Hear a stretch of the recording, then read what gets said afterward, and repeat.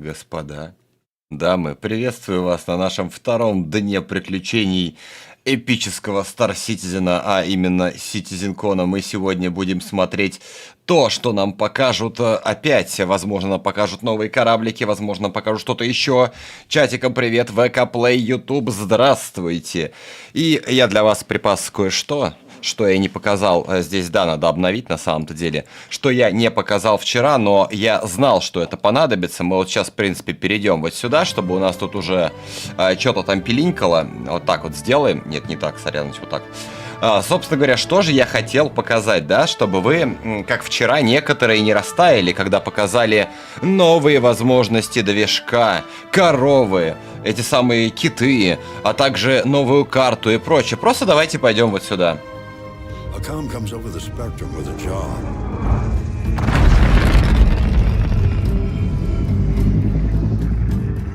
All it says is an amount of cargo, a delicate timetable, and a risky route.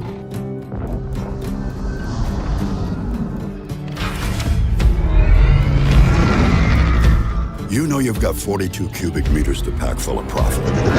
We're talking pressurized and shock-resistant construction, so whatever you put in here comes out the same way. You got two Arc Duo 400 engines. Their award-winning colloid ion technology gives you maximum fuel efficiency while keeping your sig low.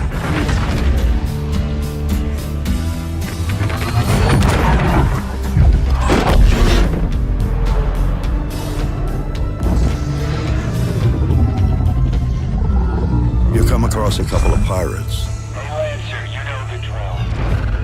But with a weapons system featuring trusted names like Bering and Kronik, you aren't too worried.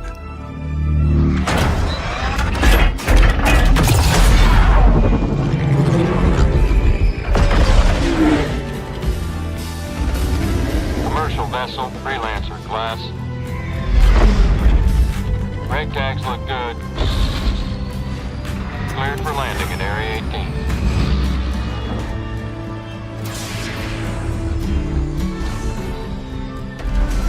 You're the one they come to when they need a job done right. Because you trust one ship. Miss Freelancer. Built for life. И на этой позитивной ноте Build for Life мы и остановим. Этот ролик был показан 9 лет назад, в 2014 году. Как вы можете обратить внимание, в этом ролике есть то, чего нет у нас до сих пор. У нас нет нормальной торговли. Я молчу про изменяемый вектор движков. Я молчу про то, что пушки у нас не умеют стрелять в бочину. Я молчу про то, что у нас нету до сих пор нормальных перелетов. А тут, кстати, в 2014 году был показан внезапно Арккорп, а также всякое другое. И все это было продемонстрировано в течение 1 минуты 57 секунд. А к чему это я сейчас вам все показал? Циги очень хорошо показывают, циги делают хороший визуал, циги делают очень красивые ролики. Многие из вас, посмотря CitizenCon, могут подумать, что вот оно, светлое будущее, нам же это показали, новая карта, новые локации, новое то, новая пайра, новое сё, новый новый Зевс, новый скаут и тому подобное, и нет. Показать они вам покажут, но по факту, даже на текущий момент, спустя 9 лет, даже фрилансер обычный стал значительно проще, чем был показан 9 лет назад. Поэтому, когда вы смотрите CitizenCon и ролики от цигов, от нефанатов, от всяких таких людей, вы как бы учитываете это и смотрите на вещи трезво. Кто-то скажет, что я маляха-муха хейтер и объективности во мне уже нету. Я просто констатирую факты из разряда того, что показали и, собственно, что мы получили. Поэтому возвращаемся к нашему CitizenCon, но для начала мы пробежимся вкратце по ряду моментов, которые многих заинтересовало, в том числе даже и меня внезапно это заинтересовало. Начнем с малого. Это Cutter Scout. Это вторая версия, их всего должно быть вроде как 3. Это вторая версия из скаттеров, которые появились у нас на сегодняшний день. Он вроде как Fly-Ready, отличается от обычного каттера только внезапно ракетами, тарелкой сверху, минус 2 ящика и момент, который неизвестен никому. А это пушки. Потому что здесь, если мы вот так вот сейчас помотаем, вот так вот мотаем, вот так вот мы здесь видим две пушки второго размера. Кто-то скажет: Влад, ну ты что, возьми да поставь ты на катер от пушки второго размера, и они ставятся. Ты че, вообще не шаришь? Только если я сделаю вот так. Вот здесь написано 2С2 гимбал. Но как бы циги даже здесь не могут ничего сделать нормально, потому что они обещают одно, в игру вводят второе, по факту мы получаем третье. У меня, к сожалению, нету катера скаута, чтобы руками своими посмотреть, пощупать, чем действительно отличается один от второго, но если... Разница в цене, кстати, 5 баксов, если кого-то интересует. Если, допустим, исходить из того, что у него действительно 2С2 гимбал, я бы взял. Но если у него нету этих гимбалов второго размера, то он не смотрит. Спойлер красивый, согласен. Вот, но больше как бы я не вижу смысла его брать на текущий момент, потому что, первое, нету вообще геймплея, сканирования, поиска и еще чего-то. Второе, 5 баксов за радар, который, как бы, ну, вы не будете использовать. 5 баксов за ракеты, которых у него очень мало. И, соответственно, пару раз пульнули, и ракеты кончились. Спойлер 5 баксов. В принципе, ну да, спойлер, наверное, 5 баксов стоит. Короче, вот мое субъективное мнение. Притом, какую роль выполнять будет катер, мы можем узнать исключительно по тем картинкам, которые они показали. То есть, они показывают, что, типа, ты сканируешь, видишь ящики во фрилансере Max. Ты можешь найти корабль для Сальвага, чтобы вот тут, как бы, ну, делаем выводы из того, что нарисовано. То есть он находит сканом Жавелинку, и ее идет сальважить Вультурка. А также в сообществе с Катласами Ред он находит разбившийся корабль, дабы оказать медицинскую помощь. Этого геймплея, естественно, в игре нет, неизвестно, когда будет, поэтому если вы хотите поэкспериментировать и рассказать мне, какого все-таки размера пушки у него стоят, то берите. В противном случае, наверное, я бы категорически это дело не рекомендовал. Второй кораблик, который у нас появился, точнее, вторые 3 корабля, которые у нас появились, это Зевсы. Зевс МК-2. Первая версия, как по лору, была в 2130 году, которая бороздила просторы галактики, а потом уже она как бы устарела морально, да и прошло уже дофига лет, поэтому RSI решила отдать дань должному и выпустить обновленную его версию. Грузовой вариант: 128 СУ грузоподъемности, 2 пушки 4-го размера, примотанные синей изолентой к корпусу, поэтому они не поворачиваются. Снизу турель, естественно, отсюда ее не видно, 3-го размера, а также он мультикрю на 3 персонажей. И 128 СУ, как я ранее сказал, 3 щита среднего размера, что на самом деле ставит его как конкурента фрилансеру Max, потому что карго у них практически одинаковая, вооружение у него получается хуже, а защита вроде как получше. По идее, вроде как интересно, но никто не знает о том, какой он будет по маневренности, скорости и вообще по всем остальным параметрам. Единственное его преимущество, которое видно прямо сейчас перед фрилансером, опять же повторюсь, это его кабина. У него кабина отчекрыженная, видимо, от... Ну вот ты все еще не понимаешь философию каябликов. Покупать надо душой и не смотреть на циферки. Купи Зевс. Купи каттер. Купи каяблик. Ля, какой спойлер и какие же пеги красивые. Я старался. Спасибо тебе большое, Крис Анцелики, спасибо большое. Вот как только на процессор наберу, так сразу подумаю о приобретении каяблика. Пока на процессор не набрали, а ты же меня не занес, как обычно, поэтому, соряныч, приходится обходиться без каябликов. Вот, спасибо тебе большое. Поехали дальше. То есть, с точки зрения, опять же, этой кабины, у него кабина позволяет смотреть на все 360 градусов, шучу, назад вы не посмотрите, камеру заднего вида не завезли. Короче, можно будет посмотреть вниз, и, короче, с точки зрения просто комфорта управления, возможно, оно будет хорошо, но когда оно появится? Можно предположить, что история будет такая же, как с Великим, да, он меньше, чем Спирит. С Великим Спиритом год назад его анонсировали, и первый из них уже появился, соответственно, второй и третий не за горами. Ну и третий вариант, ну да, здесь у нас 3 щита, записывайте, а то забудете. И 128 СУ грузоподъемности, здесь, по-моему, 32 СУ грузоподъемности. Поправьте меня, если я не прав, если я забыл. И у него 4 средних щита, 4 Карл. То есть это реально бронированная жопа плюс радар. То есть это исследовательская версия. А, у этого еще в жопе есть трактор бим. А вот это вот у нас версия для баунти-хантинга. Это винглеты, если кто не понимает, что это за крылышки, это винглеты. Так вот, это реальная такая штука, она в реальности существует. Так вот, это у нас баунти-хантинговая версия. Отличием имеет сверху плюс еще одна турель. Также у него есть джамелка в жопе, ну, в смысле она сзади стоит, судя по скриншоту, при помощи которой вы сможете выковыривать кого-то из кванта и напихивать. Соответственно, 3 члена экипажа, пилот, 2 турели, ну плюс пилот, видимо, юзает джаммер. Вы ловите подлого негодяя, ему напихиваете и, по-моему, 16 СЦУ грузоподъемности. Надеюсь, я ничего не напутал.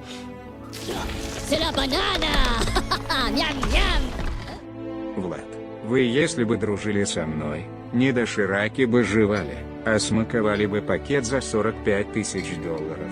Лоя. Нет, не так. Надо верить в проект, а не как вы. Спасибо тебе, Крис Ягодоров, спасибо тебе большое. Верить мы будем. Зафига, подожди мне покупать пакет за 45 тысяч долларов, я лучше их вложу куда-нибудь в более интересное место, а ты мне сам его не начислил, поэтому соряныч.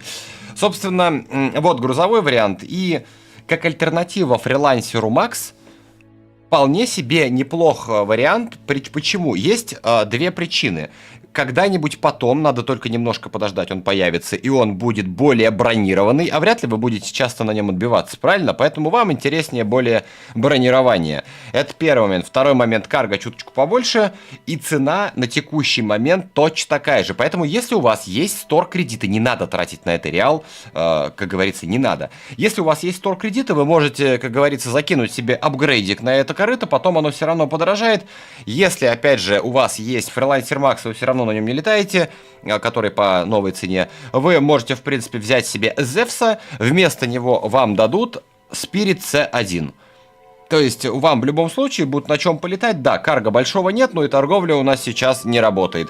Так что пока, как говорится, нету Зевса, летаем на Спирите. Возможно, может быть, у меня там есть торг-кредиты на что-то. Я их, может быть, и потрачу, а может быть, и не потрачу. Короче, я еще пока не решил. Я жду объявления официальной цены C1, что новой цены C1, чтобы, возможно, реально за 5 стор-кредитов проапаться до Зевса и не париться. В общем, что еще? Ну, как бы все. Этот у нас бронированный исследователь, точнее, шилдованный исследователь. Этот у нас баунти-хантинг с джамелкой, это торговец. Все, купи, как говорится, кораблик со шкурками, и будет тебе счастье. Вот, в общем, это все, что вам надо знать о вчерашних 7 часах CitizenCon. Там показали волосянку, вернее, 2 вида лохматки. Лохматка космическая, лохматка головная. Волосы, которые проигрывают по качеству волосам из 2013 года от Ларки. Также показали обновленную тряпочку, показали разрушаемость, которая в Star Citizen, а именно в ММО проекте, в принципе, нафиг не вперлась, потому что это вообще никак не понятно, как скалировать на игроков. Также показали первую версию сервер-мешинга. Кто-то потек, но кто-то, у кого мозги на месте, немножечко заметил, что когда они демонстрировали 3 сервера, 3, и там было, по-моему, 6 человек в конце, в общем итоге только вот эта вот ерунда у них выжирала 23 гигабайта оперативной памяти и в пике 80% процессора на 3 человек и, наверное, на 100 квадратных метров площади. А теперь я, конечно, не уверен на 100%, тут как бы надо отдать должное этому моменту, то, что я не знаю, что именно у него отображало в сервере, и почему оно сожрало 23 гига, и почему при перезапуске сервера 80% загрузки процессора на 100 квадратных метров, и 6 персонажей, 20 пика и 1 баги. А теперь представьте, 100 человек в космосе, звездная система, куча мусора, сколько оно выжрет у них на серваке оперативы и какой там должен быть процессор. Поэтому здесь мы поживем, увидим. Может быть, это кто-то забыл пасьянс выгрузить, или может кто-то майнил у них на рабочем компьютере. Поэтому может как-то так. В общем, все. Больше вчера за 7 часов ничего интересного, честно говоря, не было. Красивая демонстрация движка, безусловно, но я не зря вначале вам показал демонстрацию вот этого вот каяблика, который тут у нас и летал везде, и облака красивые, да, это 9 лет назад Карл, и дрался, и пушки у него поворачивались, извините меня.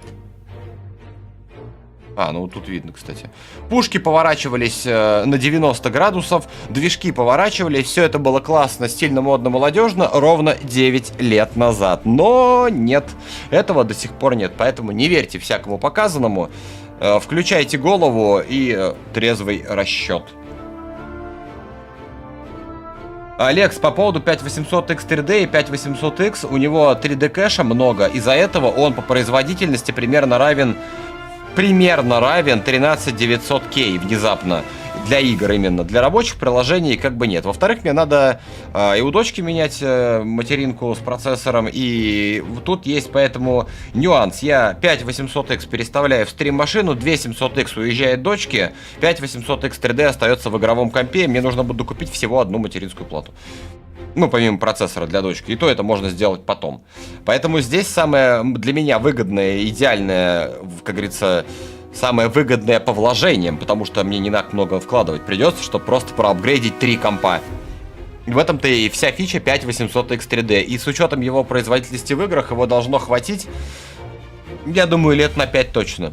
Ну, если, конечно, не выпустят какой-нибудь адский Starfield или адский Сквадрон, которому понадобится Threadripper какой-нибудь, чтобы работать. Я изверг? Нифига. Давай смотреть релиз Сквадрона, тогда, Фокс, мы так вообще, мы как только так сразу. Цвет, по поводу торговли на хуле. Мы пробовали это делать, я лично пробовал на стриме. Это процедура из разряда: вызови кораблик, сядь в кораблик.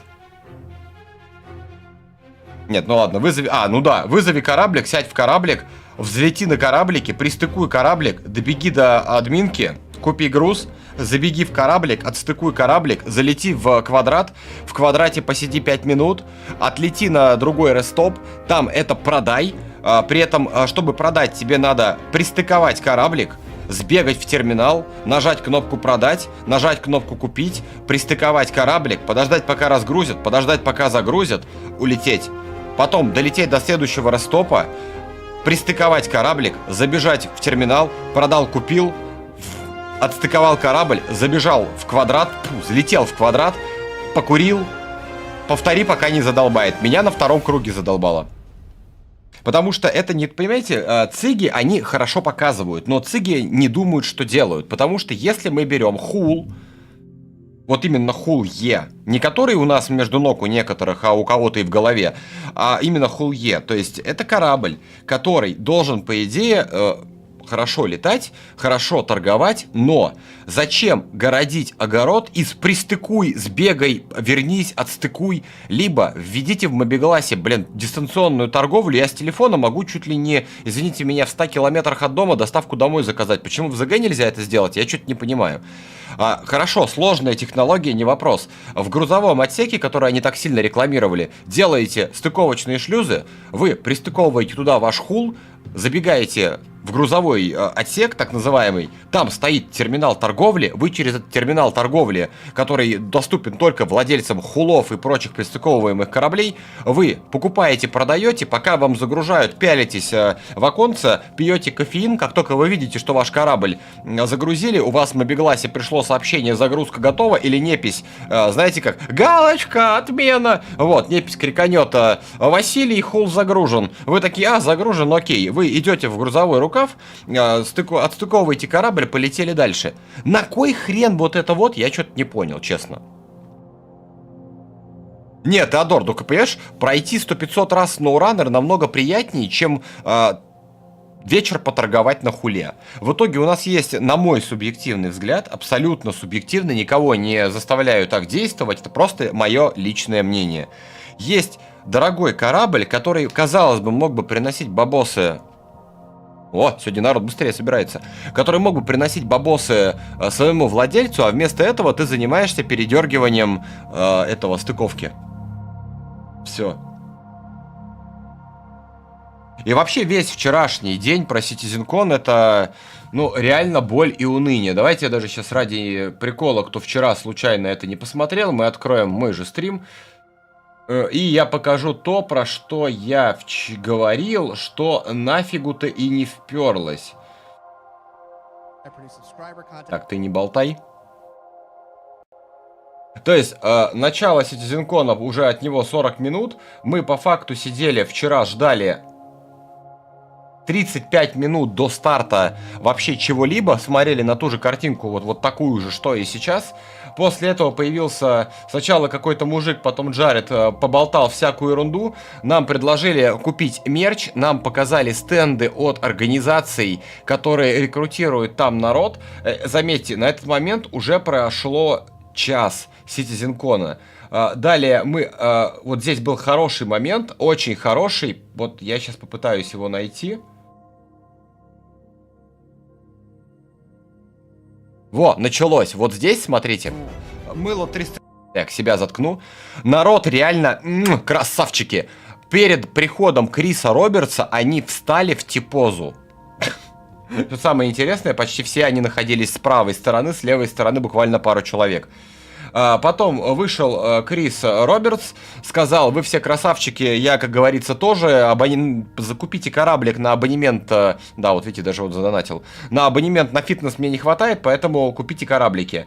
И говорит: я пошел, вот вам красивый ролик. Ролик начинается с демонстрации движка проекта, который мы имеем. И начинается сразу вранье в виде маршрутки, которая не дергается, в которой сидит куча народу, что-то болтает. Это все, естественно, неписи, подставные лица и тому подобное. И, понимаете, человек, который далек от Star Citizen, от всей вот этой вот волокиты, он посмотрит этот ролик и потечет. Ну, я бы так и сделал, честно. И, в общем, в итоге тут едет маршрутка, все дела, нам показывают, как это все офигенно, хороший FPS и все дела. О, Джаред появился. Джаред, подожди, у тебя микрофон тестируешь? Потестируй. Вот, и давайте вкратце будем по-быстрому пробегать, а то сейчас что-нибудь...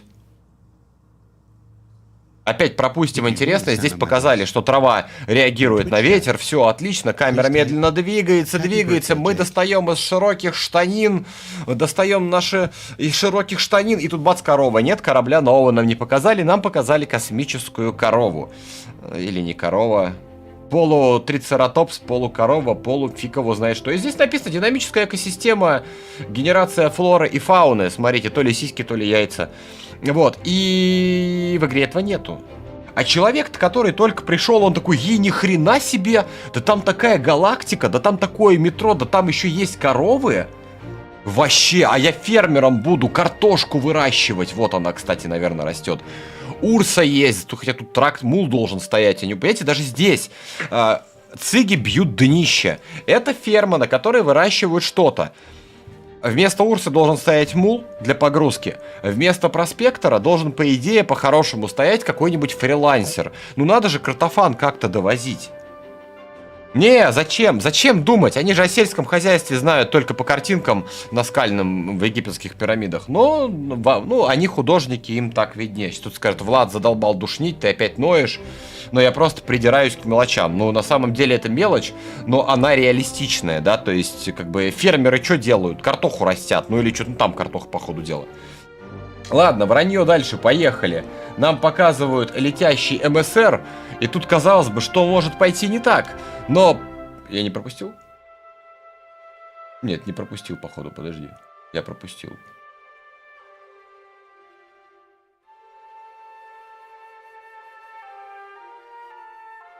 Вот, летящий МСР, что может пойти не так? Ну, я думал, на самом деле, ну, я тогда прикололся, что полетят киты, но я думал, может быть, С1 полетит рядышком, ну, типа для прикола. Но нет. Когда камера летела сзади, никаких китов не было. Но фирма Ипаш Монтаж, она решила сделать по-другому. Появились киты, которых в игре тоже, естественно, нету. Не вопрос. Что же нам такое еще интересное показали? Нам показали внезапно, где эта штучка... Нет, кровушка из носа нас не интересует. Нам показали переход в Пайра. В очередной раз он есть. В 19 году первый раз показали, сегодня 23-й, покажем еще раз. Тем более тут очко какое-то нарисовано. Проход точно такой же, и нас отрыгивает в Пайра около Ruin Station. Локация без балды кайфовая, выглядит атмосферно. Что с производительностью будет, вообще непонятно. Но вот она такая вот прикольная есть, и там живут пиратцы. Пиратцы, которые любят ругаться. Видимо, это те люди, которые очень долго ждали релиза Star Citizen и Сквадрона, и они переселились в отдельную систему, чтобы можно было ругаться без штрафов. Пролет камеры по всякой ерунде. Непись ходит, грязно. Здесь тоже как бы вопрос, да, пираты, по ходу дела, все сволочи, они нечистоплотные, поэтому ладно, пускай живут в говне. Далее пролет камеры по коридорам. И что вы думаете, нам покажут? Какой еще геймченджер? Татуировки. И поры кожи. Татуировки и поры кожи. Это геймченджер для любой РПГ, которая есть на текущий момент. Нигде такого не было, у них это будет. После этого демонстрация движка, я мышку потерял. Демонстрация движка по-прежнему. Нам показали реклеймер, который горит внутри. Геймченджер, которого тоже ни в одной из игр не было. Смотрится, конечно, вроде и прикольно, но немножечко как-то подозрительно странно. Потому что, во-первых, не будем, конечно, гадать, из чего сделан реклеймер, где там проводка и вообще где там что. Во-первых, люди бегают прям около горящего огня в замкнутом пространстве. Я не знаю, что с их легкими происходит. Если представить, что это горит проводка, то проводка это нифига ни разу не туалетная бумага. Она, вот вы пробовали вдыхать запах, дым горящей проводки? Я пробовал. Это пиздец. Вот, но они при этом спокойно бегают, это не говоря о жаре. То есть горит стол, горит потолок, как бы все горит. Даже если представить, что это горючие материалы, но окей. Чувак так вообще стоит, яйца жарит, по ходу дела. Ну окей, красиво, безусловно, если полирнуть, довести до ума с точки зрения того, что чтобы это выглядело хотя бы более-менее реалистично, вполне себе может быть и ничего. Но вот в таком варианте, как, блять, непись просто тупо, уберите ее нахрен отсюда, чё она просто ходит? Да я не бомблю, если что, вы просто, видимо, ни разу не были на пожаре или ни разу не сталкивались с большим количеством жара, но и не надо сталкиваться, это невозможно. Тут вообще чувак, между в шлюзе бегает, и ему по барабану. Он давно бы от угарного газа просто бы скис и упал. И, в общем, в итоге реклеймер падает, все здорово, красиво. Далее нам демонстрируют процесс разрушаемости, про который я уже сегодня говорил, который в MMORPG он не нужен, потому что это излишняя нагрузка на сервера, которые и так у цигов как бы вообще не живут. Это первое. Второй момент заключается в том, как вы будете... прилетает несколько человек с разницей в 20 минут в одно и то же место. Первый прилетел, увидел, что камешек упал, кинул туда бомбу, все разлетелось к чертовой матери. Прилетает второй, а там уже, поселения нету. А ему в этом поселении надо было забрать какую-то коробочку, а коробочку сдуло нафиг в космос. Ну, как бы это вообще для MMORPG не алё. Либо это необходимо делать динамическим событием, которое будет спауниться под конкретного игрока. Да, то есть ты берешь задание, ты пролетаешь, потом ты улетаешь, у тебя зона отрисовки пропадает, и это опять локация восстановлена. Но если ты разворачиваешься и прилетаешь обратно, ты видишь свежевосстановленную локацию. Это нелогично. Поэтому в MMORPG, на мой субъективный взгляд, такой разрушаемости быть не должно быть для, опять же, иммерсивности. Это отличная фишка для сквадрона, для одиночки, где ты прошел миссию по коридору, взорвал нахрен все упало, и ты дальше ушел, ты туда больше не вернешься. Но не для ММО. Далее показали у нас прикольные эффекты воды, которые здесь, кстати, заметьте, отсутствуют. Да, вот сейчас кораблик упал. Внимательно смотрим. Вода абсолютно никак на него не отреагировала, но дальше будет показано, как... Вот как раз здесь где-то должно быть.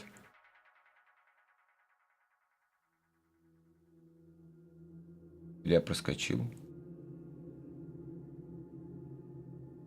Так, огонь, огнетушитель, вот.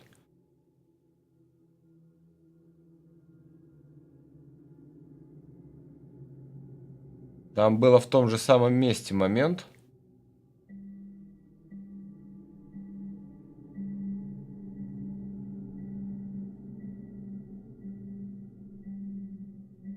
Сложновато искать на 7-часовом стриме, конечно. А, вот. То есть кораблик летает, и у него как бы от воды, короче, от трастеров на воду есть воздействие, поселение здесь то же самое, тут еще будут шариком где-то водить. Вот эту фишку для ММО в принципе можно. У нас тут началось. Пока Джаред не болтает еще, уже Джаред заболтал. Привет, говорит, всем. Мы сделали это. Мы дожили до CitizenCon день 2. Не, фазирование как в Вове не прокатит, слишком... У них и так с серверами все плохо, а ты прикинь, сколько надо слоев делать.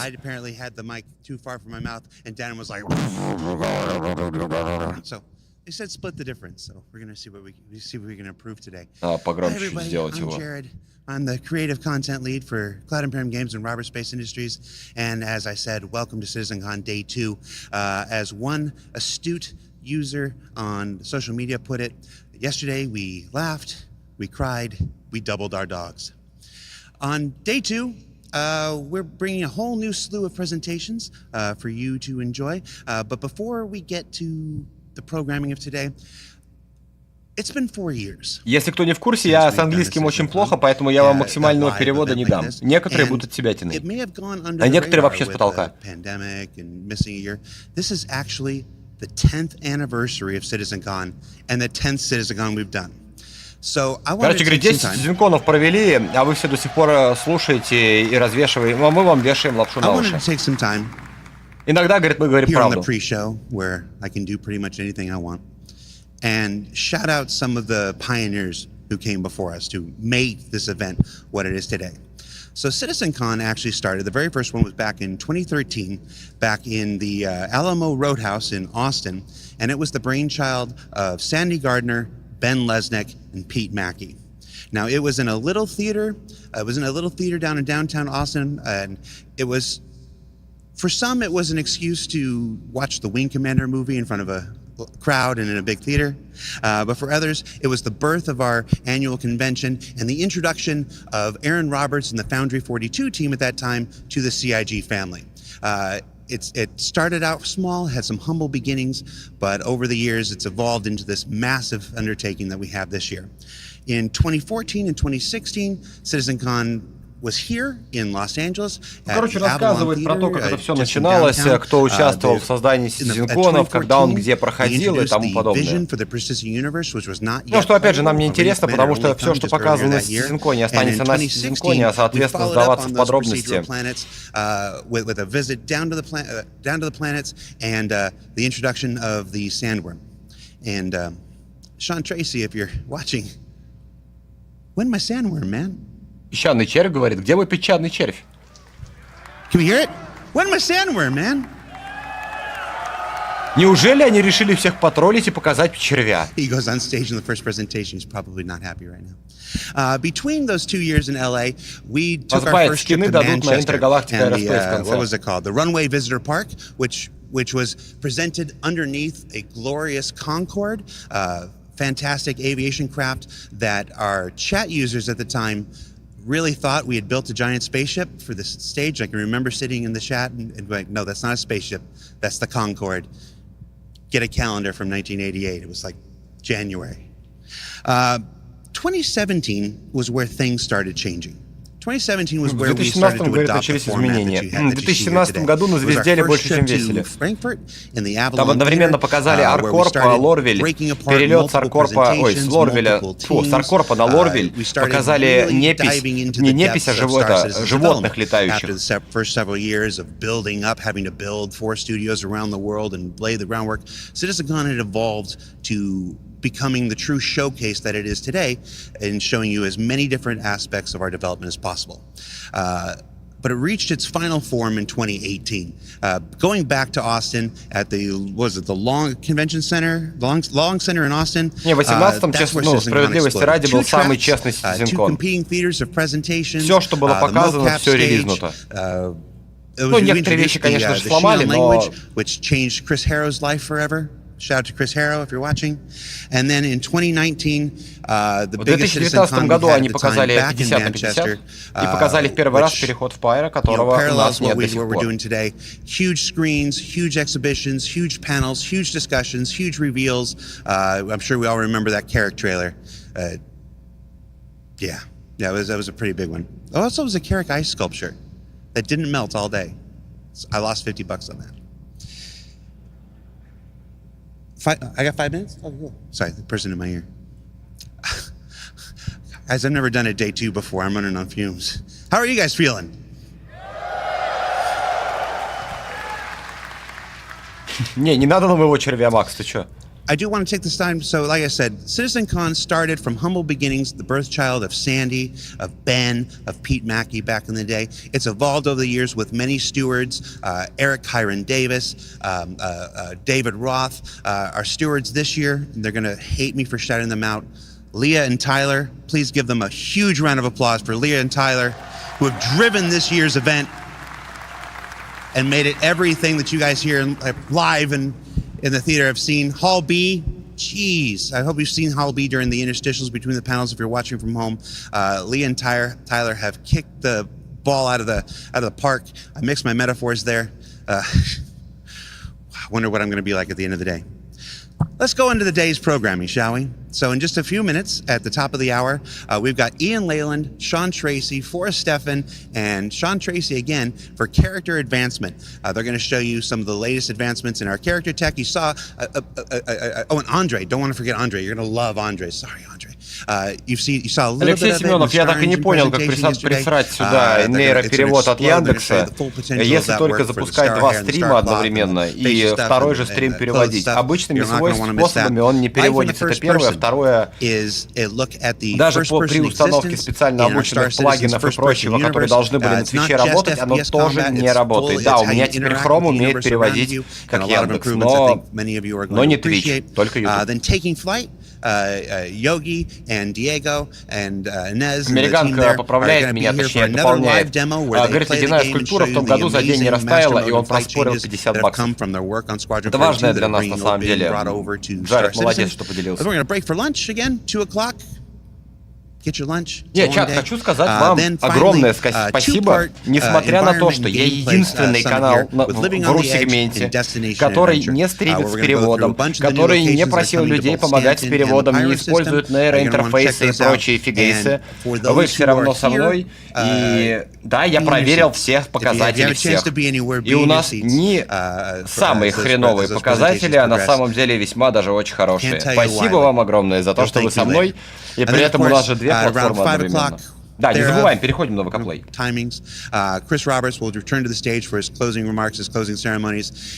А вообще все правильно в чате пишут. А нахера там перевод? Что вы услышите? Что вы нового услышите? Вы услышите новое обещание, я от них вас просто оградил. Алексей, тебе ничего не надо знать в английском, если что, я скажу. Если я не скажу, в чате напишут, а если в чате не напишут, значит, точно не надо знать.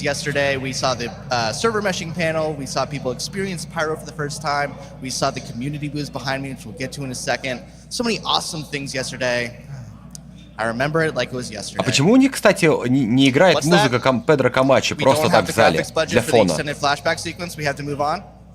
Okay, we're moving on. Well, welcome again. My name is Dan Halbrick. I'm the community producer here at CIG. Не, Данхил, ну я тогда я аж переведу, безусловно. We have so many awesome things to show you guys today, whether they be community booths, we'll be talking to content creators, we'll be talking about JRDF. Прокси, я тестировал один из вариантов, который работал, и перевод реально который реально работал, и но это было крайне дебильно, и нафиг оно надо. So many colorful characters here at CIG. Ну, спасибо большое. Sometimes I regret being this producer, but there's no job security otherwise, so I guess here's where I am. At least he makes it easy for me. So here we have the community booth. Here we have the community booth. We're going to get right into it. Follow me this way. We're going to go right into the corporation. We have some people here now talking to the corporation. Excuse me, guys. We're going to have a quick chat with the corporation if you guys don't mind. Welcome, everyone. This is the corporation.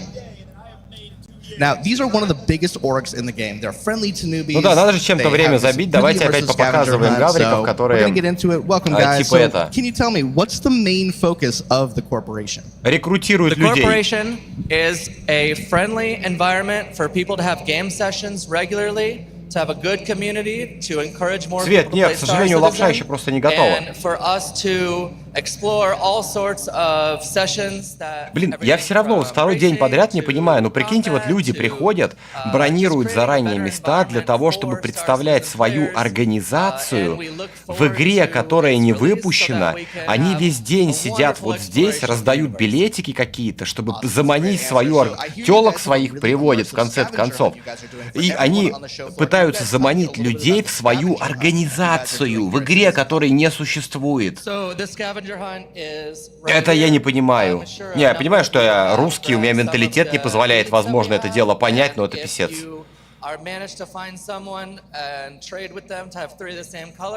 И они, походу, дела братьев вдобавок, судя по тому, что они очень похожи.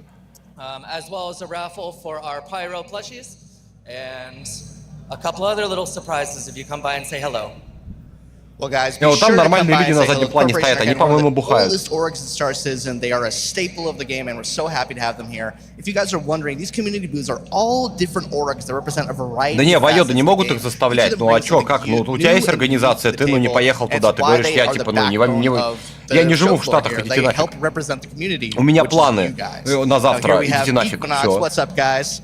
Hi, I'm looking for you. How's it going, man?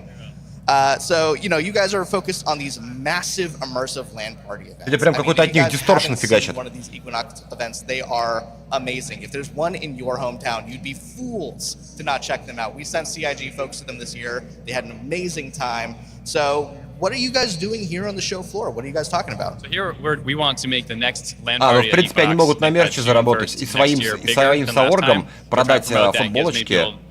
И на них же заработать. В принципе, вариант хороший. Прям звучит как план. We have Vanguard over there, the large org. They're helping us run events, racing, fighting. We give out prizes. Yeah, let's talk about this Lego sculpture. So this is an awesome Lego sculpture that you guys made. First off, where was this during Battle of the Bricks? And second off, how long did this take you guys to make? This is amazing. The first question is... Да, это если вы к виду, у вас претензии, это декорации в стиле Пайра. То есть это разорванные ткани, разломанные какие-то железяки, это ну реально типа Пайра Ruin Station. Это же типа стиль всего CitizenCon. И нам до сих пор не показали нормально Пайра. Есть сливы, которые народ записал на телефон с вчерашнего мероприятия, когда им давали поиграть. Ну там тоже ни хрена непонятно. Ну и вот стилистика. Yeah, any cool events that you're able to like tell us about for 2024? You mentioned the June one. Is there anything? Нет, с точки зрения самой выставки, да, вот такие движухи проводить, да, когда там ну, какие-то там организации что-то там делают, нормально. Но с точки зрения того, что зачем это все это транслировать? Люди сидят, они хотят услышать новости по разработке игры, а не про то, как там какие-то гаврики что-то рассказывают, чем заниматься будет их организация через 50 лет, если они выйдут на пенсию. In probably 5 minutes. I have a very short attention span. Притом что-то как бы движухи никакой на второй день уже нету и походу дела не будет. Иди друга получил, Тяй. За счет SEO притом. Апаса, привет тебе. I love that. So, how do players or other orgs go about requesting security from you guys? What's the process for like getting the Walkers of Sigma to be security? Sure, absolutely. The best way to get a hold of us is to join our Discord. You can go stop by our я booth сам and pick up a социальный business довольно-таки card. человек, как бы, как ни странно в это звучало, да, и корпорация, организация, она в таких играх нужна на релизе. Ладно, хотя бы в поздней бете. Но когда ты даже не знаешь, что будет происходить в этом проекте, когда корабли как бы не имеют контента, когда в самой игре контент не развивается, когда тебя кормят только обещаниями, и ты такой сидишь в одной организации, что вот, смотрите, у меня есть Discord, там нормально флудят на разные темы. Есть и по Star Citizen, есть и по Еве, есть и по Лифу, есть и почему только угодно. Даже я иногда фотки пощу. Вот, и зачем организация нужна? Не нужна.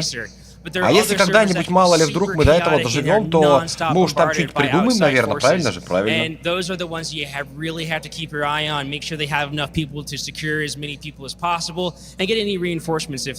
Вагон Геймс, у тебя немножко неправильное суждение об объективных ждунах. Смотри, мы ждуны, это безусловно. Но у нас есть другие игры. Мы за эти 10 лет поиграли во всякое. Многие из нас не апгрейдили компьютеры специально под Star Citizen, соответственно, мы не тратили лишние бабки. Да, кто-то там, как бы это его личное право, что-то куда-то закидывает, но у нас нету, вот как посмотри за один или любой другой канал, который сейчас стримит прямо здесь и сейчас, и ты увидишь, как там писают кипятком от каждого слова, от каждого нового обещания. И побою, что эти обещания не выполняются, но они пописывают кипятком, друг другу передернут и будут довольны. Так что ты канал перепутал, видимо.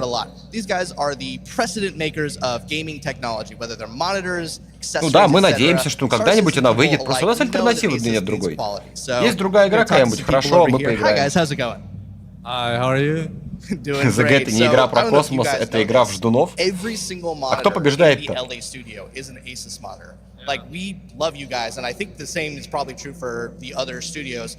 What kind of stuff do you think people can expect from Asus in 2024? Эдуард, кто-нибудь стопудово писает? Some new products coming out in 2024 and actually towards end of this year. Интересно, это сотрудники Asus'а? Я чуть прослушал этот момент. Let's take a look at that really quick. Dang, that is a nice monitor. Look at that. Ну, наверное, да, это сотрудники Asus'а, здесь все асусовское. Yeah, that's gonna be some quality. А чё, при чём тут Battlefield или это был театр войны? So we actually launched our C790 refresh motherboard as well. That's compatible with the 14th gen recently. Yeah, that's pretty much it we have this year. I mean, that's going to be amazing. And my final question: what was it like to bring Pyro to people for the first time? Только им сдонатили 600 с копейками. Миллионов. Hope everyone enjoyed the peripheral and the monitors that we provide to you guys. So yeah, it's a great experience working with you guys too. Yeah, everyone I talked to had a great time. Well, I think that's all the time we have. I'm going to cut it back to Jared. You guys are going to see some awesome presentations today. We'll see you back here on the show floor later. 615 миллионов 476 тысяч 533 доллара. I'm here in the hallway audience. How you doing, everybody? Кстати, а где Зуровец? I've not spoken one word to this individual next to me. Hi, individual next to me. Who are you? Hello, Jared. My name is Jack. Hey, Jack. What do you do in the verse? Salvage. Я, говорит, сальважу. Do you like it? I love Тебе it. нравится? Are you good at it? I'm good at it.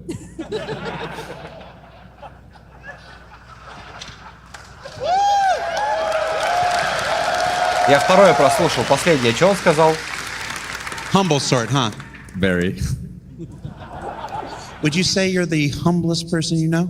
Possibly. Санд, привет тебе. Не, 600 это все округляют. Никто не говорит конкретные цифры. Говорят 600, 650, 500, 700. Probably. Never mind. All right. So a couple more housekeeping things. As Dan said, Asus is one of our amazing partners спасибо, here Американ. to make this event Последнее, что он сказал, это было, ты хорош в этом, да, я хорош в этом. Ну, типа, он хорошо сальважит. They help build the amazing server technology that we're using in the Pyro Playground. We are not connected to the internet. We have our entire environment replicated here. It's back there. You should go check it out. Talk to those guys there. What Ahmed and that team at IX has done is fantastic, and they've allowed us to run the Pyro Playground at 60 frames a second with the best servers. 60 кадров в секунду. Oh, this is what's possible. Это что, это в его мечтах? It's really exciting. I also want to shout out VKB, who have been amazing at helping us with the control surfaces for the Fighter Flight exhibition going on at the Apple booth. Он просто типичный маркетолог. And then, of course, CLX. The custom computer maker who made all кайфовые ребята, это маркетологи, и это люди, отвечающие за визуал. И они вообще красавчики. Ну и те, которые ролики делают, они красавчики. Это лучшие в своем деле. А вот сетевой код у них с конца лучший. I didn't bring my cards. So, yeah. You know, when do we start? We start at 11? Тяжело ему, да? 10:49 утра. We got 5 minutes. How should we fill the time?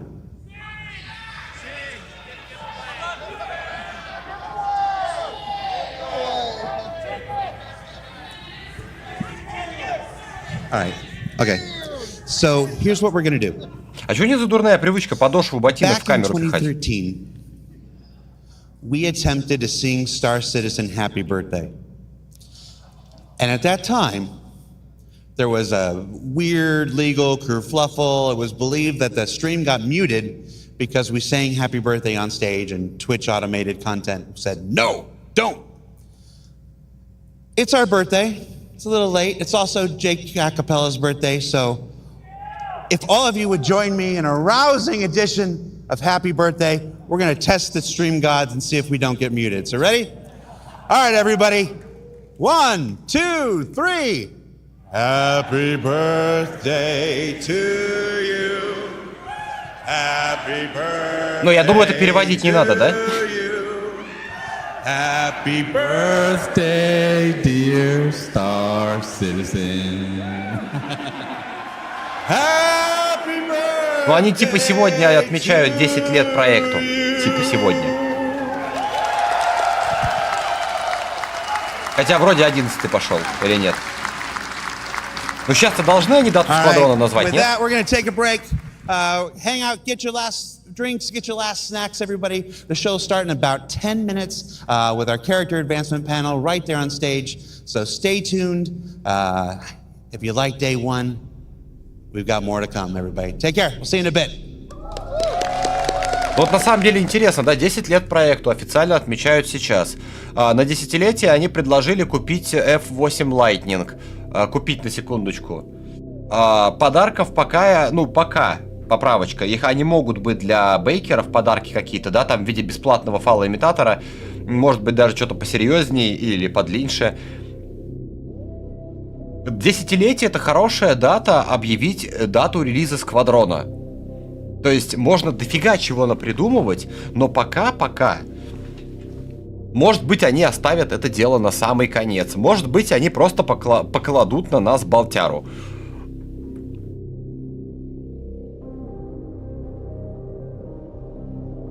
Вот смотришь на этих людей, которые в зале, насколько разноплановая аудитория у Star Citizen. Люди абсолютно разные есть. Просто все слои, как говорится, все психотипы людей, я бы даже так это сказал. Разные профессии, разного склада ума и всего остального. И понимаете, многие из них все равно слепо верят в одно и то же. Прикиньте, какие мы все разные, но мы едины. Ой, главное, чтобы чувак этот, как его? Главное, чтобы из Dead Space никто не пришел.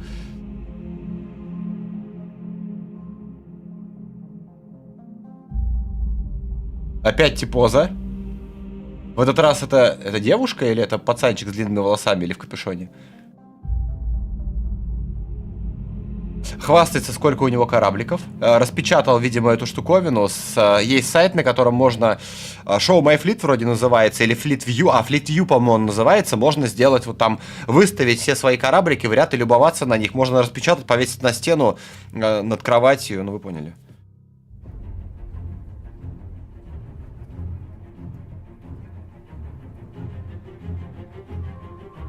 Ставр, да, ты прав. Особенно если учесть, что вариантов нету. Вот реально вариантов тупо нет. Многие бы из этих людей, да и я, и вы наверняка многие, вы бы рады бы куда-нибудь пойти. В другой проект, да, который бы вас затянул, бы вам пообещал нечто подобное, и были бы амбиции, были бы хоть какие-то результаты, желательно быстрее, чем у Криса. И многие бы из вас забили болт на Криса, пошли бы к другому или к другой. Но, опять же, у нас альтернативы нету, поэтому мы, каждый по-разному, кто-то пуская слюни, кто-то ругаясь, но по-прежнему продолжаем ждать этот проект. И иногда бывает даже, когда показывают новые кораблики, мы начинаем немножечко потеть, в хорошем смысле этого слова. Но потом открывается дверь, заходит жена, тырит колюще-режущее и уходит. Жена, иди сюда. Не услышала. Может, она вернется еще?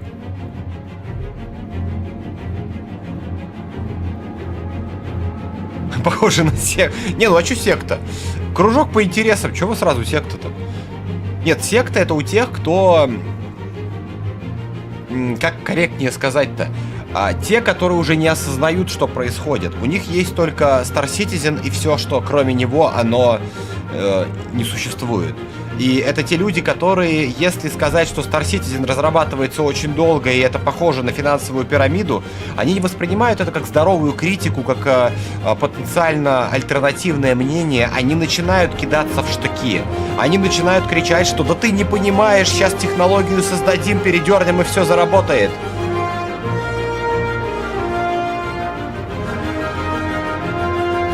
Просто есть люди реально фанатично настроенные, а есть просто ждуны. Не, Евгений, есть разные люди. Есть и молодежь, есть и девушки, есть и не девушки, есть спортсмены, есть и не спортсмены. Тут все намешано. Аудитория реально очень разная. Но это и прикольно на самом деле, что аудитория не какая-то типичная, да, типичных задротов. А есть гики, есть вполне себе ребята, которые наверняка завтра... Да, завтра уже. Завтра напялят костюм и пойдут на работу куда-нибудь на руководящую должность. А есть те, кто завтра просто пивасика еще откроет и будет сидеть на диване, ковыряться в носу и вспоминать про Гену Букина. Нет, Дима Ветров, у нас был стрим по Battle of Space Raiders. Аналог, конечно, да, прикольно, но не то, совсем не то. Посмотри, во-первых, сам можешь посмотреть. У меня стрим, во-первых, был. А во-вторых, просто загугли, попадешь в ВК, и там на Ютубе есть видео. Это, да, хорошая альтернатива, но не то. Я, конечно, думаю, что если бы этим ребятам бы дали бы то какое-то хотя бы 10% от бабла Криса, то они бы наверняка бы, скорее всего, может быть, тоже что-нибудь бы свояли. Но у них нет этих денег, поэтому они пока еще мало свояли. Чувак такой рот открыл. О, ничего себе, меня показывать будут.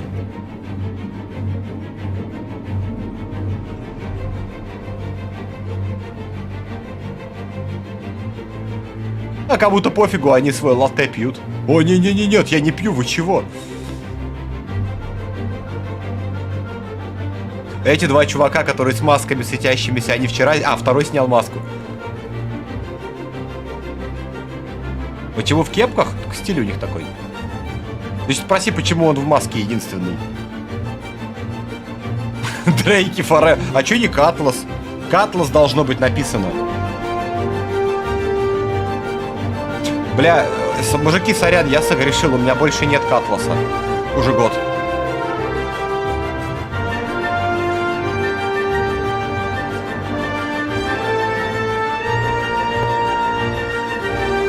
Аарон Росс, у всех по-разному. У меня старая корыта, которая еще, как говорится, заткнет за воротник многие новые корыта по надежности. Которая заводится вот в любой момент и едет куда угодно. Так что старые корыта тоже разные бывают.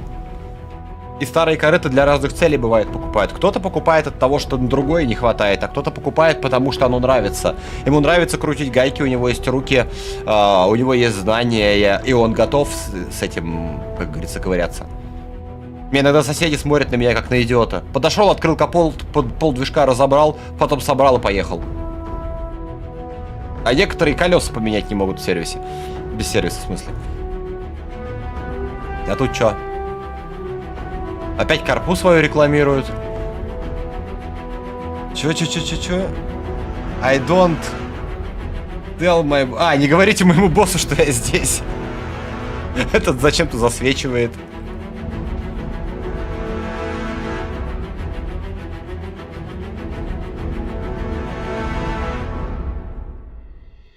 Не, Данхил, у меня откуда-то есть Катлас, я не знаю. Точно, я понял, откуда у меня Катлас только что. Меня только что осенило. Это что за сосиска? Короче, у меня Катлас за рефералов дают пачку корабликов, которые давать должны для арена командера. Но уже... Сколько я помню, столько есть этот баг. Они есть в постоянной вселенной, но нету их в ангаре. То есть я пользуюсь ими как своими кораблями, но я не могу их не апать, ничего с ними сделать. То есть у меня на сайте их нету, но в игре они есть. Вспомнил, откуда у меня Катлас. Чего он употребил? Но второй раз в кадр лезет, второй раз строит рожи. Wales Industries — это же чужой. Вот этот вот мужичок. Это же как оно правильно, кто помнит?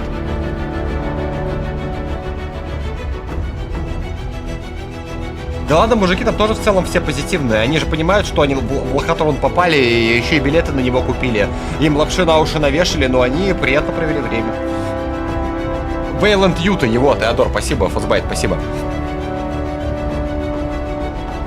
Ну, короче, чужой же, это же правильно, я же правильно помню.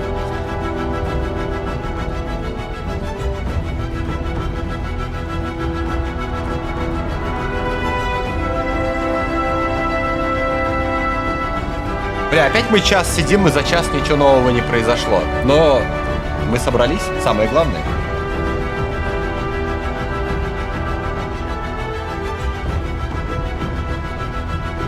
Не, Артем, еще до 5 утра будет, так что нормально. Ну, до 5 утра по Москве. Так что расслабься, получай удовольствие и налей себе, завари себе лапшички. Карамель никак, отмени, нажми Б еще раз во время джампа. Тебе придется угадать. У тебя отключится квант, и ты остановишься. The person who forgot to create himself an intro, Disco Lando!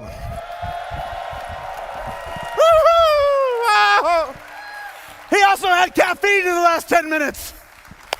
Welcome to CitizenCon Day 2, everybody! Are you pumped? У него же второй псевдоним Диско Ленда, вот у этого Джареда.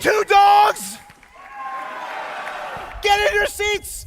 It's about to start, ladies and gentlemen. Welcome to Day 2. I'm not going to take up any more of your time. Up first, character advancement with Ian, Sean, Forrest, Andre. Give it up!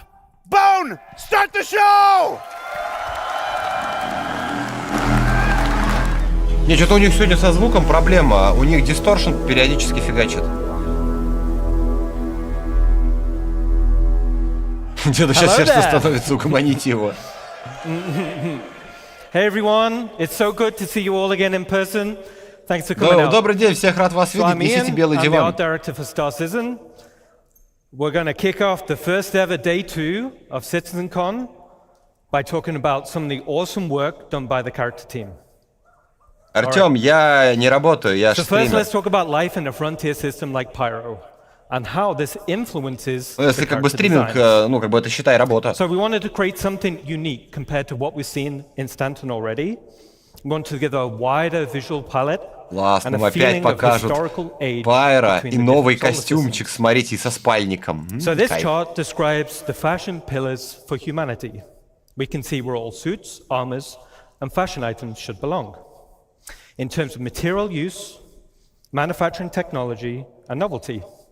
So you can see Earth fashion on the left, Terra fashion on the right. Цвет меня поправляет, это арт-директор, тот, кто впаривает нам шпильки, которые не попадают в игру. So essentially, frontier fashion. Не, ну это важный момент рассказать нам про шмотки в игре. Repurposed and repaired, and generally are misfits rather than sets. Не, Гарик, иногда бывает и вышел онлайн, и не обязательно на Star Citizen. Ну, порой вообще не угадаешь, в какой игре какой онлайн будет. И в какой день при том.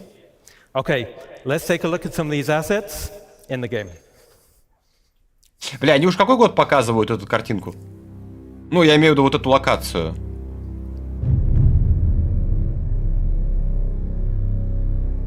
Вводит новую должность кухарки официально.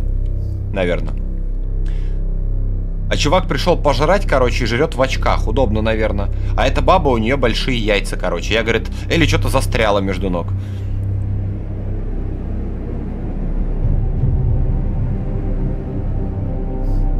Не, Евген, мне кажется, сегодня трэша будет не меньше.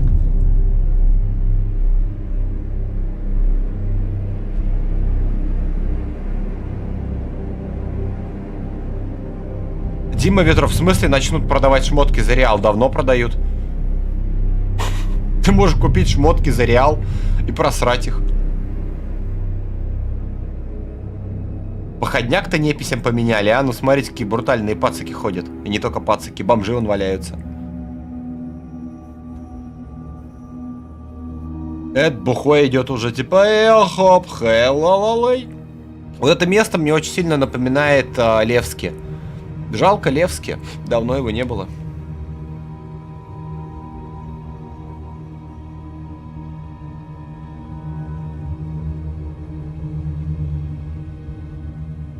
Смотрите, ребят, какую мы красивую броню сделали. Ну, одежду. Смотрите, как детализированы нитки, швы и прочее.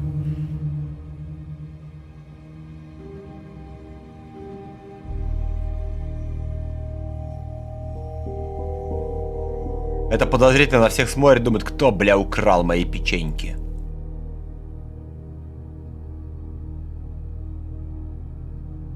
И вообще, кстати, самая неисторичная игра. Рагнар, привет тебе. Почему можно поменять практически любую часть гардероба, но трусы нельзя? Почему они заставляют меня ходить уже какой год в одних и тех же трусах? Как минимум, это не гигиенично.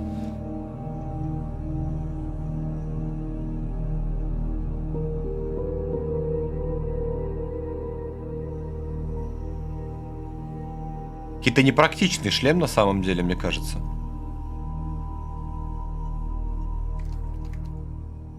Okay, awesome. So hopefully you guys that played Pirate Playground, you will have seen a few of those assets being showcased.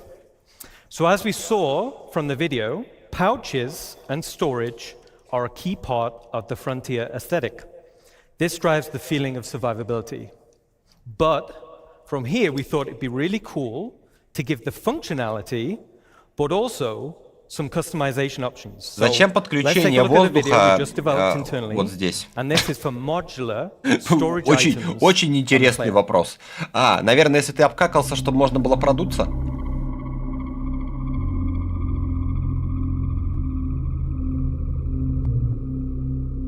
Я теперь понимаю, почему эгософты начали троллить цыгов. Вводить внутренние помещения в кораблях, обстановку делать. Оно вообще никак на геймплей не влияет.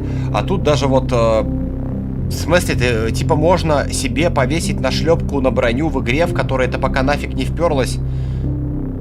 Зачем? Ну окей, ну ты подобрал сумочку, прилепил ее себе на жопу.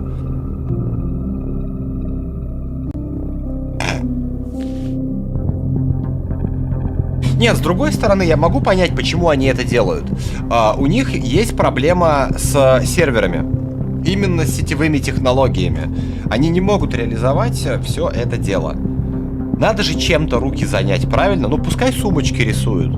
Ну, вот никому же из вас, как вот кто любит, например, скам, никто же не скажет, что типа, а зачем они сделали мини-юбки? Правильно, не скажет. Ну, прикольно, прикольно. Вот как бы и там в скамине, пока команда одна занимается другими делами, они делают нашлепки. Вот и здесь то же самое, по ходу дела. Но только все равно это выглядит дебильно.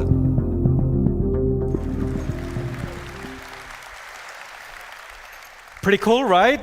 So I think this will provide loads of customization options in the future. We're super happy about that. Сливной коннектор. So we also created some extreme weather costumes for frontier locations. And these also follow the same mismatched and repurposed design aesthetics. Now, we've also been focusing on achieving a higher visual benchmark.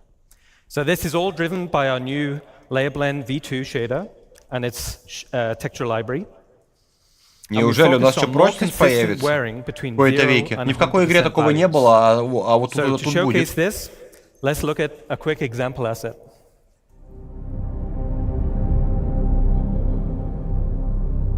Какой фильтр, блин, на боковине. 2.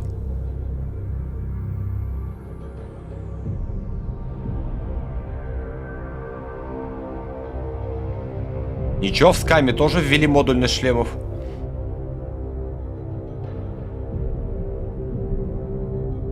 Очуметь, нам теперь изнутри показали. Ничего себе! Как это сильно на геймплей-то повлияет. All right. So as we saw in the video, the insides of the helmets are looking fantastic. Now this is us getting them ready to animate with put on and take off. Бля, они реально что ли по команде аплодируют? Чему тут аплодировать-то? Люди пришли узнать о сроках, об всяких полезных вещах, им показывают шлем, рассказывают про тряпочки, и все такие... Giving a more credible feeling of age and history when you travel across multiple solar systems.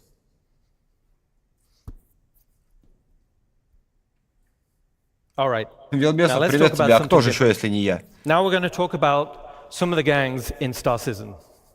So, Ninetales have been one of the main gangs in the game. So far, 105 миллионов 950 тысяч 619 неписей прибили игроки.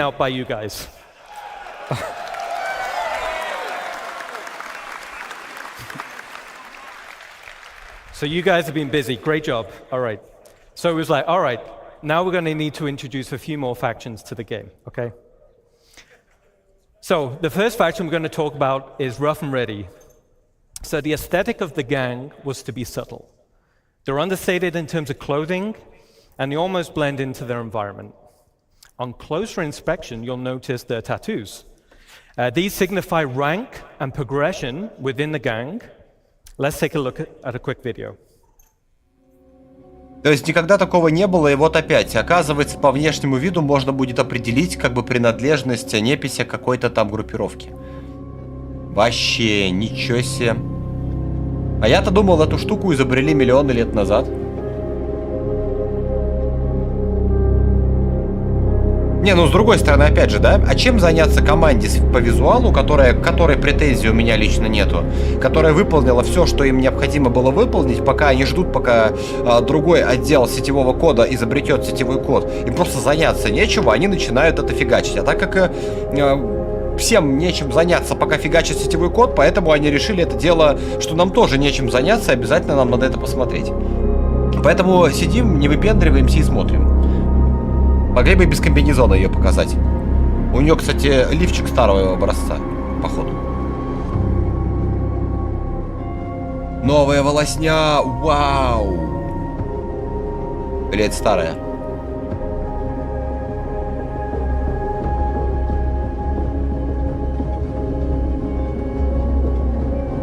Могли бы вообще на женском теле показать, ну что нам на него пялиться?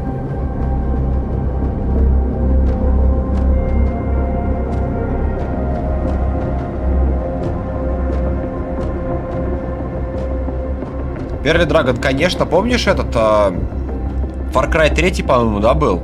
Когда у тебя что-то там повышается, у тебя татуировка растет. Вот и так же и здесь будет у тебя.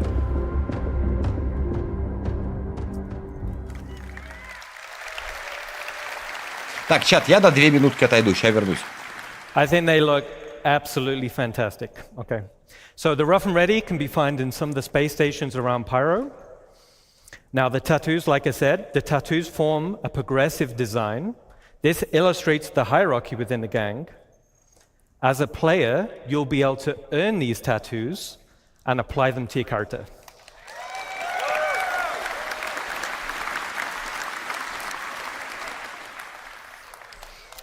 Okay, cool. The next gang we're going to talk about is Headhunters. So this gang is also located in Pyro, but offers a completely different frontier aesthetic. More of a wasteland vibe with lots of personality, and this will translate into the behavior types. Now this gang is currently in production, but let's take a quick sneak peek.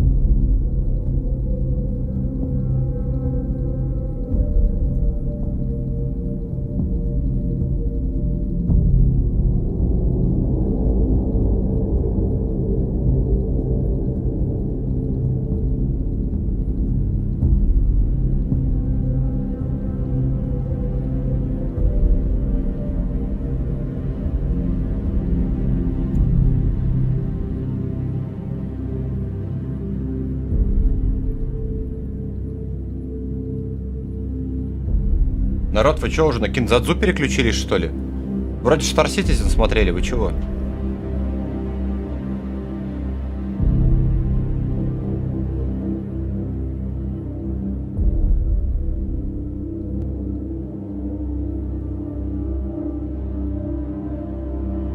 Не, FPS, кстати, не совсем плавный. В руке сейчас было хорошо заметно.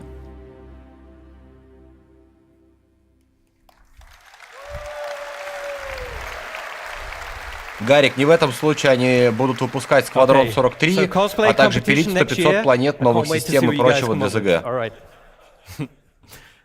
All right. So they're looking awesome. Now the last gang we want to talk about is dusters. Одна из самых старых видов брони. Criminal gang specializing in mining-related crimes. Now internally, I love the Панда, вчера показали мельком, а сегодня детально. Ты чего?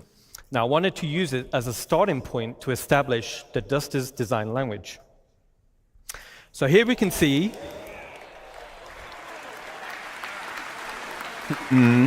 Ни в одной игре такого не было, что от самого начального уровня до босса броня отличается по внешнему виду. So as a player, Game change. You'll have horizontal armor progression. This will define your role and playstyle. Then you'll have vertical progression. This is your progression within that role and playstyle. For example, a common bounty hunter armor set will be weaker than a legendary, and as armor progresses in strength, ну так здесь же разные будут типа фракции, поэтому и развездя из безумного Макса и какие-нибудь супертехнологичные гады будут, наверное. Now, as we're talking a little bit about armor sets, let's recap a little. So the goal is that players should consider which armor to equip. Но с другой стороны, если мы доживем до когда-нибудь гипотетического релиза, это будет отличная возможность для именно ролеплея. Не так, что как бы, ну, во многих играх есть мета-броня и все, а наверняка будет что-нибудь такое вот ролеплейное. New armor categories will be combat, specialist, utility and support. И этого ни в одной игре не было. Вот никогда вот никто не разделялся на специалистов, бойцов, поддержку и еще чего-то. And these will define the type of items that are quickly available on the slots of the suit. There will also be additional functionality to assist in your chosen role.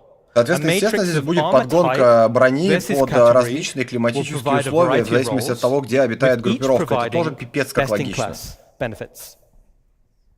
There will also be hindrances to out-of-role gameplay.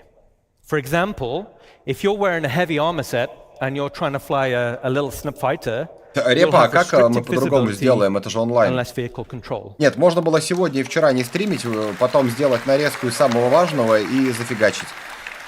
Но тут все-таки интересно еще в том числе в живых эмоциях от того, что видишь, и от того, как у тебя горит от обещаний лишних, и все-таки позитивные моменты посмотреть.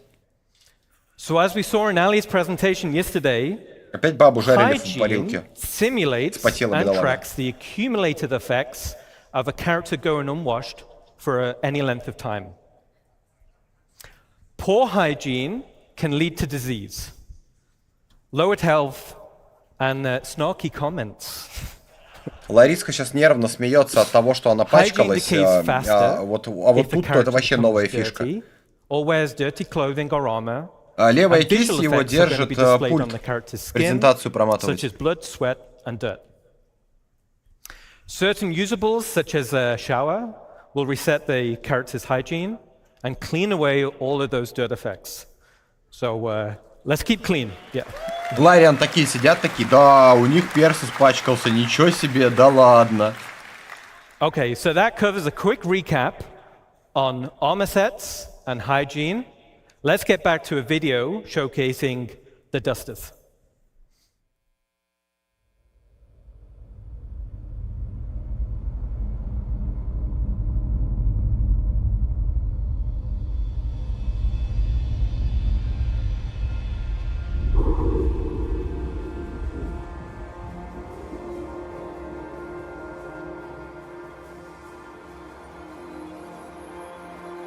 Интересно, ему не холодно? Ночь на дворе. Там еще и снег, походу.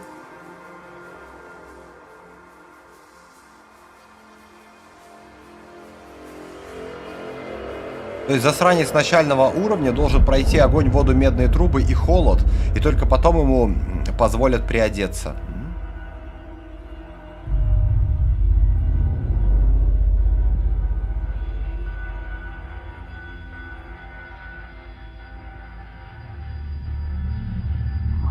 Но ролики они всегда умели делать. Ролики это всегда их была самая сильная сторона. Не такая сильная. Как говорится, ролик — это более сильная сторона, чем создание игры.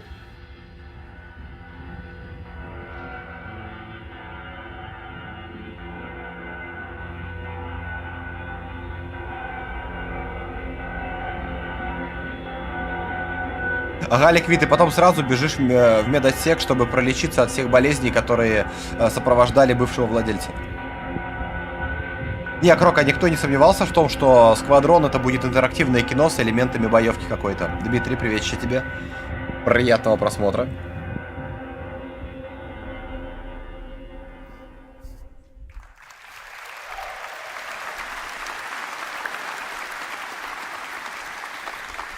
Awesome. So you'll be able to find the dusters scattered around various derelict settlements and wrecks in Stanton, and the dusters will be available Q4 this year. И все это ждет нас в четвертом квартале. And with that, I'll hand you over to Sean Tracy. You guys have been awesome. Enjoy the rest of your show. То есть, переводя на русский и без фанатизма, можно сказать так. В четвертом квартале этого года, хотя там год не написан был на самом деле, ведут новые комплекты брони, которые мы сможем найти на Неписе. Все. All right, so I'm Sean Tracy. I'm the Senior Director of Tools and Tech Content here at Cloud Imperium Games in Los Angeles. Я, говорит, главный в Лос-Анджелесе в этом отделе. So today I want to talk about StarCloth. And StarCloth was initially unveiled at a previous CitizenCon kind of in an early stage. So it's now rolled into full production and it's used in both Squadron 42 and Star Citizen. So it's going to be seen on more and more assets like some of the great art that you just saw. So what's really cool about it is that it's unified with the physical world, whereas before it wasn't unified and was based completely on character movement. Now, it's faster than the previous cloth setups, and in the end, it just looks a whole lot better. So today, I'm going to cover some of the tech, the pipeline, and we'll see some results. So let's get and see it in action. Бля, опять тряпочку показывают? Нифига себе. Только в этот раз это пальтишка. Зеленого цвета этот, как будто ни разу не показывали. Волосня, которая за месяц проехала сквозь воротник. По-моему, там не только волосня, там голова вся прошла.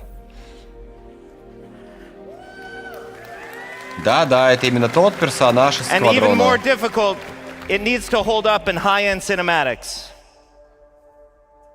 Странно, да? Вчера показывали, как волосня реагирует на всякое, а сегодня у них она уже заваливается куда угодно, включая сквозь руки, сквозь все остальное. Ну, не волосня, а тряпочка сквозь руки и волосня сквозь воротник.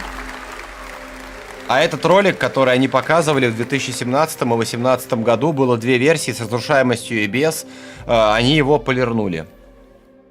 I cut that one just before some good spoilers, so yeah. All right, so how's it all work? Well, cloth uses two meshes, a simulation mesh or cage, and the render mesh itself. So vertex colors indicate how it's constrained to that cage, and thus the simulation. So, for example, black vertex colors indicate a full constraint. Basically, it follows the skinning. White vertex colors indicate unconstrained vertices. So the movement is determined entirely by the simulation. And then we can do a blend of gray values that is used for fine transitions and blending and fall off in between the fully skinned and fully simulated assets. Благодаря тому, что мы разрабатываем игру over до хера лет, мы смогли позволить себе увеличить количество вершин в текстурах до такого уровня, что ваши компы один хер-то не потянут, поэтому мы еще подождем выхода нового поколения железа. So it's obviously much more efficient to simulate the sim cage mesh versus just the render mesh itself. So part of the technology is the runtime iteration support, which you can see in the image above me here. That's with all the red spheres. Here we're actually painting the collision radius of every single one of the vertices, and it allows us to fine-tune the simulation without having to add arbitrary collision meshes, though we can. We paint a variety of properties, so some of these other properties are mass or displacement. In the top right, you can see an example of the old legacy implementation using pendulums. And this uses joint chains and collisions, but assets with multiple layers like the one that you can see there, or ones like skirts or gowns, they were really, really difficult to do with pendulum simulation, but they are solved with StarCloth. So I mentioned it's completely unified with the physical world. And what that really means is that wind, impacts, object collisions, thruster backwash, all these kind of things actually react to the cloth reacts to these things, and so much more. So it's not just character movement. Now, it's a hyper-efficient simulation, and it's several orders of magnitude faster than the legacy implementation that we used before, and has a lot of easy-to-control parameters for tech art, which are compression, stretching, and bending. So as mentioned yesterday by Chris Rain, our senior lead physics programmer, we support soft-body tapered capsules, which are twice as fast as our ragdoll capsules. It's also key to solving one of the most important aspects of plausible cloth simulation, and that's mitigating the tunneling or the clipping that happens through a character. So it's very, very difficult to solve with pendulums.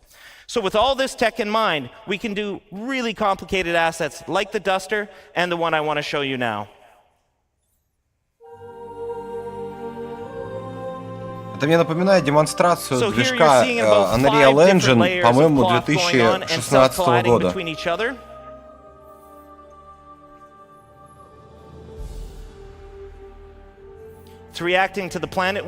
NVIDIA Physics, привет.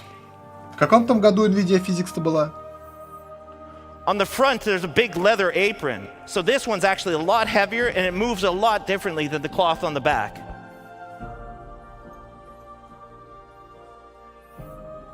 Не, ну это реально презентация NVIDIA Physics.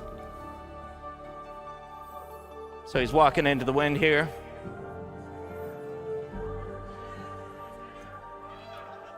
And in the end, as I mentioned, it just looks a whole lot better.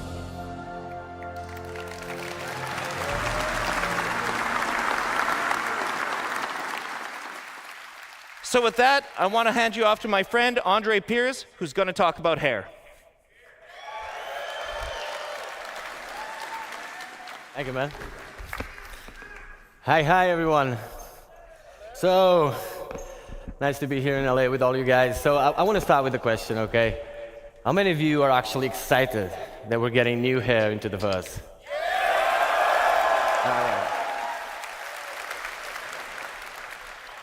All right. So, I'm Andre. I'm the lead artist in our recently formed hair department. We branched out from the character art team and created this department. And it's a pleasure to be here today with all of you and tell you that we're damn proud of what we achieved. It's been a long road, but definitely worth it, okay? Now, we're going to start by just looking at the most impactful changes that we have in our workflow, okay? A bit of a technicality part. Then you're going to get to look at the benchmark assets we have created. Okay, and from there we're going to take a glimpse into the future of what hair could be with a more diverse hairstyle, where we're trying to run away a little bit from the military look that was driven mostly by what Squadron 42 was, so because we did a lot of work for that as well. And yeah, from there, as a last note, I'll have a special announcement for you guys. Okay. Don't want to spoil it, but you stick around, you're going to love what we have, okay? So, first thing I want to touch now, very simply, okay? Hair for games is Я не до конца уверен вообще, к чему это относится. NVIDIA Developer, кто это? Здесь вообще про CCP написано, Apex, как бы ткань, все дела. 13 лет назад. Game ready, performant, ready to be shipped, okay? Но мне кажется, это выглядит намного лучше, чем у Криса. И это 13 лет назад. Ну и посимпатичнее на самом-то деле, да? Games that don't. Some of them get it more or less. Either way, for us the challenge is the same. We're not different, and the challenge is real. With the scope of Star Citizen, like day-night cycles, all these light shafts, all this MMO, people running around with the hairs, a lot of motion, a lot of fast-paced movement. Yeah, it is hard. But the best thing is, we have arrived, okay? It is, yeah, clap. It doesn't end here, okay? Yeah. Это реально сотрудники аплодируют. It does not end here, okay? It's the nature of CIG. We just keep pushing the boundaries, but like I Вы не said, понимаете, вчера просто волосню показывали мельком, а теперь более детально покажут, откуда растут волосы и в каком количестве. On a high note, on a high level, basically, a successful hair requires three fundamental elements. Okay, there's the texture, there's the placement, and there's also У Криса ремастеринг. Нет, просто Крис только сейчас открыл для себя эту технологию. То есть по барабану, что во всем остальном мире она как минимум 10 лет уже есть. У Криса только сейчас. And the same if the texture fails or if the placement fails. So really vital, really important that. Не, просто лысый оратор мог предлагать вам посмотреть на ткань, а волосатый должен предлагать посмотреть на волосы. Все же логично. Go deep into each of them and push the quality up. Or like Chris Roberts would say, bring the high fidelity, right? So, Я пророк? Конечно. There was a lot of changes. What you see on the top there, the common approach of a AAA game would be to have true black, Блин, ну это все классно, это реально надо для игры. Вот это лучше, чем разрушаемость для онлайн-игры, для погружения и прочей ерунды. Но какое-то отношение имеет к самому главному, когда. Я думаю, что никто из вас не обидится, если, там, не знаю, ЗГ релизится без волосней и тряпочки. А потом в следующем патче они возьмут и скажут: ядрить, мы тряпочку разработали, держите волосню, все таки вау. И это как бы фишка, старички вернутся, посмотрят на подмышки волосатые. Нет, блин, игры нету, зато волосы есть. А, ну в игре волос, кстати, тоже нет. Серег, привет тебе. Слушайте, а есть у них технология, как в Ведьмаке 2015 года, что волосню побрить можно?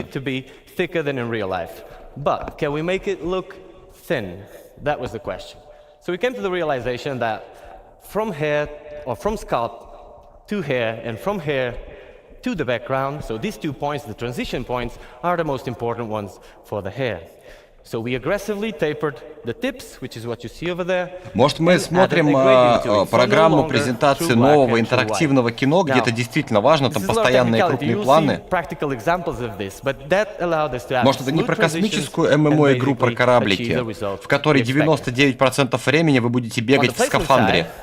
We came up with hair libraries, basically. Now, смотрите, мы сделали густые волосы, жидкие волосы, поврежденные волосы, и они вывалились.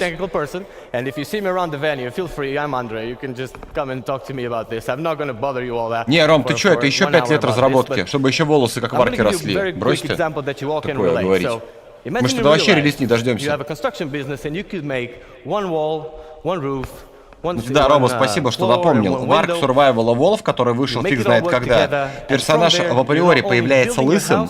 Ну, физика тоже там есть. Волосы со временем отрастают, правда, до определенного предела. И есть возможность сделать прически.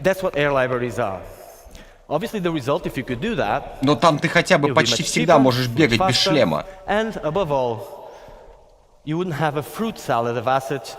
Алгурий, не говори, слушай, что я за бред несу. Алгурий пишет, кому нужна ЗГ без волосней и тряпочек? Ты чего? То какой тогда смысл в этой игре? Какая иммерсивность?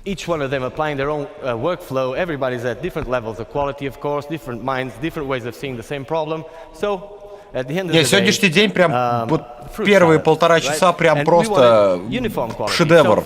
Я прям не могу оторваться от монитора. Это изменит мою жизнь, это изменит мое мировоззрение к игре. Я сразу уже хочу занести денег. Только вот когда кораблик новый покажут, сразу занесу.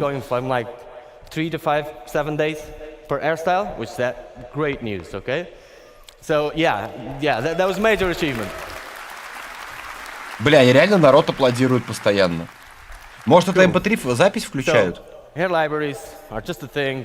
We love it. It's not just picking up a texture and putting it there. If you do that, like you need to actually. Не, Ревер, вот ты прав. Ревер пишет, у меня такое впечатление, что это не более чем реклама движка, и тут игра тут ни при чем. Но только есть проблема, есть Unreal Engine, в котором это все в базе. There was plenty of changes as well. Some of them are very techy, very cool as well. I'm going to run through fast some of them, so you guys can understand the scope. Алгурий пишет, зачем кораблики теперь будут продавать JPEG причесок? At bake time, so bake time is prior to runtime. Runtime is where the game runs. Bake time, we're preparing the asset to actually put it in the engine. At bake time, we calculate the custom normal and we store it per vertex. So each vertex. Не, плохиш, вроде какие-то люди ходили, может там хромакей, конечно, висит. А может это не NPC, просто волосатые сделали, как бы, ну они же не зря показывают кожу, волосы, татуировки. Может это все нереальные люди, может это все NPC, актеры. Не, Перли, понятно, что есть куча других движков, просто есть движок, который Unreal Engine, который ты берешь, просто на сайте две кнопки нажимаешь, регистрируешься и качаешь его и начинаешь творить.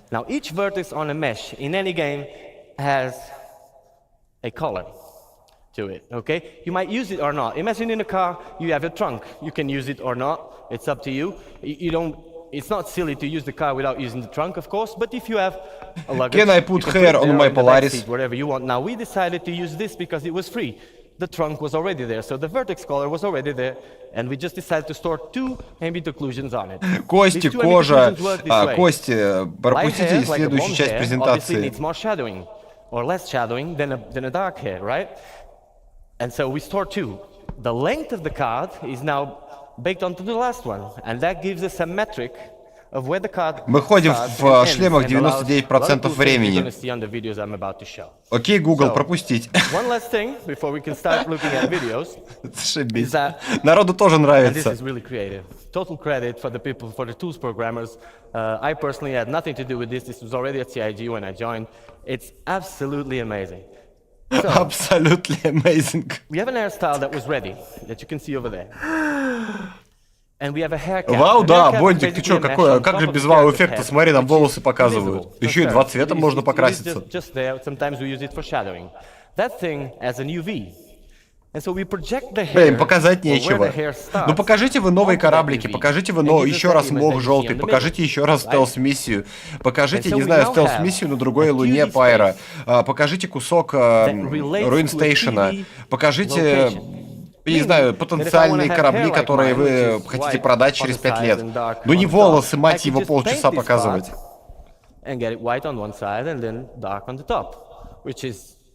Серег, будем надеяться, будем очень серьезно. Чат, давайте все вместе призовем Зилокса, чтобы он сделал короткий обзор CitizenCon 2 дня за 5 минут. Главное, чтобы про волосы не забыл. Кстати, да, лучше бы про грудь рассказали, про физику груди показали бы, и это было бы, мне кажется, более интересно. С жена мне дринк сковородкой.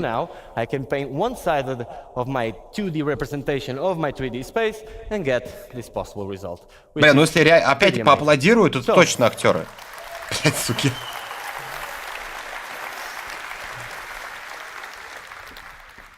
Next video, we're going to take a look at our tools, okay? This is not the way it's going to be exposed to you guys. Что он сказал, hair tools? Character customizer. You'll know more about that later, okay? This is the tools. Он еще расскажет нам про то, как это стричь можно. Create the hairstyles. А, ну да. Take a look at this video.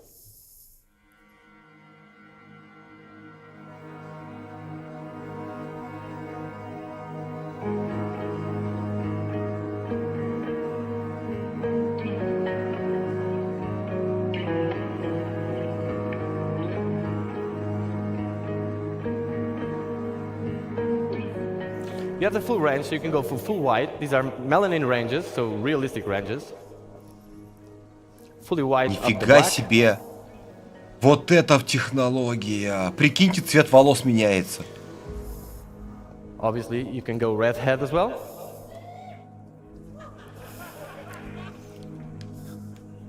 Сейчас эти корейские и китайские игровые студии сидят, короче, ржут. You also have the dye feature where you can see all the things we talked about implemented. You can go a bit more wild on this. Ядрить, корни не прокрасили.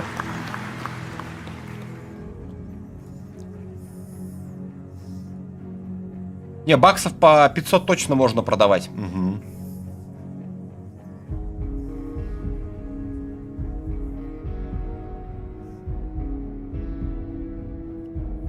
Я бы на месте некоторых зрителей... Я бы вот, если бы сейчас это смотрел, я бы... Ну, если бы там был бы бар, то я бы пошел бы в бар. Я бы на месте всех бы этих зрителей пошел бы в бар. Коли на это смотреть. And this is why important the length of the card is stored in those vertexes. And obviously you can fade it as well as much as you do. So Не, Хэл, 5 лет долго, надо быстрее. Как это без изменения размера груди? The dye layer, okay? This is how the occlusion is working, so you can see these shadowings, creating more negative spaces, more structure to the hair. And if you look at the temporal line here, you can see how this pixel depth of set helps us with the transitions as well. Перли, а тебе сейчас про что рассказывают? Что ты придираешься? Смотри. И завидуй молча, что в этой игре будет технология такая. Ты сможешь создать себе рыжую, разноцветную или блондинку. Все на твой вкус. Только есть маленький нюанс. Вся вот эта вот фишка, а кто ей пользоваться будет часто? Вы создали персонажа? Ну хорошо, сделают барбершоп какой-нибудь. Ладно, не как это называется у женщин, салон сотовой связи, короче. А вы что, будете часто приходить прическу себе персонажу менять, перекрашивать? Да вы шлем хрен когда снимать будете. Ладно, иногда будете снимать в больнице.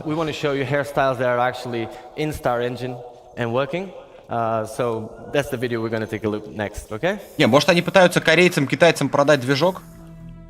Чтобы можно было в начале игры создать себе сисястую волосатую бабу?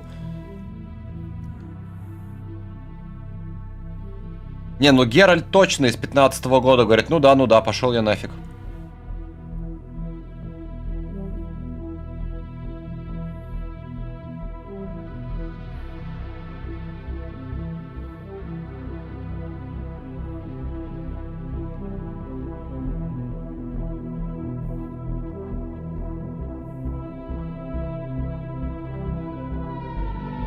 Не, ну Сбыш, я, как бы согласен, что есть люди, которым это надо, но тратить час времени презентации, час жизни людей на то, чтобы рассказать про волосы?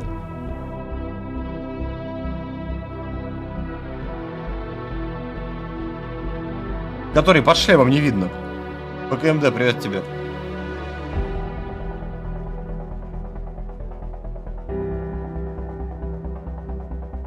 Мне что-то баба напоминает бабу из этого, из Старфилда. Не, может в этом, конечно, и хорошая новость. Может быть, новые лица и прически наконец-то заведут. А то что-то какая-то там буквально пара более-менее нормальных, стоковых. Остальные слишком страшные.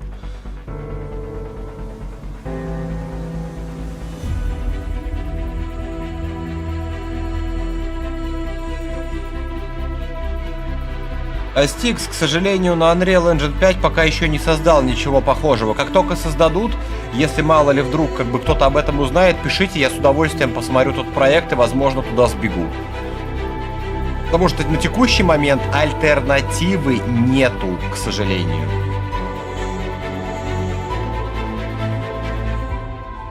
Где ВАИП и ФАИП? Где? В аналах истории? Не, вроде работает. Я не знаю, по-моему, а может даже уже не работает. Рассказали и хватит.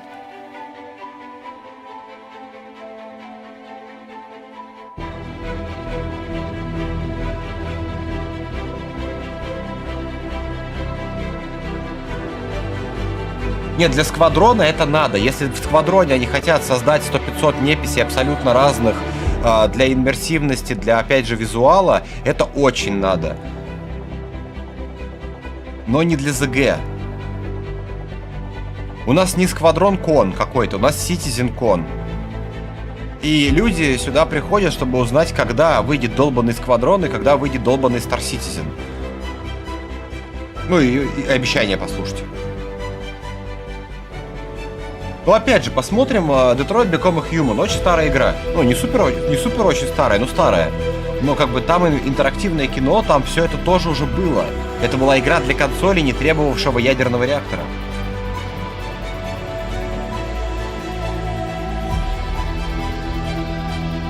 Это можно было показать буквально за 10 минут, да, то есть если они хотели продемонстрировать это и показать, что нас ждет в сквадроне, 10 минут и следующая сцена. Но уже полчаса точно ерунду какую-то показывают.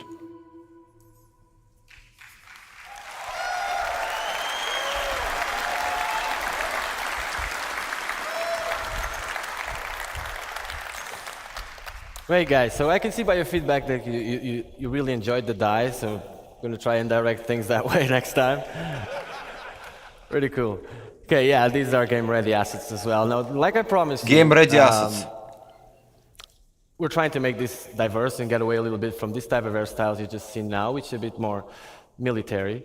And for that, we'll have the next video. Now, it's important for you to understand if there's any 3D artists, character artists, air artists out there, you will know.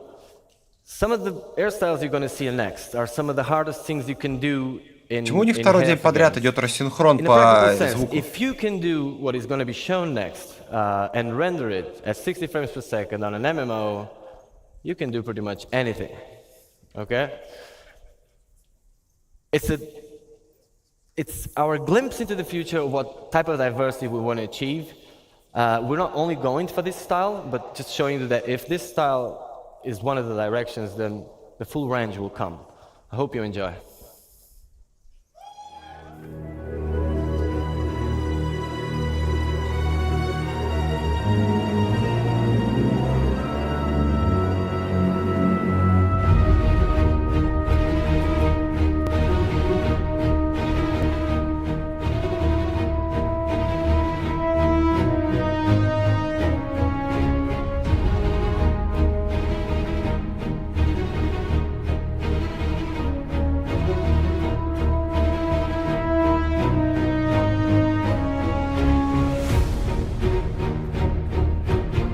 Следующие 2 часа нас ожидает демонстрация причесок.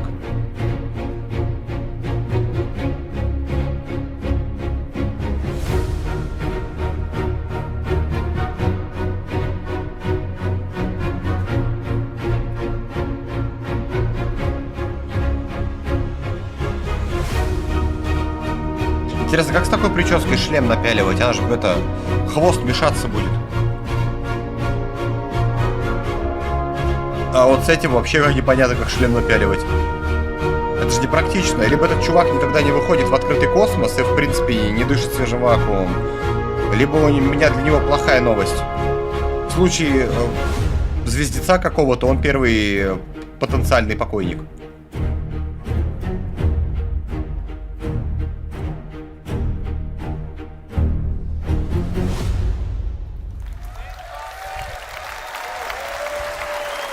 Thank you, guys. Маникюр новой обнове ждем. Рагнар, не шути так, а то сделают. Like I've been saying, these pictures you see here, they are all rendered as you've seen in real time, depending on the light conditions and stuff. But there is no trick. Не, Сань, на самом деле они таким образом хотят гламурных пацанчиков и самочек пригласить в игру, чтобы они могли 2 часа настраивать внешку своего персонажа, а потом делать красивые скриншотики на берегу. Nobody at CIG was happy with what we had. I can assure you that. Yeah. Нет, для сквадрона это надо. Но вот реально, обслуга где-нибудь, да, там, чуваки, которые в жизни никогда в космос не полетят, у них прически соответствующие. Ну это 10 минут, хорошо, 5-10 минут можно было уложить в презентацию, и все, и поехали дальше.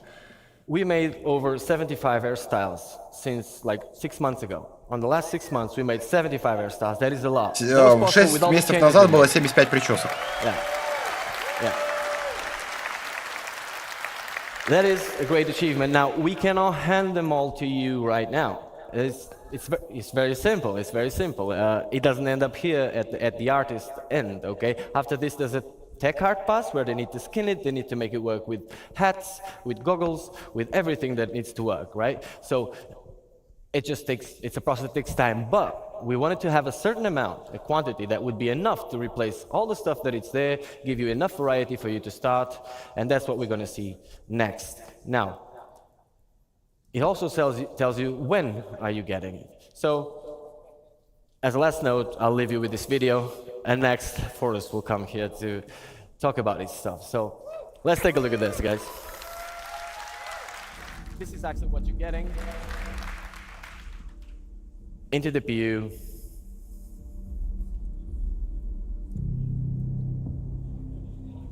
Прически, которые в ближайшее время появятся на ПУ. О, хвостик появится наконец-то, ничего себе.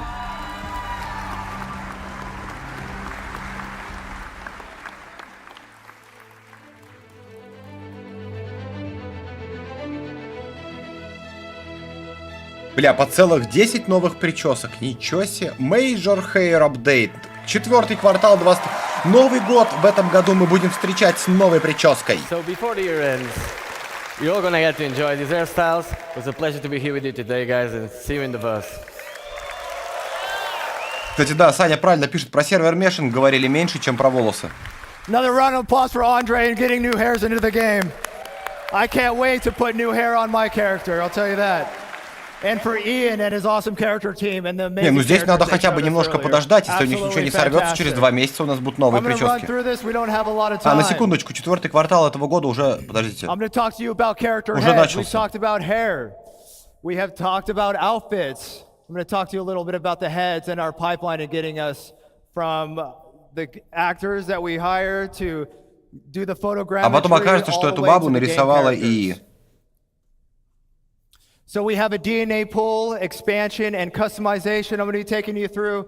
We made a data-driven pipeline for adding new Самое heads. ценное в этой ситуации все, что мы отсканировали 60 новых голов для новой системы кастомизации. That way you can modify the ears, the nose, the chin, the mouth, and you could interpolate between all the Теперь что, даже different фигуру heads. можно будет поменять? A DNA pool. Ну, We want to пипец. expand the pool and allow for more selection and range. So we scanned 60 new heads for our DNA pool, 60 new heads. And we processed them internally.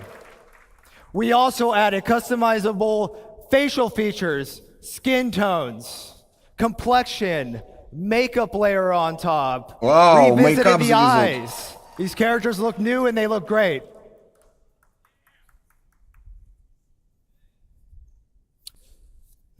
Забыл, что хотел сказать. So our current pool, there's the 18 heads right there. But that wasn't enough. We need more. That is our new pool.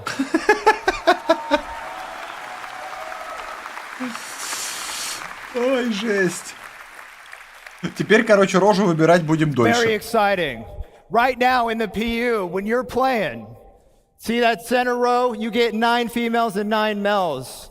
And now we're going to be getting all these characters. It's for Squadron and the Persistent Universe. How do we do it? Well, we partnered with Clear Angle over in Pinewood, London. And they have this thing called the Clear Angle Dorothy Scanner. The scanner improvements allows us to get shoots done in 4 weeks of sessions. Custom coded flash that just kind of does it automatically, all calibrated. In seconds, our old, to give you an idea, Может, и вправду дойдем до длины толщины половой штуковины? Не, ну а что париться? Прически сделали, макияж сделали. Теперь надо гениталии. Average of 4 scan actors per day now. We used to be doing 1. What this means to you is we can get you Серег, по их characters версии они faster, we просто can не get you new существуют. heads faster. Polarized image data resulted in improved spec, blah, blah, blah. Those are awesome texture maps that we could put on the head. That way we could render them, make them look Чат, really хоть кто-нибудь good. вообще, ну, есть люди, которые не знают, как делается 3D-сканирование лиц и прочие ерунды Photogrammetry сейчас? captured in raw images at 8K texture map resolutions. Эра 8К наступила. Hyper accurate scan results. Now, close your eyes if you're a little sensitive to light.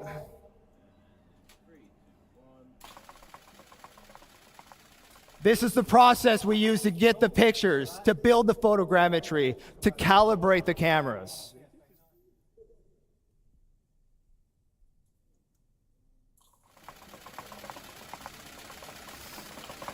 Какая-то она не такая. Чуть-чуть. Совсем чуть-чуть. All right. Масштаб поехал, походу. So we got some characters here on the screen. Those are all built using all these things that I've briefly mentioned. I want to talk to you a little bit about skin tone, though. Skin tone's tricky because we want to apply it. We want to be able to customize it. We want you to have the ability to do whatever you want. So what you see is some really weird-looking characters. We see a head with some yellow. Yellow's good in this case. What we're trying to do is we're trying to find the average skin color. Михаил, надо свою технологию изобретать. Ты что, будут они пользоваться чьей-то технологией? Надо свою изобрести с нуля. Зачем колесо изобретать, если можно изобрести колесо? So when you apply your skin tone, it has less influence, keeping those high details, keeping the color, the Серег, к сожалению, кстати, его вроде как поправили, этот баг со шлемом. That white head, that's where we get once we've extracted the data. It's now ready to apply the skin tone, which you see at the end. Так, что у нас было? Волосы были, теперь про кожу полчаса поговорят.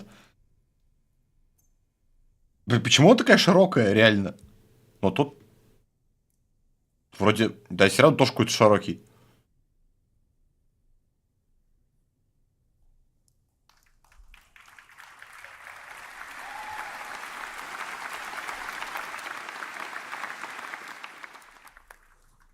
All right, so here's a little more detail what I'm talking about. We knew that we were going to get a pull for these heads, this pool of all these different awesome shapes, noses, ears, Dragon lips. Medic, не знаю, уже сам. Я уже сам сомневаюсь, что я не понимаю, что мы you can смотрим. see that we have calibrated all of our source photos of our actors. And with that, we could figure out exactly what they're supposed to look like. And then once I extract and do the average thing, I'm able to get a value. And that value translates into a skin tone. And that skin tone translates into a chart Фокс всю суть сегодняшнего CitizenCon запостил у меня в Дискорде в чате STAR-DSJL-XXXN. Grow our pool, and we get more heads. We get more skin tones. So our skin tones aren't based on, you know, Не, кунг-фу панда, лысые, они специально сделаны, потому что на эти головы будут натягиваться другие прически. Поэтому у них у всех на голове тряпки, которые при сканировании, ну, не учитываются.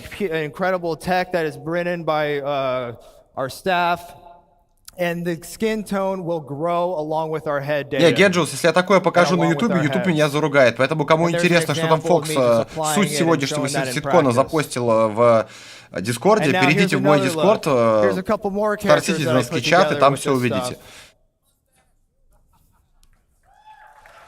And here's what's great about that. I did that with our brand new character creator, character customizer for Squadron 42. Не, ну баба симпатичная получилась, ладно, уговорили, похвалю. Every head you see in here, which will also be applied to the persistent universe, so all heads are in the verse.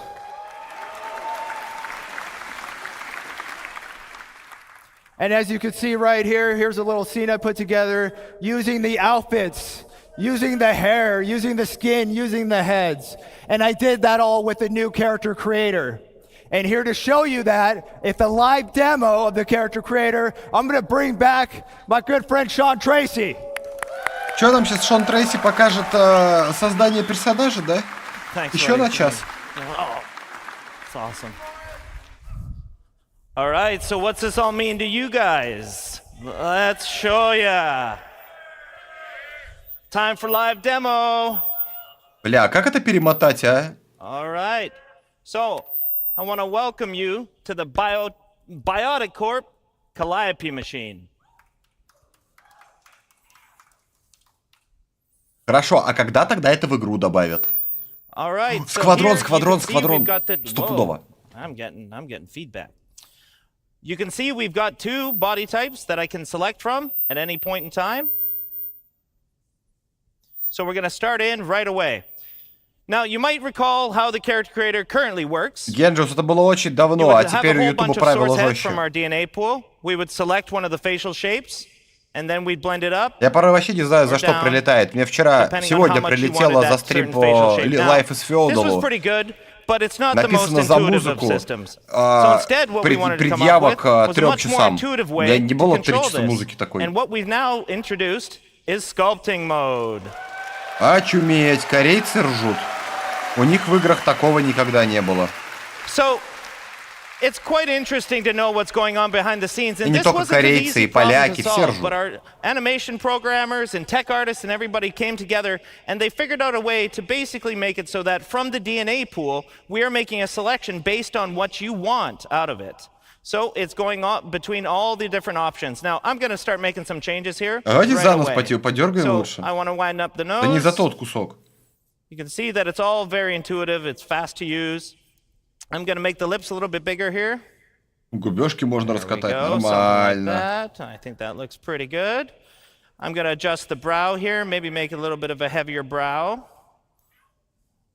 Now we can adjust the eye shape, we can go more almond eyes, we can go more oval, we can То have есть, a heavy если lid. смешать все, что они нам сказали, то это мы ожидаем в четвертом квартале 2024 года. Ой, третьего. А может и 24-го. Там не написан был год. Pretty good. I want to give him a little bit more of a hero chin. There we go. I'm liking that. Yes. That's cool. All right. So, not to spend too much time on that, I want to show you some of the other features. And speaking of features, we go to our skin tone. So finally, you're not just selecting a preset skin tone. You can move through the whole gamut of the lookup table. And this is melanin and hemoglobin at the same time.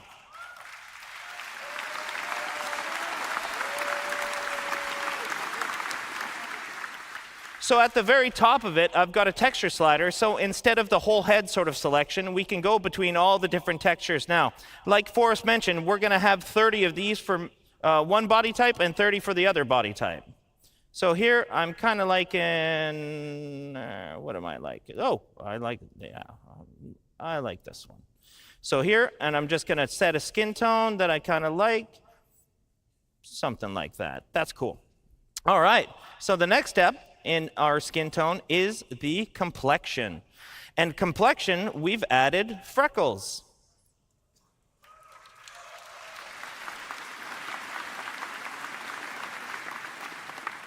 So here I'm just blending in and I'm blending out the amount of freckles. Now I've cranked it all the way to the top just so you guys can see it. But for my character here, I'm going to keep it kind of subtle, like this, but quite a few of them. Something like that.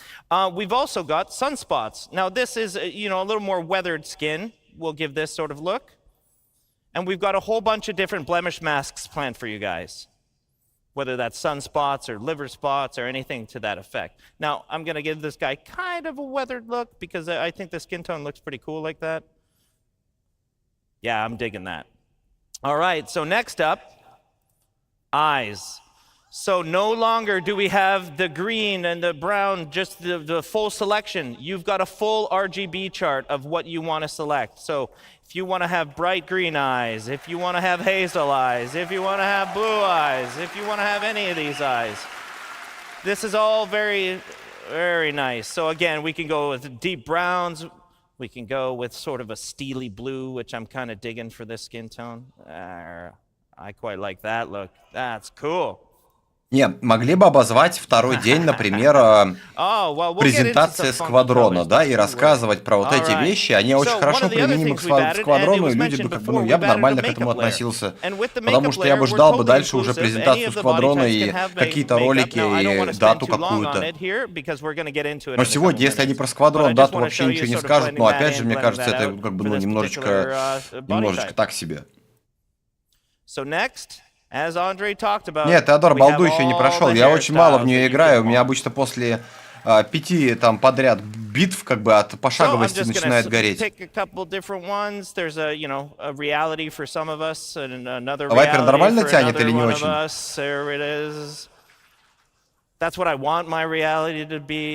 Андрей, привет тебя. Это что, ты не игра, что ли? Игра? Ты что, Криса обижаешь? Игра, конечно. Это же важно.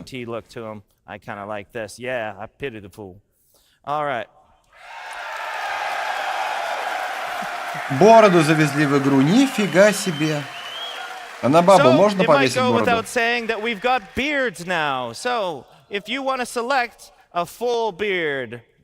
You can select a full beard. If you want just mutton chops, you got your mutton chops. You want your handlebar, you got your handlebar. All right. So we've got all the different beard types that you could want, and we're going to add я уверен на 99%, что на бабу тоже можно будет присрать это, иначе их сообщество не поймет. Как это нельзя сделать бородатую бабу?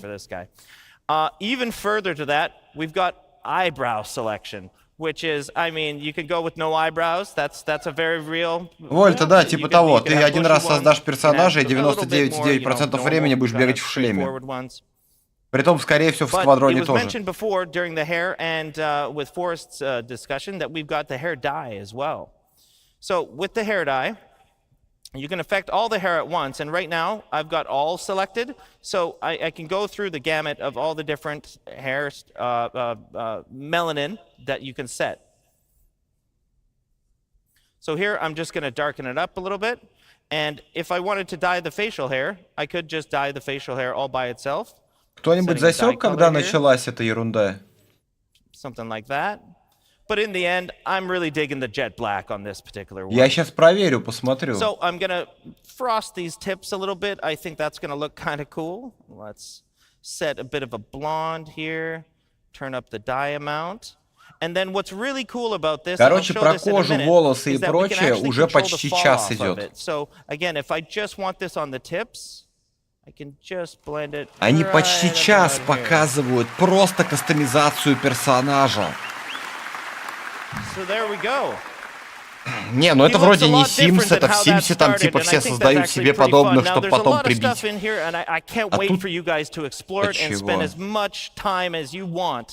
customizing and expressing yourself as a character. So once you're done, you've got to sign off a personal declaration that the physical appearances that the calliope process has allegedly caused are okay with you. So let's go to our next body type. О, сейчас еще будут показывать два. О, сейчас бороду проверим. So, I'm gonna go to town here real fast. right away. Чего он над ней издевается? Это нетолерантно. You might think it looks a little off or so, but I don't know. We're gonna get there. Let's make some changes here. I'm gonna adjust the bridge of the nose, maybe a little bit of the cheekbones here. Почему он мужика старался более-менее делать, а бабу изуродовал? Something like that. And I'll make the lips a little bit smaller here, and I'm gonna lengthen that chin for a little more of a triangle. Хотя, может, что-то нормальное получится. So you can see, you can tweak to your heart's content. You can spend a lot of time doing this. And I don't really like the brows. I like a little bit softer of a brow for this particular character. And that's looking pretty good to me, actually. So next, just like we did before, да, борода we есть, go into походу. features. We can do the skin tone. I'm going to select a certain texture here, just because we got to get going on time here. Let's go. Something around here is looking pretty good to me. Cool. All right, we go into the complexion the same way that we did before. Мало веснушек, накинем So we start with веснушек. the freckles. And I kind of like a real freckled appearance on this particular character. And I'm going to turn down the sunspots. So we move forward to the eye color again. Ooh, I'm really digging the green. Yeah, I like the green kind of look. And we get to the makeup. Now this is where I want to spend more time. Не, подождите, борода в волосах же. But I will do my absolute best to show you guys how you can use it. So first is the eyeliner. So the eyeliner, we can do any color. You can go as crazy or as chill as you want to go with this. But for this particular, I'm going to go quite dark here, just in the dark sort of fuchsias and purples. Here, we'll do in the inner lid eyeshadow. And that, I'm kind of keeping the same theme, I think. Yeah, and we're going to do the same thing with the broad eyeshadow. So again, we can go as crazy or as calm as you want. Не, 100% актеры сидят. So, what I've had good success in doing is kind of having it cranked, and then I just pull it back to a little more. Не, картинка без балды, как говорится, хорошая, да? То есть посмотрите на детализацию глаз, кожи, носа, рожи, всего. Оно красивое. Это не час же про это рассказывать. Now what we have is a whole bunch of different makeup masks, and you've got 3 different channels within those masks. So basically 3 different colors that are affecting different areas of it. Now for the lips, we can go with the same sort of theme if we wanted. Нет, просто, опять же, 5-10 минут. Показали возможности редактора, показали, что он есть, отлично, поехали дальше. Люди будут знать, что редактор такой есть, это не вызовет негатива, это длительная презентация. Люди самостоятельно потом, когда это появится, уже, нарисуют себя, какими они хотят. Макияж, фигаяж, бороду и прочее. Просто показали людям, что это есть. So next. I think we're good. Yeah. I think we're good. I have no business doing that, that's for sure. Same thing on the hair. Again, we've got a whole bunch of different hairstyles. These will all be shared between the 2 body types, but for this particular demo, we've got the ponytail, we've got the slick back kind of look. Yeah. Борода. I'm not finding one I'm really digging yet. Ah, yes. Yes, now we're talking. All right. Что-то мне кого-то оно напоминает в такой прической. Again, we're fully inclusive here, guys. So, if you want facial hair on any body type, You got facial hair on any body type. That is up to you guys. Бля, бороды реально будут. So on the eyebrows, I'm just gonna leave them because we can't. Ну, хотя бы не приделал бороду, и то But for хорошо. the hair, I really like dyeing this hair a certain color, sort of, something in the darker range. I'm gonna turn that down. I like the nice jet black. Look at the makeup bounce out. That looks cool. Бля, какую-то актрису напоминает из какого-то фильма, блин, чуть ли не один в один. There we go. And then I'm gonna give it a bit of a fall off. As we can do. По-моему, фильм, суть фильма, название не помню, суть какая. Там какой-то фильм еще был, он на разные куски поделенный. Такие тяжелые фильмы, на самом деле, когда в одном из кусков официантка, которая там пили какое-то молоко, молоко оказывается не молоко, а какой-то белок, который это был сделан из мертвых официанток и прочее. Вот там, по-моему, на нее похоже было, только там чуть-чуть другая. При этом реально про корабль они рассказывали от силы 10 минут. Tech art, engineering, designers, and specifically the squadron feature team that has done all this work. And one of the cool things to note is that we use this now internally as a tool. That's why it's me up here demoing this. This is our tool internally for creating all these heads, for creating all the NPCs in the verse. Because as Chris put it one time, he doesn't want his NPCs to look lame. He wants them to look cool. And this Теперь понятно, gives you что они cool-looking сквадрон characters. так долго полируют, пока каждому макияж нарисуешь и волосики. О, опять этот тест-сквадрон. Тряпочки. Блять, сами себя троллят.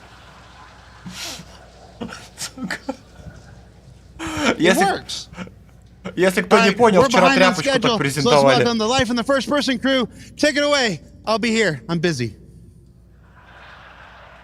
Интересно, у мужика есть что-нибудь под халатом? Или он ему там телебонькает?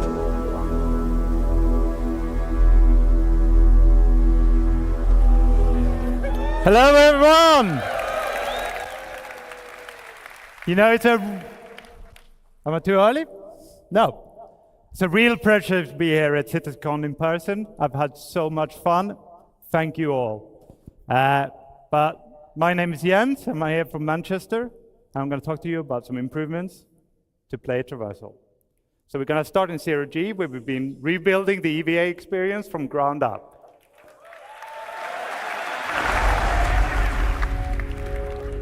So the first thing you should see is that Ура, Пайра наконец-то показывают. From gravity, less disorientating. А это был, по-моему, C1, нет?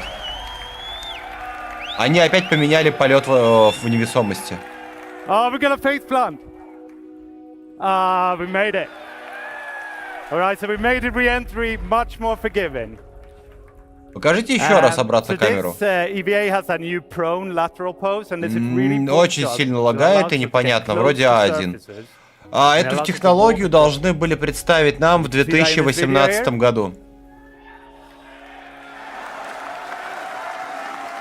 Okay, and as it gets to the end, we're gonna jump off. Okay, here we go. Into that. Pull and prone, по-моему, она называлась. Let's get into spaces we couldn't get into before, or not easily with the. Хотя вот сейчас FPS, кстати, неплох. Очень хороший FPS.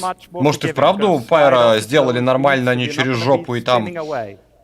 Потом Crusader закроют, всех из Crusader выгонят, и Crusader 3 года переделывать будут. Или 4.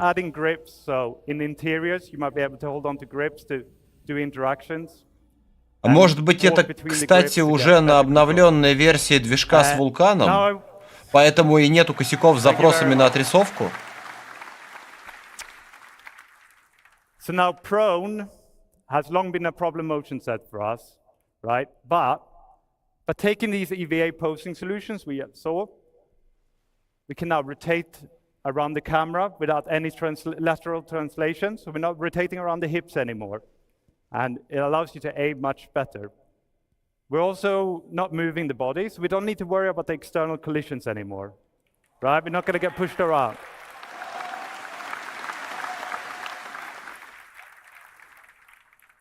Of course, prone isn't all about looking around. We want to traverse as well. So we're going to head down this vent.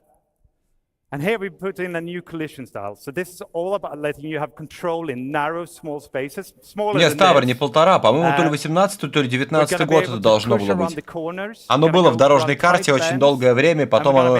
Притом вот эти обе фишки с перемещением по поверхностям и, по-моему, вот это вот ползание, оно было в одном и том же патче должно было быть. То ли что-то 3.16, то ли 3.14, то ли что-то, короче, такое. 19-й год. Или 18-й даже. Не, ну обещанного 3 года ждут, в принципе, почти попали.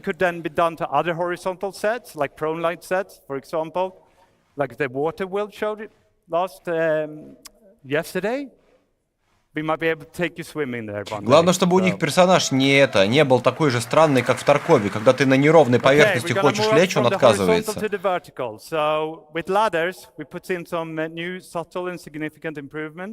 So we got midpoint markups that lets you enter the ladder at anywhere. Ну, Ассасин как бы это посмотрел на это и посмеялся. We're going to let you lean on the ladders so that you can avoid obstacles or peek around corners. And this all got a full new animation set. It looks amazing, especially with all this beautiful star cloth. You know, you got both the hood and the cape. Даже здесь они обратили внимание на прекрасную технологию STAR-Cloth. Okay, so with combat, we wanted to add more speed to the encounters. Блок so контрол, what we've привет, done is тебе. we've removed the weapon penalty, so you can move at the same speed with and without Дмитрий, the weapon привет. out. We've reduced the inertia, so you're going to be able to push up to your desired speed faster. And this is already in 320 and 321. Суд и женских персонажей тоже, да? Не, ну а что, например, в Таркове вообще баб нету, в принципе. Это странно. Swimming, but I'm going to show you a different feature, right? So, sliding. So, with the power slide, you inject a burst of speed. А это уже Warframe пошел. This doesn't just take you from A to B faster. You're going to have a reduced profile. You become a smaller target. It doesn't come for free. You know, you're sprinting. Катлас скин странный. You're sliding. That's going to add some stamina cost. And when I do it back to back like this, my heart rate is just pumping, pumping, pumping, right? So you got to be a bit careful. You can't just slide it. Цвет, где написали, что это уже есть на лайве? Okay, so another thing that is really important to us is that with the slide, it's a short duration, but we want interactivity as soon as possible. And that's true for all our motion sets. We're going to go through all of them and give you interactivity. So with the slide, we want you to be able to aim around as soon as possible. The moment you hit the ground, you're going to be able to aim around. Right? Блок контрол, привет, здоровались же. So if I was to slide from one end of the stage to the А, в other, прошлом слайде? Что-то я не видел это на лайве, хотя я не пробовал нажимать все. But while I'm sliding, I can hip fire. And as I come out in the exit, I can ADS, I can lean, I could go back to sprint. Зачем в него стрелять, если можно его глушнуть было? Like we saw in the last video. Okay, so moving beyond traversal, just to finish this section, I want to talk about new hazard. Now you saw this yesterday in the UI demo.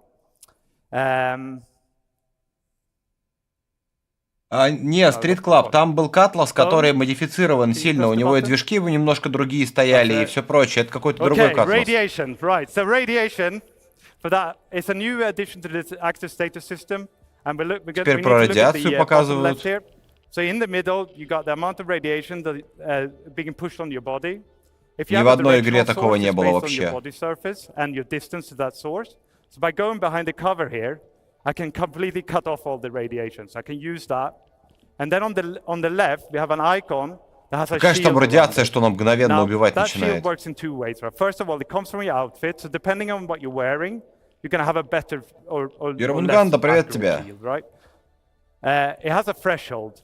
As long as your radiation doesn't exceed the threshold, the shield will hold true. It'll scrub all the radiation off, and you can stay there as long as you like.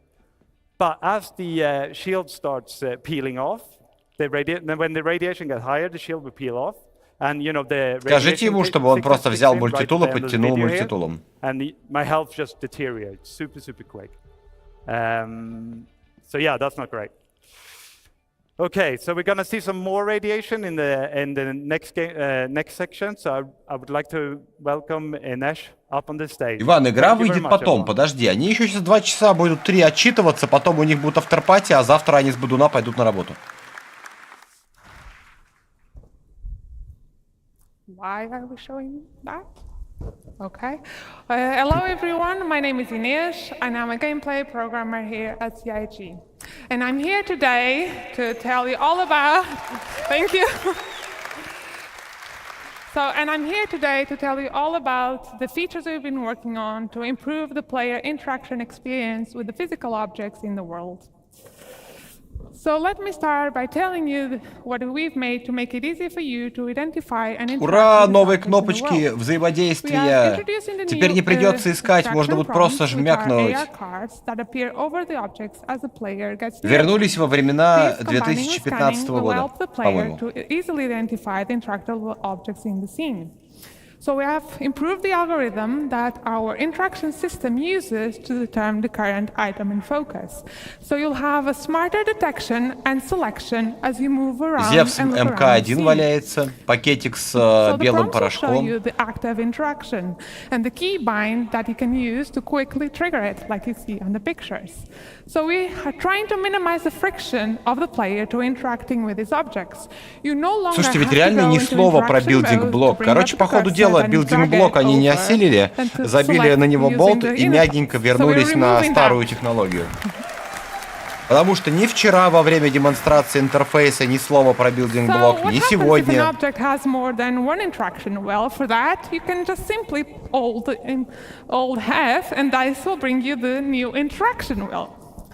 So this is our new interaction wheel. It will be focusing on the item. And you can see that up to 2 of the interactions have a star icon. So this is related to another system that you are bringing to you that we call in the Я надеюсь, они додумаются, например, для дабл нажатия на F ты убираешь предмет. Однократное нажатие ты типа в руки берешь. Ну или нажатие и удержание ты в руки берешь. Двойное нажатие ты убираешь. Кратковременное нажатие там еще чего-нибудь. Потому что консольная тема с колесиками, она, ну, в шутере, она как бы не особо кайфовая. Ну, субъективно.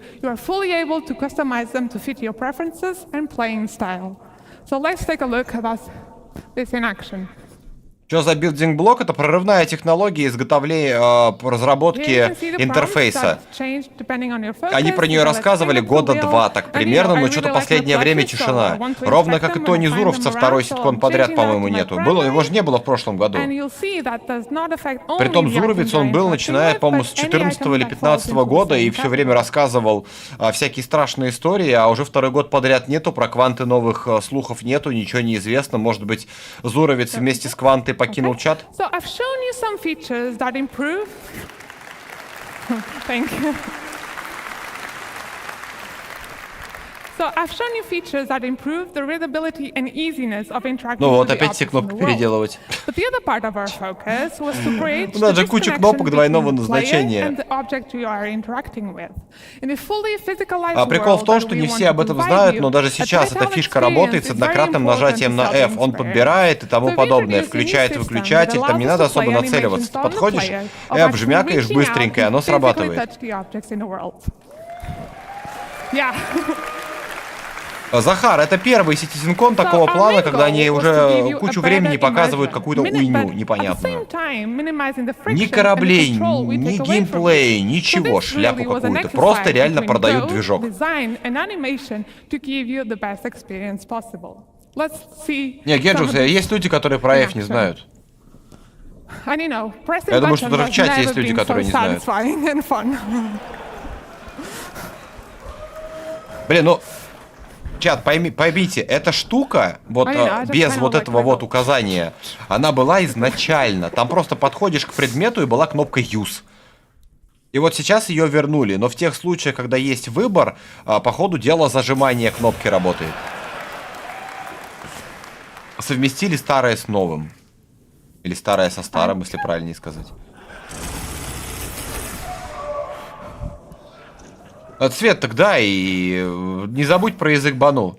Okay, so let's continue with this theme of tactile experiences. The next thing I want to talk to you about are usable interactables. So usables are objects that have existed in our game for a very long time. And designers have had a variety of tools to build these really interesting and complex sequences for the AI. But up until now, what we could do for the player was very limited. So this past year, we've been building up our tools that provided for designers, that designers could build these really interactive experiences, but for the player.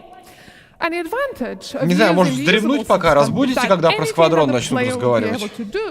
The AI will also be able to do. So let's have a look of a simple demo. Кстати, прислали письмо. Последний шанс купить холце. So in this scenario, the player has to go forward and can't go forward because of the toxic water. So you have to go over to the valve to turn off the water. So before we could maybe play a simple animation when you interacted. Да ладно, нифига себе, вентиль закрыть можно. А By чешуеть. pressing the specific inputs, you will be driving the system. И он почему-то обратно закрывается. We needed to be able to give designers a way Гордон Фриман бы не оценил. what the player is currently doing and affect other objects in the world in specific ways. Надо лом вставить, чтобы не закрывалось, видимо. Turning the valve is controlling the flow of the water that's coming from the pipes. And what should happen when the player is no longer in control? Do we want to keep the state? Бля, ну это точно геймченджер. Ни в одной игре такого не было. Altogether. Well, it's up to designers to define the type Бля, of ну как вентиль-то сам по себе открывается? So let's finally turn off the water. Неужели сейчас нам покажут пробег через по-быстрому, как говорится? Мне кажется, в Tomb Raider первом было то же самое. А Gamer One, мне кажется, вот это сквадрон и есть, кстати, на самом деле. То есть мы сейчас, видите, сохраняется даже постоянно в левом верхнем углу. Я не знаю, что там сохраняется. О, чайник. Это от Unreal Engine эдитора, по-моему, логотипа. A small taste of the level of interactivity that we can now have with А тут дергать надо, чтобы дверь до конца открылась, прикиньте, педальная тяга.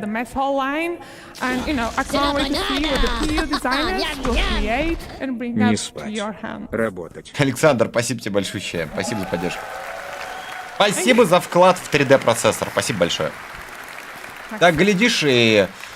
Как наберем, как проверим, надо ли оно или нет. На самом деле очень интересно, есть ли смысл по сравнению с 5800X, есть ли вообще суть переходить, в каких играх это надо, потому что блогеров смотреть, блин, они все равно какую-то херню показывают.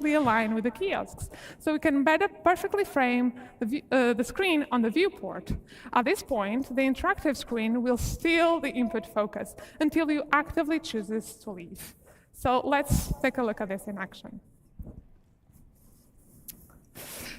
And look at that. When you trigger it, I'm like, Ничего себе, купить что-то можно. Yeah, so this is a very small quality of life improvement. А так просто подобрать нельзя, оно вроде так просто валяется.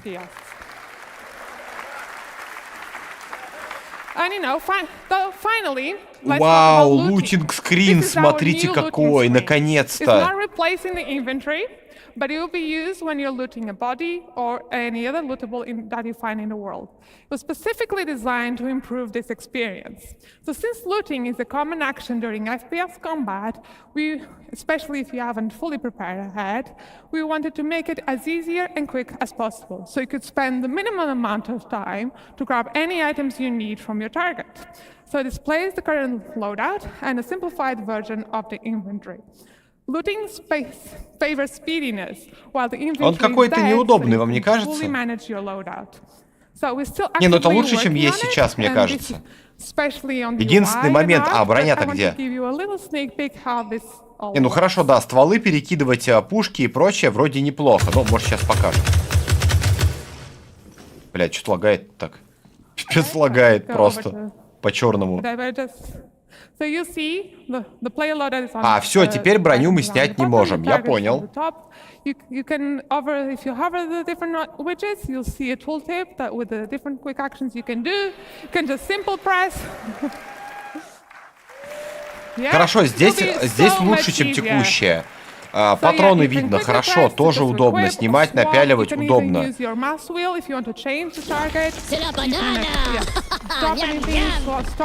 Когда 11111 задолбали видосики показывать, которые потом не сбываются. Ты чё, Фокс, ты веру потерял? А если это реально сквадрон? А если это геймченджер, next gen, будущее? А ты уже перестал верить.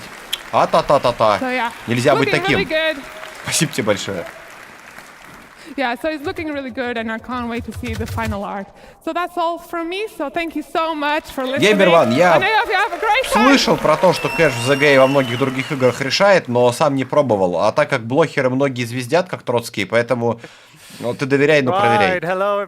Тем более мне как раз нужен еще один процессор под AM4 сокет, поэтому мне в этом отношении даже удобнее сделать именно так. Right, so takedowns is an important part of our stealth encounters. So this is where we're going to add some player progression. So going to move you through different action sets. Ура, консольная тема, задрачи кнопку, чтобы убить. You might fail. Меня, кстати, бесит вот такие фишки в играх. Ну, это реально консольщина. And the extra noise you're making is really going to increase the risk of detection. Фокс, ты не купил себе Дрейк Скаут, Дрейк Каттер Скаут, поэтому ты еретик. Check this one out. So he's so fast you can barely see him do it, and then he guides the body to the floor, so it makes almost no noise, right? We're gonna explore some more variation beyond our unarmed and our knife takedowns, like sedative injection. Александр Пайра полирует с 2019 года. This guy on the railing here, let's see what we can do about him. А чё лагает-то? So by using the environment, we can do a more efficient takedown than maybe our skill level would have allowed, and it certainly looks a lot cooler. And we're going to be able to use this to get to enemies that might be otherwise difficult to get to with our normal takedowns, like a pilot strapped into his pilot seat. You know, sneak up on him and take him out. Okay. Нет, Захар, они сначала должны выпустить сквадрон, а потом заниматься уже Star Citizen. Они всегда об этом говорили, но при этом последние с 2019 года про сквадрон новостей нету абсолютно никаких. А если учесть, что концепция не поменялась, и что в первую очередь силы брошены на разработку сквадрона, то получается, что у нас последние 4 года реально тупо нету понимания, что происходит. Наручники напялил, ноги связал, зашибись. Нафига? Now, if he wakes up, he can't chase us down, right? But he could call out for help. So what we're going to do as well is we're going to add places in the environment where you can stash a body. You can hide them, either unconscious or dead. And that way you should be easier to remain. Это точно сквадрон. В ЗГ вряд ли вам надо будет похищать кого-то, а соответственно вы не будете напяливать. Нет, понятно, что там есть бы специально обученные корабли и прочее, но если это не сквадрон, то я хз. Now, of course, we allow you now to charge up that ping, and by doing so, we can see further, and we can see through obstacles. Но это опять же, это сканирование вчера показывали. Information into our data bank that then shows up in our box outs here. So you get the name and maybe get the race and maybe медицинский, что ли? And you can use this information to figure out Или это какой-то новый Катлас? Which enemies can I take down without being discovered? There's a risk here, okay? So there's a charge up time. Means you can't do it all the time. It's going to recharge slowly. You see the bar. Генджиус, как никак. Пойдешь в анальное рабство. Фазбайт, нелетальное оружие же есть уже. Эти, как его... Энергетические винтовки, ну, которые эти не юбарев, как они там. Они же не убивают, по-моему. И когда ты руками вырубаешь, тоже не убиваешь. So here we're going to see a simulation of a weapon getting more and more worn over time. We're going to expand this beyond weapons to other FPS items like your armor, your clothing, your helmet. Не, геймеры, не обязательно для тюремного геймплея, баунти хантинг. Будут задания не просто убить, а еще привести целиковую тушку.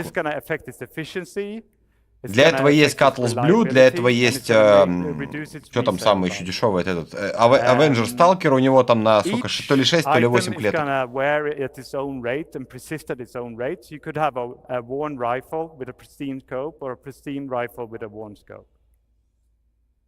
Check this one out. Просто и обратите внимание, локации это все тоже непонятные, неизвестные. Это я, ну, как бы не текущие. Ну, может быть, конечно, да, это Пайра. So the geometry isn't the Но only фиг thing его that's going to знает. change as your weapon wears. So here we're going to see a pristine Gemini pistol in the little window and a worn one in the big window. And you can see the visual effects. It's belching out smoke here because it's very worn, right? Что за It's telling автоматический you, пистолет you know, такой? it's time to get this one changed. And you should be able to hear the audio as well. It's get growlier. Звуки реально такой рассинхрон по звукам. Okay, on to some consequences. So, just, it's not all visual, so we're going to stop in misfire. Не-не, So это the не first thing Cutlass that's gonna Steel. У happen Cutlass is Steel you табуретки, а press the там trigger, кровати your gun были. doesn't fire. The second thing that happens in this video. Ёпты, быстрая перезарядка есть. Очуметь. I hope you guys know what's happening. So, he goes, and then it goes click. That's the bullet getting lodged in the chamber, right? So we've got to fix it. So it's telling us to fix it. We're hitting the button, Our enemy's firing on us. So you've got some options. You don't have to fix it. You could holster your gun. You could pull out a new gun. You could use that new looting interface that Ines showed to grab a better gun. Okay. А, пуха заклинила? Я думал, что он два магазина держал одновременно. With the features that's tangentially related to wear, and that's the dirt accumulation. So here again, we're going to see a simulation of dirt accumulating over time on the same rifles we saw before. But in the actual game, this would be based on your activities. Грязь на оружии, по-моему, в Far Cry появилась. You're rolling in mud. You leave your gun outside proper storage. It's going to accumulate dirt, and that's going to increase the rate at which it wears. So the dirtier your gun is, the faster it will wear out. And this is true for other biome accumulations, like frost. So let's take a look at this one as well. Oh, or not. Суд, я думаю, они просто стримера какого-то по Таркову разок посмотрели и решили сделать нечто подобное. Не, ну оно надо. Оно реально надо. Ганпорно из Таркова сюда, оно было, ну, оно бы зашло. Thank you very much. 01, ты внимательно посмотри стрим, мы троллим уже кучу времени. Какие серьезные щи. Генджус, да, это я понял.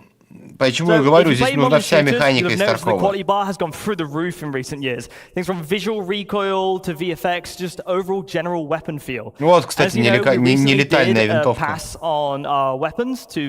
Если я ничего не путаю. We couldn't hit that quality bar that we really wanted to, because guns are violent in nature, and we couldn't portray that as much as we wanted to. So, we made a new tool. And it allows us to show the violent nature of weapons, while creating greater weapon-to-weapon variety.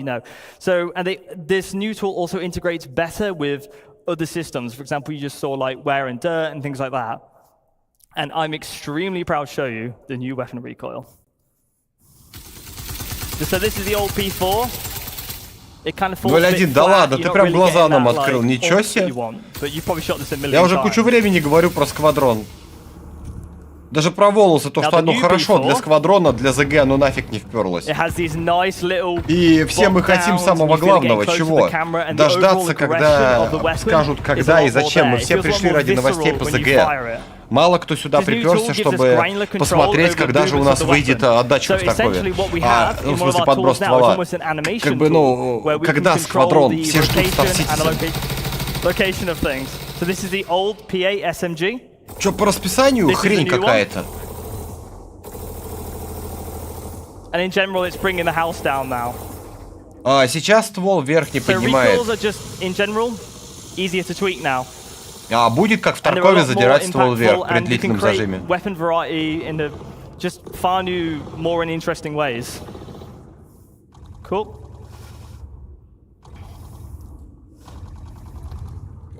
Okay. Thank you very much. Cheers. Так, после этого про полеты будет. We also Через have 23 new минуты. procedural animation over our ADS. So previously, as if you play right now, you basically have a linear. Кстати, Царь, да, возможно, он с опозданием стрим смотрит, поэтому и не врубается. So, for example, if you have an SMG, it can come up a lot quicker, it can flick up, you feel really cool. LMGs can be a lot more heavy. So before it basically just do, move from pose to pose, but now we can like keep it longer down here, bring it up slowly, and overall it just feels like you've got an LMG or it feels like you've got an SMG. We're just using things like, ease in and ease outs and just give more life to the overall weapon. Нет, Дим, пламегасители же есть, только вопрос, работают ли они здесь. Так и в Таркове тоже пламегасители не компенсируют ни хрена заброс ствола. A lot of that detail can potentially get in the way sometimes. So you've seen, this is a change to the Kana, where we have raised the weapon sight and given what we call the target acquisition window more room to breathe. So if you're aiming at somebody, you can just generally see a lot more, so optics aren't a crutch anymore. Я понимаю, 0.1 реально это стрим с задержкой смотрит и пытается со мной пообщаться и удивляется, что я ему не отвечаю.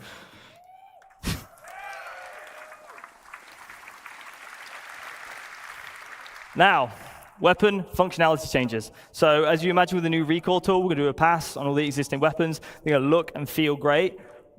But while we were looking at our weapons, we also realized that some things don't necessarily, align with their manufacturer, right? You look at something like a Gemini pistol. Now, Gemini overall, it's rule of cool. Like, that's what Gemini is supposed to be. So the LH86 pistol should be fully automatic, realistically. So we have a video to show you of the pistol. And as you can see, it goes ballistic Александр when you пишет, fire компенсатор в ЗГ работает. The magazine count has also increased to allow for that just crazy feeling that the pistol gets. Cool. Михаил, кому написать? 0.1 написать? Смысл? Я же говорю, в голос ему отвечаю. Скажите ему, чтобы он F5 нажал. Только теперь ему стрим придется перематывать, чтобы ответы услышать. There you go. Fine. These are the Volt weapons. So Volt is primarily based around controlling a heat of a weapon. These weapons have the potential to overheat. And if they overheat, you will be unable to fire. And they will enact differently. So some weapons will just basically be beams from the get-go. Some will go into beams. Like, see, this one goes into a beam once it reaches a certain level of heat. А чё вы это такие странные? Посмотрите на имперских штурмовиков. У них энергетическое оружие, такое чувство, что там отдача, на, не знаю, 900 вертикальной отдачи. Они никуда не попадают, отдача мешает.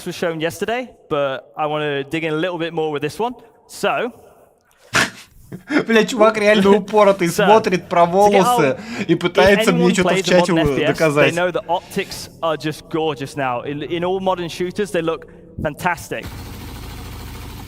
And as you can see, we have zoomed in optics. Он хотя бы по комментариям мог бы понять, что уже давно не про волосы разговор. Like parallax, like you see in real life, and they look gorgeous. And so, in general, all our sights and scopes have been overhauled to be more realistic with things like parallax, pincushion distortion, and точно кто-то из сотрудников Тарков having a scope in general. And it differs manufacturer to manufacturer, right? So some things are purely digital, some things are purely physical. So if you get hit by an EMP grenade, for example, we're using something like a television sight, like something like Cluey might have, then your optic would turn off. Right. Thank you.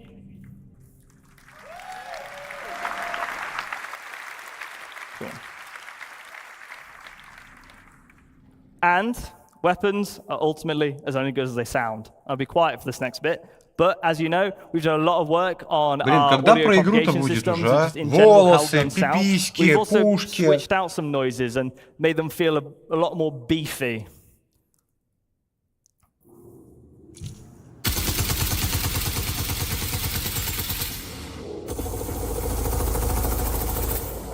Точно Тарков, реально.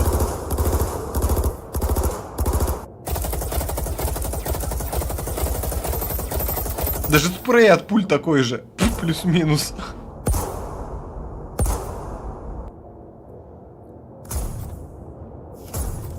Бля, еще такой рассинхрон по звуку дикий. Да ладно, не уводила его так никогда, чё они рассказывают? Fantastic. I think all of California heard us there. So, backpack reloading. In real-life combat scenarios, you often grab magazines from other surplus areas. I want to simulate that in our game. So, Weapon can now pull. Чего теперь магазины дозаряжать можно? If you run out of ammo in Star Citizen, you have to open a menu, put things on. It's a little bit clunky. Ну так, сейчас он обычно зарядил магазин, просто магаз зарядил. You will now be able to grab them at the price of a longer reload animation. А что все аплодируют-то? You'll also be able to tell when you have a backpack reload coming up because it will be displayed on the inventory with the backpack symbol. So there's no surprises, no catching of. You have all the information you need. And this has been shown, and it's been teased a little bit, the dynamic crosshair. Now, no more third-party dynamic crosshair, well, crosshairs now. So, if you have a look at this is our new crosshair. It's a crosshair that fits the aesthetic of Star Citizen. It's a crosshair that follows the barrel of the weapon, so you'll see exactly where a bullet is going to land. And it's projected from the visor using AR. Some visors won't have access to this crosshair, but some will use modified combat lenses. So if you don't want to use the crosshair, you can just use a different visor. As you can see, it works with recoil. Не, Янгер, бро, там не середина обоймы, там после третьего патрона он уже начинает компенсировать сам по себе ЧВК. И если в если компенсацию отдачи, привыкнуть к пушке, то ты сразу сам ее будешь компенсировать так, что, грубо говоря, дергаешь мышку вниз, как раз именно в момент первого выстрела, и он не успевает поднять, а дальше уже будет ровно пулять, особенно в приседе. Да, вот Алексей меня поправляет, он заряжает патроны из рюкзака, а не со снаряги.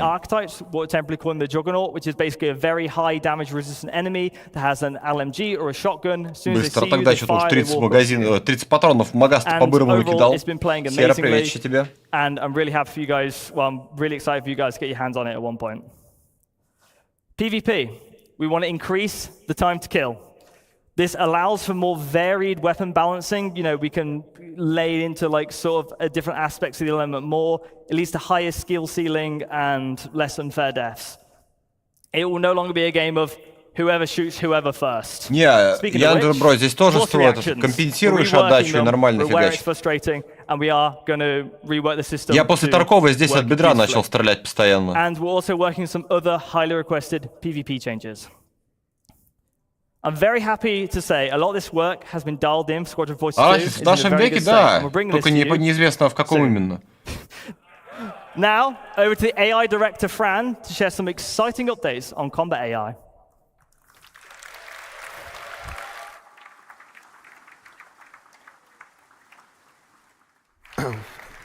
Hi, everybody. So, I'm Francesco Roccucci, as you said, and I'm the AI director. Это самый важный чувак. It's a great pleasure to be here with all of you guys. It's fantastic. AI-директор. So, what we're going to do today is to explore how all the work we've done for Squadron 42 is going to flow into the Star Citizen experience. So we wanted to make the AI presentation about how you guys are going to experience the tech and the features we have been working on. So from the player perspective, you've seen how many new opportunities you have. And now it's interesting to see how the NPC are going to react to that. So the goal of Star Citizen is to build a breathing and living environment where your actions matters, and the NPC you will find in the universe needs to have the same opportunities and same limitations that you have. So when we play a game, we want you to spend the time that feels memorable, that feels special, right? Something you can remember and talk about. So we want you to give you a challenge to overcome, but also a challenge that is fun. Хочется верить, что его работу видно будет в сквадроне, потому что там нет сети. Нет, хочется верить хотя бы в то, что реально нефть такая тупая из-за того, что сетевой код хороший.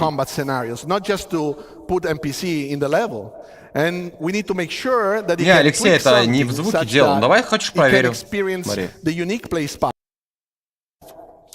So Star Citizen can benefit from tons of unique environments. Реально звук пошел. We want you to have different type of fun. Я просто Twitch не смотрю обычно так долго, поэтому не знал, что здесь такое бывает. So the first tool we're going to look at today is the NPC trait system. So we spoke about this in the past. We have now available for designers the initial set of traits they can use to influence their behaviors. So those are some of the ones that are available to the designers. Today we're going to focus on the combat traits, because we have traits that also apply to the peaceful situation and the social environment, but those are the ones that influence NPCs during a combat scenario. And traits, you can imagine them as characteristics NPCs have or don't have. So through the usage, we can make sure the combat feels привет тебе. Не, я по-английски не трендю, у меня с английским туго. Traits in tech-wise, are just traits and tags that we can apply to character instance, character classes, but code can also apply them automatically based on specific rules. For example, if you see somebody with a rocket launcher, those will apply, an example, the sentry trait automatically, because those weapons are weapons that work well at range, so you want them to not push forwards to you. So they allow to block, or actually, they allow or they block specific section of the behaviors to run, but they also influence the likelihood of some logic to happen, or they modify the outcome of specific actions. So let's imagine we want to model a pirate faction, something that you can actually experience in the pyro playground. So we want them to feel aggressive, потому что я не разобрался, как сделать перевод с этой ерунды, поэтому у меня так. Да и фиг с ним. Ничего все равно важного они не говорят. А глупые обещания переводите и слушать это. Those are traits that increase the risky behaviors. So, for От того, example, что мы все услышим пару лишних слов про обещания, думаешь, они быстрее их выполнят? Сомневаюсь. We can then assign to some of those pirates the ignore fire obstruction trait. As you've seen, for example, in Chris Rain's presentation during the CTG demo, like we have now destructible environment. So what the NPC will try to do is to keep shooting at the position the enemy has been hiding into. So you will see destroying environment, but you will also see them being less careful and managing their ammos. For others, we could use the undisciplined trigger finger trait.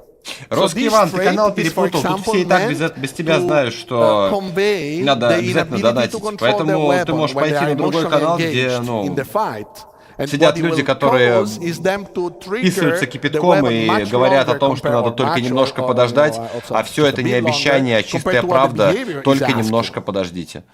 И в донате. А ты уже купил, кстати, себе Зевса и этого? So this offers interesting opportunities for players because they can now shoot at them while they reload or while they scavenge the environment. So traits are building blocks we can use to define how character, faction, or encounter should feel. And designer can now create a wide variety of encounters for you guys to enjoy the game.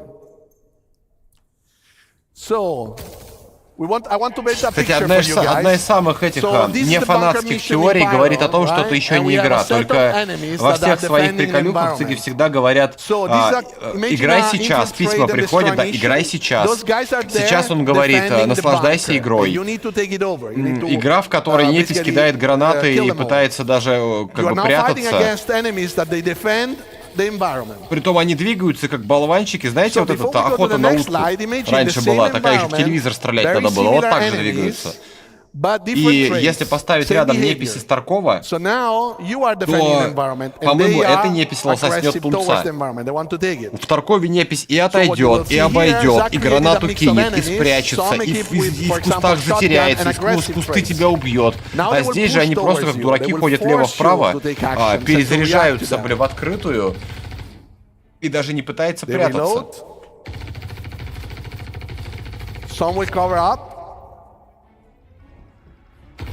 Obviously, this is with God mode on, so Zach was not dying. Первый раз вижу игру, в которой непись в наглую подходит вперед, чтобы ее пристрелили. But this is not just enemies, because in Star Citizen we want you to hire your own crew members, and those crew members, those characters, will have different personalities, different traits, different training level that they can build up.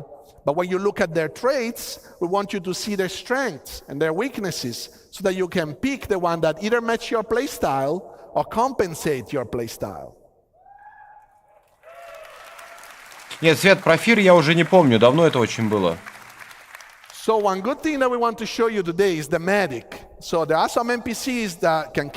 сложно тебе подсказать, потому что не знаешь, что за игру ты ставишь, откуда ты ее ставишь, как ты ее ставишь, что у тебя за компьютер, сколько у тебя места и тому подобное. Это гадание на кофейной гуще. Может, у тебя Windows 95 стоит, ясен пень, ты игру не установишь. Players now can just not only kill enemies, because before our NPCs would just die. But now you can take them down, you can Алексей, спасибо. Алексей меня поправляет. Он говорит, что есть примеры характеров. Конкретно этот человек агрессивный, безрассудный пират. Второй чел ныкался за ящиком и был в защите.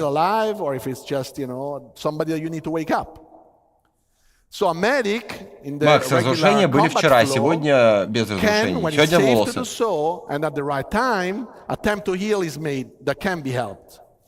So now you can imagine guard patrolling the environment, you take down a character, the guard finds this body on the ground. He doesn't know if he's alive or not. So he can go there, he can check it, check the pulse, see the state, and if he can be helped, he can basically execute the right healing process. If he needs a med pen, he will use the med pen. If he needs to shake him to wake him up, he will shake him up. And if he needs to unrestrain him, he will unrestrain him. And your crew members can also do the same with you. So if you are down in critical condition, they can come. Он сейчас рассказывает о том, что медики будут пытаться, ну, они не знают, типа, живые, не живые, они будут пытаться там поднять, подергать, вколоть медицину и прочее. Вот он показывает. Просто сквозь броню куда-то вколол, тут встал, такой, никогда, что происходит, где мой ствол, я пошел. И встал.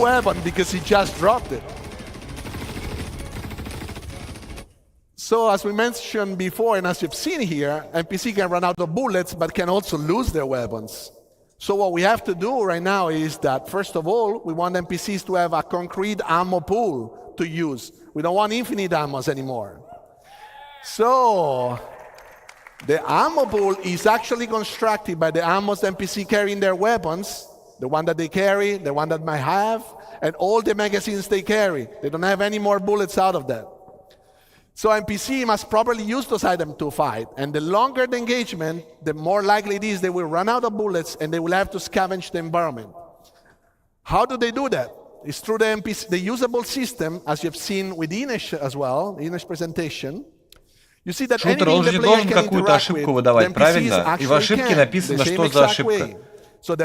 Если ты напишешь эту ошибку, кто-нибудь из чата поможет. Если с такой ошибкой сталкивался. Может, у тебя с оперативкой проблема, и из-за этого ошибка выскакивает. STAR-Citizen тот еще бенчмарк оперативы.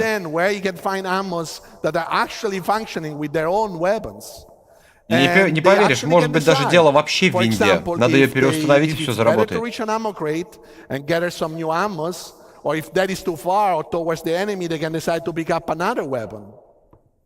So you will see that also already in Pyro, you might see it.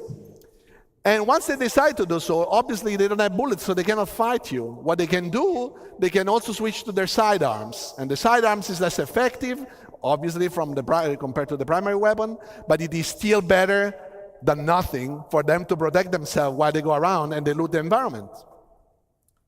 So we'll see here an example where some NPC run out of bullets. Obviously, in this video, we give them a chance to go and loot as well. Кончились патроны, он побежал брать патроны. That allows them to get back magazines. And another NPC arrives, and he will loot the dead body. This is the same dead body you might be able to loot, and you will not find ammos after that. Не, Алексей, это вполне же реально может работать именно в сквадроне, а в ЗГ, скорее всего, это не работать будет, не будет работать, потому что сервер не вытянет. Это ты прикинь, сколько должен неписи сервер обрабатывать с разными характерами поведения, при условии того, что на этом сервере еще куча игроков, которые творят какую-то дичь. И все это дело надо обработать. Мне кажется, либо им надо делать, не знаю, одна луна, 20 серверов, либо я без понятия, как они вообще это собрались реализовывать. И вот это вот я сейчас слушаю, без вообще отрыва, вернее, я не приписываю сюда Star Citizen, я это чисто ассоциирую только со сквадроном, потому что в Star Citizen это работать не будет. So NPCs need to properly understand the environment and not jump into the fire and get damaged. So how do we do that? Is we have a new full system to handle hazards. Basically, hazard on the technical side can create a navigation volume modifier, and the navigation volume modifier gets registered in navigation system, and our basically mesh can be modified, and it will carry semantic about if that is a danger, something better, and how much costly it is to go through. Because maybe you have a suit that allows you to go through the fire, so that is fine. You will not, the NPC can understand. Сергей, не, нормального ничего не говорили. Такого, чтобы вот как бы вообще вот было бы пипец геймченджера, ничего не сказали. But also paths that will avoid those dangerous areas. And now we'll see an example of that. This is a safe environment, still fighting, but safe, safer. And what will happen now? Fire ignites and propagates. This is fully dynamic, so it's fully controlled by the fire system. The fire system modifies volumes in the navigation system, and we really know where we can and not pass at any given moment. Динамически, короче, избегают опасности, обходят всякую ерунду и исчезают. So this is a subset of the things that we worked on and we wanted to show you today. Thanks very much for listening, and now back to Jens.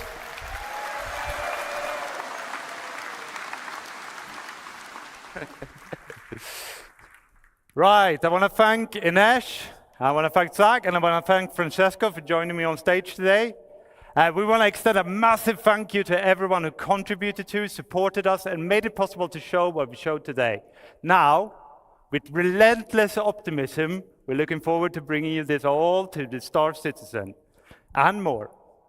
Okay, we're going to leave you with a quick peek of a demo in Hangar 14 of Checkmate with some of these new features. Enjoy. Бля, я вообще не понял, что он сказал. Тяжело, когда с английским и так хреново, и говорит человек, у которого еще и с дикцией не все хорошо.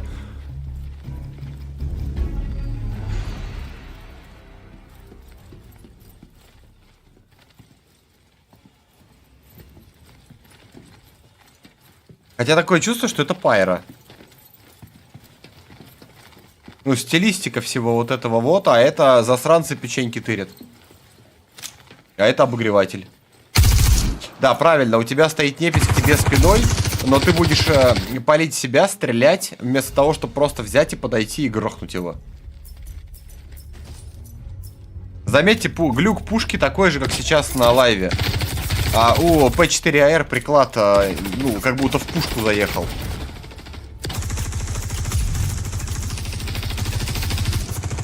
Все поливают, просто заградительный огонь. Чувак, что ты прячешься? Ты же с годмодом. В прицеле вообще нифига не видно. Я бы на его месте бы сокращал бы дистанцию, блин, прячась за чем-нибудь, а не просто пытаясь прятаться за решеточкой. У него годмод выключен? Да ладно. Знаете, что не хватает? Наподобие того же самого Таркова, чтобы непись еще материлась постоянно. У него реально хп кончается, он без годмода. Но заметьте, он что пули ест и ест. Да просто высунь сюда, дай ты очередь. Зеленый медпен. Не, я как бы не супер в шутерах, но это еще хуже.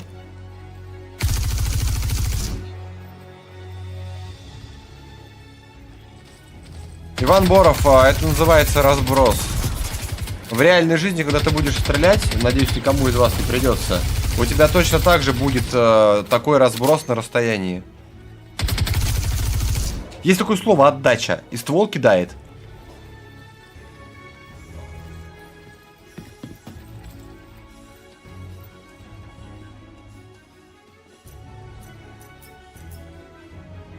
Гранату бери. Ты пулемет бери, дурила. FS9 нормальный пулемет же.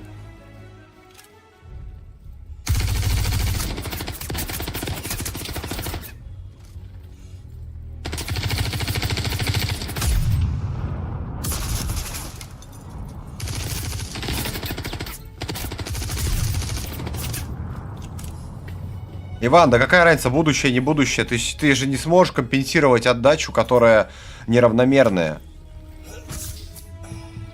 Там же еще и зависит от износа ствола, как бы дофига параметров. Да и я сомневаюсь, что в будущем технология баллистического оружия изменится. Ну, скучновата такая перестрелка. Не, лучше, чем сейчас, конечно же. И пули летят сквозь препятствия, видели? Кровищей залила лобовуху, он ее протер и показал лайк. Не, ну для интерактивного кино нормально. Это вам не какой-то там СБО шутер.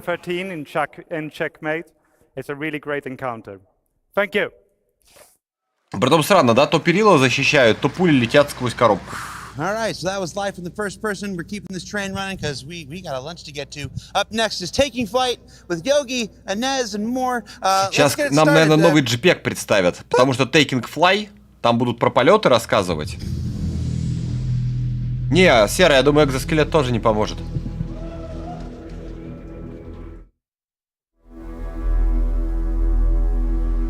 Даже жестко зафиксированные автоматы то имеет отдачу. Ну, в смысле, не отдачу, а спрей у него есть, присутствует, разброс. О, опять этот же, как и в прошлом году и с этим же флагом. Только одет поприличнее. Well, hello everyone. My name is Yogi Klatt. I'm a principal vehicle programmer at Cloud Imperium Games, and I focus on space flight and space combat. Теперь понятно, почему Space Flight и Space Combat такой странный. Show you the progress that we did on Squadron 42 in the last 2 years. So there's two things I need to say here. First thing is we're doing a live demo, and the build is about 12 hours old, so there is a good chance. There is a good chance for bugs, which, well, if you see them, just look away. It will be fine. The second thing is, I'm not flying myself today. It will be Brent Gunzinger.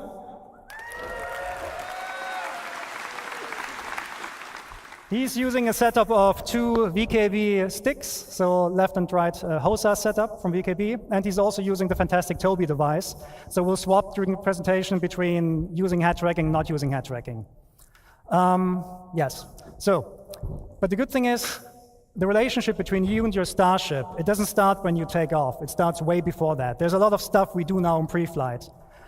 So please welcome back. Да не, Сера, я думаю, все равно это не получится сделать. Ну да, компенсируется 50% отдачи, грубо говоря, но всю отдачу ты все равно не компенсируешь. Hello everyone, it's a privilege to be here back on stage to tell you all about what you can expect about the player interaction experience inside your cockpit. If you like, I've told you before how we've been working towards improving the player interaction experience all across our game. And we wanted to bring these improvements to what happens inside the cockpit. So we wanted to give you a greater immersion and Лекс Морич, ты чё? Это же это, он второй год подряд с этим флагом ходит. Yeah, so we want to give you a greater immersion and give you a closer experience to what pilots go through in real life, not only when you're flying around your ship, but the moment Все вот это реально презентация сквадрона в теории. Если они в конце не скажут, что сквадрон, блин, завтра, ну ладно, хорошо, послезавтра уговорили. Ну так к чему это тогда? Зачем это? Почему это? And your dashboard. The prompts will be showing over the buttons so you can easily find the ones you have to interact, and you, the pilot, have to press all the different buttons to get your ship ready for flying, and the character hands will be lowered away from the control stick. So all of this blends neatly into our new player animated interaction system, whereby any button is now physically pressed. So this new system uses what we call a CDIK approach. This stands for code-driven IK, or inverse kinematics, and gives full control of the IK setup to the code. So this, among other things, allows us to record the path of the hand relative to its target. So we can have more detailed animations than just simply blending the hand into position. So for example, we can open a flap and then press the button. But enough of me talking. Let's go jump into the demo and see all of this in action. So now. So Brand very kindly will get us into the shape while you'll see the new enter sequence. And you'll see the new animations we have been working on.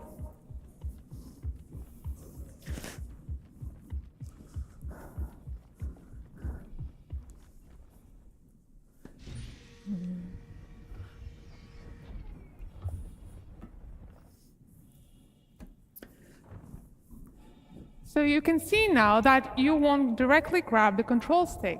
You'll be put on this relaxed pose with free look enabled. And you can see the different prompts appear over the buttons. So let's get this show started and get your ship ready for flying. So Brand, if you could close the canopy so we don't go flying around with that open.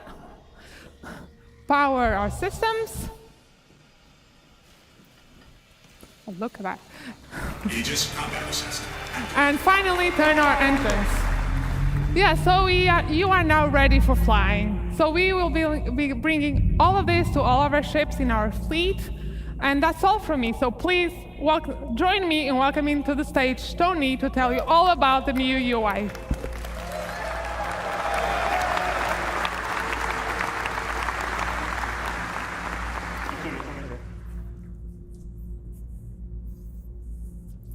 Hi everyone, my name is Tony.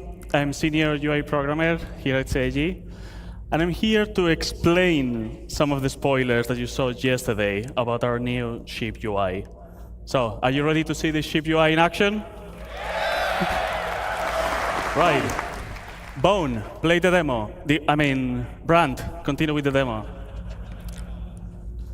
So, as you can see already, this ship has less intrusive UI, with more space to enjoy the stunning vistas that planets can offer, and less cluttered views so you can focus during combat. This also means that the UI elements are now more relevant to the situation, linked to the operator mode. For example, when we change to scan mode, the crosshair has scanning information about your target, and even the MFDs have changed. Some of these elements can be customized, but we'll see more about that later. For this demo, we're showing the UI developed for these gladius. Basic information related to navigation will always be available on your view, and this gladius displays all of that with holograms on the dashboard. Худа интерфейса за все время разработки, наверное, разработки этого проекта. For example, the Drake that makes more affordable ships, rather than fancy and probably expensive holograms, may use physical screens, dials, and light indicators. This dashboard shows your current speed, the remaining afterburn, and some decoys available.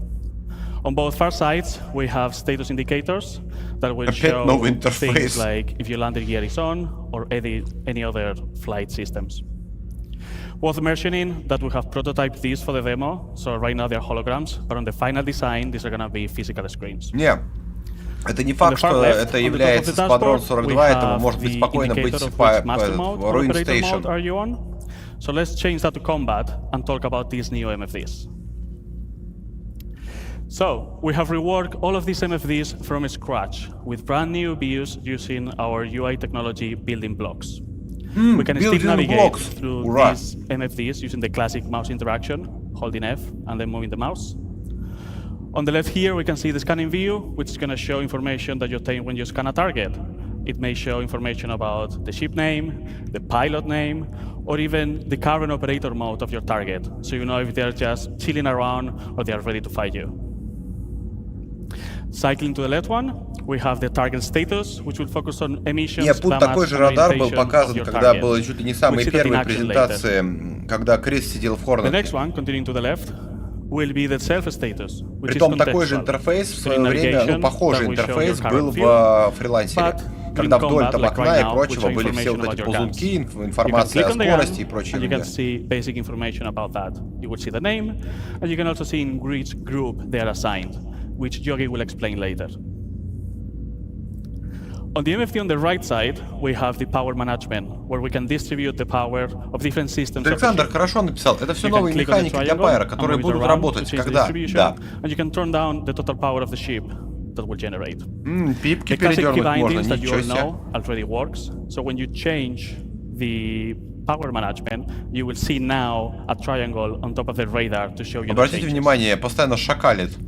Его, видимо, смещает в сторону вместе с движением чего-то, поэтому оно реагирует. You can also use key bindings to select MFDs and cycle through the views, which might be faster when you are in certain situations like during combat.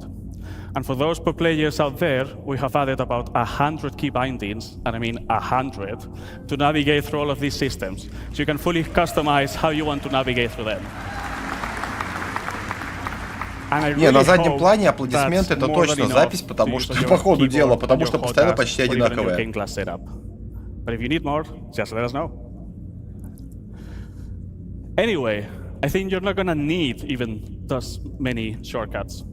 For each operator mode, we now persistently save which views are shown on each MFD. So you can customize what's important to you for every situation.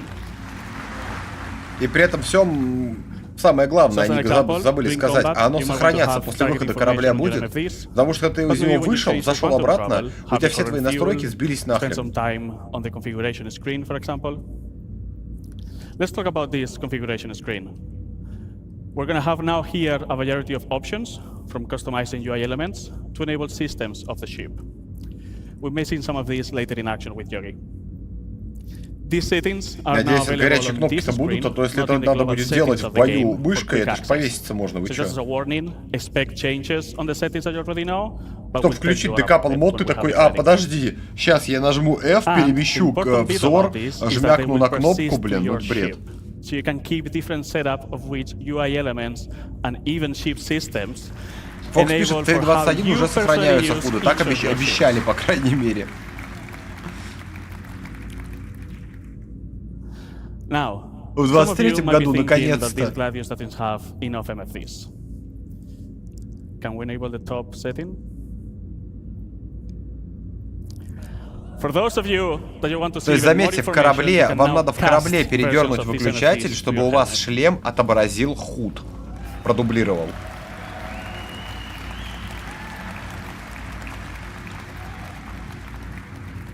Почему в корабле? Почему не в мобигласе? So it's connected to your ship and I can get all this information. You can use the key bindings, as I mentioned before, so you can select which cast do you want to control and how to cycle through them.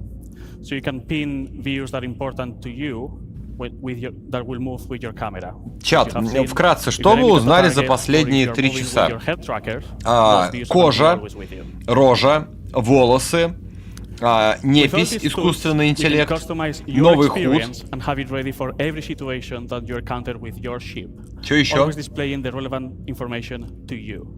So for example, during combat, you may want to have all the UI elements enabled, all the pips, all the crosshairs, so the information of your ship on the physical MFDs, and maybe focus on the target information. Я очень надеюсь, что Zilux в этот раз сделает видос. When you go to quantum travel, you can turn those casts off, so you can enjoy the vistas. При том, что в современном мире, например, все это дело, к примеру, да, можно там всю периферию настроить с мобильника, да, и она сохраняется. Я один раз это настроил, все. Те же самые, там, не знаю, наушники, робот-пылесос и прочее такое. И тебе не надо передергивать постоянно. Okay, at this point our ship is fully powered up, ready to fly. Pre-flight is complete. So Brent, please take off. Put the landing gear in. Подкаты, точно, Макс, спасибо. Про подкаты узнали. Have you seen the interaction? This is great, isn't it? Okay, so да, Ruin Station. Ну, хоть Pyre показывают, и то хорошо. And the sense of speed is always produced by, small things going around you. So although it's not very visible here, the VFX team has actually added space dust, so in the future you can tell where your ship is going, even without looking at instruments. Another thing we're focusing on as well is G-force reactions. So Brent, if you could come to a stop for a second. When your ship is sitting like that, and you strafe left and right, you have these small head motions. that basically make your head and your body react to the G-forces they're currently enduring. We're actually increasing them now. We also added rotational G-forces into the mix, so if Brent is now rotating the ship to the left, you also can see that your head is swaying a little bit. Офигеть, перегрузки, ваше тело их учитывает. When Brent is actually taking boost into the mix. So if we now boost forwards, we now added camera shake, we added FOV changes, and this all then plays together with the other things like, you know... Слушайте, но вроде FPS у них хороший. So overall, the ship should now feel a little bit more reactive than before. The same thing... Даже артефакты есть, смотрите-ка, правду показывают. At the same time, we reduce the extensions that that the look-ahead code is doing. So we basically narrowed it down a little bit, so it mixes better with GeForce reaction, so that even when you don't have a head tracker or something like that, it will still... Не, разъем на жопе, вы чего? Вы когда в кресло садитесь, автоматически втыкается. We also improved the flight controls themselves. So take a look at the speed gauge, for example. It's a little bit twitchy today. What that speed gauge is telling you, the number that's currently moving. Привет, так у меня даже стрим по ней был, Battle of Space Raiders, ты чего? И разработчик в чате был, мы с ним болтали на стриме. И там Крис Робертс в неписях есть. Ну, по крайней мере, тогда был. Блин, сколько, полгода назад примерно у нас стрим по ней был. Может, чуть больше.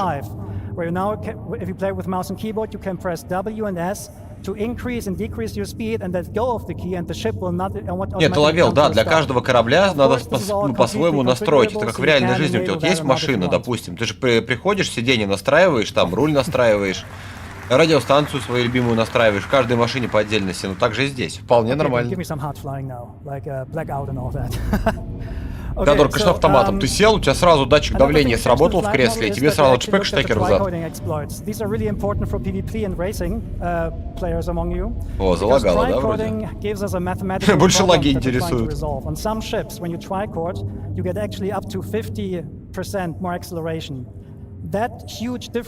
Александр, а мне кажется, по-другому не получится, потому что, например, тот же самый Лорвель изнутри самый неоптимизированный.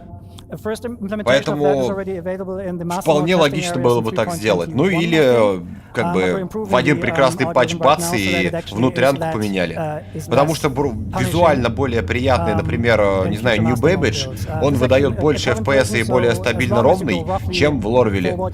Хотя что Лорвель коридорный, по идее, что New Babbage коридорный, ну, если не смотреть в окна.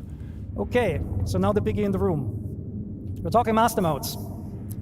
Master modes is by far the biggest change we're doing on the ship gameplay. In general, all of your ships will be put into or will get a master Доловил, mode. Нет, только штекер взад. Это же 3000 год. Basically everything surrounding everything только штекер, только хардкор. Ну, чтобы соединение было надежно, то вдруг помехи и у тебя Bluetooth отвалится. And there are two master modes we're going to talk today about. One is SCM, which stands for Space Combat Maneuvering, and the other one is Navigation. Так цвет, все новое, хорошо забытое старое.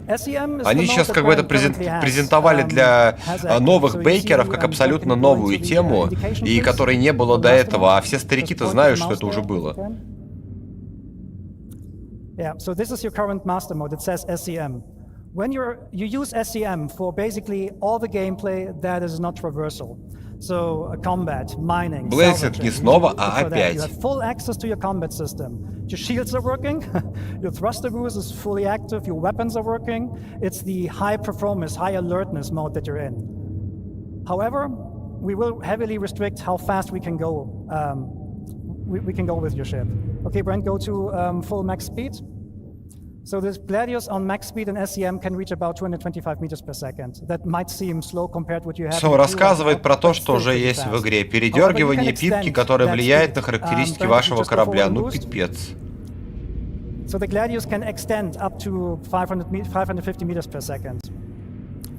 Не, Андрей, одинаковое примерно будет. You can see the speed spaces we're talking about. So if you just flying around in SCM, which is like the max speed of your ship, you can reach the 225 meters per second. If you boost, you can reach up to 500 or 550. However, that boost space is not spheric. That means if you boost forward, you reach higher speeds than if you boost backwards. That is really important for space combat maneuvering, or for dogfighting in general, because it discourages backstrafing. It actually punishes backstrafing, and it creates more interesting combat maneuvers. The PvP players among you, they basically call this encouragement to closing the gap, which is basically more forward-centric combat, which is much more exciting than backstrafing and just trying to get some shots on. It also forces you as combat players to. Я такое чувство, что они, Крис сказал, надо сделать, ситкон 2 дня. Чуваки такие, бля, у нас же нету контента на 2 дня. Волосы растяните там в 3 раза дольше, покажите все старое, да, то есть вот это вот, здесь как бы из интересного в этой презентации, если особенно не слушать, что говорят, это то, что новый интерфейс и Ruin Station. Хорошо, посмотрели новый интерфейс, там 3 минуты, полетали вокруг Ruin Station, посмотрели Ruin Station, 5 минут. Ну, в принципе, все, можно это заканчивать. So navigation mode is basically the opposite of SCM. What this does, it gives you a high-speed, low-performance mode. Your shields, they will collapse. Your weapons will not be able to fire. Your defensive systems will not be functional. But you have higher speeds. So in nav mode, you can still reach the speeds of what you have currently in the PU, something, I mean, depending on the ship, sometimes 1,000 meters or 1,400 meters per second. But all your regenerative systems, so regenerating the weapon capacitor, your thruster boost, will be inhibited. So this means when you want to go fast, you need to be very, very careful when you want to swap over. So imagine you're in a fight and you want to escape. Ну, Талавел, так логично, у тебя же спереди нету маршевых движков, ты не можешь так эффективно тормозить, как задом наперед, развернувшись. То есть, ну, тормозные ретро-двигатели, они во всех кораблях значительно слабее, чем маршевые.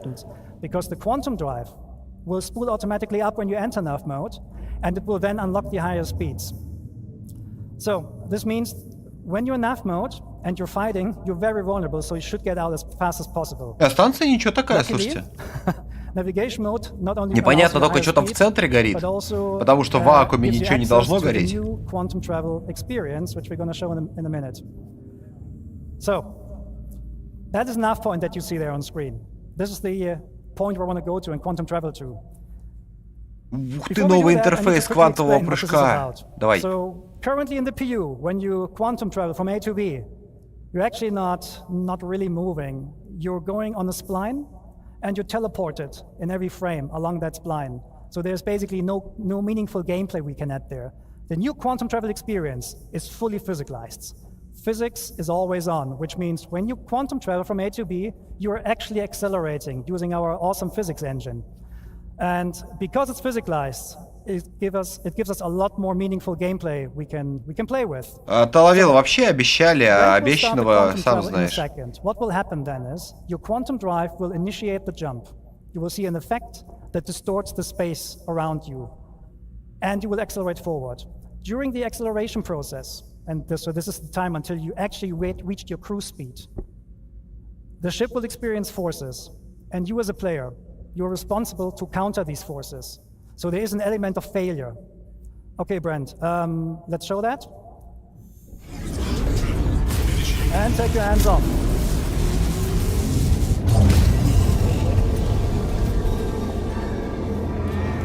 По-моему, это уже 4-я итерация квантового привода двигателя. Тут еще и, походу, подруливать надо. То есть теперь просто прыгнуть куда-то в жопу мира и пойти заняться чем-то другим, налить чайку, кофейку, а хрен там выйдет. Теперь сидите и пяльтесь в монитор и подруливаете. So what you just saw is basically the failed attempt to quantum travel. Brad wasn't countering the forces, therefore he was thrown out, the quantum bubble collapsed and threw you out. Your ship doesn't like that. IFCS needs 5-6 seconds to recover from that. During which time you Блейзинг Гроу, ты чё, ну вспомнил ты какое, а? Еще 20 лет разработки. And this is not just like dependent on your skills. If you think selecting a proper quantum drive doesn't matter in the future, think again. If you want to take care of your quantum drive, you want to repair. Кстати, Алексей, вот они раньше говорили, что тоже все реалистично и корабль реально летит. Потом они говорили, ну, вроде как про то, что он телепортируется, а сейчас, видишь, опять. Как бы я уже устал за этим следить.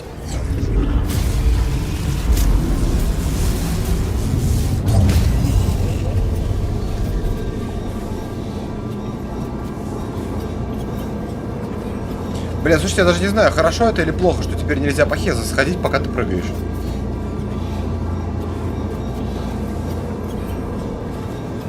А, это первое время, по ходу дела, надо подруливать, а потом, типа, автоматика фиксирует, и ты уже можешь пойти похезать.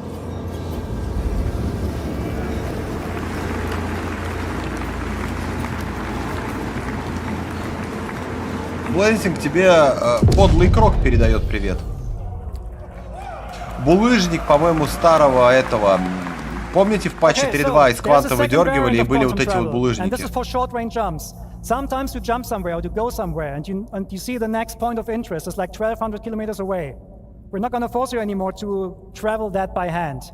You will use a technique called quantum boosting. It's a quantum-based short-range jump for like something between a couple of hundred kilometers to like 30,000 kilometers or so.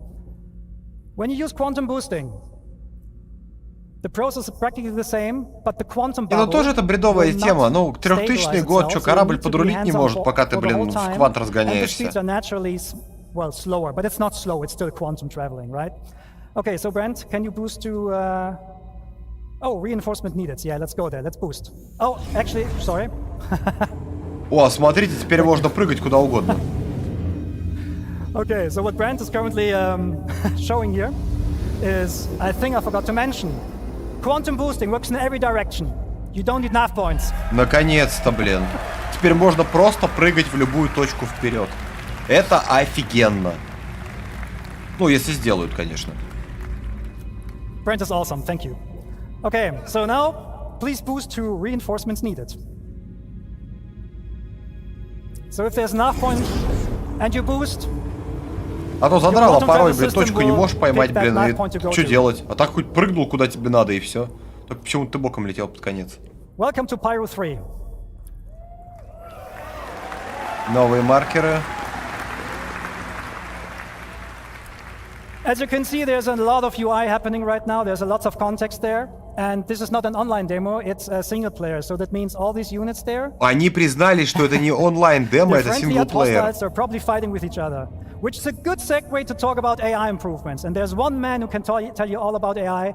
This is the man with the nicest legs at CIG. Well, please welcome Diego Marty Mason. Сквозь планету не прыгнешь, ты просто в нее врежешься.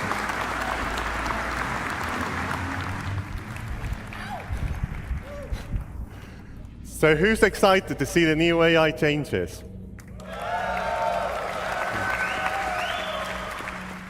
Hi everyone, as Yogi said, my name is Diego Marty Mason and I am the AI programmer focusing on the flight. Программист искусственного интеллекта корабликов. We've been working on delivering a thrilling experience to the AI encounters.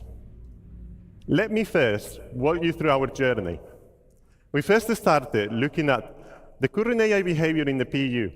We quickly realized how uniform fighting was, and how we were not using all of the tech available to us to make a more interesting experience. А что интересно, кстати, первый раз он прыгнул, довольно-таки долго летел, не подруливая и вывалился, а второй раз он прыгнул просто мгновенно почему-то. So we did this by getting combat recordings, analyzing videos, and internal playtesting, where we were hammering each other for hours. It was fun, unless you went up against experienced fighters like they are. Цвет, тогда в том-то и дело. Здесь весь затык идет из-за серверной части. То есть, если попадаешь на свежий сервак, у тебя все работает нормально. И неписи, и каяблики, все. Как только серваку становится немного хреново, начинается пипец.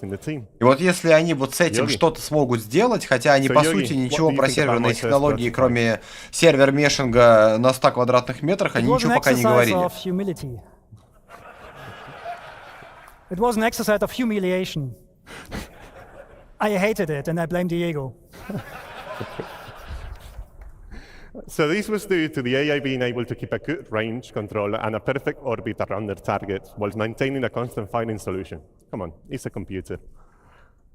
We learned a lot from our initial prototype, and it really helped us to define what we wanted to deliver. A combat experience where the AI, yet challenging, makes mistakes, just like us, humans. We want players to leave every combat encounter with a feel of satisfaction by encouraging you to keep on the move and make use of the vehicle systems available to you, so you can at least try to win the fight. Let's see how we brought this new iteration of combat to life. We broke down in multiple stages. The first one, interception. Then the main engage phase, which we broke in different tactics. Strafer, jouster, chaser, and finally, disengage. Let's switch to the demo. As you can see, Brent has encountered a skirmish. Let's talk more about Если кто не понял про поведение неписи. Перехваты, отступления и прочее. Okay, we will start with interception. After acquiring the target, the primary aim is to close the gap with the target. If the AI is already near the target, the interception phase is skipped completely. If it's too far, it will tell the AI to use the new master mode to swap into navigation mode and make use of the full speed to chase. Swapping back to SCM mode when we are in striking distance. That leads us to our second phase, engage. Here the AI selects an adequate tactic based on combat environment. These are choosing via the traits and tactic selector system. You've heard more about them in the previous talk by Francesco. So let's talk about the strafer. As this is a 6 degrees of freedom game, it's the natural combat shape adopted by pilots. We have related the same behavior to our AI, ensuring also that orbits are close. Ну, это типа камера от неписи, если что. Типа он крутится вокруг корабля, стрейфится и лупендит по Хаммерхеду. So now we see how the Hammerhead is being attacked by Hornets. Какой кораблик тот? Один из них был этот... Буканер, это Хорнет, по-моему. Средний был кораблик Гладиус. Большой это Хаммерхед. Like a skid roll attacks that provide a spider-like fly path. Jousters are also good at monitoring for backstrafers, so if they cannot get into strike distance, they will just spray. Тот маленький, ну как маленький, Катлас. Now, Brain is going to get there in a second. Кстати, маркеры более информативные стали по направлению к цели. Они наконец-то стали цветные, и они как бы ну, контрастируют со всем остальным интерфейсом, а не так, как обычно.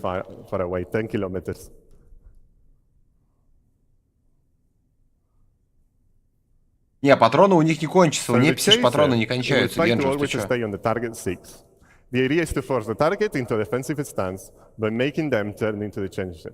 This maneuver will be seen mainly in squads and atmosphere combat. А Гладиус иначе выглядит, потому что это версия, которая нам недоступна. Depending on the combat situation, is disengaged. Это Гладиус из Very Gold стандарта. Вот Гладиус.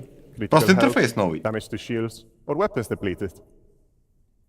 There is also a shorter version of disengage that we call pace breaks, which occurs during long periods of combat. Мне тоже на самом деле никогда такого не было, и вот опять поведение игроков взяли, скопировали, обучили непись, готово. Искры прикольные от баллистики фигачат. Да и не только от баллистики. Эх, работало бы так оно в онлайне. Но, к сожалению, не работает. The A strays that will allow AI pilots to make use of all of the ship's angular velocity, so they can keep a more precise. Крок, ты как маленький. Сначала был Item 2.0, потом Gold стандарт, скоро будет Platinum стандарт или какой-нибудь Vibranium стандарт или Squadron стандарт. We've also started to follow the same process to other ship types, like gunships and capitals. In the near future, we want to deliver experience where going against a capital ship like an Idris is a tough fight. That unless you bring the right combinations of tools, meaning ships that are equipped. Вообще, кстати, да, вот это как-то неисторично и подло, когда у неписи патроны не кончаются, ну, баллистика, а игрок выпустил пару как бы очередей, все, патроны кончились, и чё? А непись, которая за тобой летает, блин, хоть полдня будет летать, у нее патроны не кончатся. Thank you, everyone. I hope you enjoy the new AI. And back to you, Yogi.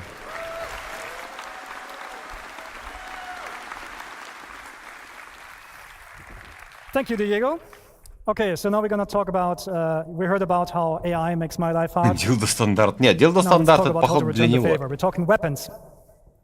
So, the weapon and aiming systems in squadrons, they went through a lot of changes. И говорит, заметьте, про сквадрон. So I will go through them relatively quickly. First thing on our to-do list is basically weapon tuning. At the moment, almost all weapons in the PU are practically the same. In Squadron, that's not the case. Almost all weapons have different properties. They have like different projectile velocities, different DPS numbers. Керк, поправка, смотри, они на этой презентации еще и денег заработали. Они же билеты продавали, мерч продавали. From like a couple of years ago, they were very powerful weapons, but they were extremely easy to use, which made them meta weapons. So we're going to bring the Cinch Cannon back. Я даже не удивлюсь, если здесь расчет на то, что вот эти презентации душные, которые не особо сильно интересные, у них там просто, чтобы мерча больше продавалось. Никит, спокойной ночи. Не, мы будем сидеть до конца, глядишь, может быть, реально приблизительную дату следующего тысячелетия релиза Сквадрона скажут. And the other weapon he has is he has 2 weapons on the wings, which are Gets cannons, size 3. With 1 push, they're actually firing 2. So we're also gonna have burst weapons, and so on. Okay, cool. So, a problem we have in space games is controlling the engagement ranges, because we want to bring the fights close. But the problem is that, well, how do I put this? Weapons usually, in order to bring them close, what the game devs usually do is they just restrict the ranges. Like in the PU, a lot of the weapons have exactly a range of 1,400 kilometers, which means often the fights occur at 1,399 meters. This is not a good way for us to control the weapons. And we tried out things like damage falloff. Не, Репа, смотря что писать. Если ты будешь постить радужку и благословлять Криса, восхвалять, то тебя в бан не отправят. We're going to do a couple of different things with that in the future. Let's see when the graph comes on. Okay, so show of hands or show. Which of you has an Ares? Okay, as an Ares pilot, you might know the following problem. You have a target. You're going to aim at it. And then you, this is, what the? Okay, I need to go back. Okay, there's actually some stuff not there anymore, I don't know. What happens when you aim with your crosshair? Не, Алгури, они могут точно сказать. Следующий CitizenCon в октябре 2024 года. Actually not aiming at the pip. The legacy system gives you a pip which does not show you where the pip. Не, остается еще все-таки небольшой шанс, что через месяц будет Пайра. Почему? Потому что в конце прошлого Intergalactic Aerospace написали, что встретимся в Пайра в следующем году. После ситкона, может быть, особо, как говорится, отмеченные бейкеры попадут на ПТУ с Пайра. И если там все более-менее вменяемо будет работать, то, возможно, может быть. Ну, либо Крис Звездобол, хотя что-то мы пытались найти эту надпись, которая была в конце ролика, что типа встретимся в Пайра в следующем году, что-то мы так ее не нашли. Size 1 weapons will fly to up to 5 or 6 kilometers before the despawn. The way how we do this, how we do this is we're adding spread. Because spread is for us is a very good indication on how to control the ranges. This is not a one-to-one relationship there, so don't worry, you won't get like spread with like 20 degrees offset or something like that. Don't worry, right? But if we compare the spread of the weapon, Dark Ambient, почему не будет? Пока бабки гребут, он будет, почему нет-то? Им же, по сути, как бы, ну, глубоко по барабану, лишь бы бабосики текли. And we're telling you that via the aiming system now. So, Brent, let's go back to the demo. Была, если бы ты что только сейчас узнал, в прошлом году же этот же Гаврик с этим же флагом сидел и рассказывал сказки. Только в этом году он делает это дольше. Генджи 2 JPEG добавили, как один JPEG, один пиксель. RSI Zevs, это Frill, по сути Frill Max, и этот Cutter Scout. Но сегодня я думал, что еще пару JPEG покажут, но что-то пока нет. Я же даже расстроился. A lot more bullets, and it just looks a lot better. Okay, Brent, just kill these guys now. Фокс пишет, слышал, что в Пайра на ПТУ пустят покупателей цифрового гудис-пака за $45. О, значит, я в этот состав не попадаю. Okay, so that was this one. Okay, a thing you might have seen is that Brent is loaded with size 3 guns on size 3 gimbals. That means we're removing the n-1 system. That the reason for that is the original intention of like controlling the performance between Нет, Лавил, вряд ли они заработают, так что ты уж это сильно не рассчитывай. So we're just removing it and keep going. So, next point, pip grouping. If you have different weapons with different projectile velocities, you will get different pips.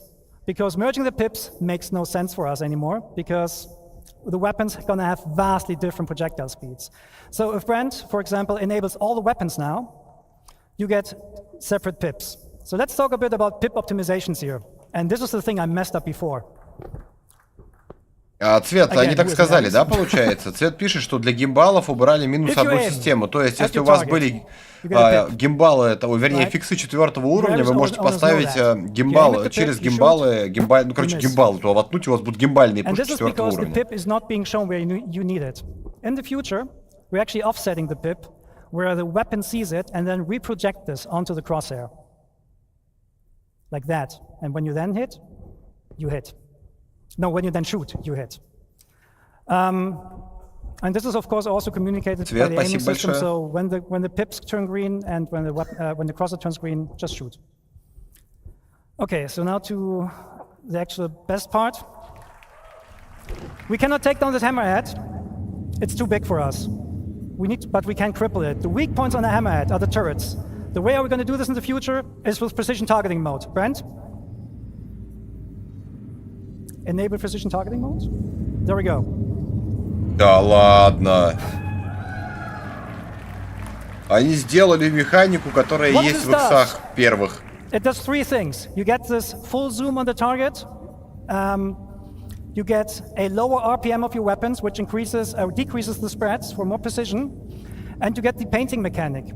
Anywhere where you put your crosshair on that ship, it will tell the gimbal system where to aim at. So if Brent now attacks the turrets, не, ну прикольно, они вернули обратно выделение отдельных модулей корабля, по которым можно спокойно фигачить.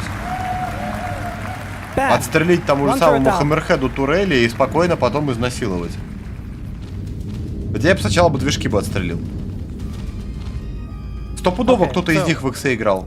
This hammerhead now understood that it's not good, it doesn't stand a chance right now, but this will be the way how you еще вопрос, а можно ли по двигателям стрелять? Fight against sub-targets and so on. The good thing about this, it also works even without painting the target directly, so you can do very, very precise warning shots. Александр, он издалека, как говорится, приблизил цель, выделил турели и ёкнул. Sorry, I need to rush this a little bit because I messed up stuff before. And we're going to look at Pyro 3. Okay, Brent, switch to nav mode and bring us down to that landing spot. Новую карту покажут опять. So Pyro 3 is also called Bloom. It's a very big planet with a nice atmosphere. Или не покажут. And oh, something wrong with throttle. А что, сейчас опять работает? Был момент, когда даже не работало. Try to go down as fast as possible, though.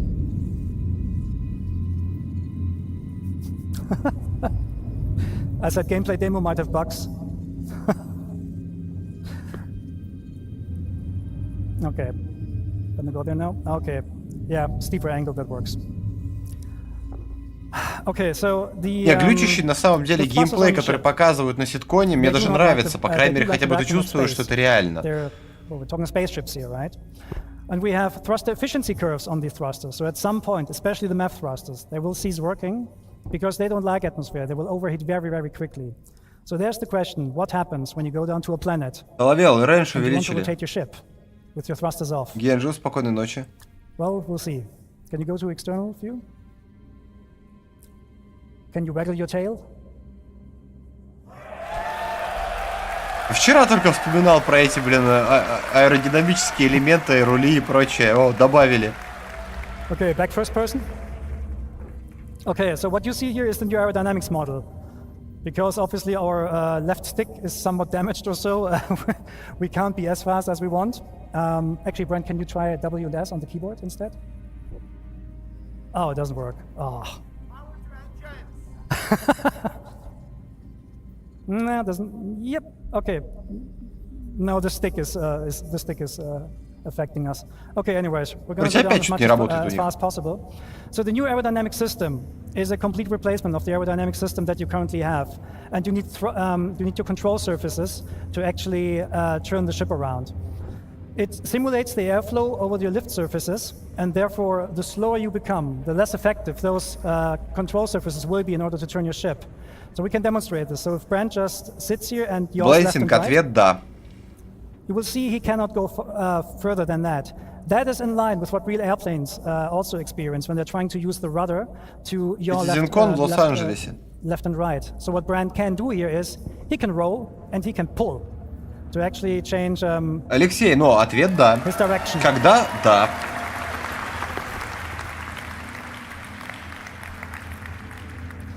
Okay, so just for this demo, we added a button. Юра, не будет 30К, они сказали, что это не онлайн, это сингл. At the moment in the PU, when you go through a planet, you're using the thrusters to rotate. We're not doing that anymore. So Brent, disconnect the thrusters, please, and put the ship into a purposeful stall. A stall happens when the airflow over a wing ceases, or over a lift surface ceases. And then at some point you will not have any authority anymore, and your ship will not turn and so on, and you will basically fall out of the sky. That is naturally a state that every plane. Евгений, они медленно залетали, поэтому его и не было. Right here. Brent is not able to use the control surfaces right now because the ship is in a process of stalling. However, the airflow will pull the nose back into the wind, and once you have enough speed, he can actually, well, he gets authority back over these control surfaces. Не, ну прикольно, вроде как бы, ну, ничего так работает система. Вопрос только как бы, ну, да, наверное. That means for you as players, what you can actually do, you can do aerobraking, you can do pure gliding if you want to. То есть можно плюхаться на большом корыте и использовать торможение об воздух. А можно, в принципе, на корабле а-ля Гладиус попытаться вырубить движки в атмосфере где-нибудь высоко и попробовать приземлиться куда-нибудь, как самолет. Только колес не крутится. But don't worry, when we don't have the thrusters disconnected, IFCS will help you. So you're gonna. То есть, как бы, ну, реально теперь будет разница между тем, на кирпиче ты летишь, или ты летишь на каком-нибудь аэродинамическом корыте. То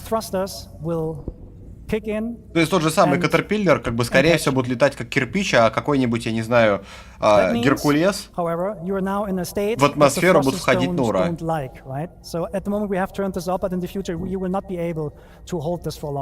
Dark Ambient, ну, блин, ты же понимаешь, что это CitizenCon, а это выборы, это другое. The wind flow again pulls the ship over, and you go forward again.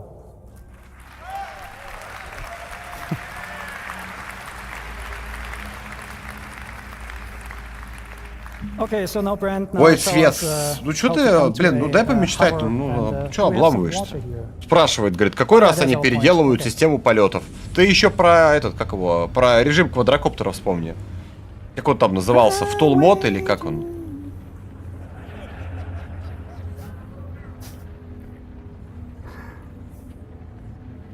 Okay, so there's our landing point. Не, Крок, тебе это приснилось. Они про это рассказывали, но, по-моему, так и не ввели. А тут, видишь, теперь показывают опять. So we're trying to land somewhere here.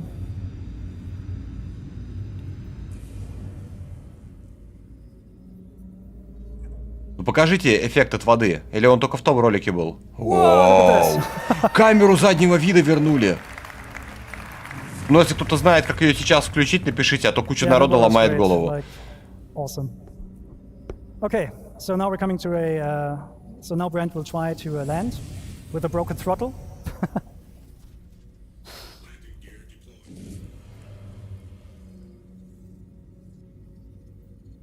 Ты ловил того, как кирпичи будут заходить? Это же МСР. And yeah, he's aided a little bit here by the landing gear. So he has landing gear out, I think. Because that automatically enables precision mode at the moment, so that you're a little bit slower, but you can of course like turn this off as a player. Крок, когда вводили этот Лорвель, была камера заднего вида. Is decoupled because you can just like very smoothly land it on the surface. And clunk. And now you're gonna power down the ship using the new interactions. Вот не нравится мне вот это вот, когда нельзя вот кнопочкой жмякнуть на клавиатуре. Ну, блин, иммерсивно, да, но неудобно же. Хотя не, Power Off, там U подсказка была, значит, можно из клавы.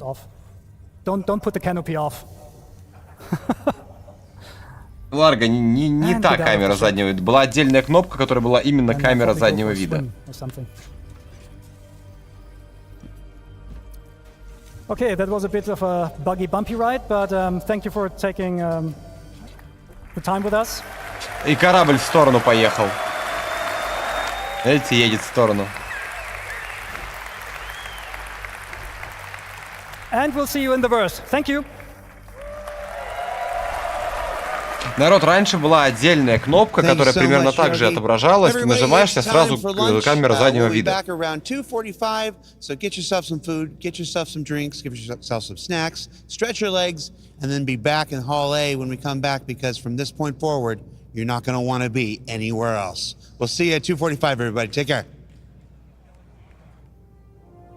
Нет, Александр, там было все то же самое, что и сейчас, но на клавиатуре была отдельная кнопка, вроде бы Z, я не помню.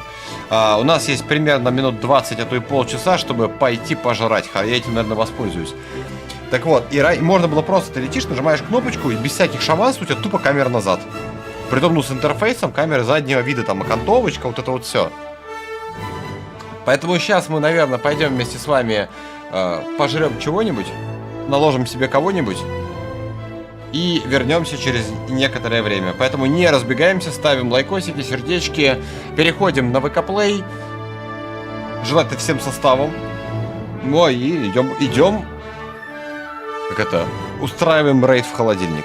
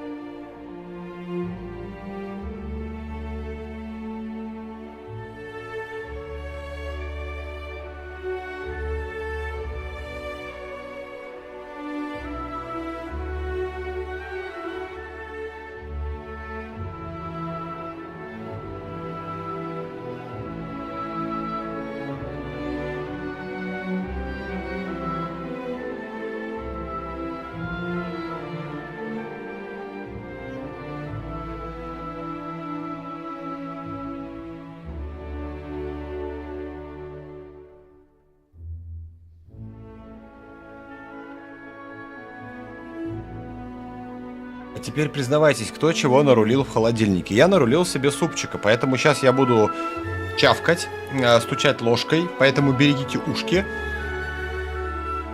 И давайте заодно сразу обсудим то, что мы узнали за почти 4 часа. Я единственное, что понял, что волосы у нас сунь. Они будут совсем сунь в 4-м квартале этого года, как и прочая кастомизация, которая вроде как будет. Все остальное нам не показали. Какие можно сделать выводы? Ну, либо нам действительно должны назвать какие-то сроки сквадрона в конце, потому что как бы это в первую очередь все важно для сквадрона, либо я что-то опять ничего не понимаю. Раудмир, спасибо. Да-да, Крок, у меня сейчас будет АСМР чавканье. У Фокса гороховый супчик, у Збыша чай с сушками. Я вчера просто печеньки, во время стрима печеньки хавал, поэтому как-то, ну, есть не хотелось. А тут что-то печеньки-то кончились вчера, и вот супчик. У меня куриный супчик со звездочками. АСМР чавканье. Кайф. Но зрителей, по-моему, меньше, чем вчера. Или мне кажется.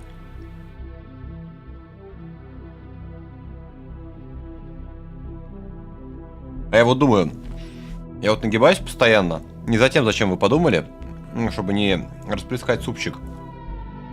Я микрофон задену наушниками.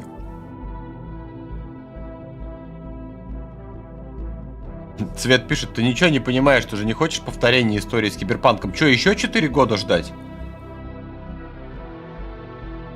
От Фокса АСМР? Фокс, народ требует АСМР от тебя.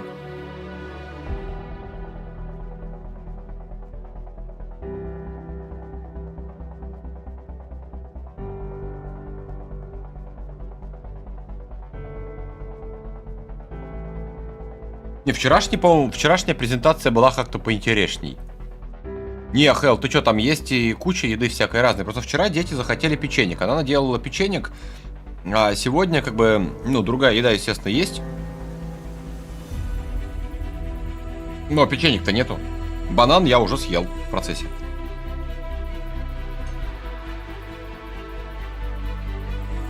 Вчера хотя бы как-то, ну, не знаю, помечтать дали. Чуть-чуть. Каяблик показали. Хотя, что у нас по программе? У нас по программе после... Да, что-то час у них будет перерыв, что ли?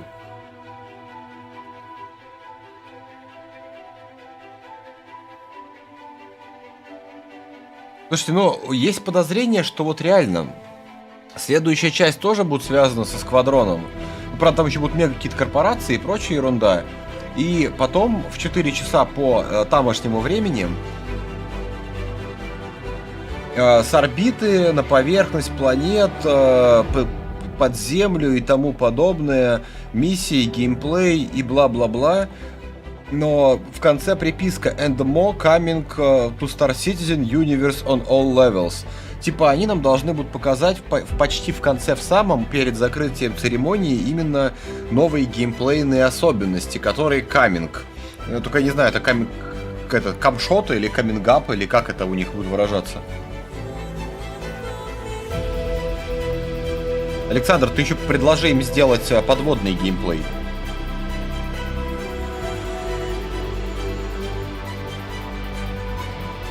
Данкила, почему по ночам-то у меня-то, по сути, день?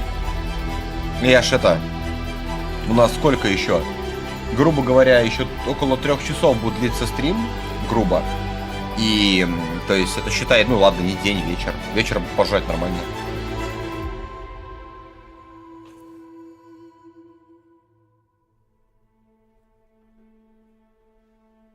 Не, Хелл, печеньки это был спецзаказ детей, а я просто туда вторгся. Я, пожалуй, сегодня не буду, ладно, Star Citizen запускать, а то там, после того, что показали, смотреть опять на эти баги и рассинхроны, я что-то пока не готов.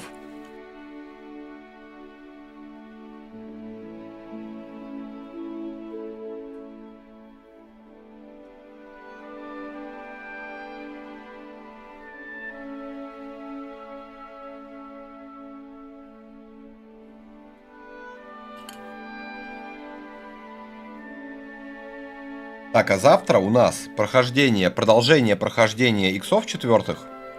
В теории мы должны за завтра, наверное, его добить. А потом у нас послезавтра из внеспискового будет Cities Skyline 2. Он же как раз послезавтра, если я правильно, уже завтра, получается, выходит.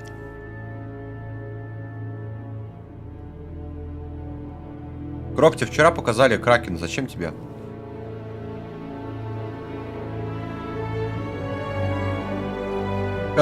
Пишет кратко. Зевс, волосатики, чутка физики и весь ситкон. Не, подожди, еще чутка мешинга.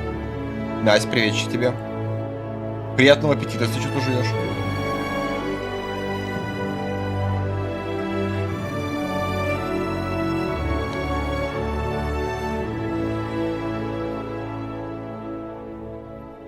Мне главное не проспать завтра. Мне завтра детей в поликлинику везти. А то меня все одновременно прибьют, а потом я сам себя еще прибью, потому что у меня дети болели что-то 1,5 месяца. Такое чувство, что, я не знаю, что подцепили, но все переболели. Есть даже подозрение, что у нас ковидла была очередная. Потому что и я, и жена, и всем было хреново. И вот вроде как все нормализовались. Завтра я отвезу в поликлинику. Если выпишу, то наконец-то дети пойдут в школу, в сад. И я наконец-то смогу нормально поспать. Я сразу теперь уже на выписку, надеюсь. Не, ну может быть, конечно, придется еще пару анализов сдать.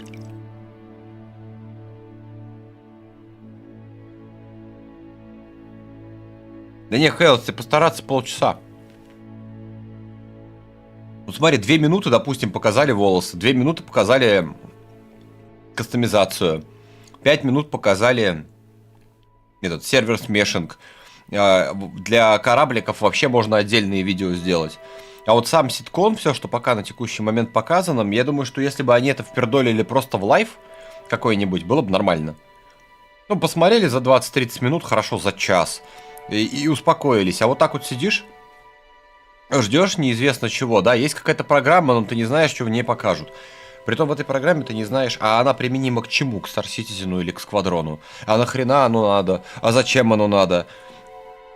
А когда? Да. Хоть музыка есть.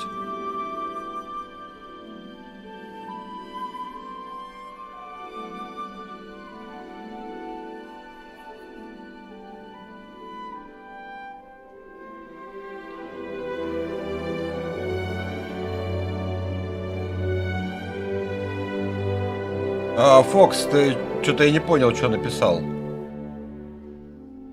Бенуа Бассижур подтвердил тому же французскому интервьюеру, что статическая серверная сеть будет внедрена в ПУ в течение 12 месяцев. 12 месяцев откуда? От сегодня или от Рождества Христова?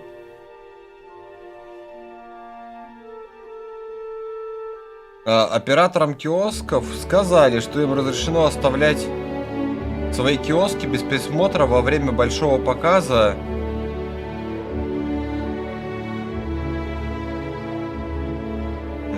Так. Чего не было до конца выходных, наводит на мысль о важном открытии сегодня вечером. О дата выхода Сквадрона не может быть и речи. Там Фокс спамит в этот.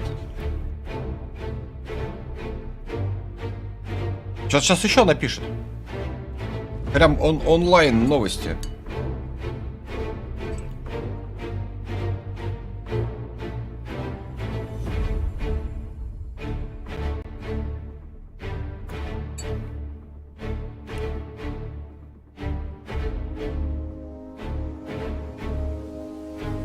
Крок, в начале где-то ищи. Там в начале где-то был твой любимый Кракен. Пишет, говорит, не, на этом все. Фокс, тебе надо было это в чат писать, символов бы хватило.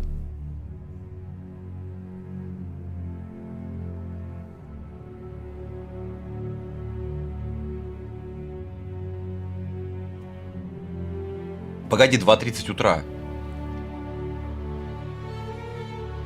У них авторпати начинается в 7 вечера. У них в 4:45 по тамошнему времени дня Закрывается церемония. Какие 2 часа ночи? Может быть 2:30 по PM? 2:30 АМ так тоже не подходит. Если только пьяный после авторпати в баре где-нибудь.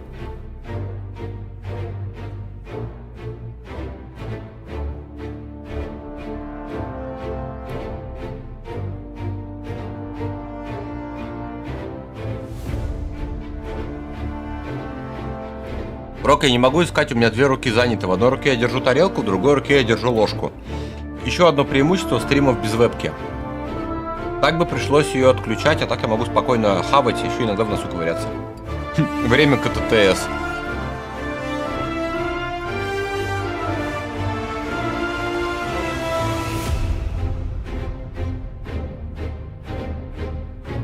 Кажется, только что было АСМР бульканье, да?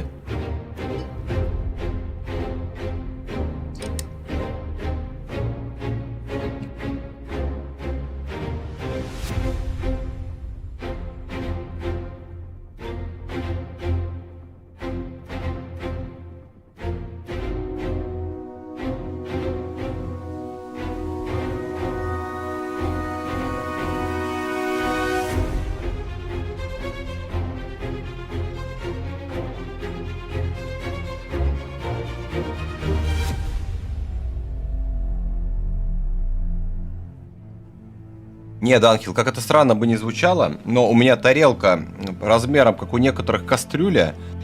Кушаю я много, но я не толстый. Видимо, все-таки походы негативно действуют на мое ожирение. Только я последний раз взвешивался, у меня вес 76 килограмм.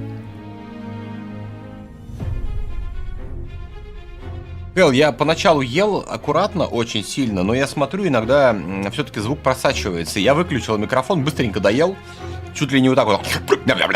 Все. Так, чем мы пока займемся? У нас пока идет титкон. Надо чем-то заняться. Чем можем мы заняться, пока идет титкон? Быстро так.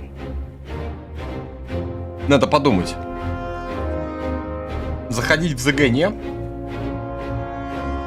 Обсуждать Геркулеса и этого тоже не. Ну единственное, что я могу спросить еще раз, да, если кто-то себе... Не задыхай-ка, Саныч, это чревато, ситкон кончится, а мы там только очухаемся. Если кто-то купил себе Кутер Скаут, напишите, пожалуйста, какие у него пушки, потому что, судя по информации, которая указана на сайте robertspaceindustries.com, у него должны быть 2 пушки гимбальные. Но Фокс говорит, он видел его на ПТУ, его гимбальных пушек не было. Если кто-то думает, что стример совсем дурной и путает приятное с бесполезным, то идем вот сюда, да, вот кутер новый, да, вот тут у него вот есть ракетки позлее, чем у обычного. Разница с обычным 5 баксов. Есть радар, ракетки, и вот здесь написано, я сейчас опять дважды покажу, Weapon 2S2. Кто-то скажет, ну так убери гимбалы, поставь фиксы, будет 2S2. Нажимаем вот сюда, и вот здесь написано 2S2 гимбал.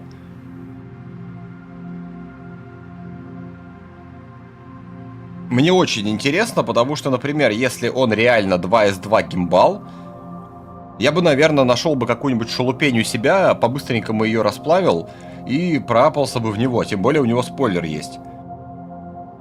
Но по факту я ни хрена не понимаю, что у него с пухами. Потому что единственное у меня, как говорится, докопка до катера, это то, что у него отвратительные 2 пушки первого размера. Снимать фиксы, ставить... Не, понятно, что... Так может они вот какие сволочи хитрые. Может они в будущем уберут вот эту вот гимбальную фигню, и типа сюда можно будет просто гимбалы повесить, и будет 2S2 гимбал. Тогда как бы нет смысла апаться в него. Ради чего? Тарелки на крыше и спойлера за 5 баксов. Короче, вообще пока непонятно.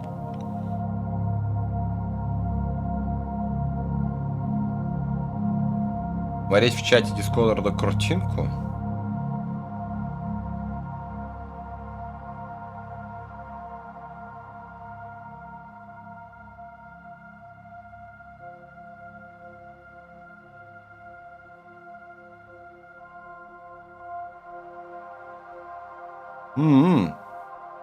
Так, погодите. 6:30, да? Ща, погодите. Сейчас что-то скажу. Фокс, спасибо тебе большое.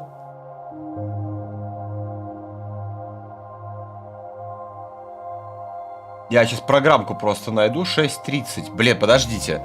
Фокс, проблема небольшая возникает. Смотри. Если мы говорим про 6:30,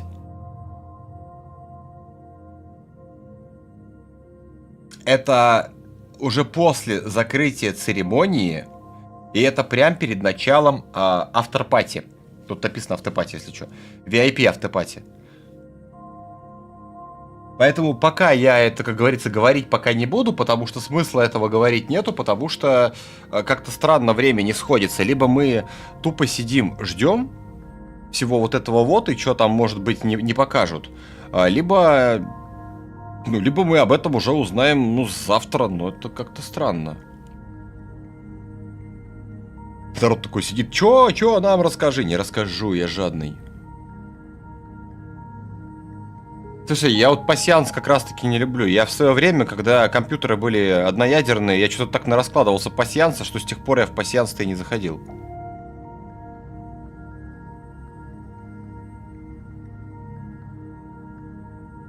Не, в минера мы уже тоже играли.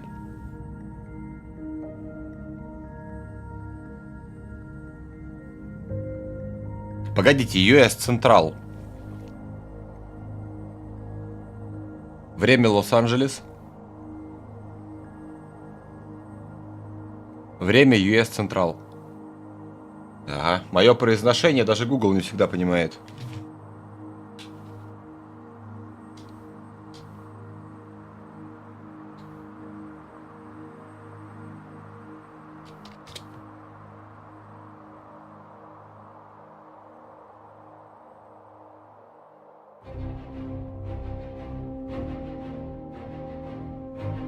Бля, я не знаю в американском времени ничего.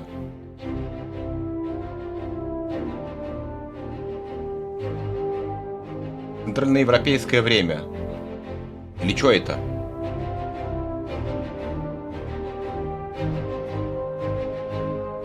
Включаем Oxygen и встречаем рассвет и пропускаем остатки этого CitizenCon. Не-не-не, Андрюх, привет тебе.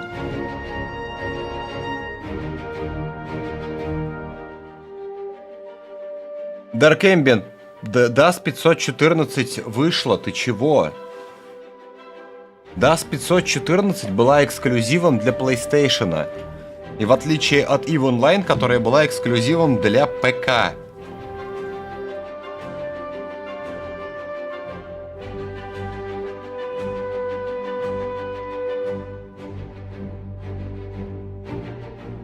Короче, в течение года у нас будет сервер мешинг. А вот что будет в 6:30? Блять, что за Ади тайм? Нет, Лавера, то, что в Лос-Анджелесе сейчас 2 часа дня, я понял. Я не могу понять другое, что за Ади тайм? Адидас, что ли?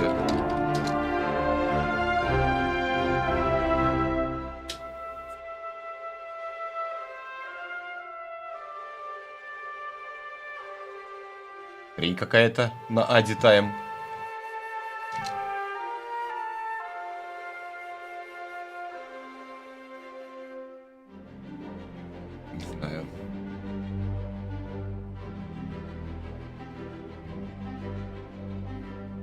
Фокс вносит еще одну информацию. Примерно через 2 часа будет кое-что объявлено. Так вот, кое-что через 2 часа, это у нас получается как раз-таки...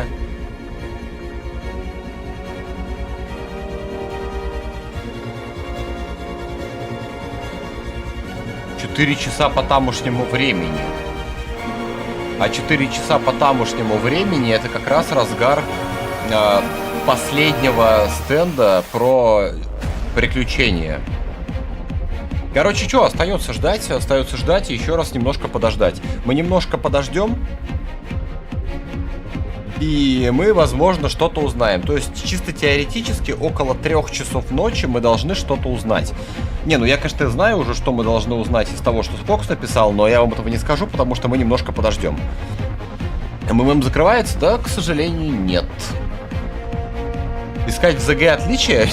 Хейл, подожди, мы вчера это делали, не прокатило. Единственное, что я думаю, может быть, сходить до холодильника и еще что-нибудь нахватить. Ну, что-то как-то провалился, надо бы чем-нибудь полирнуть, мне кажется.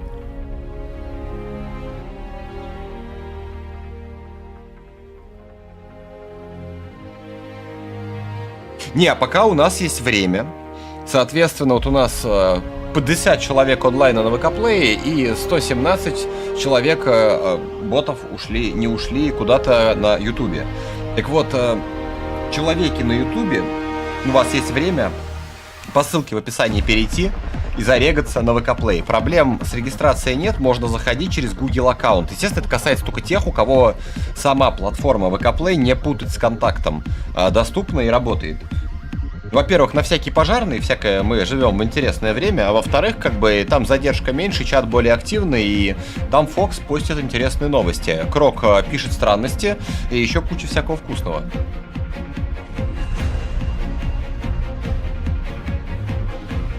Нет, вообще по-хорошему, да, чтобы народ, ну я так предполагаю, не я же один такой, правильно, которым не нравится то, что сейчас нам показывают, чтобы народ как-то в конце ему дать вау-эффект и стимулировать донатить, правильно же? Надо что-то дать. Вопрос что, да, и когда. И иначе просто народ на Intergalactic Aerospace ничего не купит. А Intergalactic Aerospace это все-таки основной доход цигов.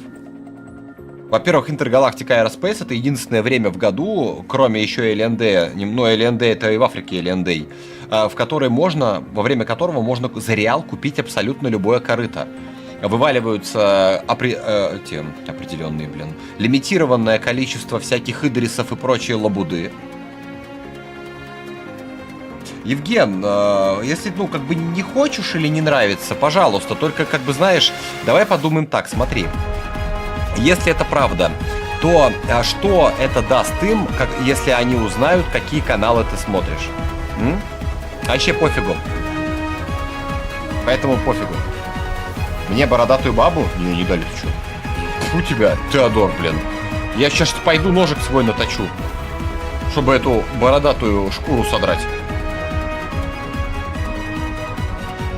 Я, помнится, года 4 назад реально упарывался и точил ножи постоянно, чтобы можно было бриться. Вот, то есть сядешь, берешь водные камни, 3000, по-моему, или 6000 у меня максимум. Ну, короче, будем считать, что 3. 3000 гридности, максимальная гридность. Подождите, у меня жена зашла, и она от меня что-то хочет. Она может мне пиздить.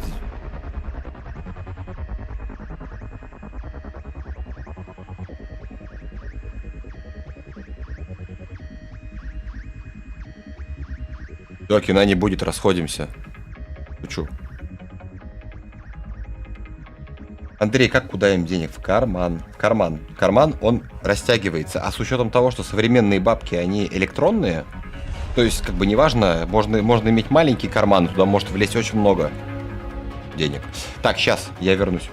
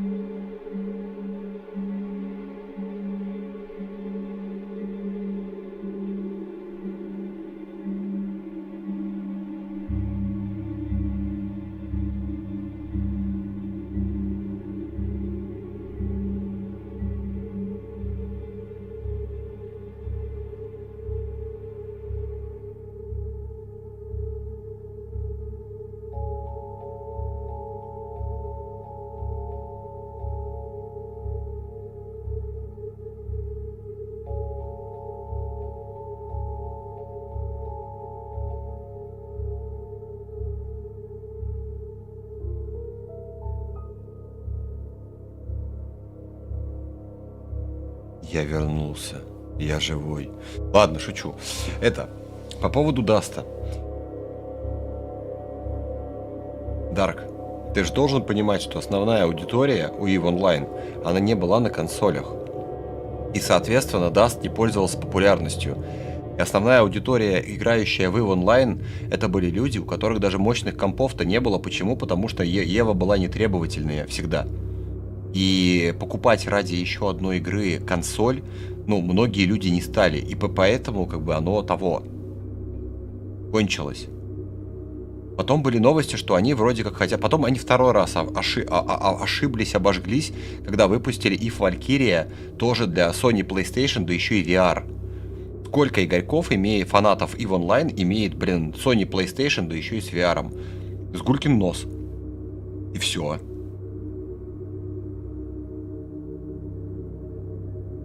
Жена спрашивает, ты зачем весь суп съел? Нет, я не весь суп съел. Так что... Если CCP опять обожгутся и сделают чего-то, что несовместимо со своим комьюнити, конечно, с одной стороны, да, это попытка привлечь новое комьюнити, новых игроков, но оно не всегда работает так, как хочется.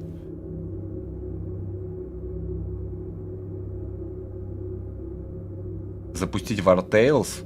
Так, Рок, сейчас запускать какую-то игру длинную смысла никакого нет, потому что вот только запустим и начнется. Фокс, погоди ты поднять цену, они же вообще ее убрали. Сейчас же нельзя купить сквадрон. Скорее всего, они действительно скажут опять какие-то сроки и обозначат новый ценник. Как раз сейчас люди, которые сидят и думают, что же будет в конце, для них это будет, ну, реально вот, ну, если они сейчас скажут, что сквадрон выходит там конкретно уже все, там, не знаю, в середине следующего года, ну, я обрадуюсь. Я, конечно, не до конца этому поверю, потому что я еще помню 19-й год и первый перенос, и второй КТТС, но это была бы хотя бы какая-то позитивная новость. У меня нету GTA. Я только вчера вот Ларку скачал, волосы посмотреть, Ларку 13-го года.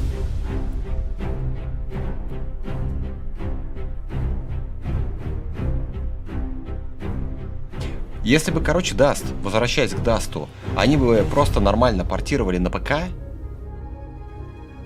это было бы офигенно. И многие бы люди, которые, вот в том числе и я, которые играли в EVE Online постоянно, мы бы отдыхали в Dust'е. То есть от этой вот ерунды, при этом мы бы в Dust'е могли бы взаимодействовать, ну, как это и было, работало, с теми, кто играет в Еву. Там же были орбитальные бомбардировки, еще всякая ерунда.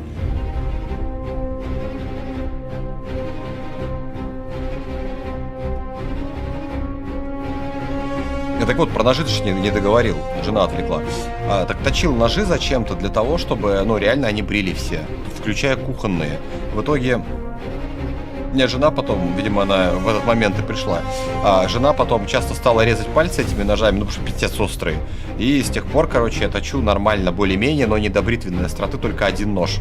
Все остальные постольку-поскольку, потому что жена ругается. Потом я еще... долгое время упарывался, точил свои походные ножи так. В итоге, короче, тоже забил болтяру.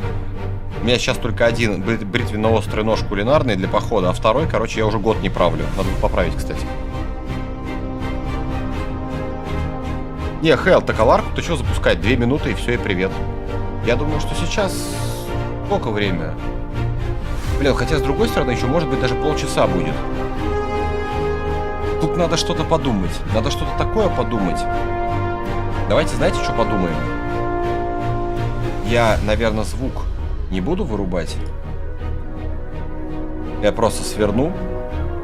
Смотрите, сейчас будет небольшой анонс, который пройдет на, скорее всего, на следующей неделе. Не на этой, которая уже наступила, а на следующей. Но он сейчас загрузится. Шапки в ЗГ искать? Ну давай тогда сейчас анонсик сделаю небольшой и пойдем шапки в ЗГ искать.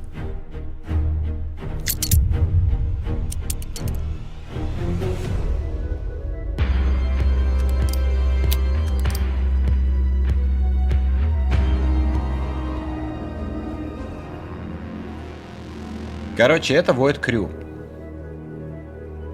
Я, помню, даже ни разу не запускал.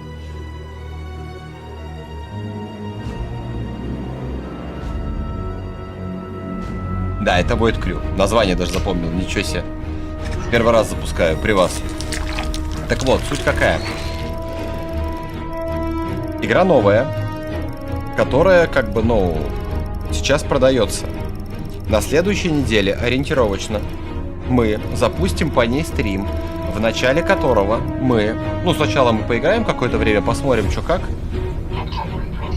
Что вообще происходит? Интересно, тут русский есть? Вот, мы в чате... 303, спасибо тебе за продление подписки, спасибо огромное. Так вот, мы в чате разыграем 3 ключа для этой игры.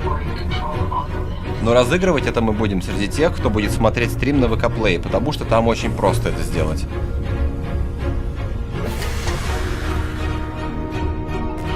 Вот такая вот странная игра, я сам ее не играл, запускаю первый раз.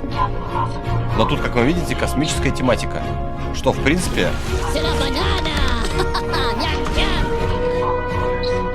Александр, спасибо тебе большое, спасибо за поддержку. В общем, короче, вы поняли, да? На следующей неделе среди тех, кто разыграет, будет смотреть стрим на ВК-плей, мы разыграем эту игру, и она кооперативная. То есть мы с вами сможем в нее сразу же порубиться. Я даже сейчас исследовать на самом деле не буду. Я ни графику, ничего не настраивал. Я не знаю, что она от меня хочет.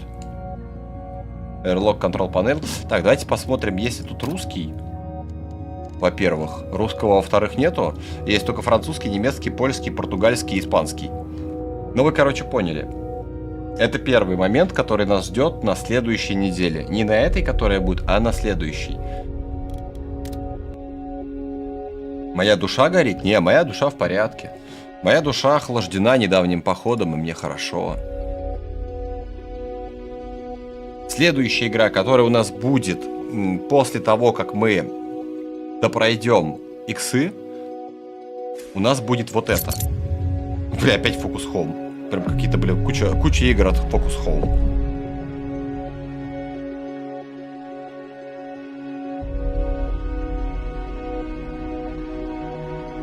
Тут, кажется, название спалилось, да?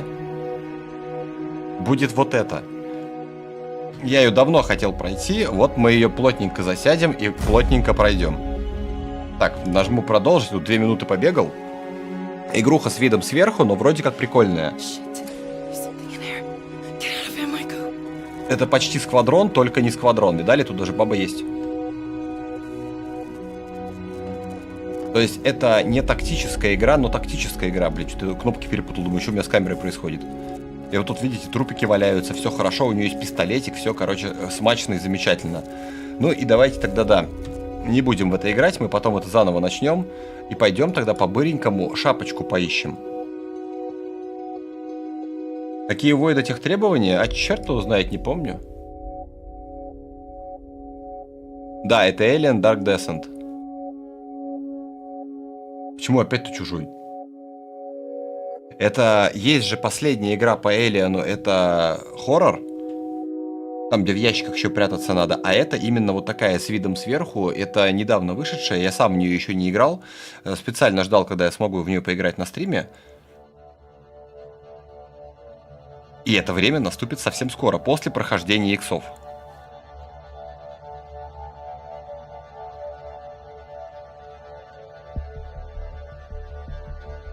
Збыш пишет, в той игре баба не то, что есть, она ГГ по факту, и она будет спасать всех в очередной раз. Ну а как же по-другому?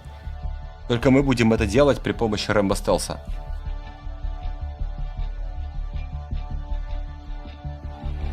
Поехали, попробуем шапку найти. Хотя бы одну.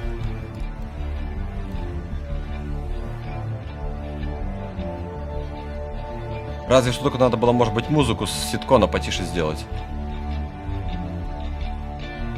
Не, Ермунганда, мы же прошли все сюжетки, а сейчас проходим Боронскую исключительно на боронских корытах. И станции, если что, мы будем ставить тоже боронские. Я там подготовился, бабки есть, все есть.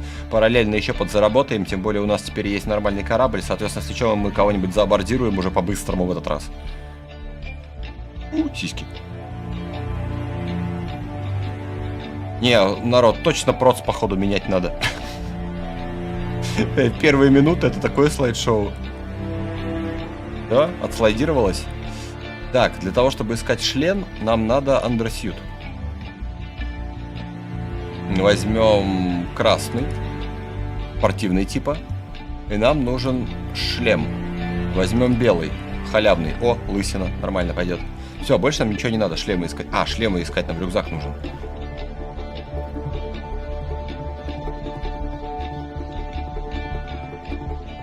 Возьмем маленький рюкзак, вот такой. А, на андерсьют рюкзак не одевается, сорян, забыл. Все, напялился? Напялился.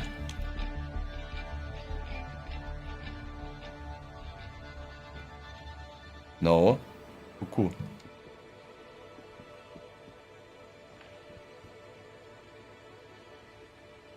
Витас, ты про что? Я тебя не понимаю. Мы не на одной волне, по ходу дела. Не, Хейл, я если это, то 5800X 3D буду. 5, 7, 9, короче, 7-ю серию, ну, дорого менять. Это все менять надо. Поэтому я так, максимально бюджетненько.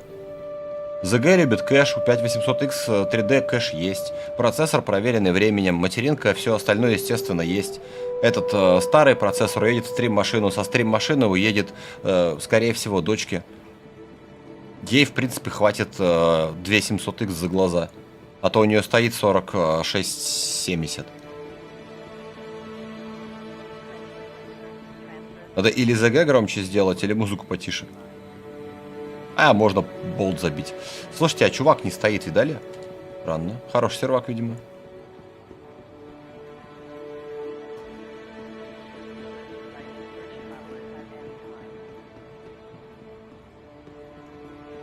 Не, Юра, может быть она есть. Я знаю, что раньше она была. Просто они кнопки-то меняли. Поэтому, может быть, она есть. Просто надо зарыться в настройки и найти ее. Хейл, не, почему этого немало? Просто смотри, 7-я серия процессоров это, во-первых, полная смена платформы. Это материнка, это оперативка, это процессор. По деньгам это выйдет значительно больше, чем просто поменять 5800X на 5800X 3D. И уже на ближайшие 5 лет, наверное, забыть про это. А потом уже менять на следующее поколение когда-нибудь. На сегодняшний день, на самом деле, мне по факту моего процессора-то хватает. ЗГ просто любит 3D кэш. Тарков любит 3D кэш. Еще куча игр любит 3D кэш.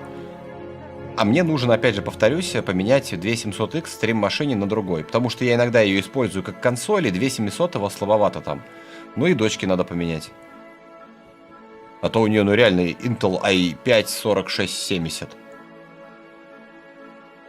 А она еще и в Ark играет.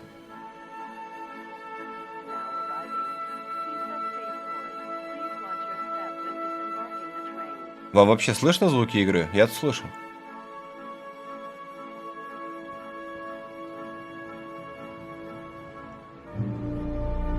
Технологии.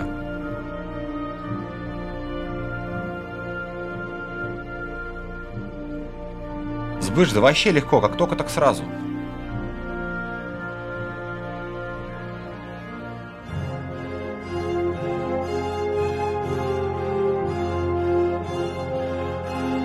Не, давайте я просто потише сделаю ситкон.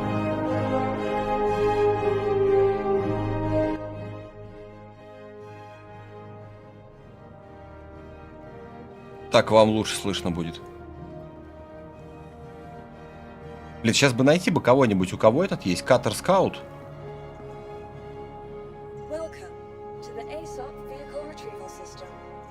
Так, спирита мы уже раздолбали. Пофигу, пускай будет спирит. Я, блин, ждать. Султанов, привет тебе. Ладно, 2 минуты подождем.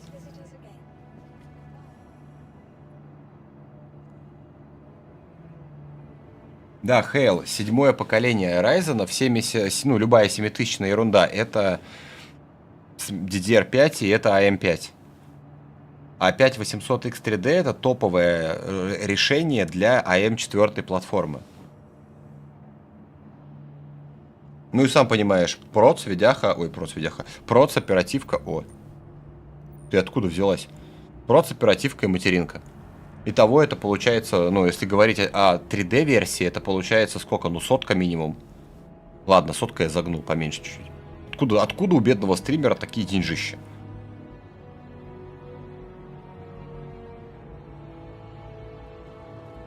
Ну, игру, наверное, чуть-чуть погромче. Тут ничего не происходит, поэтому как бы это...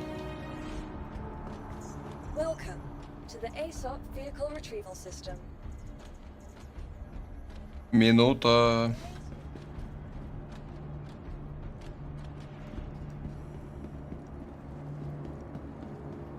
Мне кажется, ли в патче 3.21 типоза стало больше? Раньше они просто хоть стояли, а теперь в типозе постоянно. Крок, вот здесь кракен стоит, если что.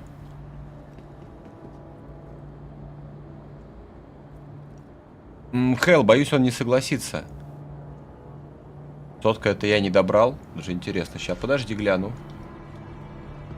Берем пофигу какой-нибудь маркетплейс.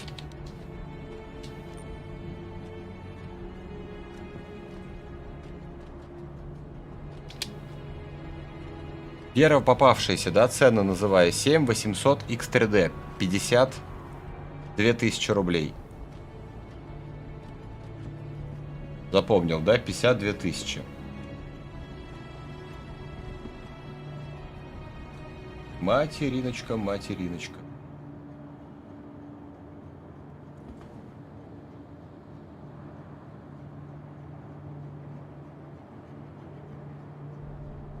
Что-то я тут в сортировке запутался.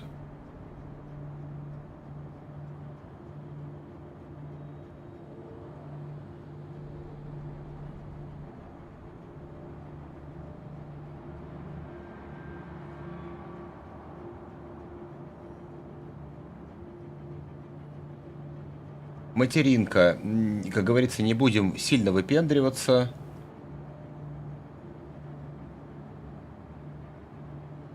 Пятнаха. Ну, плюс-минус. Понятно, что есть и круче, есть и это. Ну, пятнаха. 52 плюс 15. Сотка легко. И оперативка еще, ну, десятка. То есть, что там, 52 плюс 15, 67. Ну, вы поняли. Не, Хейл, 7950 X3D не нужен вообще. Вообще не нужен. А, у Крока, говорит, скаут есть. Крок, ишь ты, пошли, скаут смотреть. Фига меня какой-то крокодил, прикиньте, заманивает в лифт. А, ну Крок умный, он здесь ездит.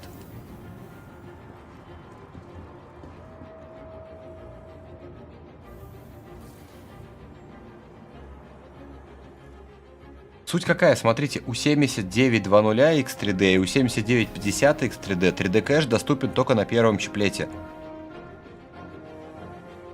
Крок еще и скин прикупил. Это первого размера пушки.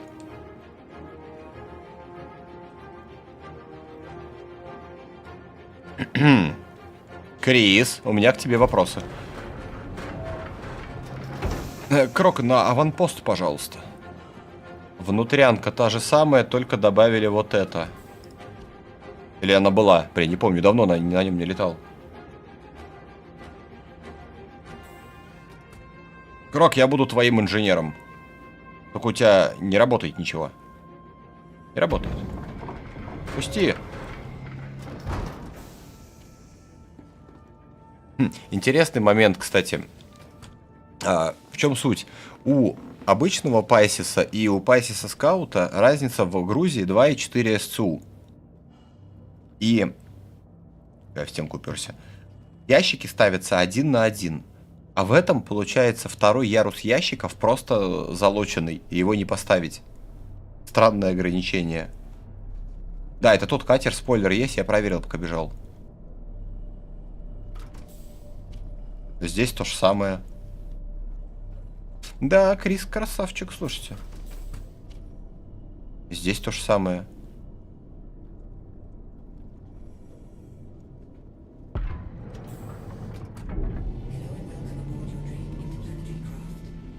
Так, а табуретка-то есть присесть?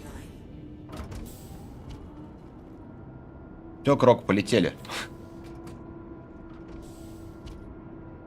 Корабль не переключится, что ли? Печалька. А, погоди, если я встану за инженерную станцию, может, я смогу переключиться на корабль? Что-то музыка затихла. Ой, это дверь.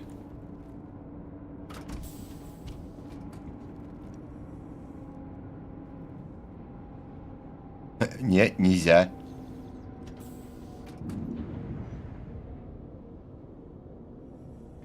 Душекрока или удава, ты определись. Это мы никуда не летим. Меня похищают крокодилы. О. Не работает. Но Крис красавчик, слушайте, реально ограничил на программном уровне установку 2 ящиков. А после этого он добавил спойлер, тарелку и плюс 5 баксов. Неплохо. Очень неплохо.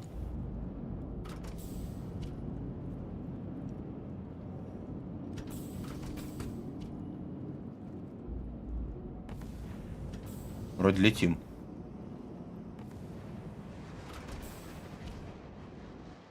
Да не переключается, пофиксили, раньше можно было. А, если только в кровать лечь, кстати, еще один вариант.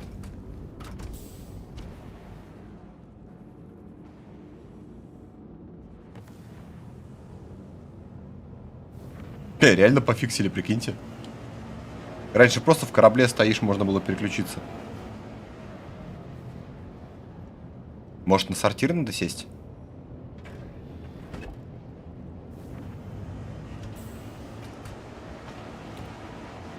Блин, нельзя. А в Торопине работает? В Торопине раньше работал.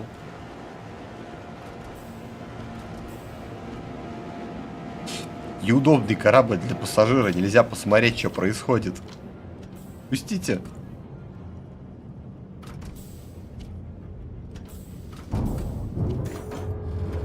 Что происходит?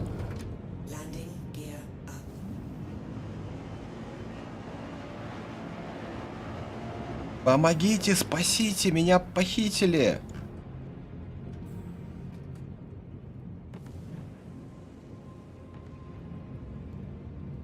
Че и затонировал, а? И может вправду лечь попробовать? Нет.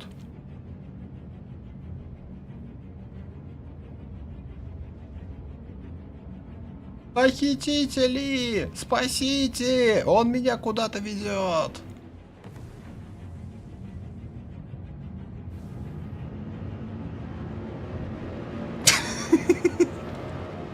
Крок понежнее, не дрова везешь.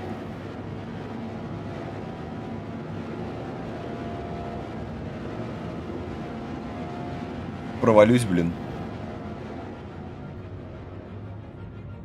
Там это...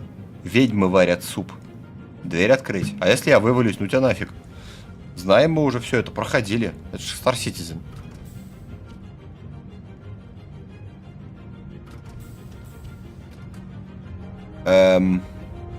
Это плохо кончится, пати. Disbanded. Он меня выкинул из пати для того, чтобы я не мог украсть корабль. И уронил меня опять. Не, Хелл, я аниме не люблю. Я очень сильно не люблю аниме. Нет, как бы, безусловно, я могу попробовать, но это просто будет, ну, выкинутые зря деньги. Да и сам подумай, моя аудитория, в основном, мне кажется, тоже не фанаты аниме. И следующий аук у нас будет после 10 числа. Мы вот так вот сделаем. А, вот они что, они сговорились. Они, это группа по предварительному, это УПГ, короче, смотрите, Крок, Фокс, Лиса и Крокодил, и Трещина. Как это из корабля не вывалишься? Вывалишься, он даже встать не могу. Видишь, меня пригвоздило к полу. Ой, встал.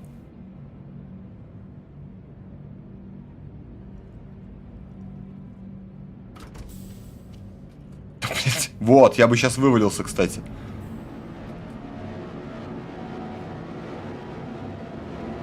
И Фокс преследует.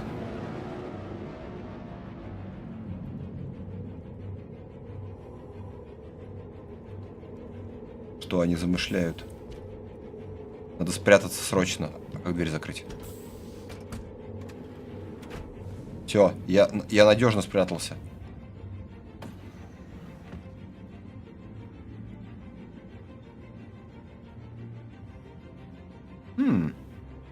Средства от радиации. Да ёпты, меня в сортире уронили.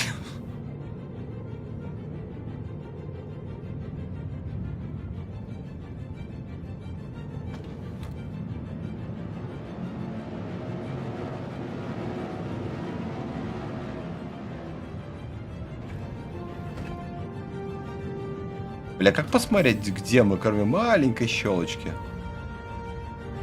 Топля.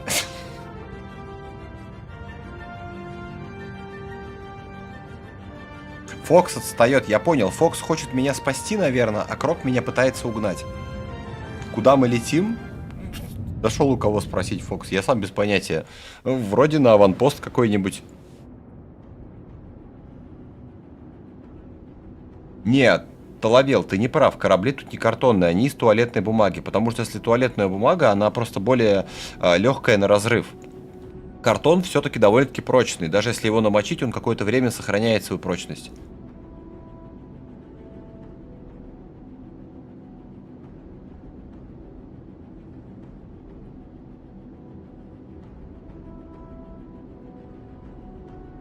Чё-то это, 5800 X3D подорожали, жопушники. Вроде выходные были, курс не скакал, чё они, закинули цены.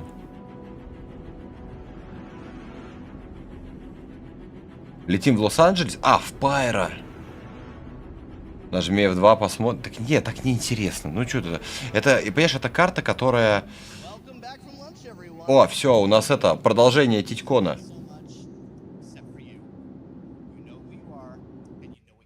Мы должны это видеть. Крок, спасибо за приключение, но... Это не то. Это вот это. Смотрите, что показывают. Watching the show, whether you guys have been here on the community booth floor, whether you guys have been in the theater, it's been nothing but amazing smiles. Интересно, это группа поддержки, чья-то жена или Джаред прошел, или это был не Джаред?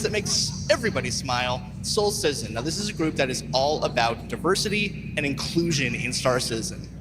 You know, gamers. Maybe not the most polite ну нахер, я пошел. So we want to have an org where diversity and inclusion is forefront in their mission statement, and no one does it better than Soul Citizen. These guys are phenomenal. We got my man Griff here. Griff, how is it going? How are you, man? Doing good. Awesome, man. It's so good to see you guys.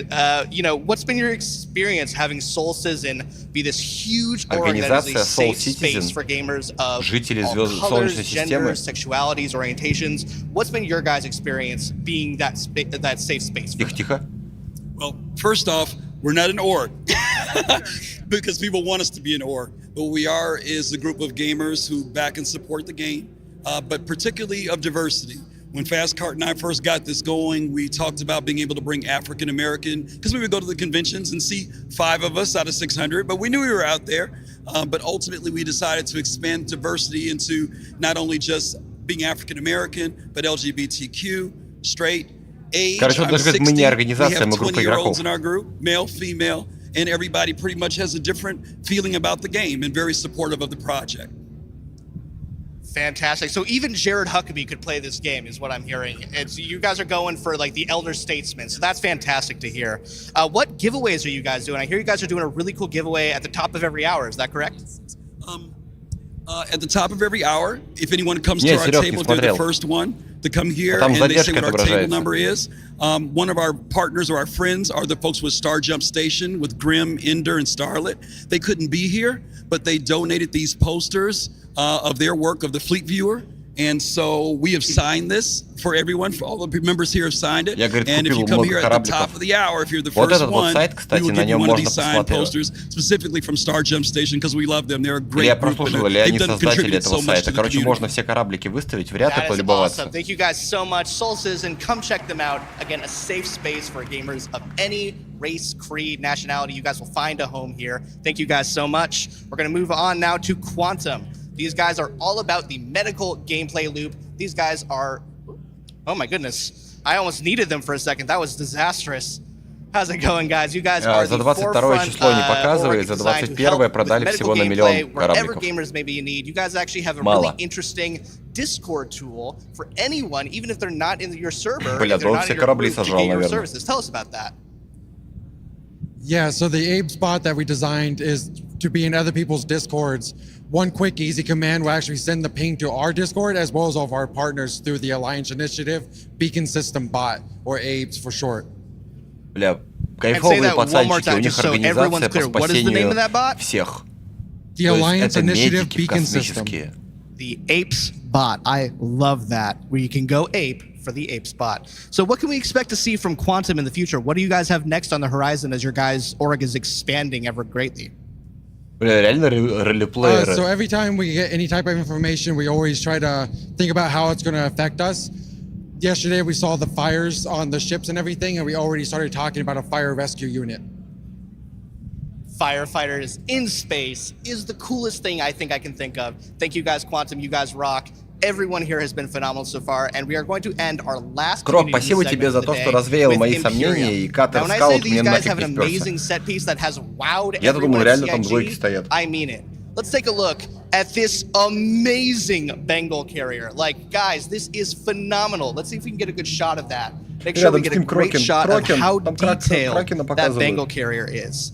It is sleek. It is sexy. God, I just want it for myself. So, man, that is just so cool. So with me are some Imperium guys. What's up, guys? So, you know, let's say a young, charismatic host named Schman, for example, wanted to steal that Bengal carrier. Where exactly is it going?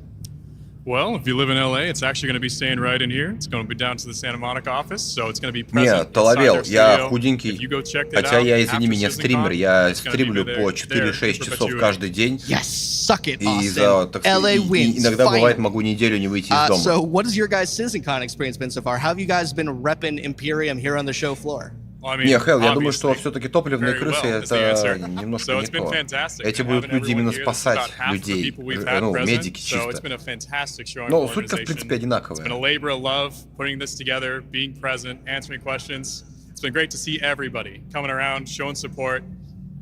Чувак такой почти из-под тишка снимает все это. Build this throughout the past 2 days, and to see it finished finally.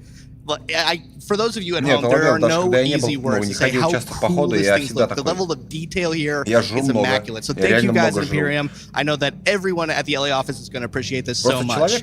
All right, we're going to toss it back to Jared momentarily. Thank you guys again so much for checking out the community booth. We'll see you guys back here again. Мне нравится Stay готовить, safe я and see you in могу the там verse. много чего приготовить из-за этого, опять же.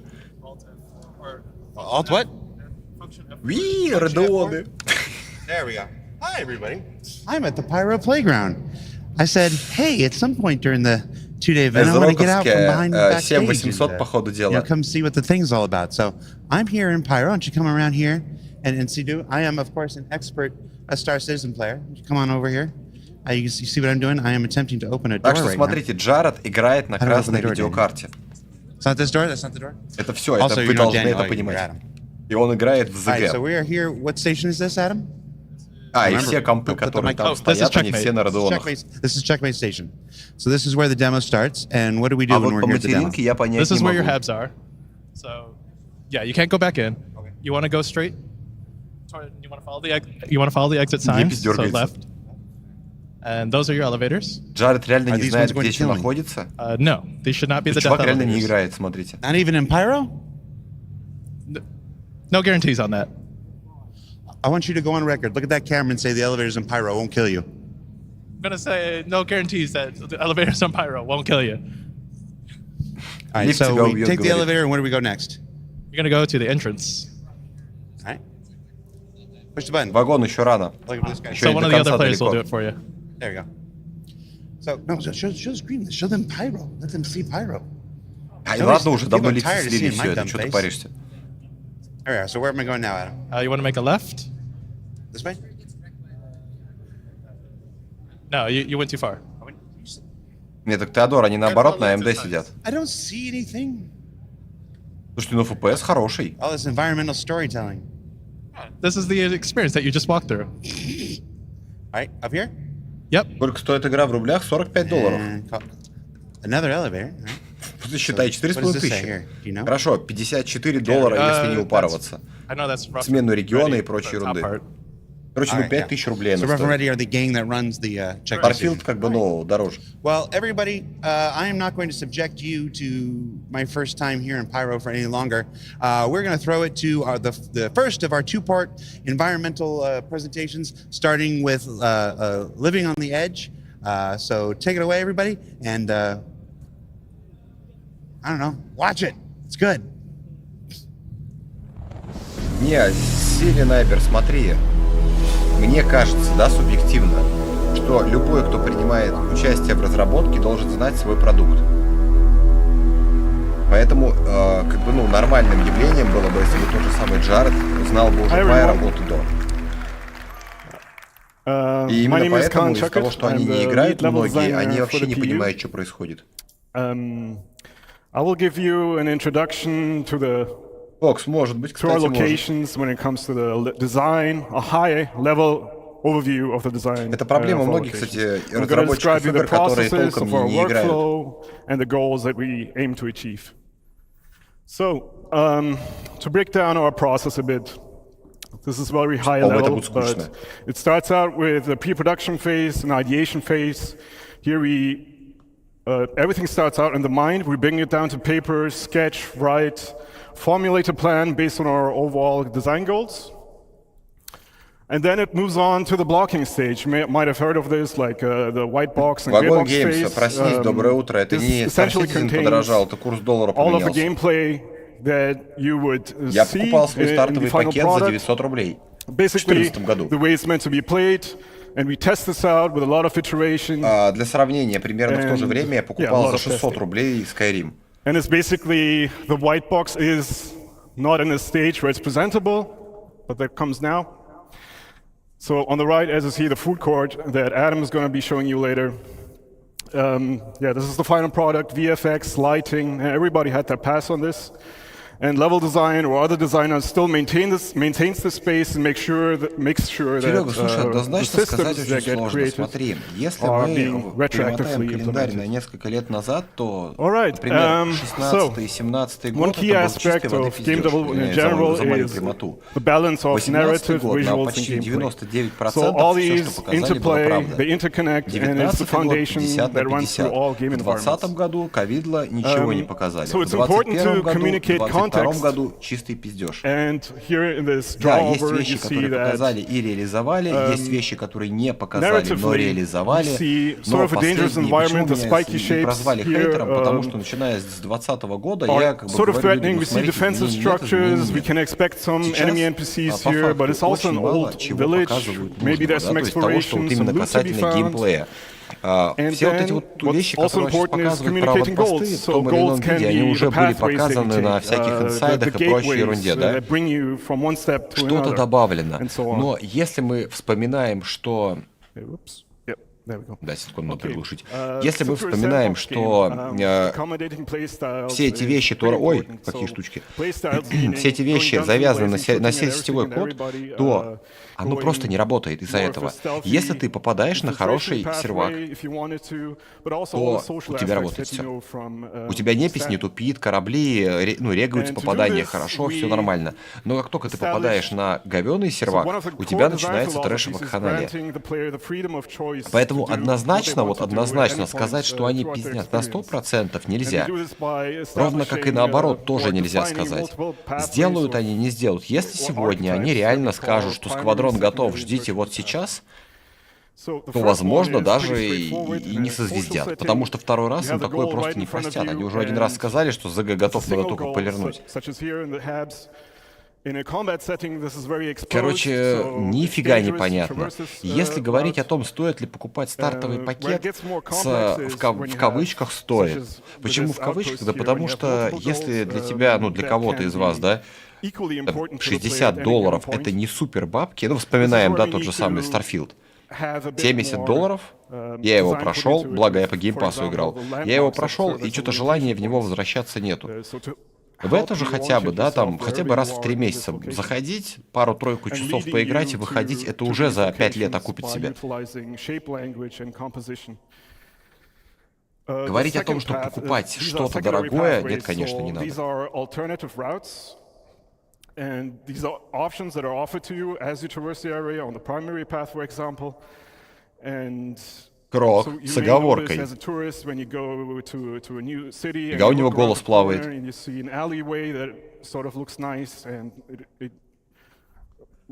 Интересно, чувак первый раз на сцене, или он пипец как нервничает, или он не выпил?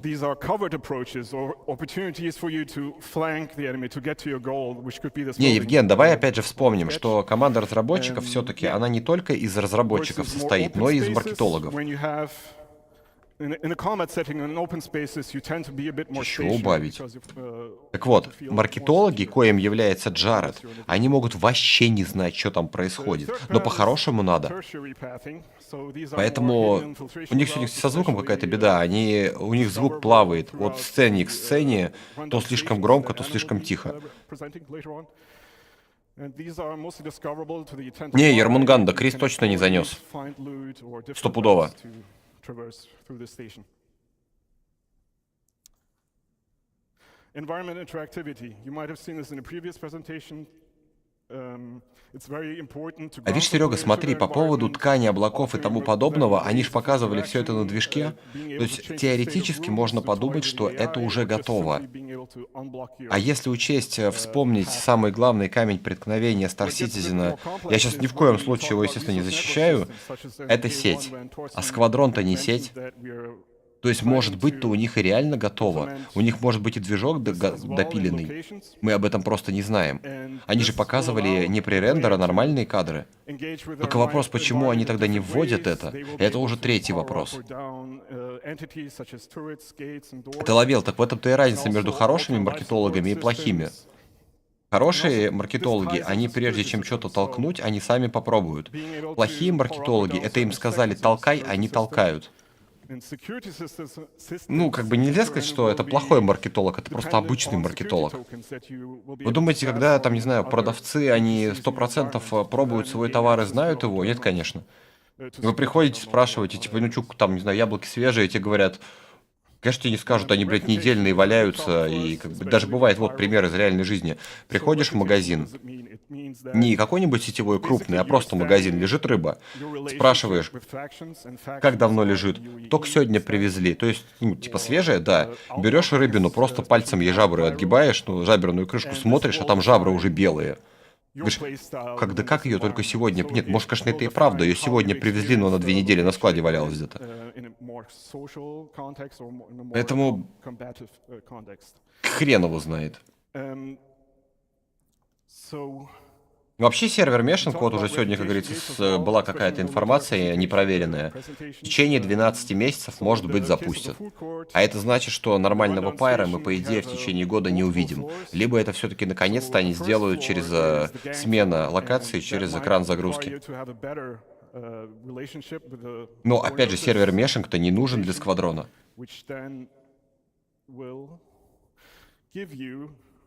Не, если бы Крис мне занес бы, то у меня бы не было сверху полоски сбора на процессор. Потому что, ну, Крис не может же мелочиться. Ну, что для него...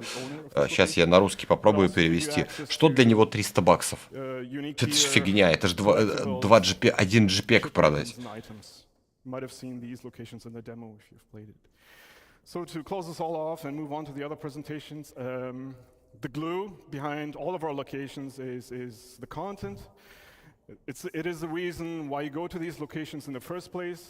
Да-да, Хейл, так и есть. Это как недавно купили, блин, курицу с доставкой, привозят, а она из пакета воняет и убегает при этом кусками.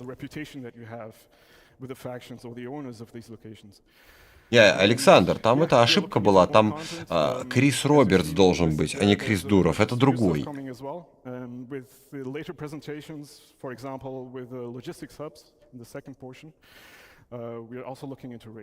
Вагон Геймс 900 рублей в 2014 году, доллар по 30. $30 стоил пакет, умножь 30 на 30, получается 900. Ты не путай, как говорится, курс доллара и цену в долларах.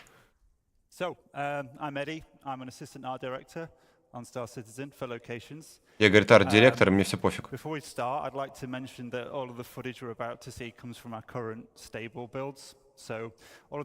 Не, ну красиво, да. Когда?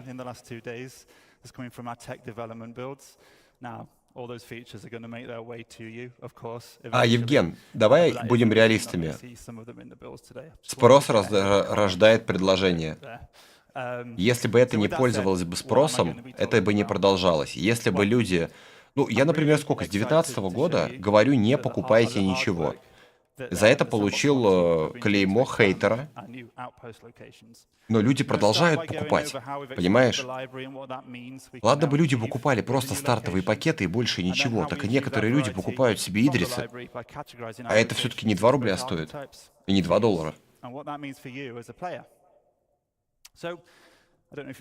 Нет, Талавел, не надо МЗГ в релиз после Сквадрона. Они, выпустив Сквадрон, могут делать, во-первых, вторую часть, во-вторых, они будут допиливать Star Citizen.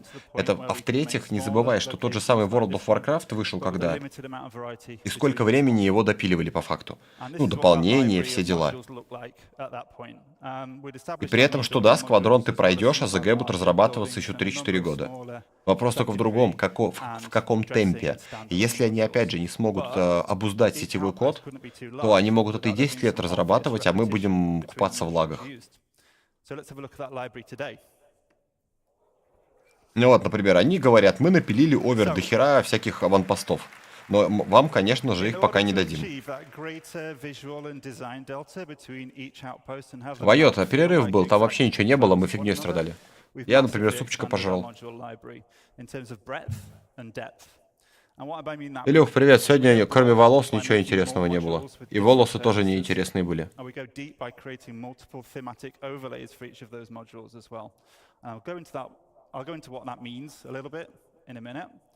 But the challenge of a sandbox location like this, as you can see, it's not about building a single unique location. That can be quite straightforward, to be fair. It's about giving our artists and designers the building blocks. Могу смело сказать, знаете что? По количеству разновидностей, ну как, это одно и то же. Ладно, по количеству всяких вот этих вот штуковин, аванпостов больше, чем в элите теперь точно. Не, цвет слезы бейкеров это пить надо. Пайра, ну да, чуть-чуть.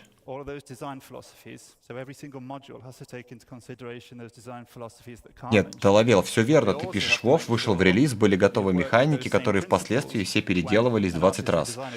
Там таланты переделали, профессии поменяли, квесты все переделали, левелинг переделали, много чего переделали. Вов, который вышел, и Вов, который сейчас, это разные игры. Поэтому...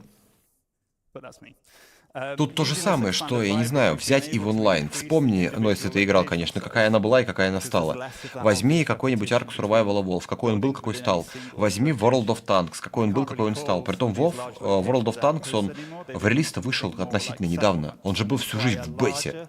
Вспомни Сквадрон, Тарков. Он вообще до сих пор в альфе или в бете, хер знает. Но играбельный. Жопа горит от него, горит. А что еще надо?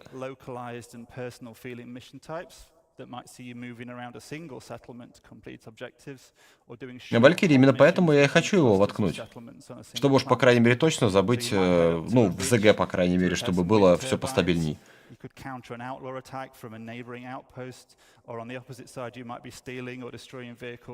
Илья, нет, анонс релиза не был, ждем, может быть. Может быть.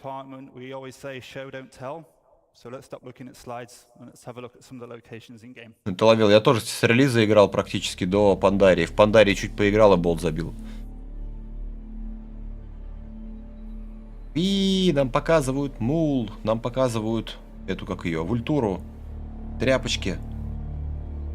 Опять, или это не мул, непонятно, но что-то похожее на мул. Разбитый корабль, нам показывают Урсу, видимо, ферму. И опять на ферме моль. Что они копают? В Типозе? Нет, не в Типозе. Картофан.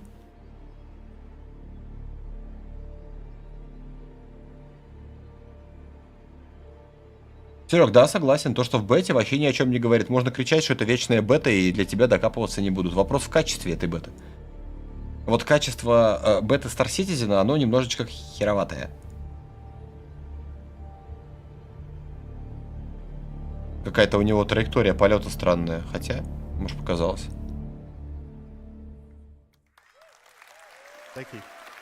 Танак, у меня тоже с 2019 года биллинг не двигается. So, what flavors of outpost did we just see there? Well, we categorized them in two different ways. Ну, опять показывают красиво, но вопрос когда? Когда и зачем? Now, the first and primary category is the archetype, and they provide that core gameplay hook and define the main function. Хорошо, Ермунган, да, альфа. So, scrapyards have a landing pit module for repairs and refueling. Mining operations can have a refinery module and ore extractors for resource and commodity trading. Не, я Пандарию не закрыл, мне не хватило. Я уже в клизме-то хотел уё, потому что клизма мне тоже что-то не зашла. А в Пандарии уже окончательно думаю, ну, во-первых, там работа еще, опять же, сказалось. Доловер, как нахера, чтобы показать деятельность, ты чего? Они могут мало того, что переделывать все по 20 раз, но при этом же, смотри, пришел, допустим, я в 2014 году, постоянно слежу за проектом. Я примерно помню, что тогда обещали, что потом обещали и прочее. А приходит какой-нибудь новый бейкер, который еще не знает, что обещали. Он мельком ролики в интернете посмотрел, как бы и особо не вдавался в подробности.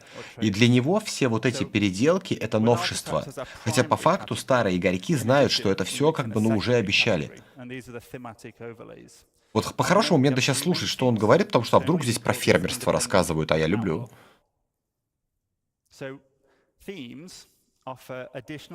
Не, это не про фермерство явно.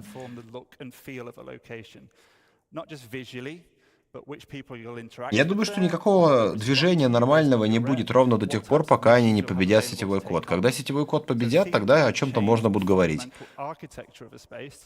Or the archetype of a location, but they do drastically alter the mood and feel, as well as altering the gameplay experience. Не, Илья, мне нравился старый WoW за счет своей большей сложности.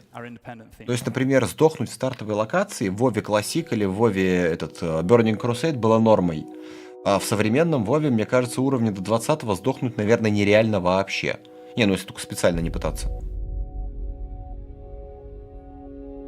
Поэтому самое лучшее, что сейчас, по крайней мере, мы можем сделать для ускорения развития проекта, перестать покупать что-либо, кроме стартовых пакетов хотя бы. Ну, потому что стартовый пакет, как бы, но все-таки иногда люди хотят сами попробовать, и то, блин, можно не покупать, есть фрифлай. Соответственно, Крис понимает, что денег становится мало, он перестает тянуть кота за яйца, он начинает, я не знаю, думать над бюджетом, он перестает делать фейковые видео и тратить на них время, а далее либо он все-таки выпускает проект, либо проект нахрен закрывается. Ну, это мое субъективное мнение, и это самое лучшее. Это называется, как говорится, спрос рождает предложение. Если никто не будет покупать дорогие кораблики, то, соответственно, Крису не будет поступать много бабла. Нету много бабла, Крис начинает задумываться.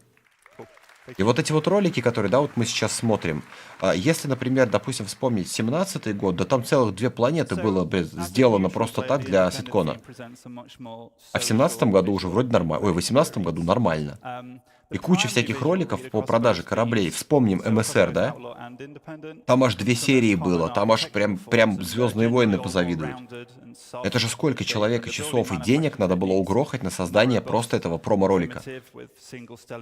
Ну, народ это схавал, купил МСР, все довольны, хорошо.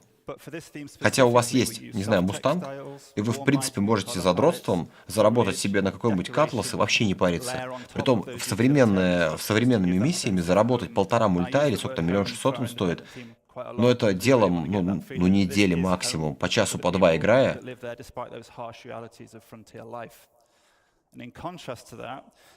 А на катласе уже ты чувствуешь себя хорошо.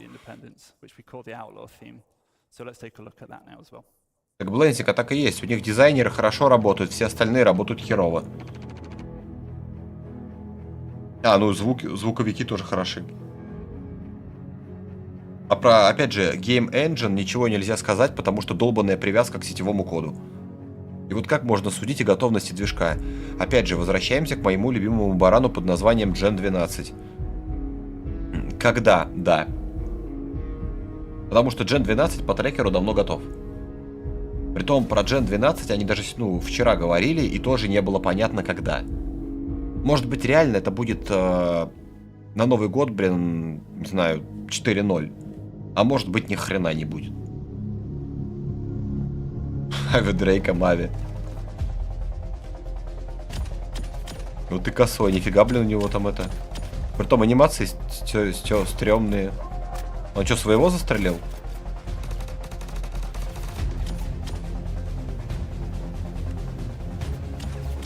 Не, Илья, видишь, смотри, мне наоборот нравится процесс прокачки. Мне нравятся сложные квесты. Мне нравится, что раньше для того, чтобы выполнить квест, надо было, ну, некоторые квесты, надо было именно просить кого-то тебе помогать.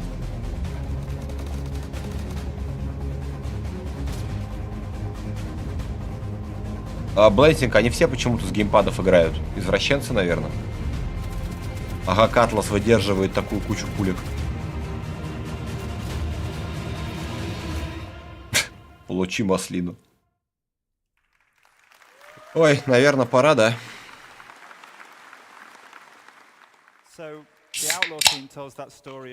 Да, но это не пиво.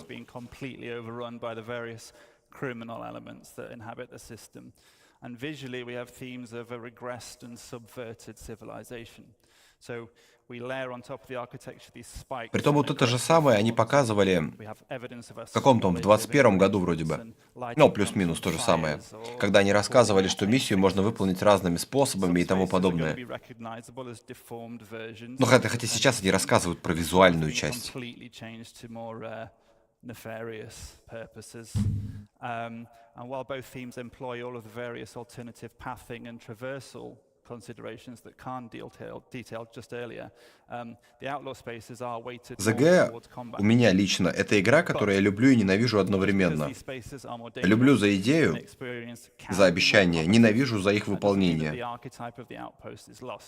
Ненавижу за пустые обещания, которые никогда не выполняются. Притом, из-за отсутствия альтернативы ты ничего не можешь с этим сделать.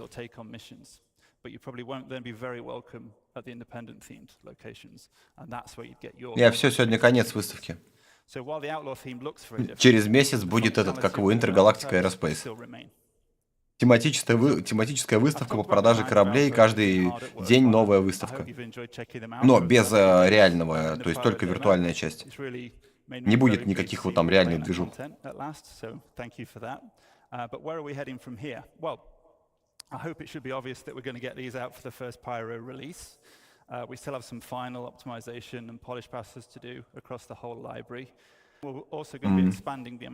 Ближайшее будущее. Релиз Пайра, оптимизация.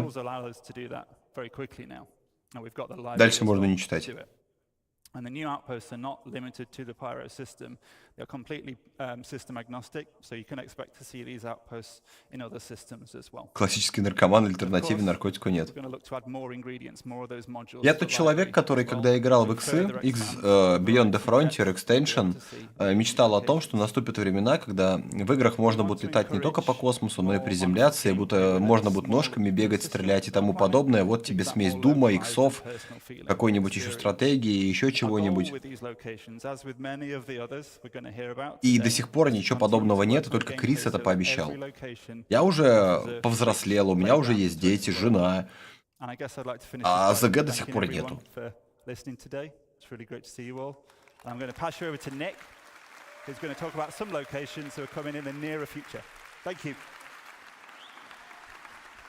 Bonjour tout le monde.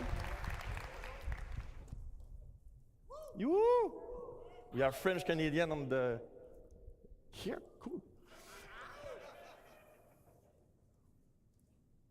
Нет, Теодора, мне No Man's Sky не зацепил вообще.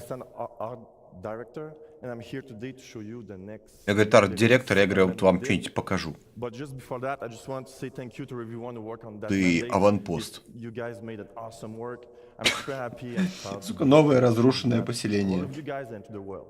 So let's go to the chase and let me present you the new derelict settlement. Я сегодня весь ситкон высасывание говна из пальца.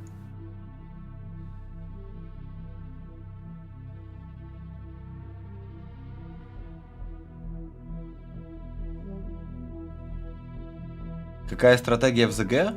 Ну, может, некорректно выразился, когда тебе нужно продумывать, что делать. Ну, как, допустим, вы в онлайн, да, где ты живешь, где твои корабли стоят, где твой общий склад. Ты же не будешь жить в одном месте все время, ты будешь передвигаться, тебе нужно продумывать логистику, как эти все свое награбленное спихивать в одно место, как исследовать, все равно возвращаться и прочее. Ну, то есть вот этот элемент менеджмента.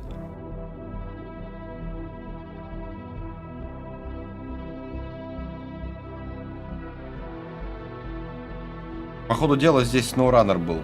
Ну, проезжал мимо. Ну, в смысле, вы поняли, тут лесопилка, короче, была.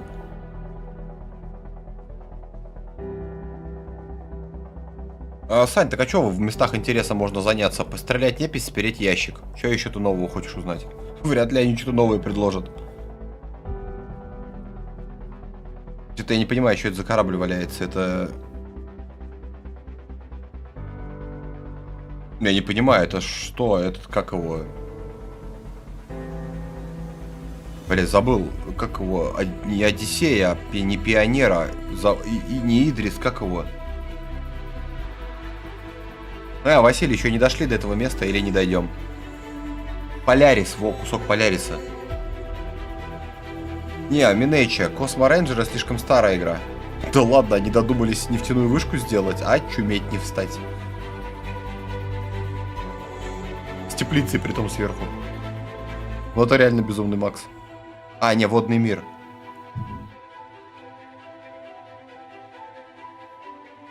Релиз когда? Да.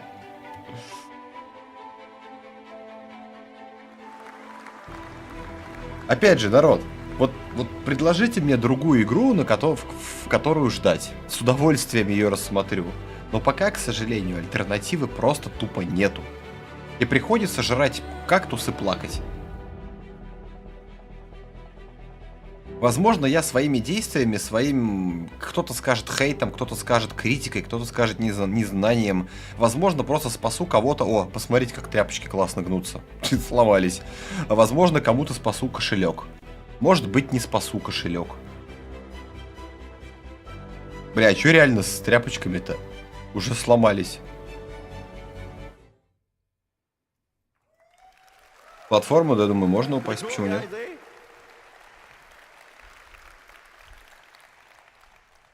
By the way, we made more than 4. It's not just 4. We made more than that. So we split those settlements into... Не, ну вот это вот то, что они показали сейчас, да, для онлайн-игры надо. Почему? Потому что если мы вспомним Elite Dangerous, какая там самая большая проблема в Одиссее была? Все аванпосты одинаковые. Здесь они будут разные, хотя бы визуально.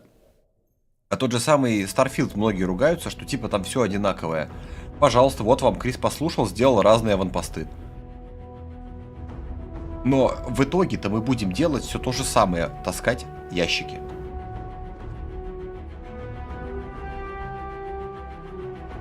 Не, Вайот, есть люди, которых я успел спасти в этом отношении.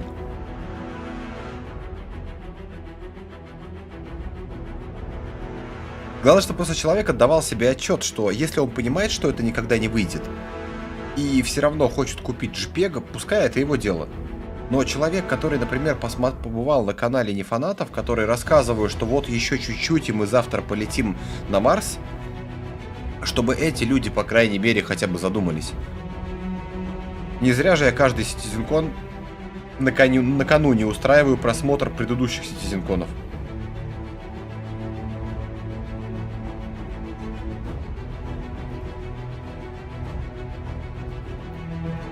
Бар. Какой-то бар маленький. Что-то как-то реально маленький. А где официант? Это бар самообслуживания, понял. То есть пираты такие, типа, все честные, и они, когда берут бутылочку, обязательно за нее платят. Да, Теодор, мы не говорим сейчас про Сквадрон, мы говорим исключительно про Star Citizen. Сквадрон — это проходняк, который пройдется и забудется. Я на Сквадрон вообще никакой ставки не делаю. Безусловно, я его пройду. Я получу какое-то представление о Сквадроне. Но ждать-то я буду онлайн. Я хочу именно онлайн игру.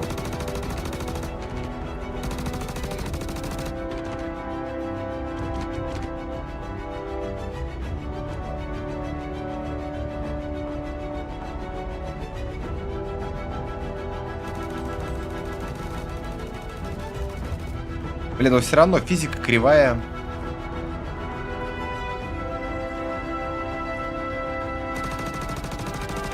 Пушки странные. Хоть непись среагировала на стрельбу.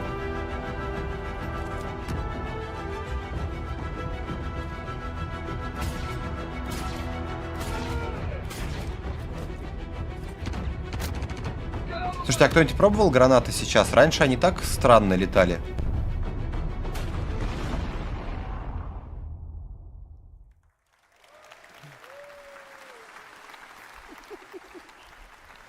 I like the end.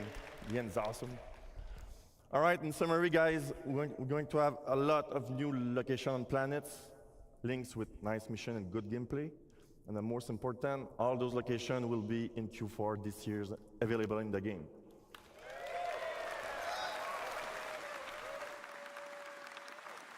Нет, Dark Ambient, у нас в Питере такие магазины есть. Что гуглить-то? Вопрос только в другом, там написано бар. У меня в представлении в баре есть всегда бармен, который разливает и где можно купить похавать. А там просто стоит терминал и бутылки на стойке. Все. Херовый бар. Не, Хелл, я в чат смотрел, не видел. We're excited today to show you our efforts for the Pyro rest stop stations. So, what are Pyro rest stop stations? Well, these are stations reinvented. These have new themes, archetypes, and gameplay to support new and interesting experiences. Это он сейчас нас подъебал, да? Aside from the social aspects, there is gameplay and exploration on the location. Мы надеемся, что вам понравилось демо. Chance to play the demo over the past couple of days. I know I've spoken to a few of you. It's pretty good, right? Yeah. It was a sneak peek of our current progress. Let's kick off with an overview of the Pyro system. Илья, по поводу талантов в Вове ты ошибаешься. Я, например, перестал играть магом, потому что я весь контент, по крайней мере, весь катаклизм прошел Фрост Арканом. Демо, как это где, в Лос-Анджелесе? Pyro System, 6 планет, 26 станций. Находится на низкой орбите и точке Лагранжа. Фракции Ганги, Индепенденты и Заброшка. Ну, когда? Да. Когда да.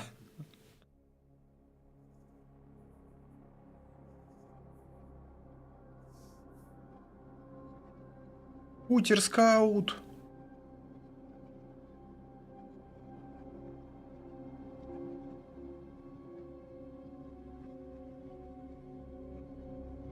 Да нет, Серег, ну там же эта вывеска была на помещении бар. Я понимаю, что есть бар в гостинице, где, взяв чего-то оттуда, тебе это ввалят в счет.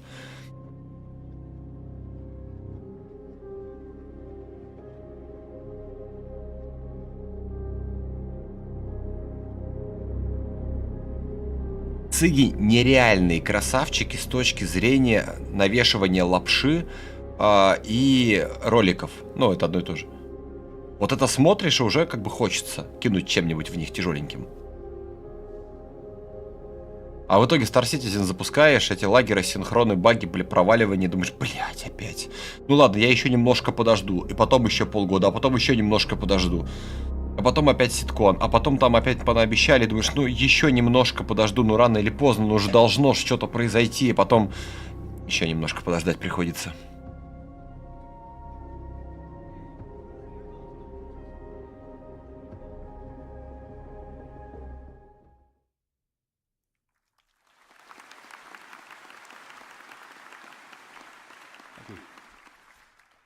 So to create a richer experience from rundown stations, we have 3 key points.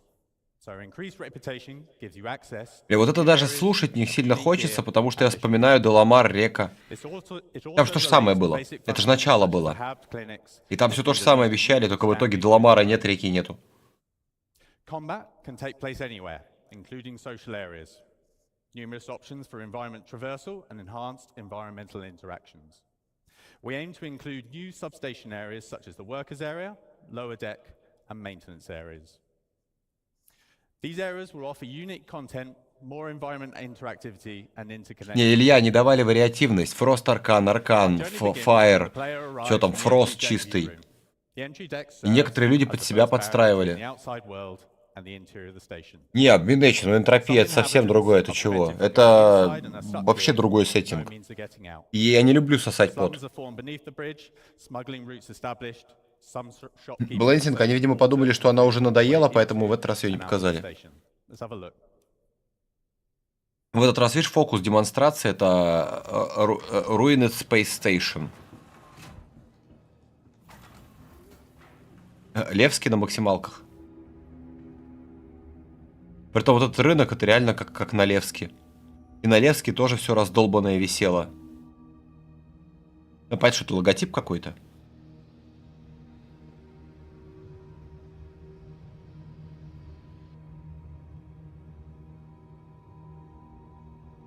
Вау, альтернативный путь. Ничего себе, если у тебя не хватает репутации, ты можешь пробраться по... что это, вентиляционной шахтой не назовешь. Короче, по балкону.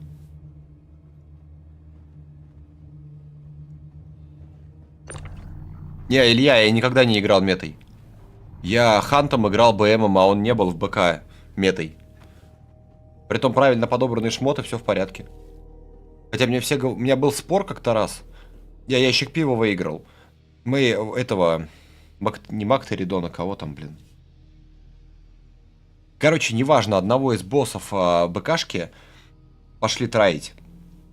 А я в БМе, мне говорят, не возьмем. Я говорю, давай так, спорим на ящик пива, что я буду в первой тройке ДПСеров. Чувак такой, ну типа, окей, давай. Но в итоге мне ящик пива просрал.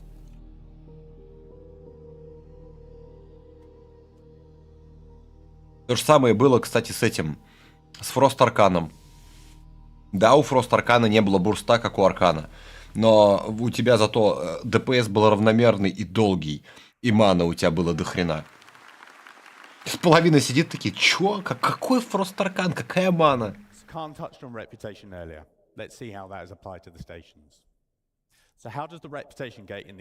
Блендинг, так мы его вместе потом почти вместе и выпили. So if you had good reputation, you could go straight through. This is no fuss, and it's the quickest way to maneuver through the station. However, you got to put the time and the effort in to get to this point. What happens if you neutral reputation? Вот это геймченджер. Смотрите, если у вас хорошая репутация, вас пропустят. Если у вас нейтральная, я прослушал. Or you can have to build up your reputation. If you have bad reputation, and for all you naughty ones out there, короче, если плохая репутация, ты получишь по щам. This applies to you. Так, Илья, в смысле, конечно, талантами делалось.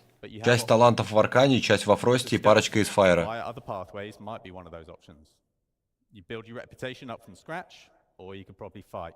И БМ был намешан.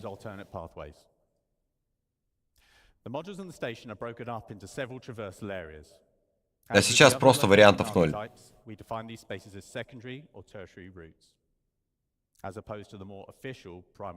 А помните, кстати, старый этот Гримхекс, где можно было по вентиляциям ползать, летать точнее?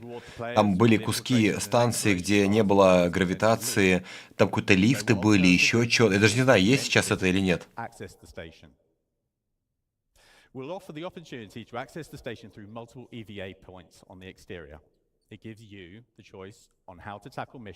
Да, боковые входы были, кстати, раньше на Хексе.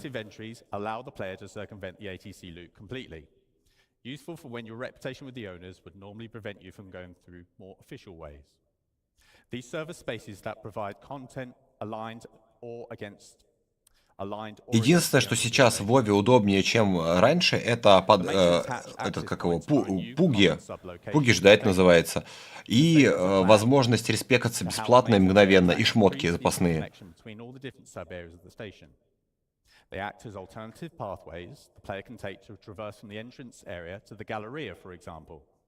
Серег, 3.21 сейчас на лайве. А это потенциальное будущее. Не, Фокс, они рассказывают это для того, чтобы потом это переделывать. Вспомни побег из тюряги, его уже несколько раз переделали.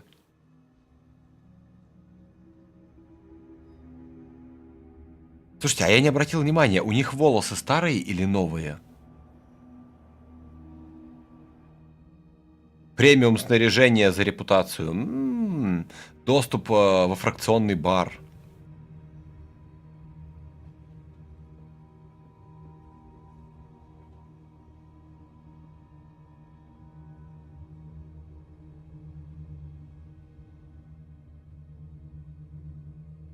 Ну, трындец. Наконец-то личинку можно отложить. Ну или сожрать, как повезет.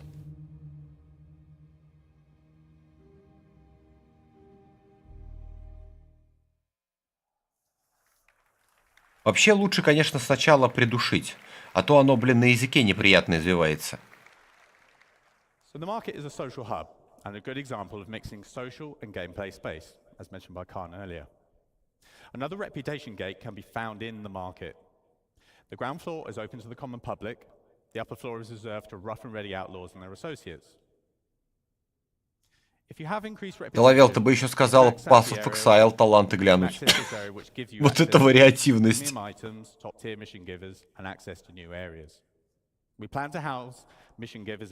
Givers Linked to Reputation? Да ладно. Не может быть.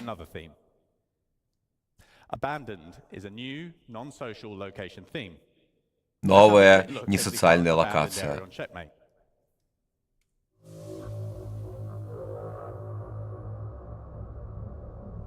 Бля, слушайте, ни в одной же игре, да, не было покинутых каких-то локаций, в которых можно было что-то поискать, побродить. Даже в Star Citizen раньше этого не было. Как странно, да, но мы только недавно вспоминали про Хекс, и притом на Деламаре был кусок, куда можно было забуриться, и там тоже все было брошено. Блин. Все новое, абсолютно незабытое старое. Exploration and looting.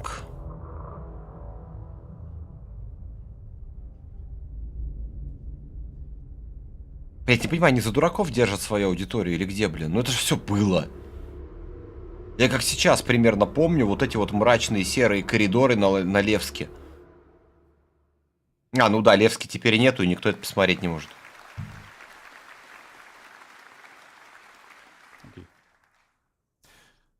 So we have entire abandoned stations as separate locations.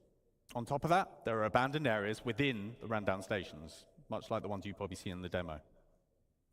There will be around 15 of these around the Pyro system.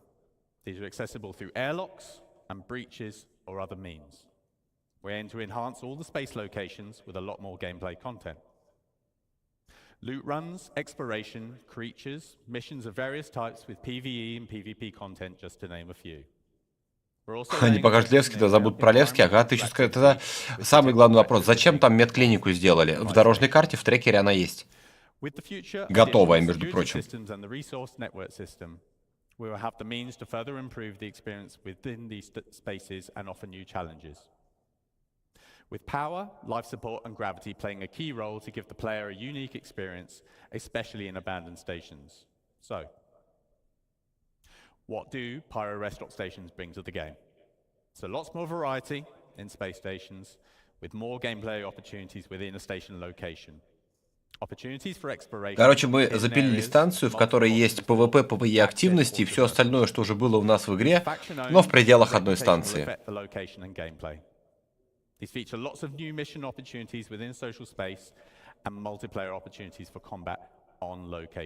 Это Доловел, я не играл в EverQuest, я просто вспомнил таланты в PoE.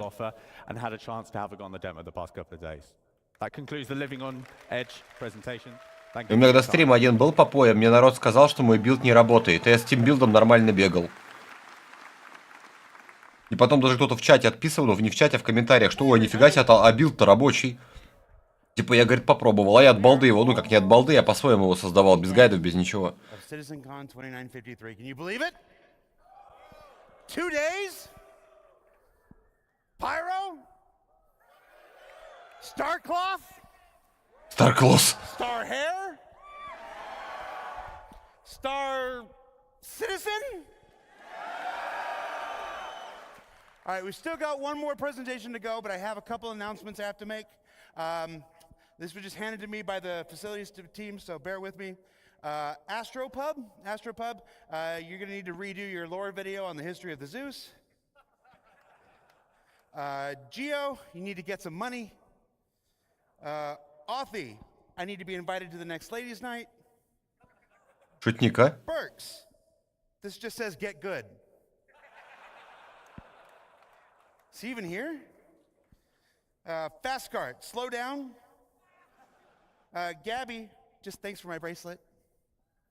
And Salty Mike, don't forget to pick up your check on the way out.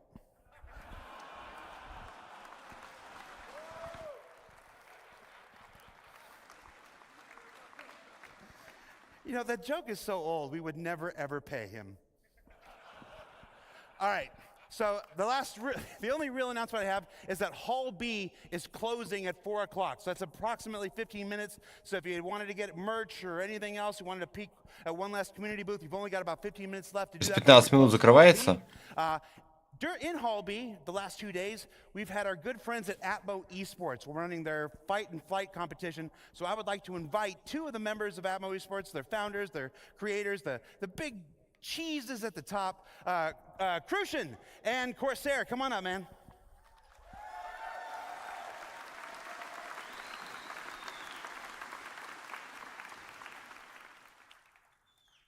You got 90 seconds to tell people about who you are, what you're about, and how the event went. I'm Corsair, and this is Crucian, and we're from Atmo Esports. And we've just run Fight or Flight, the first live tournament experience here at CitizenCon 2953. То есть в концовке пригласите 2 оргов для того, чтобы они могли порекрутировать. Is that what that big group is? Yeah, these guys.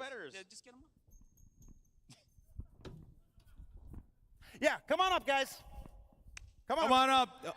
Well, I just want to give a big thank you to the competitors who made this tournament happen. We have Lizzie B, Avenger 1, Verity, Cobra, Herbadiza. We got Sin, Astropub, G.I. Jew. We have Comet 15, Bognagus. Это все актеры, стопудово. Schwang, Zero State, New Cabbage, Detox, and the Floor Mat. These guys have gone through adversity throughout this tournament, and they've done a fantastic job. So I just want to say thank you to the community who keeps supporting what we're doing. We'll love to Впервые за весь CitizenCon я вижу стройную самку. Community in the world. Thank you. Take a bow, players.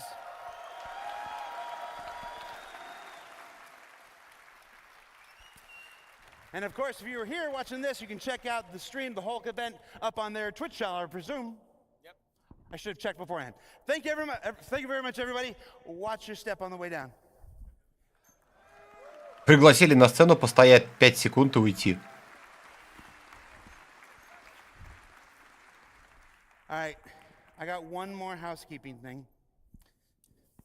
There's a person not many of you know. He's an associate producer in our LA studio. And when the workload for this event became as heavy and as detailed as it was, we turned to him to help with our broadcast this weekend. And he rose up and he excelled like a champion. So I would like to formally introduce you to Dan Howbreck, who's been co-hosting the event. Dan, get on up here, man.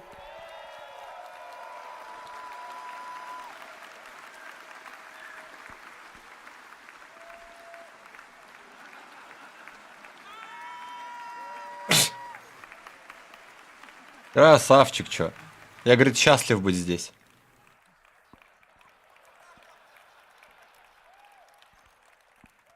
Нет, ловел, но там-то не видно было, а здесь-то видно было.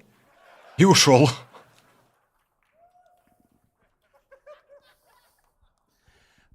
Now, we've got one more presentation. That's Destination Adventure. You're going to see more about things underground, things up in space, and things I'm going to let Todd Pappy tell you about. And then, of course, we'll let Chris Roberts return to stage and close out the event proper. So this is a sign-off for me.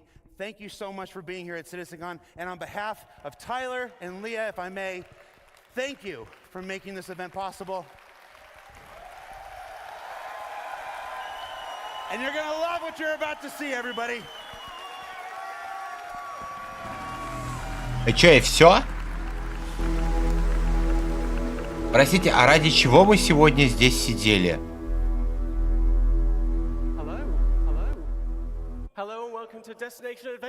А, не все, что-то я туплю.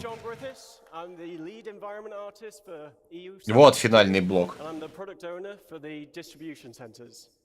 45 минут это будет еще идти. Everything that you're going to see is currently in gray box, so just keep that in mind. So, these distribution centers, what are they? Well, first off, they're the biggest location we have on the ground. Это в прошлый раз показывали, в прошлом году. The reason why they're so big is intentional. We wanted them to accommodate as much world and mission-based gameplay as possible.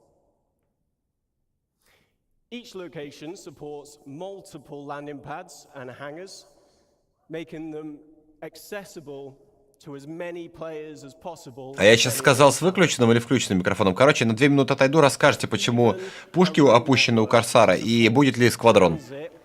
From the planet's surface, yeah, into the main building and to any berth ships. So every distribution center will be owned by a faction. You know, depending on the faction and where the distribution center is located on the planet will determine its specialism. Now, each specialism will lend itself to different missions and gameplay opportunities. So let's talk about some factions for a moment. So an example of a major faction would be the UEE. Now, at their distribution centers, they're likely to be more specialized towards military supply, research and development, or communications, you know, depending on which branch of the UEE it is. They will have a much stronger military presence in the area, and missions here may be more hostile with combat-orientated, team-based raid opportunities. Other examples of hostile gameplay that we're thinking of is hacking and stealing, searching for and destroying a specific item, tracking and eliminating any VIPs, and, you know, everyone's favorite, eliminate all. Grey Cat Industrial would be an example of a minor faction. So their distribution centers will be more specialized towards gathering resources, manufacturing, assembly, shipping. There would be a security presence here, but it won't be that as strong as a major faction. And missions here would be more suited to friendly gameplay loops, though we won't be ruling out hostile missions like corporate espionage. Some other friendly gameplay types. Cargo hauling, like I said, resource gathering and mining, maintenance of the location. But you know, that's enough of me talking about it. How about we show you where we're up to with these distribution centers?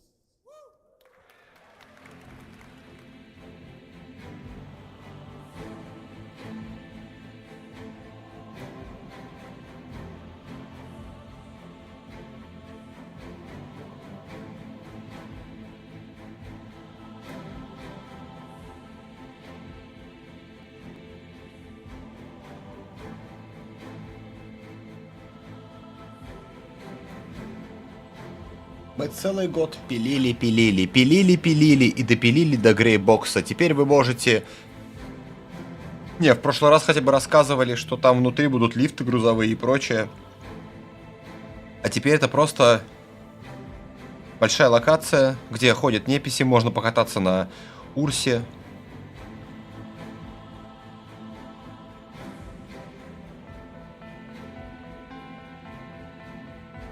Где новые кораблики, где новые анонсы, где даты какие-то, где что-то. Что они нового? Они же ничего нового не показали. Нет, они показали новые аванпосты, которые они показывали уже миллион раз. Они даже ничего особого-то вообще в принципе не показали. Нет, если сейчас, конечно, Мул сможет захватить ящик, это будет крайне удивительно. И то не показали.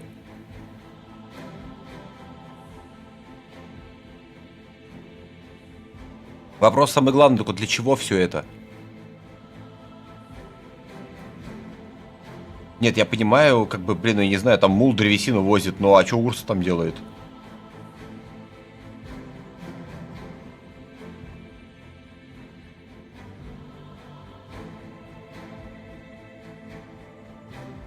Прилетел корсар, то ли что-то привез, то ли что-то увез и улетел. So to talk you through the corporate spaces at these locations, please welcome Rainer Rick to the stage.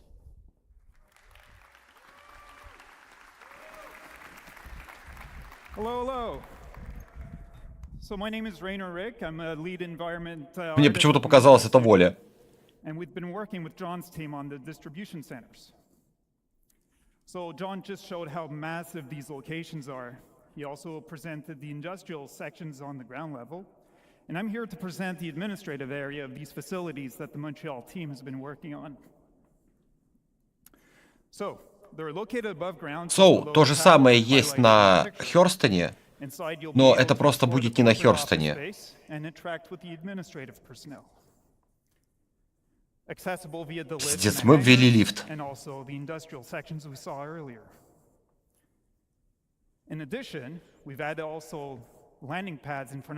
Мы сделали посадочные площадки, чтобы вы могли посадить ваш корабль.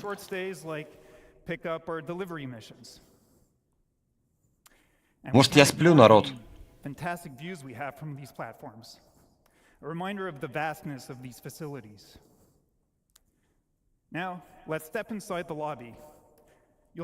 нас есть лобби, в котором есть лобби.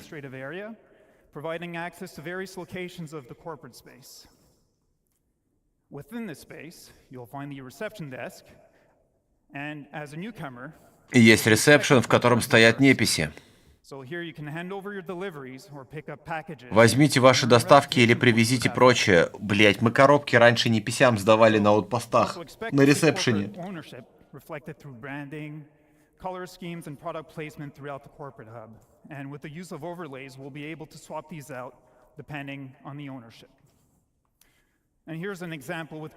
Они даже грейкат до сих пор новый не сделали. And back on the topic of reputation, as it grows, you can expect to gain access to the executive office spaces. From here, you'll meet with unique quest givers, and depending on your reputation level. Слушайте, я в прошлом году говорил, что это самый херовый CitizenCon. Походу, я ошибся. Вот это самый херовый CitizenCon. Мы вчера сидели 7 часов, сегодня уже сидим 6 часов. И за это время мы узнали только про волосы.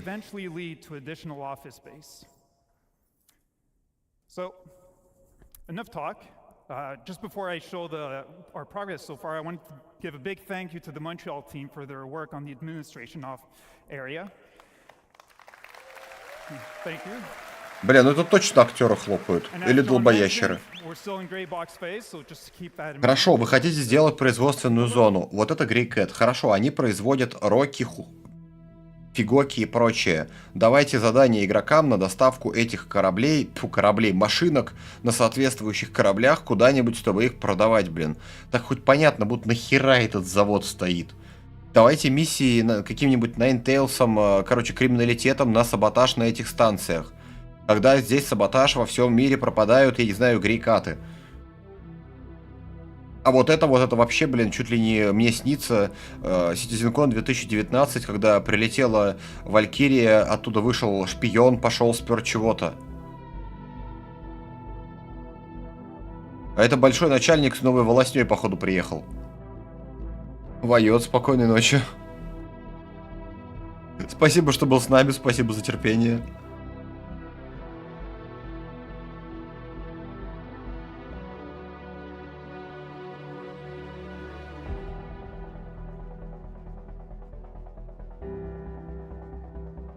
Знаете, мне сейчас вспомнился какой-то юмористический выпуск, не помню какой программы, но не суть важно. Там суть заключалась в том, что показали плохой фильм, из кинотеатра выходит, кто-то что-то выкидывает. Эти, помните, раньше были эти, на камеру снимали фильмы в кинотеатрах, потом выкладывали в сеть. И вот, типа, кто-то там очки выбрасывает, кто-то еще что-то выбрасывает, попкорн, а кто-то, вот эти вот пираты, как их, не знаю, обозвать, они выбрасывают кассету в мусорку. Ну, типа, блин, ну, хер ли я там делал столько времени, это говно даже в сеть не выложишь. Вот у меня вот такое же ощущение, знаешь, вот сейчас CitizenCon кончается, просто удаляешь стрим нафиг. Потому что чего здесь смотреть?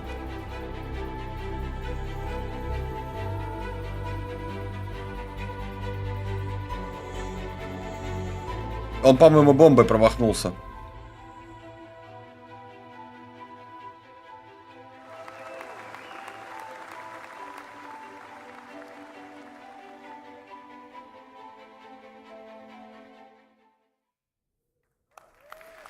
Thank you very much. And now let me welcome back John on stage. He's going to continue the presentation. Thanks a lot, guys. Сейчас другой человек расскажет, что сюда можно будет устраивать рейды для того, чтобы перебить всю непись. Team did a great job with that video. Okay, so something we've been working on that's unique to this location is raids. Click on. Здесь даже нету эпичного прогона, нет ничего, трейд, пожалуйста. Team focused gameplay, high risk, high reward, multiple points of, короче, интереса. Блять, это они просто добавили локацию, в которой много неписей, которую надо перестрелять, желательно толпой. Сразу вспоминается осада Орисона с 30 FPS.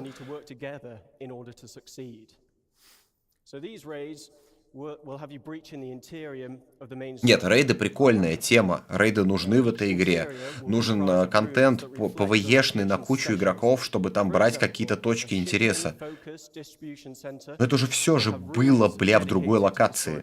С херовой оптимизацией. We're planning on having distribution centers with subterranean levels that will be accessed from this interior space. These will expand upon and increase the difficulty of these raids. Самое это, знаете, что обидно? Ладно, мне завтра вставать в 12 или в 11. А людям на работу с утра. Не, я понимаю, что это американское время, у них вечер, это не проблема. Но они же понимают, что у них игорьки-то находятся и в Европе, в том числе, где, в принципе, время очень близко к московскому.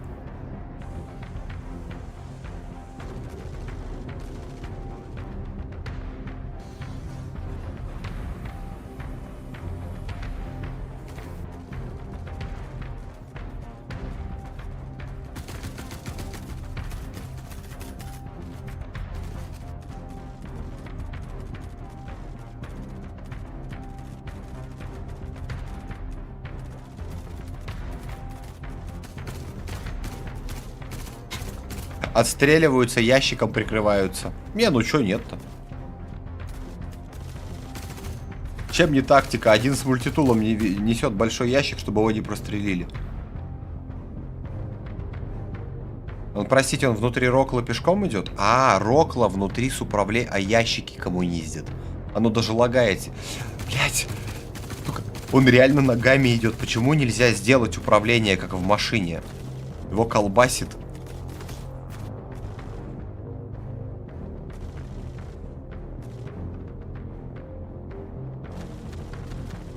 Нет, трэш, честно. Блэсик, ну Катлас Стил бы он не смог груз кому не ездить, а тут, видишь, смог. Не, не взорвется? Черт.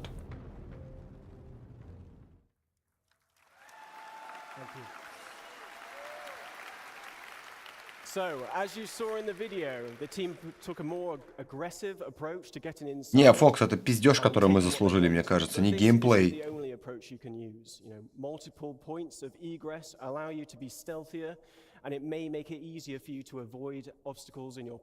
Кирилл, привет тебе. Reputation will also tie into these raids. Missions will have varying objectives depending on the player's reputation level. And dynamic events may also be triggered during the raid, so players will need to adapt to an evolving situation. Крок, это, по-моему, не пушка была, это был трактор-бим. Security personnel to other players arriving to defend the location against you. Перемотай стрим, посмотри внимательно, похоже на трактор-бим. How we can utilize the multi-tool to create gameplay puzzles. Physically interacting with the environment around you changes the puzzles. Санк, ты не один такой. With multiple add-ons for the tool available. Кто-нибудь забегал на нефанатские стримы? Они там кипятком все писают до сих пор, или они тоже разочарованы? Мне даже что-то интересно стало. Крок, просто это новый Катлас. Доплати еще $50 и получишь Катлас с мультитулом. Ядрить его, можно ящики перемещать. Ни черта себе. Они что, в этот поиграли, как его, в Atomic Heart? Они реально в Atomic Heart поиграли, походу.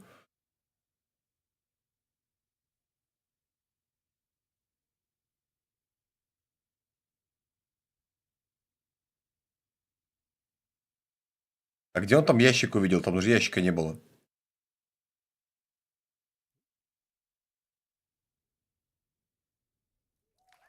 И опять аплодисменты. Пиздец. Слушайте, это я тупой или это они тупые?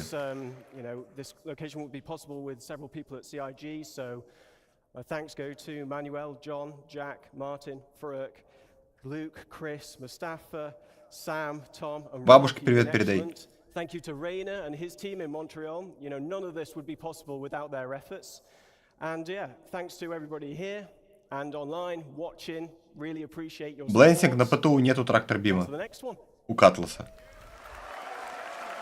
А, на ПТУ-то нету. ПУ есть, но там нет трактор-бима. Hello. This is a good segue from the distribution centers, as I'll be talking to you about different aspects of cargo and freight on behalf of Art and Design. My name is Nick Etheridge, and I'm an Assistant Environment Art Director. So obviously cargo isn't just about boxes. It's a big part of the game. Almost every aspect of the game. Ну а зачем за больное это трогать? Это же Таурус. So let's start with missions. How will hauling contracts work in game? We'll be introducing the interstellar. А Зуровец-то где с квантой? А где вообще хоть что-то про кванту? Все, забыли про кванту? Кванты больше не будет? Some of the main hauling and cargo companies that you'll be working with. Сейчас нам расскажут, как в игре в 2023 году в игре можно заниматься грузоперевозками. Что грузы бывают разной степени опасности.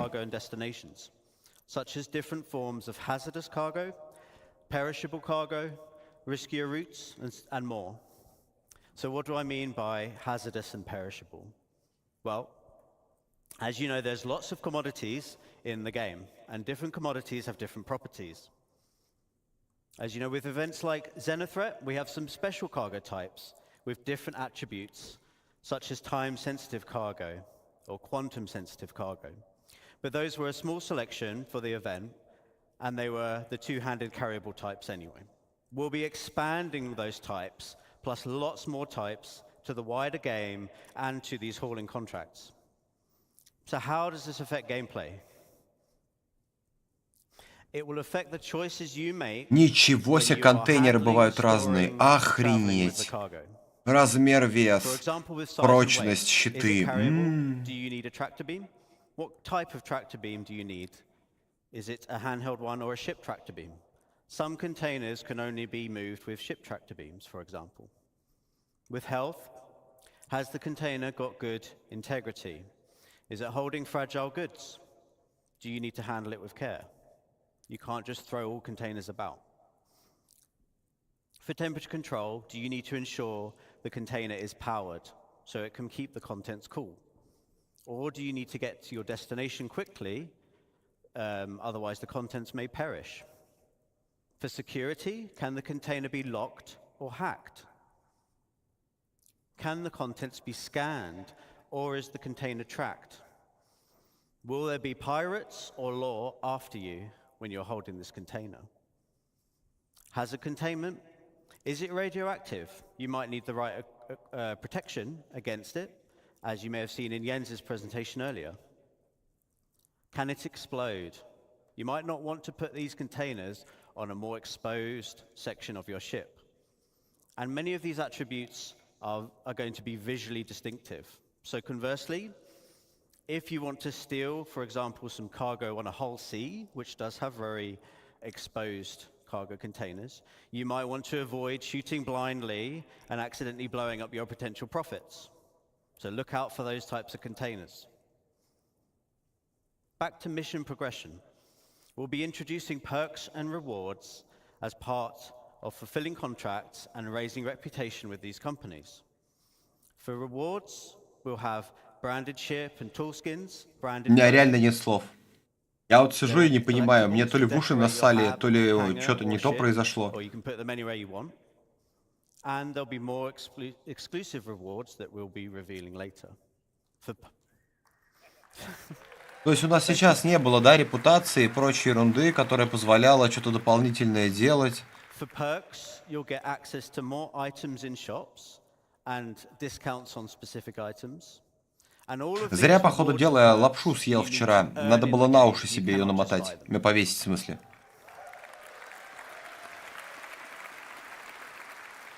А эти дебилы сидят, хлопают. Next, let's have a look at freight elevators and hangars. I knew you'd be excited for this. I'd like to show you a short video to demonstrate how freight elevators will change. То есть еще ни разу никогда не было никакой ММО-игры, в которой что-то зависело от репутации. Доступ к товарам, доступ к выгодным сделкам, доступ к оборудованию, снаряжению и про... Грузовые лифты. Держите меня 7, пойду хул загружу. Давайте Геркулеса загружать ручками. Какие мы современные. 3000 год, Геркулес ручками. Ядрическая сила. Я чувствую, короче, все мои желания торговать кончатся, когда реально придется руками все это грузить. Вы прикиньте загрузить, Геркулеса загрузить. Да хотя бы хер с ним Тауруса загрузить руками. Командная, блядь, работа. Купи, короче, не знаю, там, 174 СЦУ лоранита, заработай на этом 10 тысяч уеков и раздели на 10 грузчиков, которые грузили тебе это внутрь. А еще потом сдохни об тележку. А где эти тележки брать, если их игорьки увезут? И почему эта тележка реально с педальным приводом? Почему нельзя сделать... есть обычные роклы, в которые ты встаешь и спокойно поехал.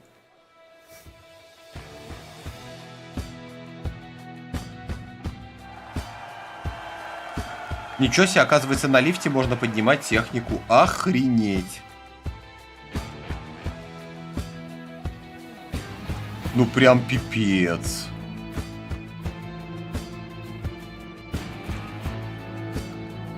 А еще можно спереть с техники модули. Очуметь.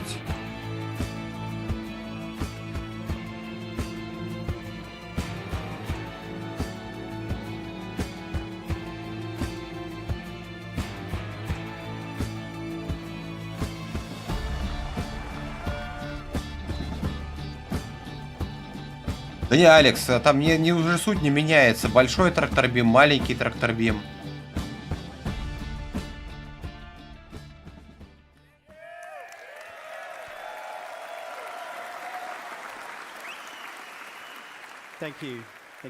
Даже если это наш личный ангар, в котором будут наши личные грузы валяться, это, конечно, здорово, блин.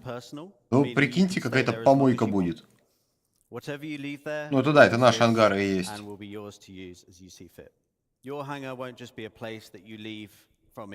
И каждый ангар это будет новая зона, которая спаунится под конкретного игорька, потому что там именно его вещи валяются.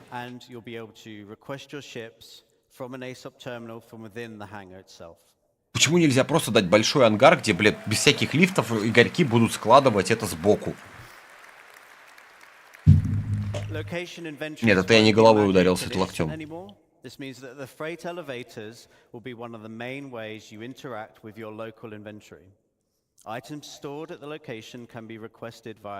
Вертигоре, тебе завидую, я вот, например, нет.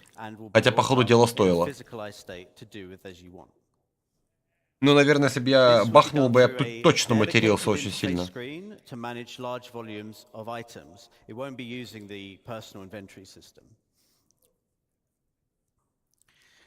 The change is obviously a really big quality of life improvement to retrieving ground vehicles. No longer do you have to travel thousands or millions of kilometers to specific places in the verse to get your vehicle. You will get them straight from your hangar. То есть ты пролетел куда-то, выгрузил из своего ангара танк, поставил его и улетел, у тебя там танк остался. Охренеть контент. Алекс, спокойной ночи. Притом вызываете свою наземную технику прямо в ангар.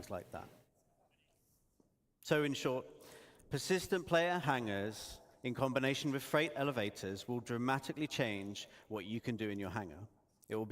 Макс Карго 960 СЦУ. В лифт. That concludes my presentation. Thank you very much for listening. Напомню для тех, кто молод и зелен, когда-то давным-давно, когда у нас были только ангары, в ангаре можно было вызывать технику, всякую разную, включая машинки.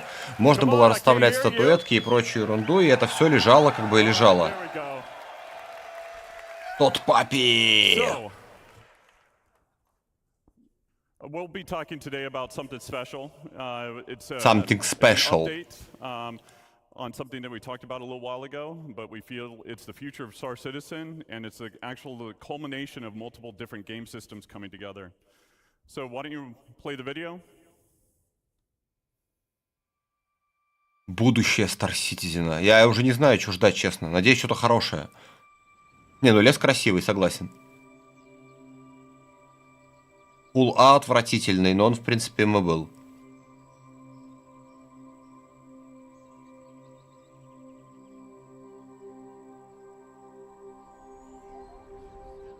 Мужик на ящике подозрительный. Нахрена туда залезать? Стентон 4. Land Climb. Да ну нахрен, землю продавать, походу, опять будут. Можно будет захапать кусочек земли себе и там построить что-то. Вот это, блядь, новость. Вопрос, сколько денег? Пипец, я буду сажать, короче, картошку, можно? Это не новость, это было. Для этого и был разработан, ой, не Орион, а как его, Пионер.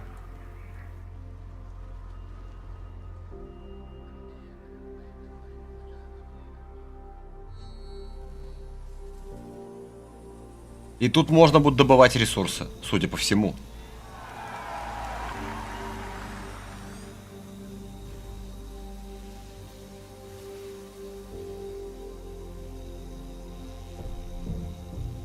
Ага.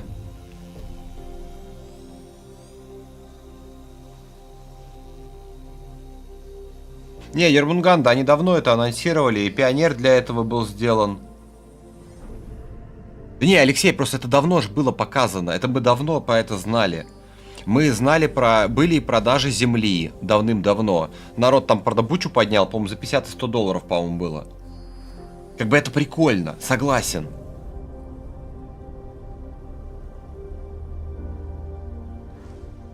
Но вопрос, когда? Да. Это не появится наверняка же завтра. То есть, да, для игроков, таких как я в том числе, и особенно, наверное, таких как я в том числе, которых задолбало делать миссии, дайте мне мой гектар, и я поеду строить там свою вундервафлю, да, вон гидропонику, картошку сажать, вот, действительно, я этим буду заниматься. Просто, когда ты весь день, ну, сегодняшний день, вечер, смотришь кал, тебе в конце вот это дают, и ты не знаешь уже радоваться или плакать. Почему? Потому что когда? Это очередное обещание, которое произойдет в течение 20 лет? Или все-таки действительно ты можешь этим заняться там в ближайшее будущее? Да, я займусь этим, я буду этим заниматься реально. Если это будет полезно и интересно, если это не будет лагать и будет нормальный FPS.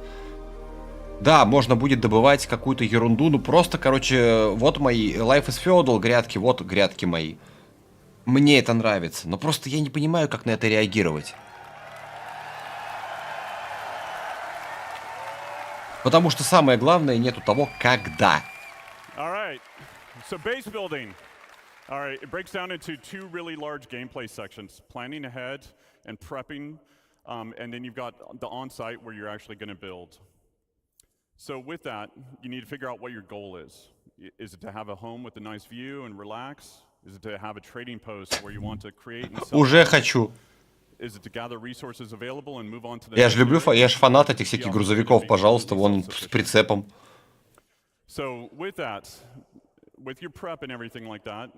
Это крафт при этом еще. Мне это нравится, очень нравится. По факту, если у тебя есть чертежи и прочее, ты что-то производишь у себя, и это потом продаешь, что здесь вот это покрывает половину моих потребностей Star Citizen. Я хотел тут торговать, А если еще можно будет что-то производить, то вдвойне хорошо. Мне нравится сидеть на одном месте, видимо, это моя побочка из реальной жизни. Это будет цель заходить, что-то там сделать, привезти сюда, полететь куда-то, втариться товаром, привезти сюда, чтобы это производить.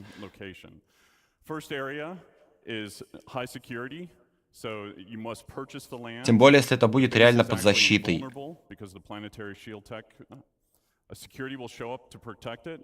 Не, почему нет? Это же не дуалка в STAR-City. Ну да, в некотором роде, но это обычная стандартная механика, подобно как бы игр а-ля Life is Feudal. А Влад потек, ну чуть-чуть.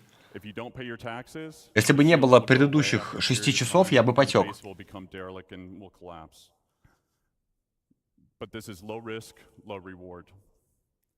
Then you've got low security. So again, you must purchase the land. It's owned by an independent corp, gang, or faction. Again, you don't have access to all the best resources on the planet. The base is vulnerable. AI NPCs will show up and protect the base of its attack. Блаквита, но если я фанбой, то я не знаю, что про остальных сказать.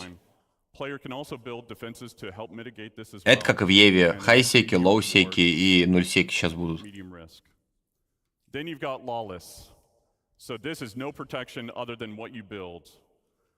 There's shields, anti-air. Опять же, это актуально для больших организаций, которые будут играть нон-стоп, как в Ark Survival Evolved на хардкор PvP серверах. Когда ты вышел из игры, тебя нахрен зарейдили. Вот то же самое будет. Now, there's some cross-shard and server meshing considerations that will kind of adjust this design in the future, but we'll get into that later once we're really building it. So from here, you've got the tool. А чё, у меня мул есть уже. This is what we would consider a surveyor. With this, we want to actually Так что я готов. everybody's playstyle, whether you're solo or in an org. With this, you got different buildings that you can produce, from small, medium to large to XL or XL. So with the surveyor tool, you can only build the small buildings. With a vehicle, you can Так, build это small почем? and medium-sized buildings. А что это, With the кстати? Galaxy, you can build small to large structures. And then obviously with the Pioneer, Галактика будет строить маленькие и средние, вот это строить маленькие, а это большие базы. talk about some of the more expanded features that we're adding to it in later on. So, and then it's also, we're exploring what can be done in space. Короче, Пионер строит все, это маленькие и средние, это только So from маленькие. here, you set off on your journey. So with the land claim, you put your tool down where you want, you launch the drone that is built into the machine, and then Подождите, from there, лаунж-дрон он allows the сказал? player to access the base building and also land claim mode. With the land claim modes, the player can actually change the size and position of what area they want to claim, and it also shows you the cost and taxes associated with it. If it's in a taxable zone and you don't own the land, this interface will default to it. То есть показывает, какие ресурсы If you есть. own land or it's in a lawless area, it'll automatically go to base building mode. So with the overhead view of the land, you Так, can когда place купить that можно building грузовик для exactly маленькой where you базы? want. You can see the resources beneath the surface. А прицеп менять можно, а грузы возить Place можно? multiple buildings before you actually build. So you can see how it will all come together. You'll see the resources. Не, that are Ермунганда needed многие и for так it. купили Galaxy, как бы, а если они поставят туда модуль для строительства базы, почему нет? Плюс не забывай, что Пионер можно будет арендовать. Basically power generators to consumers. And then У the тебя есть player друг can с move Пионером, or ты попросил его, он тебе decommission построил. buildings. Он заработал, Right ты now, дал it's ему going бабла, through он заработал. Так, в принципе, и должно быть. Зачем покупать многим один этот корабль ради базы? basically build these buildings. They don't come with any furnishings. And if you didn't bring any with you, then you want to build a fabricator. So depending on what you want to build, there's different sizes of them that support buildings from Круиз, не пали контору. armor, weapons, components, and even ships. Не, просто когда нет геймплея, ну, вот, например, текущее развитие, да, это, по крайней мере, даст желание заходить в игру для того, чтобы поковыряться с базой. Построить ее, начать что-то производить, вот это вот ерунда. Ну, как я в Лиф играю. It is produced from it produces a physicalized entity. Stats and quality will depend on the quality of the materials actually used. У тебя есть там полчаса-час, ты зашел, поковырялся с базы, Once you've вышел. done that and you built your decorations, now you can actually fill the room the way that you want to fill it. Люди, которым нравится там заниматься обустройством, они будут обставлять свои базы. То есть, опять же, это стимул многим людям, которые там 2-3 человека, 2-3 друга играют. Одному нравится строить, другому нравится там добывать, третьему еще что-то. А пока один строит, второй ресурсы подвозит. Вопрос только в другом, как это все будет работать. Опять накопил, построил, вайпнули, да-да-да.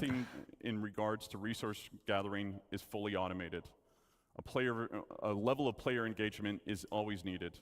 So as Nick talked about before, there are different types of майнинг-лазеры, эти, как его, дрели, короче, и водяные насосы. Then from there it'll be repairing, or there's wear and tear associated with it, or even misfires like you saw in Thorsten's. То есть теоретически ты просто поставил добываться что-то, оно у тебя добывается, ты потом приехал, загрузил в корабль, продал.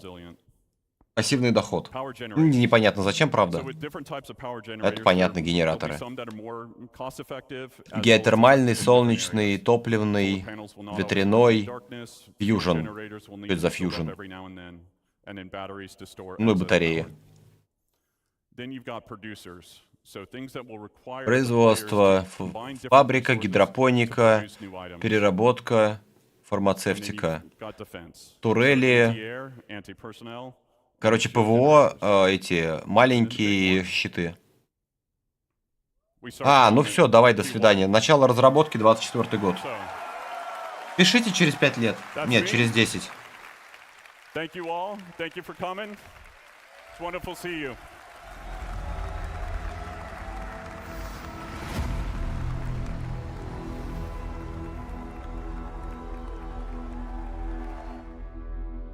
Новость хорошая, но что-то в конец разочаровал немножко.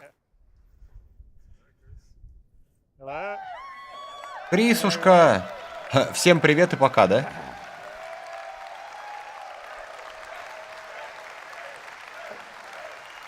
Пять минут, кстати, осталось до возможного чего-то. А что у него футболка-то грязная?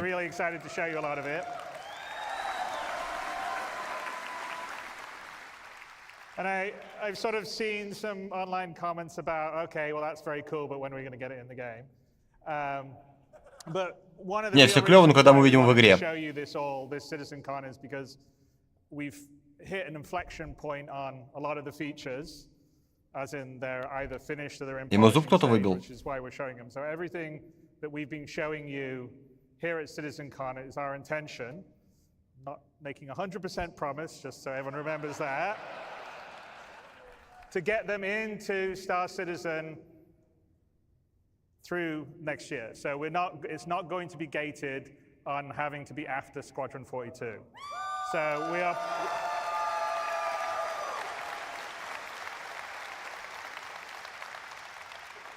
So we're planning over the Q1, Q2, Q3, Q4 of next year. Hopefully everything that we've shown you, you will have in your hands playing inside Star Citizen. Бля, я ни хера не понял.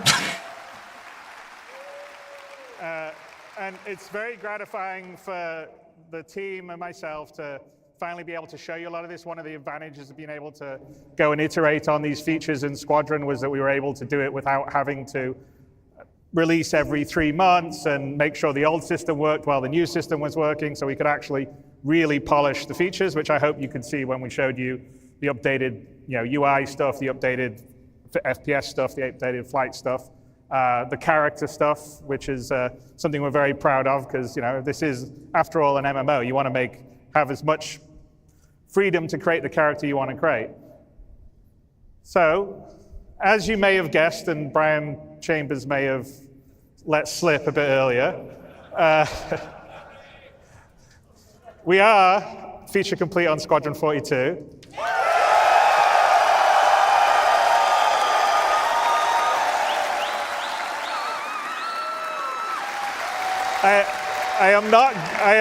You will not get a release date from me today because, first of all, you always get very angry at me when I give dates.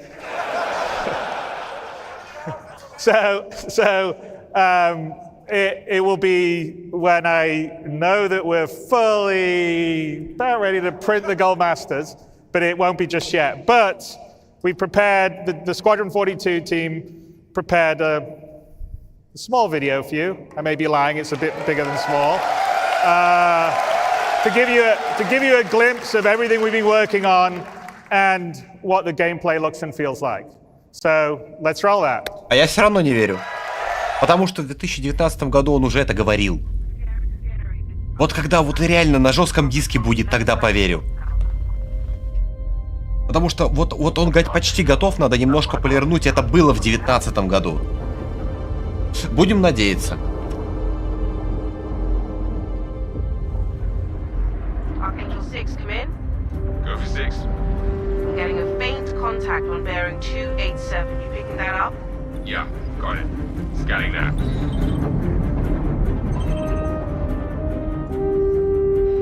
We're clear.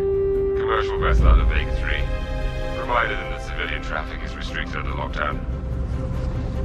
Copy that. Обновленный, кстати. Другой Хорнет. Archangel, this is Krugeri. Come back, Krugeri. Redirect to sector 7 Bravo Echo for immediate tasking. Copy that. On our way. Или я давно на Хорнете не летал? Нет, другой. Подвесы другие у пушек, у передних особенно.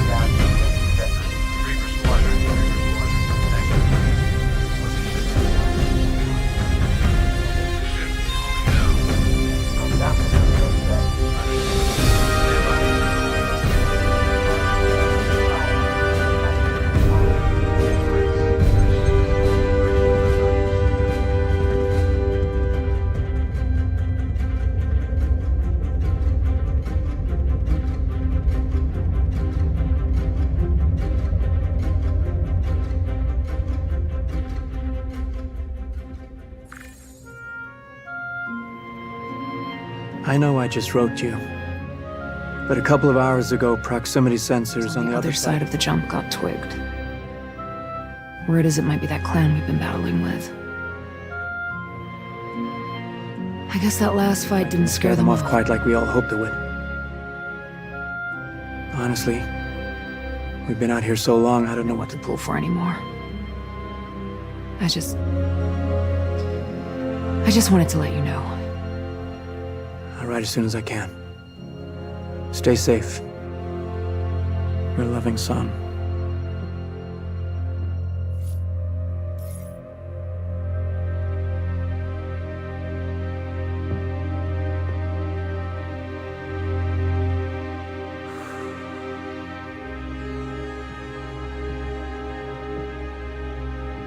Так вот для кого новую волосню делали. Never gets old, does it? Sir. Eddie's. Как похорошело при новых волосах-то, а? When I was first coming up. Post up to the flight deck whenever I could to watch the launches.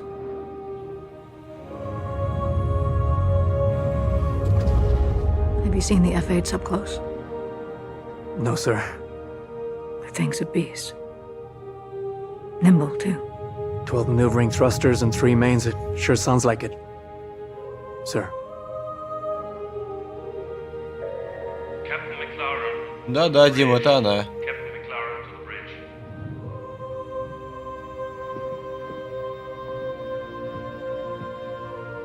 I saw you apply to the flight academy again.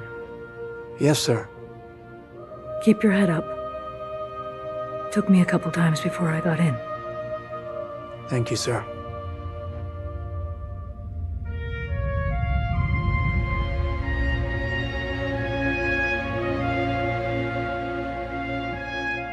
Да не, Сергей, нормально сделано, она ж тоже не молодая.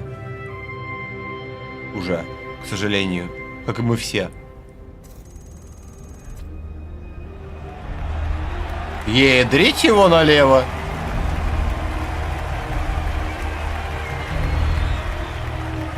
welcome to Cloud Imperium Games Manchester Studio. I'm Chris Roberts, and I'm pleased to announce we have just passed the major milestone. Squadron 42 is now feature complete and has entered its polish phase. To celebrate this milestone, we've gathered some of our core leadership together to share what this means. Не, ладно, про полировку я слышал в 2019 году. Не верю. Но надеюсь, но не верю. As Chris says, we've moved into the polish phase of Squadron 42, which means extra emphasis on ensuring things feel fun. Ой, лагает-то, ядрить его налево. On the small and large elements of the game, such as dialing in combat encounters, but also looking at the feel of how you control your character or vehicle and making sure it's immersive as possible. We've paid extra attention to how your character reacts when in their ship, so that you feel like an actual pilot, whether that's firing your weapons, taking hits, or punching the afterburners to get to cover. Ship AI has also seen huge improvements, with closer engagement distances and more varied behaviors. And with our new precision targeting mode, the action has never been as close. Не, может подождут пару лет, пока более мощное железо выйдет и выпустят?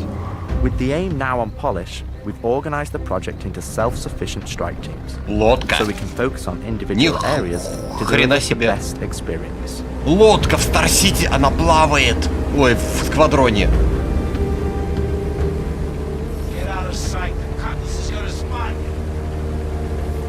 This allows us to bring all disciplines together. Вопрос только нахрена в лодке, лодка в игре по кораблике? Ну да ладно. Не, ну офигенно, кстати, мне нравится пока, очень. Главное, чтобы это правдой оказалось. Ну и сюжет интересный.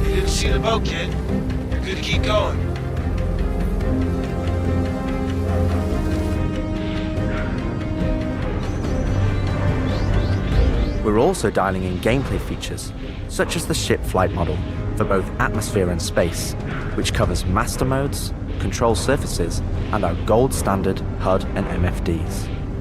Это из Топ-Гана, что ли, кусок взяли? Ну, идея. Our interaction system for both the world and your character have also seen additional improvements, allowing us to hone and craft environmental puzzles unique to each location, while allowing us to tell the story of the world around you.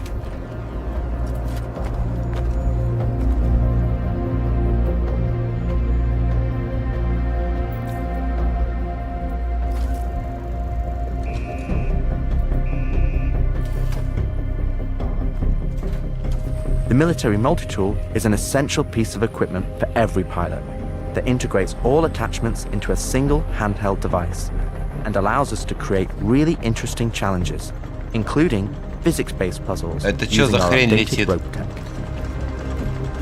А это вообще этот, как его, Лара Крофт. Груза накинул, чтобы лифт упал. Unidentified vessels. This is the UEE Navy. Power down your ships and stand by for processing. Фокс, да, похоже, еще интерактивного кино добавили, консольного. Фрилансер, начало не смотри, на 10 минут назад перемотай и все. Остальное можешь не смотреть. Such as key objectives, mission targets, and high-level scan information, while keeping your overall view as clean as possible. Damn skank!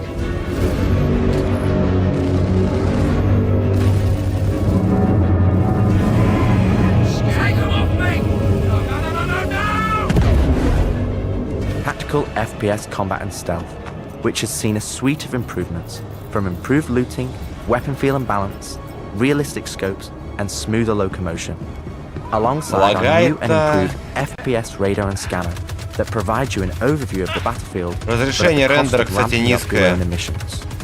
Ну или also seen the introduction of a maelstrom-powered destructible environment, which adds a layer of dynamism to the experience, alongside our improved AI that can now have hundreds of combinations of traits. Ну вот про что я и говорил, разрушаемость нужна в скворечнике, но не в Star-Citizen. А вот вам и разрушаемость.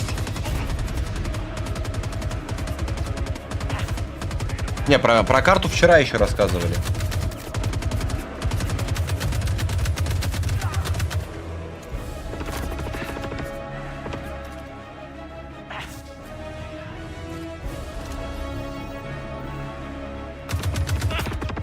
Гранату кидай. Во, послушный малый.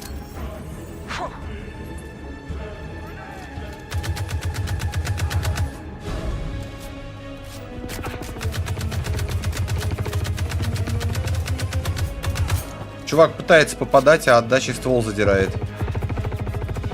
О, слайд.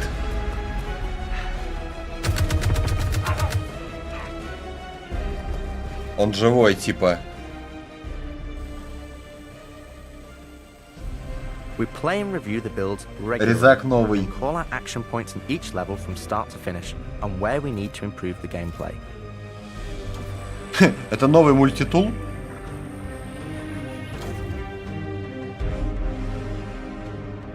This is an incredibly rewarding stage of development for me and the team, as the ultimate vision of the game is realized, allowing us to бегом craft an пробегай, ты experience что, слышишь, that ты we еще can раз be так really делал. proud of. Ну, пролетай, значит, а не пробегай. One specific area that I'm excited to dial in is the feeling of the player interacting with the world around them. Вертигор DLSS будет. As it's Ну, a по core крайней мере, вчера component of обещали. and really grounds the world that you inhabit. We've made sure that any interaction in the environment is physically represented by a character animation to keep. Короче, реально смесь Half-Life, Mass Effect, Tomb Raider со вставками интерактивного кино из какого-нибудь Detroit Become Human. Ultimately, this is the final phase of gameplay iteration before we fully transition into optimization and stability on the road to release. Agent Trejo, this is Colton. Come back. Always trips me out to see terraforming subs. Фокс, видимо, я в этот момент витал в облаках. How atmosphere processors work. Really shows how far we've come. Hell is she? With the transition of Squadron to Polish phase, we've had the opportunity to find additional moments within the existing narrative to add subtle interactions where appropriate. It's been tremendously exciting будет. to play Второй through these версии, areas правда. and find places to augment the mood, support gameplay, and further embellish our story and characters. So yeah, man, I can't believe it. They said I've got to wait another 2 years before I can reapply. So that's why I figured I'd get a job trying in security, because that's you know, I can get 31-12-20. and whatnot. Can't hurt, right? Exactly. Это не даты были? Pickups for our lead female player character, as well as wild lines for our various enemies that you all will encounter throughout the game on both foot and in your cockpit. These consist of a range of responses and reactions that you as the player can trigger, which has been the culmination of efforts by the gameplay and AI teams. This means that you're going to про карту вчера показывали. bad guys to complete your mission. Вот для чего волосы-то надо. Видели? У него на каске, как у Центуриона, волосня. Вот он, Катлас. Или я что-то протупил?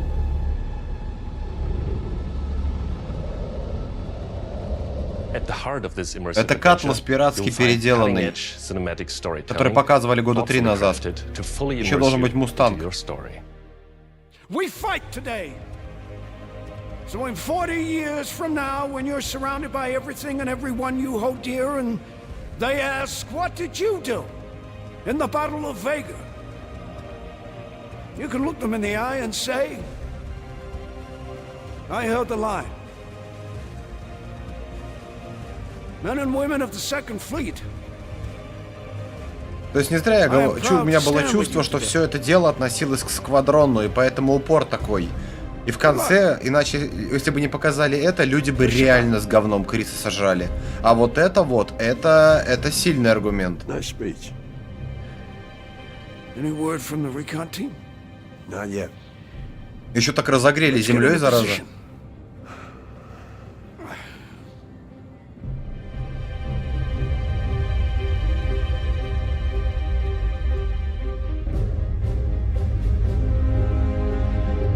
Я аж проснулся.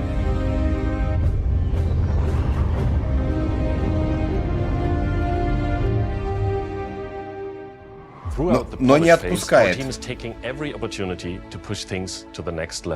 Tell me you're expecting company. This is not good. У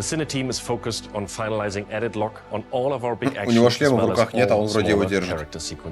I could have pulled this off at the Galactopedia. Yeah, probably, but I think their solar mass calculations are wrong, though. Well, this is ridiculous. How so? We are now able to adjust our shot composition to final cameras thanks to recently crafted space vistas and level art being content complete now. Еще бы столько лет делать. Конечно, графика устарела, надо переделывать было. Shut up. Now, I hadn't seen another ship that wasn't trying to kill me in days, let alone a whole. Ермунган, да сплюнь, я сам сижу и думаю, верить или не верить. Detailed lighting passes can be done on hero sequences so we can show our cast and convey their emotions in the best light possible. And we're making sure our cinematics are triggering as fluid as we can craft them so they form a coherent concerto with the rest of the player's narrative experience. Mr. Wexler, this is Lieutenant Commander Colton. Oh. Commander, hey. Julian Wexler, I'm the field manager. Skywalker уже не тот постарел. Welcome aboard the Archon. What brings the Navy to this little corner of the universe? А этот-то где? Забыл, как его фамилия из... Вот он. Commander Colton. He's one of our best. As others will share, this is the most rewarding chapter of development, which allows us to truly experience the visceral and oftentimes emotional moments that our narrative provides. How did you handle it after Vega? Бля, похоже на главного андроида из Detroit Become Human. Очень похоже. Сейчас ценник на сквадрон, наверное, вывалят. Сквадрон продается отдельно, раньше стоил 30-ку.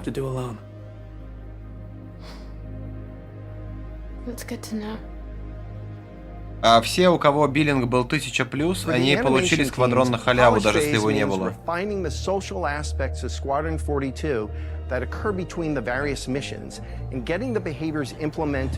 Крок — это геймченджер. Выпустить ремастер до выхода основной игры.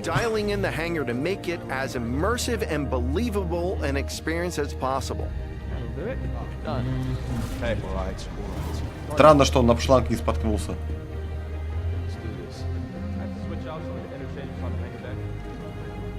Крок, у тебя нормальный биллинг, я так предполагаю.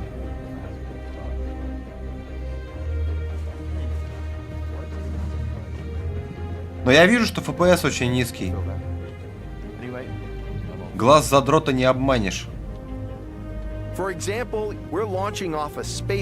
Да, чувствую точно, процессор и видяху надо менять. Ликвид, если не 100. Сквадрон задал свой сквадрон. Starfield показал, что можно и по сотке продавать. This means we're looking out for pops, hiccups, or awkward transitions, and ensuring that everything flows and looks like all the great mocap performances we've captured.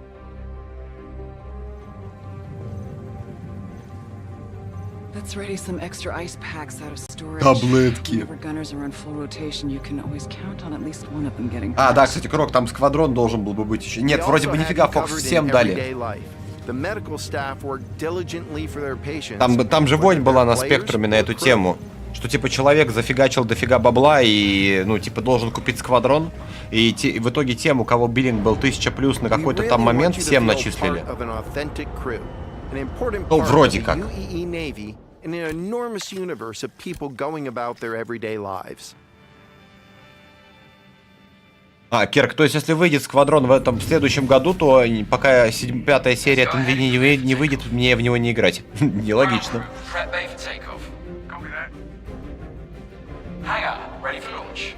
У меня стартовый пакет за $30, в составе которого был сквадрон.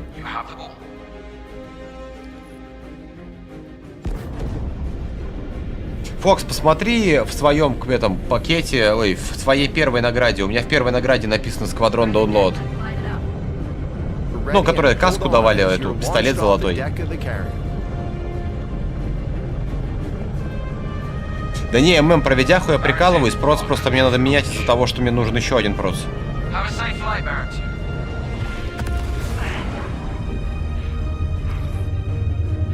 Я очень дико сомневаюсь, что 5800 X3D мне на него не хватит.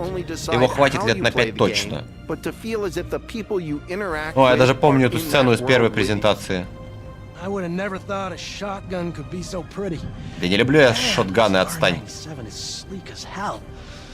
Like a lot of other weapons in Gemini's arsenal, it has a higher rate of fire than most guns of its type. Рома, я не помню, а у тебя есть сквадрон или нет? По-моему, у тебя вроде бы есть. We're working to support a feel of authenticity through world traversals, running, jumping, and climbing, interactions with objects and the environment,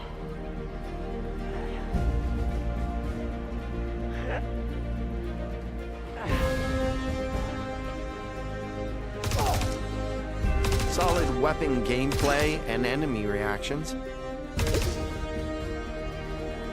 Притом как-то неоднозначно смотрится картинка, почему вот здесь картинка нормальная, плавная, а в некоторых менее нагруженных сценах лагает. Это либо реально отсутствующая оптимизация, либо я ничего-то не врубаюсь. Надо, наверное, потише, да, немного сделать, хотя нормально вроде.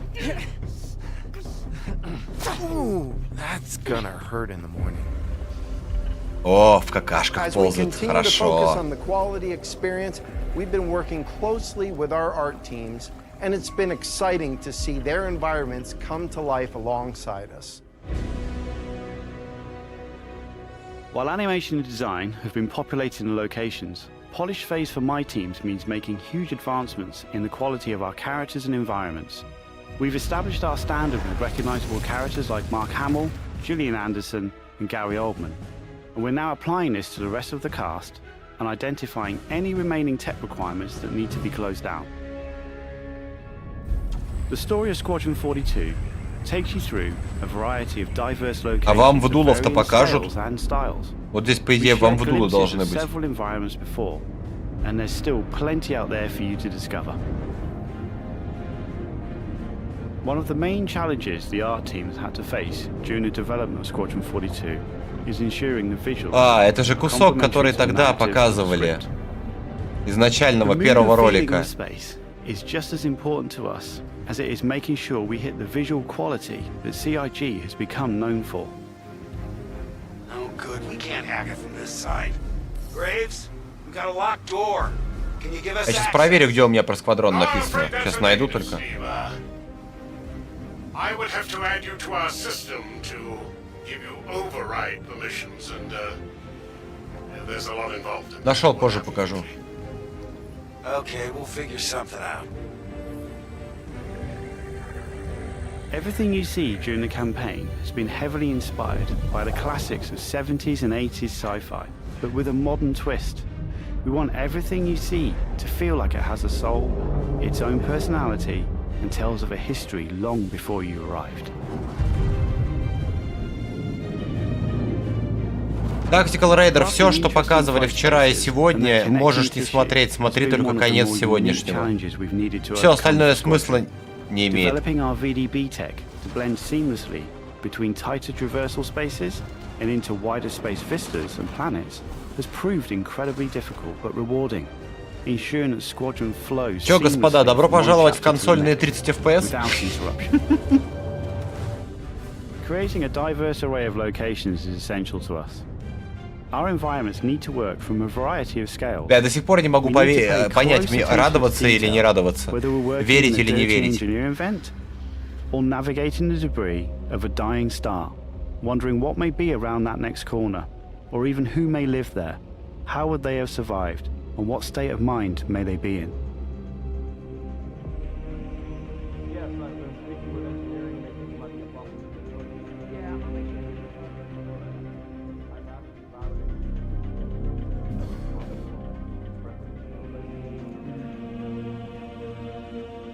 We've worked closely with our social teams in delivering a cohesive social experience when you're taking some downtime from our refined flight and FPS missions, or even missions of the more eerie kind.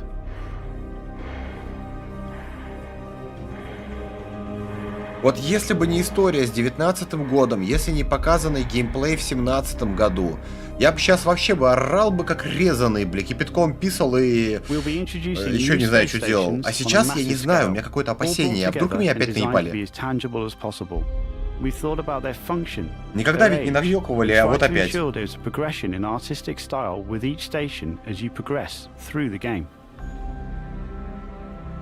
Поэтому я и сейчас сижу как бы на двух стульях одновременно. Как бы вроде и радостно, а вроде как-то хуй знает. А вдруг опять наебали? Мне кажется, в данном случае лучше всего, как говорится, надеяться на наебали, а если не наебали, то радоваться потом. The teams are working incredibly hard, ramping up the detail and quality to match the breadth of our vision for Squadron 42. Это что за херня? Now, I know you're all asking, when can I play it? When can I play it? When we have the locked release date, you will be the first to know. Now, we're in polishing phase on Squadron 42. You will start to see a lot more things coming to Star Citizen, as well as overall progress on the persistent universe. The polish phase can take some time. We have come this far, and we want to make sure Squadron 42 delivers on the promise of being this generation's wing commander. Now, even though there's only a few of us in this video, I'd like to extend a big thank you to all our staff around the globe who've been putting their heart and soul into bringing Squadron 42 to life.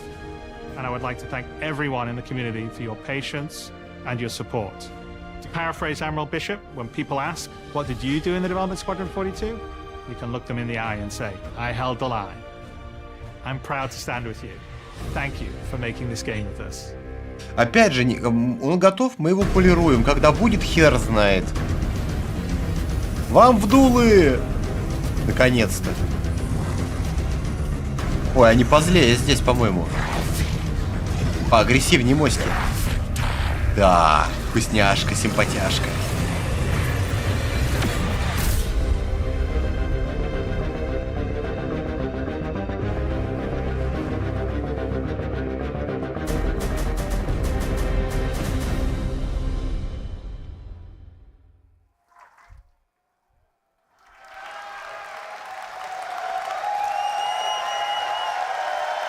А все довольные сидят, кстати. Я сам, хотя сижу, улыбаюсь.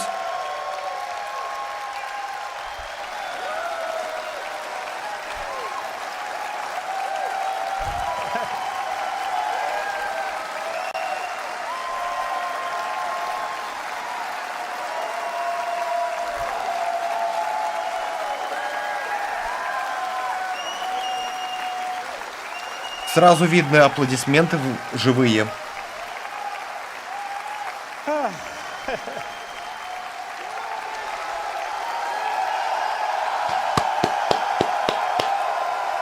Даже похлопал, если не наебет.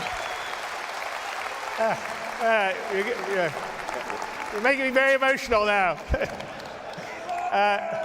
Thank you so much. It's been definitely a long time coming. We're, as you can see on that video, that's Squadron 42 gameplay. So we are really dialing it in and polishing it, and we're really proud of what it is. I mean, anyway, I think it's going to be something I'm very, very proud of. So I can't wait for you guys to play it in the... I'm not going to say when, but anyway. And anyway, we kind of spent the time to craft something that's that beautiful with as much attention to detail and love without your guys' support, just like we couldn't be building the universe of Star Citizen without your guys' support. So I am, on my side, incredibly grateful, as is everybody at CIG, for your continued support, because we're building, I mean, a universe of dreams and stories of dreams, and it's a really wonderful thing to be able to do as a creative. So thank you, everyone here, and everyone watching, and everyone that supports Star Citizen and Squadron 42. Слушайте, ну, судя по голосу, правду говорит. Thank you guys very, very much. Я, конечно, не невротипический психолог, но, судя по голосу, реально не врет.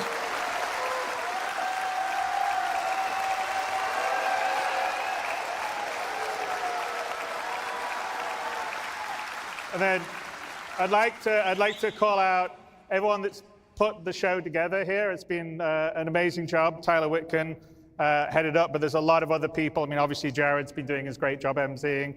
Leah has been organizing the show, and there's 1,000 other people that are part of our community and marketing side that have been doing it. There's been volunteers that have been helping. The companies that we've had, like Envision, have put the video and stuff all together. So everyone's done an amazing голос и job глаза могут очень многое so, сказать. thank you to everyone. Хоть обоврись, но голос и глаза могут показать But это. putting all that together, and thank you to all the devs that worked really hard to put the presentations together for you guys, because think you could feel that they really love Нет, what как they бы если do, он хороший and they're very актер, понятно, passionate что about он what на they раз-два do, and they're перед really подделает. excited to get it into your guys' hands.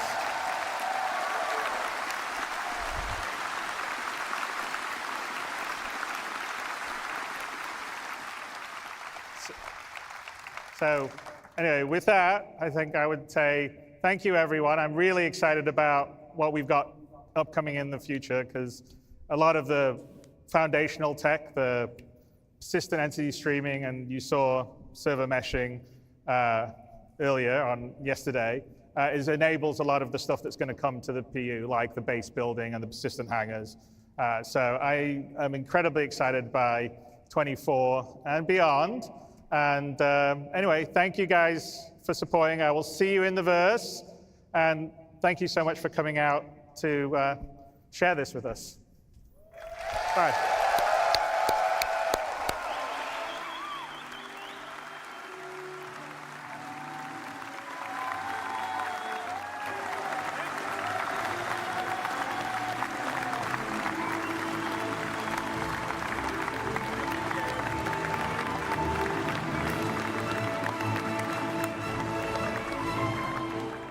Ну, честно, вот, честно. Верьте в то, что вас наебывают в очередной раз. Лучше. Чем распускайте нюни и бегите скупать JPEG. Пускай мы в итоге мы будем думать, что нас в очередной раз наебали и КТТС задлится на 10 лет. Да, Фокс, спасибо. Вот, но если все-таки это произойдет в следующем году, мы будем рады, по крайней мере. Все, трансляция закончилась, можно не орать. То есть двоякая ситуация, двоякое ощущение. То есть просто вот в уме держите, что вас наебали. Но при этом всем есть год. Если после всего этого, если в очередной раз people схавает этот наеб, если это наеб, конечно, то есть люди припомнят ему 19-й год, когда он говорил то же самое. Сквадрон. Февраль 2019 года. Должна быть бета Сквадрона. Крис сказал, Сквадрон готов, надо немножко полирнуть. Перенос на декабрь. Что в декабре произошло? Когда будет сделано, тогда будет сделано. Поэтому давайте вот это будем учитывать. Просто будем учитывать, что он уже не раз наеживал, что в том числе куча информации, которая была показана на CitizenCon, что нас ожидает в будущем, это было, извините меня, наеживание. Так что просто держите это в уме. Если это действительно окажется наеживанием, вы не расстроитесь, вы уже будете к этому готовы. Если это не окажется наеживанием, если это реально правда и Сквадрон вот в течение года выйдет, мы просто порадуемся, мы примем это как факт, мы, как говорится, скажем, Крис молодец, и мы в это поиграем. Но пока давайте относиться к этому давайте скептически будем к этому относиться и не распускать нюни. Как говорится, будь готов к херовому. Это мое, опять же, субъективное мнение. Ролик реально звездатый. Сейчас мы сделаем немножко по-другому. Сейчас, как говорится, секунду, все будет в шоколаде. Сейчас.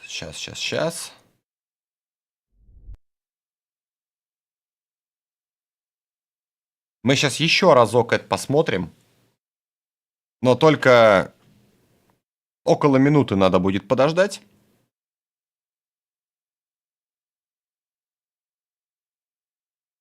Вот так вот, пусть оно вам не видно, а мне видно. Вот здесь табличка есть, перевод идет. Это ролик, который уже вышел на YouTube-канале Цыгов. Это то, что мы только что смотрели про Сквадрон. 26 минут прошло, что ли? Да, 26 минут, но уже с переводом на русский будет. Буквально около минуты. Это не Яндекс.Браузер. Я пытался подготовиться к тому, чтобы перевести онлайн с Твича, но я в итоге смог сделать так, что у меня Chrome переводит YouTube теперь, но Twitch он так в онлайне и не перевел.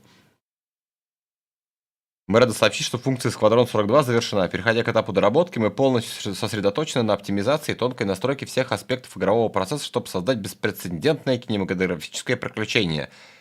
Чтобы отпраздновать эту веху, мы собрали наших ведущих разработчиков со всего мира, чтобы поделиться тем, что это значит. Спасибо вам за вашу постоянную поддержку. Фокс перевел то, что там написано было где-то. Еще переводит. Как думаешь, на следующем ситконе будет дата релиза? Я думаю, что не дата должна быть, а должен быть уже релиз.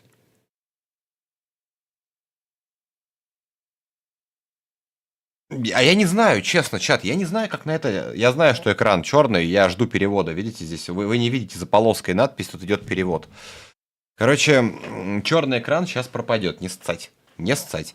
Я не знаю, как на это реагировать, честно. Я уже слишком долго скептически к этому был настроен. Он наеживал постоянно. Его команда, может быть, он сам и не хотел наеживать. Может, ему команда говорила: да, шеф, сделаю, но в итоге нихуя не делали.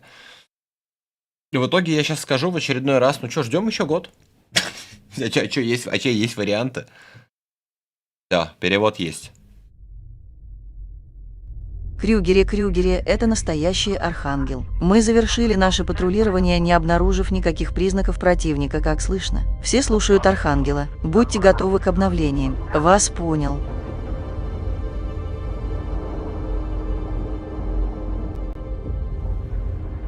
Архангел 6, прием. Ставьте на 6. Я фиксирую слабый контакт по пеленгу 287. Вы это улавливаете? Да, я понял. Начинаю сканирование.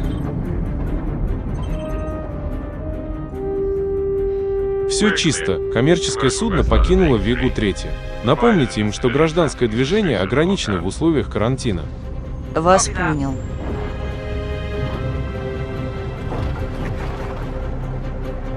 Архангел. Это Крюгери. Вернись, Крюгери. Перенаправьте на 7-й сектор Браво Эхо для немедленного выполнения задачи. Вас понял. Мы уже в пути.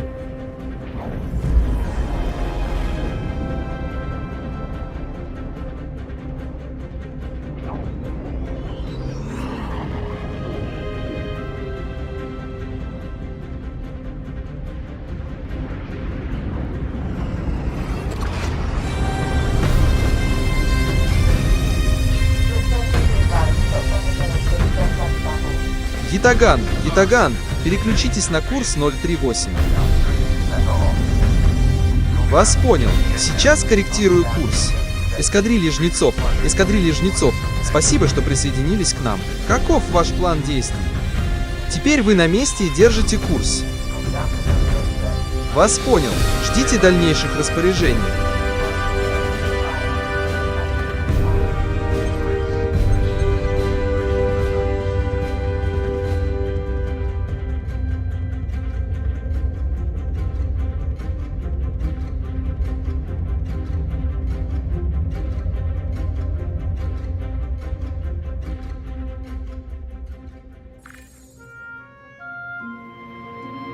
Я знаю, что только что написал вам, но пару часов назад сработали датчики приближения на другой стороне прыжка.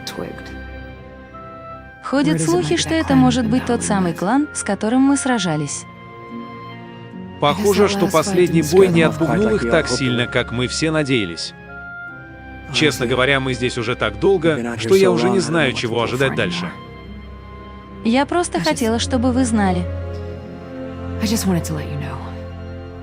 Я напишу вам, как только смогу. Будьте осторожны. Ваш любящий сын.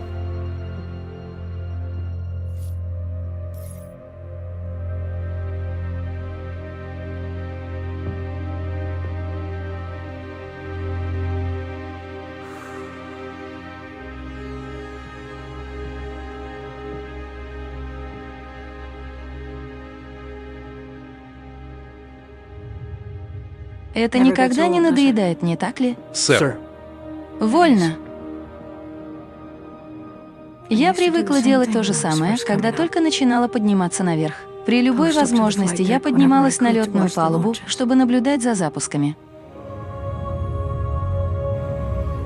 Вы видели F-8 вблизи? Нет, сэр. Эта штука — настоящий зверь. Она еще и проворная. 12 маневровых двигателей и 3 основных. Похоже на правду. Сэр.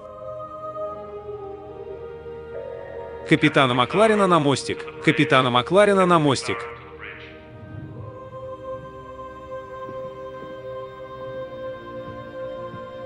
Я видела, что вы снова подали заявление в летную академию. Да, сэр. Держите голову высоко. Перед тем, как я вошла, меня пару раз ударили по голове. Спасибо вам, сэр.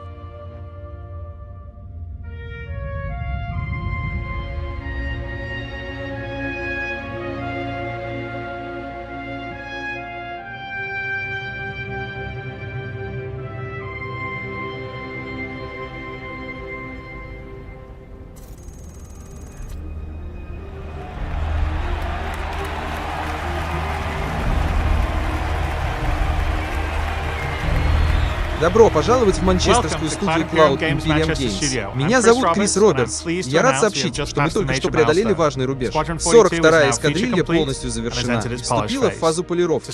Чтобы отпраздновать эту важную веху, мы собрали вместе некоторых наших ключевых руководителей, чтобы поделиться тем, что это значит.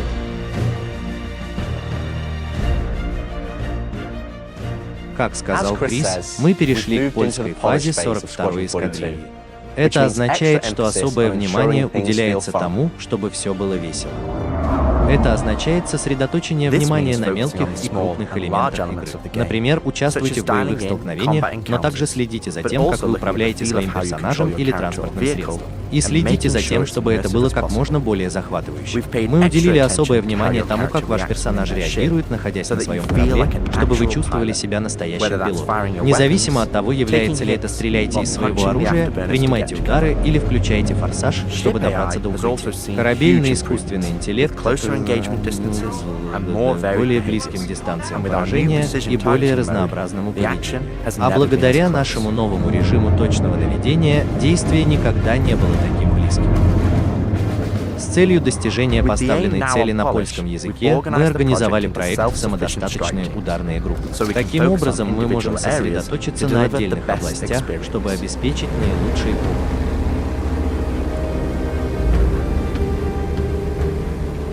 Убирайтесь с глаз долой, Котлас заметит вас. Это позволяет нам объединить все дисциплины с единым видением улучшения игрового процесса, плавно сочетая его с отточенными визуальными эффектами, финальными кинематографическими эффектами и нашими постоянно совершенствующимися технологиями.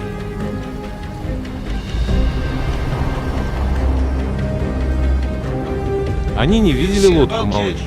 Ты молодец, что продолжаешь свой путь.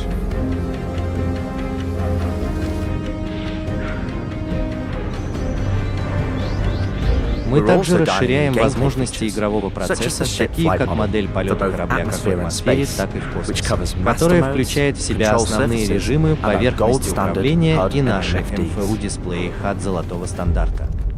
Наша система взаимодействия как с окружающим миром, так и с вашим персонажем также претерпела дополнительные улучшения, позволяющие нам оттачивать и создавать уникальные для окружающей среды головоломки. Каждая локация позволяет нам рассказать историю окружающего вас мира.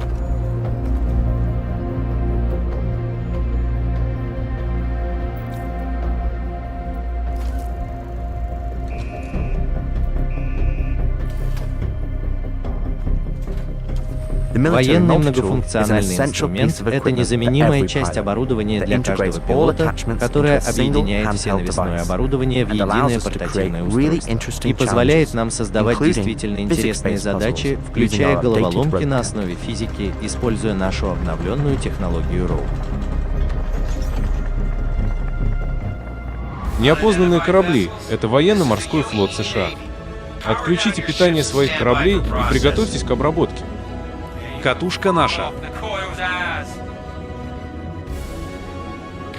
Наша система сканирования, наведения и маркирования также претерпела капитальный ремонт, позволив нам выделить только необходимую вам информацию, такую как ключевые цели, задачи миссии и высокоуровневая информация сканирования, сохраняя при этом ваш общий обзор как можно более четкий. Чистота, насколько это возможно.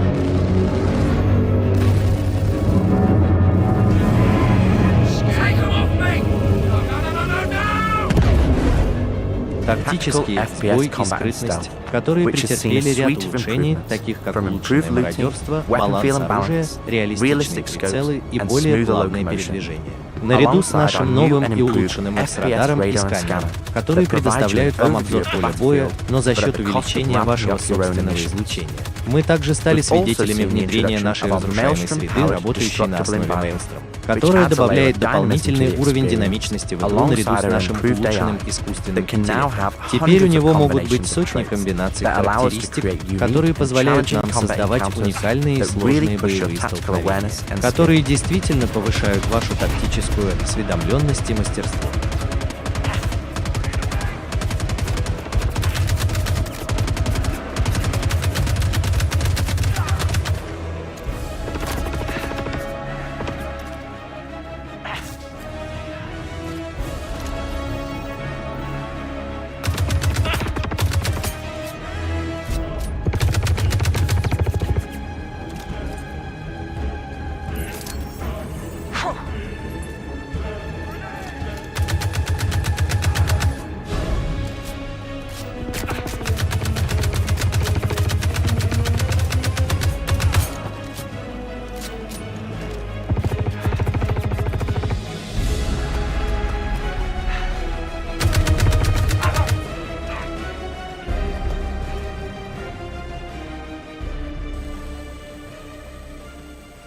Мы регулярно играем и пересматриваем сборки, а также указываем точки действия на каждом уровне от начала до конца, где нам нужно улучшить игровой процесс.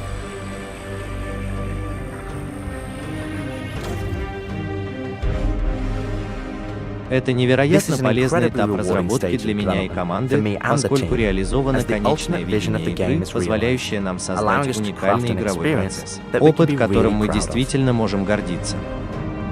Одна конкретная область, в которой я с нетерпением жду возможности подключиться, это ощущение взаимодействия игрока с окружающим миром, поскольку это ключевой компонент Squadron, который действительно определяет мир, в котором вы живете. Мы позаботились о том, чтобы любое взаимодействие в окружающей среде было физически представлено анимацией персонажа, чтобы держать вас в настоящем моменте и полностью погрузить в созданный нами опыт.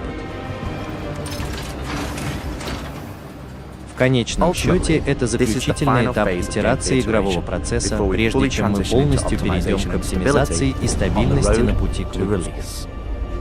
Агент Трехо, это Колтон, возвращайтесь. Меня всегда поражает, когда я вижу подобные установки для терраформирования. Веб пытался объяснить, как работают атмосферные процессоры. Это действительно показывает, как далеко мы продвинулись. Где же она, черт возьми? С переходом эскадрильи на этап полировки у нас появилась возможность найти дополнительные моменты в существующем повествовании, чтобы добавить тонкие взаимодействия там, где это уместно. Было невероятно захватывающе играть в этих областях и находить места, которые улучшат настроение, поддержат игровой процесс и еще больше приукрасят нашу историю и персонажей. Так что да, чувак, я не могу в это поверить. Они сказали, что мне придется подождать еще 2 года, прежде чем я смогу подать повторную заявку. Так вот, мам, вот почему я решил попробовать устроиться на работу в службу безопасности. Потому что это, мам, я могу проведите несколько часов в кабине пилота и все такое прочее. Это ведь не повредит, не так ли? Именно так. Мы также снимали пикапы для нашей главной героини женского пола, а также дикие линии для наших различных врагов, с которыми вы все будете сталкиваться на протяжении всей игры как пешком, так и в кабине пилота. Они состоят из целого ряда реакций, которые вы, как игрок, можете вызвать, что стало кульминацией усилий команд, занимающихся игровым процессом и искусственным интеллектом. Это означает, что вам придется столкнуться с несколькими очень умными и реактивными плохими парнями, чтобы завершить свою миссию.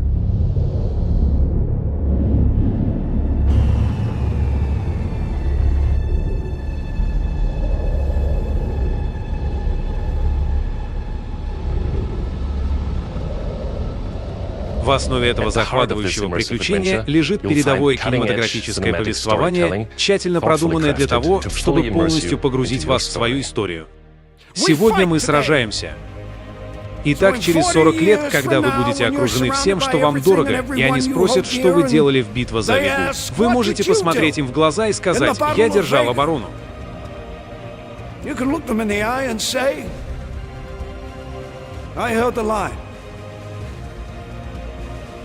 Мужчины и женщины второго флота, я горжусь тем, что сегодня стою рядом с вами. Желаю удачи. Епископ уходит. Отличная речь. Есть какие-нибудь новости от разведывательной группы? Пока нет. Что же, давайте займем позицию.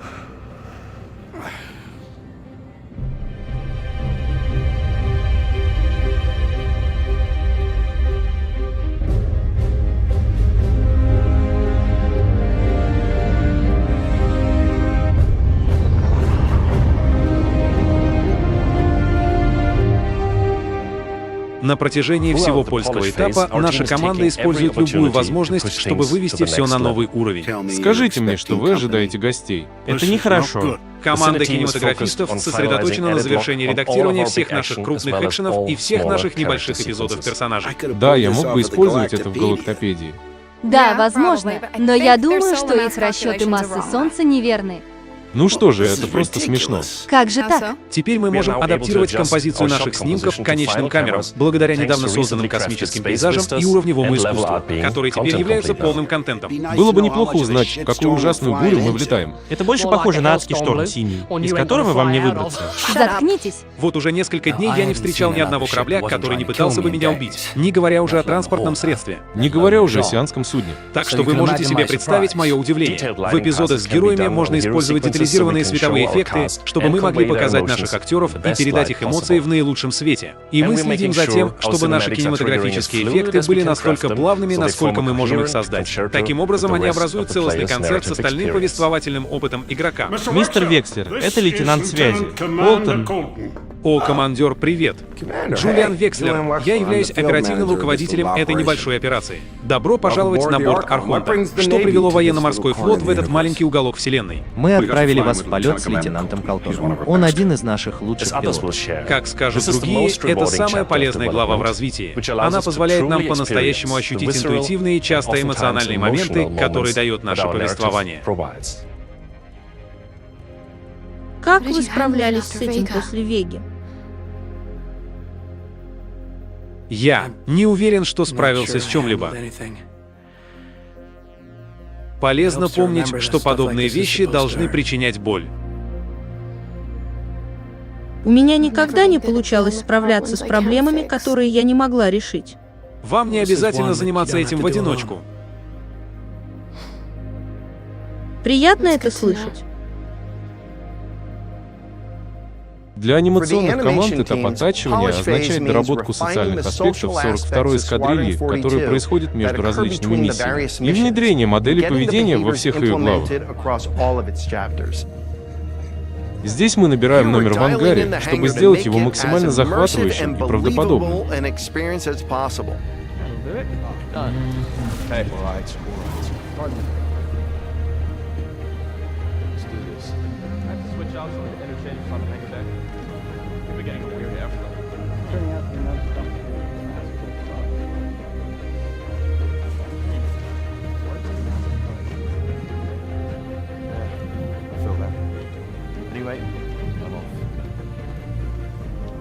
Например, мы запускаем космический носитель, но мы по-прежнему испытываем это чувство в реальных действиях, заправка топливом, ремонт и проверка, а также уверенность в том, что ваш следующий полет пройдет успешно.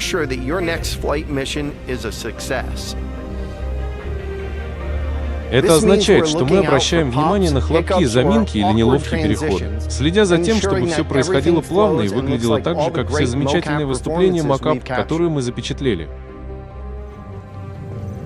Давайте достанем из хранилища несколько дополнительных пакетов со льдом. Всякий раз, когда артиллеристы находятся на полной смене, вы всегда можете рассчитывать на то, что хотя бы один из них пострадает. Мы также оказываем вам помощь в повседневной жизни. Медицинский персонал усердно заботится о своих пациентах, независимо от того, являются ли они игроками или членами команды.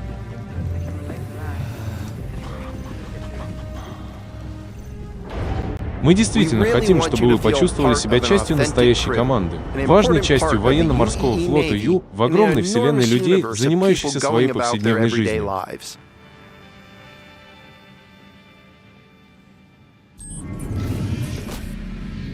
Давайте начнем подготовку к взлету. Наземный экипаж, приготовьтесь к взлету. Вас понял.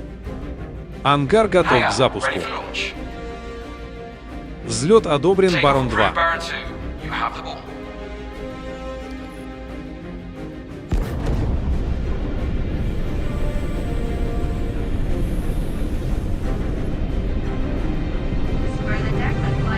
Приготовьтесь и держитесь за борт, когда будете стартовать с палубы авианосца. Барон 2, вы готовы к запуску. Счастливого полета, Барон 2.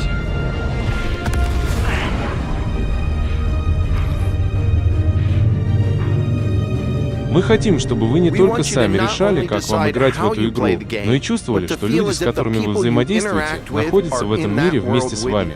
Я никогда бы не подумал, что дробовик может быть таким красивым. Но черт возьми, эти 97 чертовски изящны. Как и многие другие виды оружия в арсенале Gemini, они обладают более высокой скорострельностью, чем большинство пистолетов такого типа.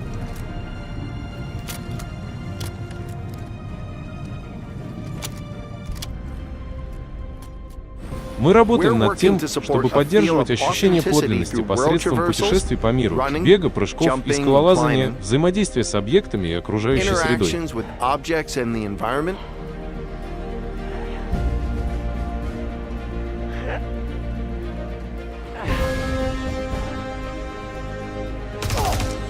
Игровой процесс с использованием надежного оружия и реакции противника, а также боевые реалии, такие как неисправности оружия. As well as combat realities, such as weapon malfunctions.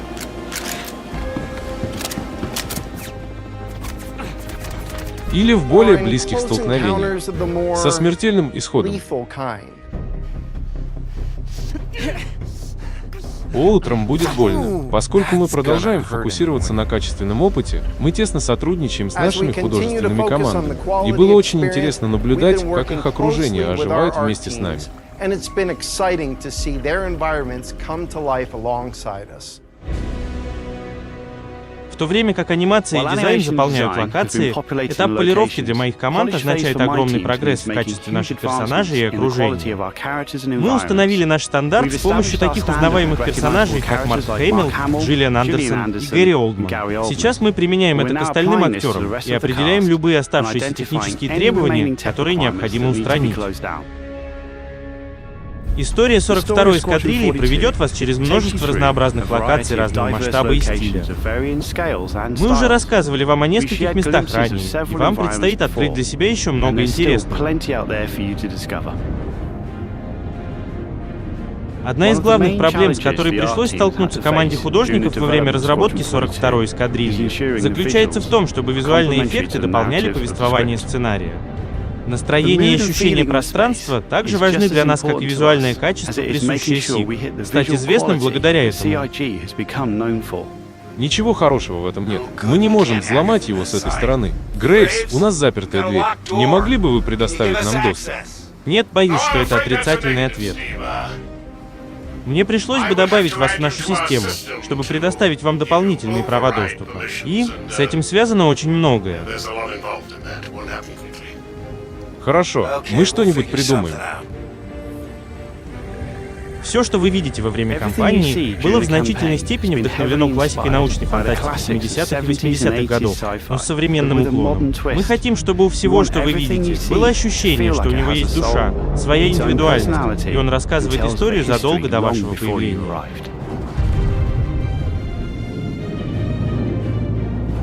Создание интересных летных пространств и их соединительной ткани было одной из наиболее уникальных задач, которые нам пришлось преодолеть для эскадрильи.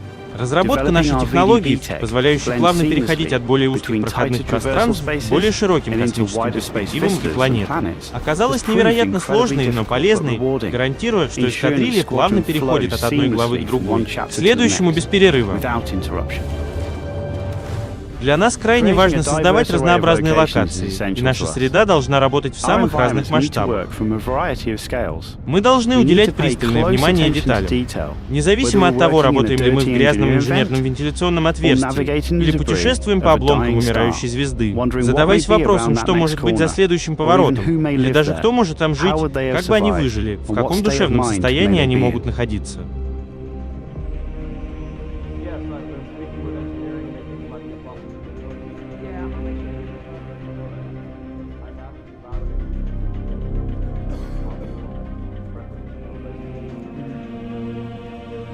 Мы тесно сотрудничали с нашими социальными командами, чтобы обеспечить сплоченный социальный опыт, когда вы отдыхаете от наших изысканных миссий Flight DFs или даже более жутких миссий.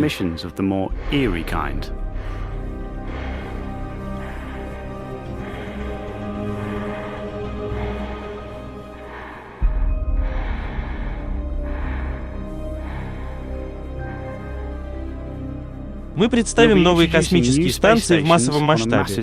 Все они будут собраны вместе и спроектированы так, чтобы быть как можно более осязаемыми. Мы продумали их функции, их возраст и постарались обеспечить прогресс в художественном стиле каждой станции по мере прохождения игры.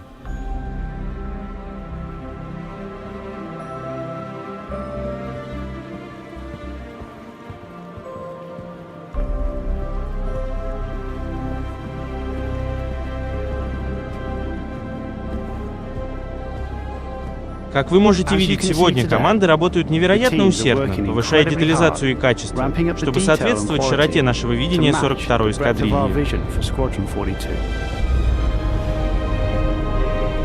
Теперь я знаю, что вы все спрашиваете, когда я смогу сыграть в нее? Когда я смогу сыграть в нее? Когда у нас будет закрытая дата релиза, вы узнаете об этом первыми. Сейчас мы находимся на этапе доводки 42-й эскадрильи. Вы начнете замечать гораздо больше нового Star Citizen, а также общий прогресс в персистентной вселенной. Этап доводки может занять некоторое время. Мы зашли так далеко, и мы хотим быть уверены, что 42-я эскадрилья выполнит свои обещания стать командиром крыла этого поколения. Теперь, несмотря на то, что в этом видео нас всего несколько человек, я хотел бы выразить большую благодарность всем нашим сотрудникам по всему миру, которые они вложили все свое сердце и душу в то, чтобы оживить 42-ю эскадрилью. Я хотел бы поблагодарить всех членов сообщества за ваше терпение и поддержку. Перефразируя адмирала Бишопа, когда люди спрашивают, что вы сделали для создания 42-й эскадрильи, вы можете посмотреть им в глаза и сказать: я держал оборону. Я горжусь тем, что стою рядом с вами. Спасибо вам за то, что вы создали эту игру вместе с нами.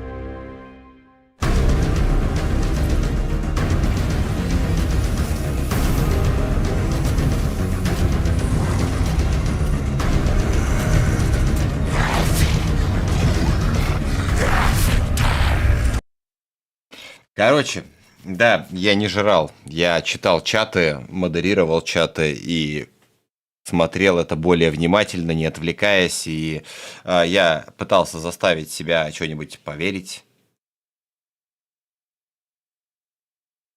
Но я не знаю, честно. Я не знаю, я не верю, я потом подумаю, может быть, когда-нибудь поверю, но...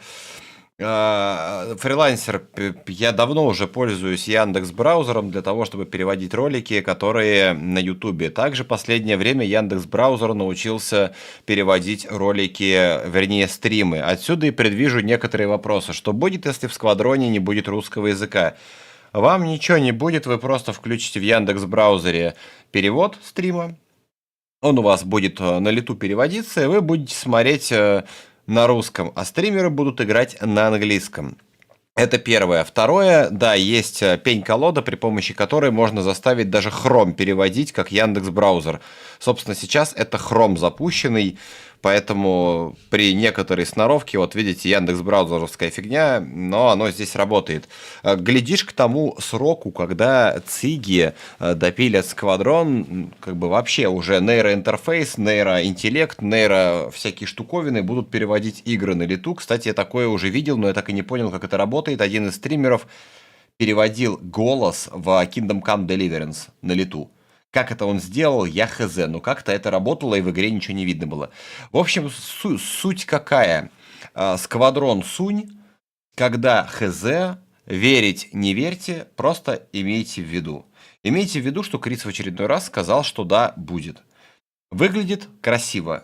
Выглядит, возможно, даже интересно. Вандулы изменились, вандулы стали более агрессивные. Катлас, переделанный пиратский, выглядит смешно, но и в то же время брутально.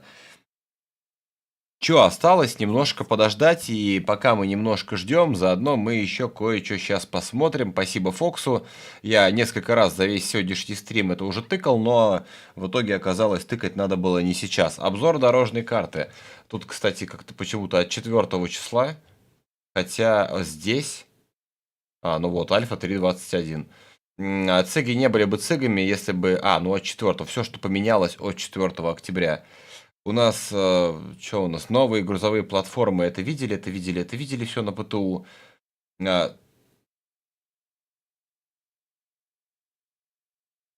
Spirit C1 делают. Argo SRV делают. Можно посмотреть вот здесь. Я сказал вот здесь. Здесь у нас релизнуты платформы Крусейдера. Все миссии, которые обещали, кроме вот этого вот проникновения в корабли, не релизнуто по кораблям. А1 подтвержден, по крайней мере. Значит, в подпатче появится и C1. Я думал, на самом деле, после ситкона он появится, и на ситконе его продадут, но нет. Либо это ждем через месяц во время Intergalactic Aerospace. Здесь понятно. В общем-то, тут тоже ничего интересного. В общем, все. Сказки кончились. CitizenCon кончился.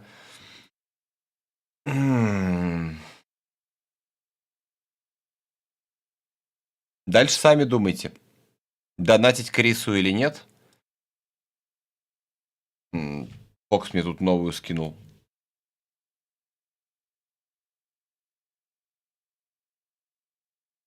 Ну новое отличается тем, что вышел F8, скаут. Да, по сути-то ничего интересного. Это был длинный CitizenCon, это был, если не брать самый последний конец, бля, все уже заговариваюсь, если не брать финал CitizenCon, вот 5 минут до сквадрона, где показали строительство, вот это вот все, вот реально блевать хотелось. Ну, вот серьезно.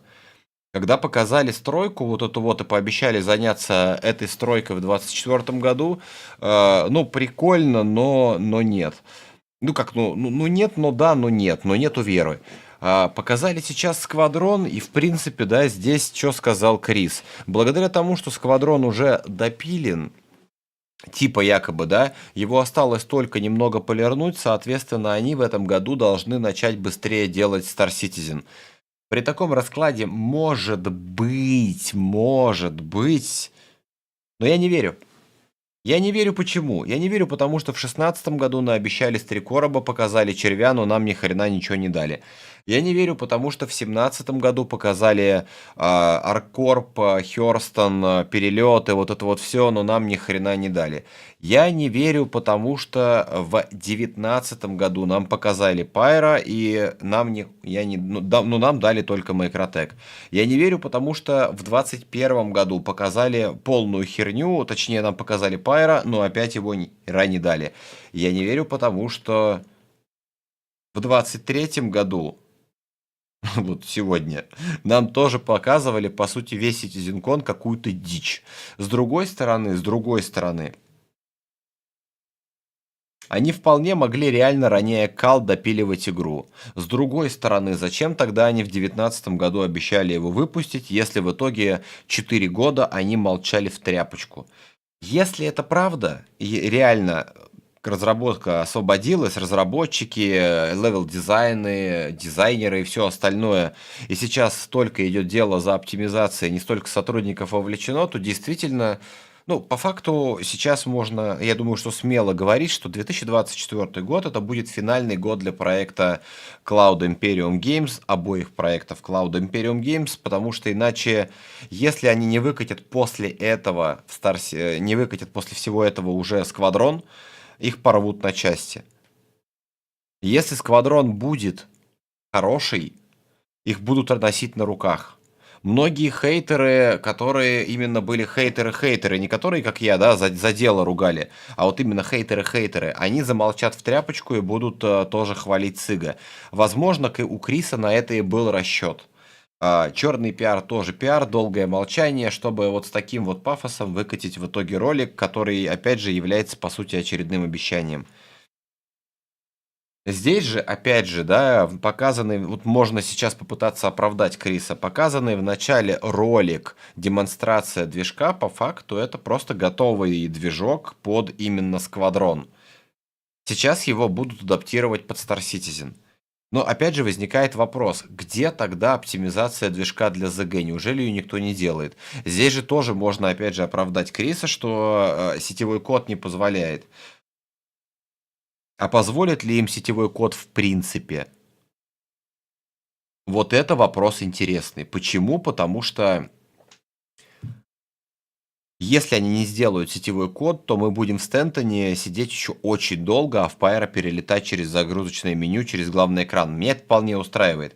Все то, что показывали по факту то, что показывали вот реально сегодня и вчера, это еще вчера про это сказал, это скорее всего куски сквадрона. Это все наработки для сквадрона. В итоге оказалось так и есть. Хер знает, что думать, народ. Я прям реально не понимаю, что думать, потому что слишком много раз наеживали. Ну, Крис и его команда слишком много раз.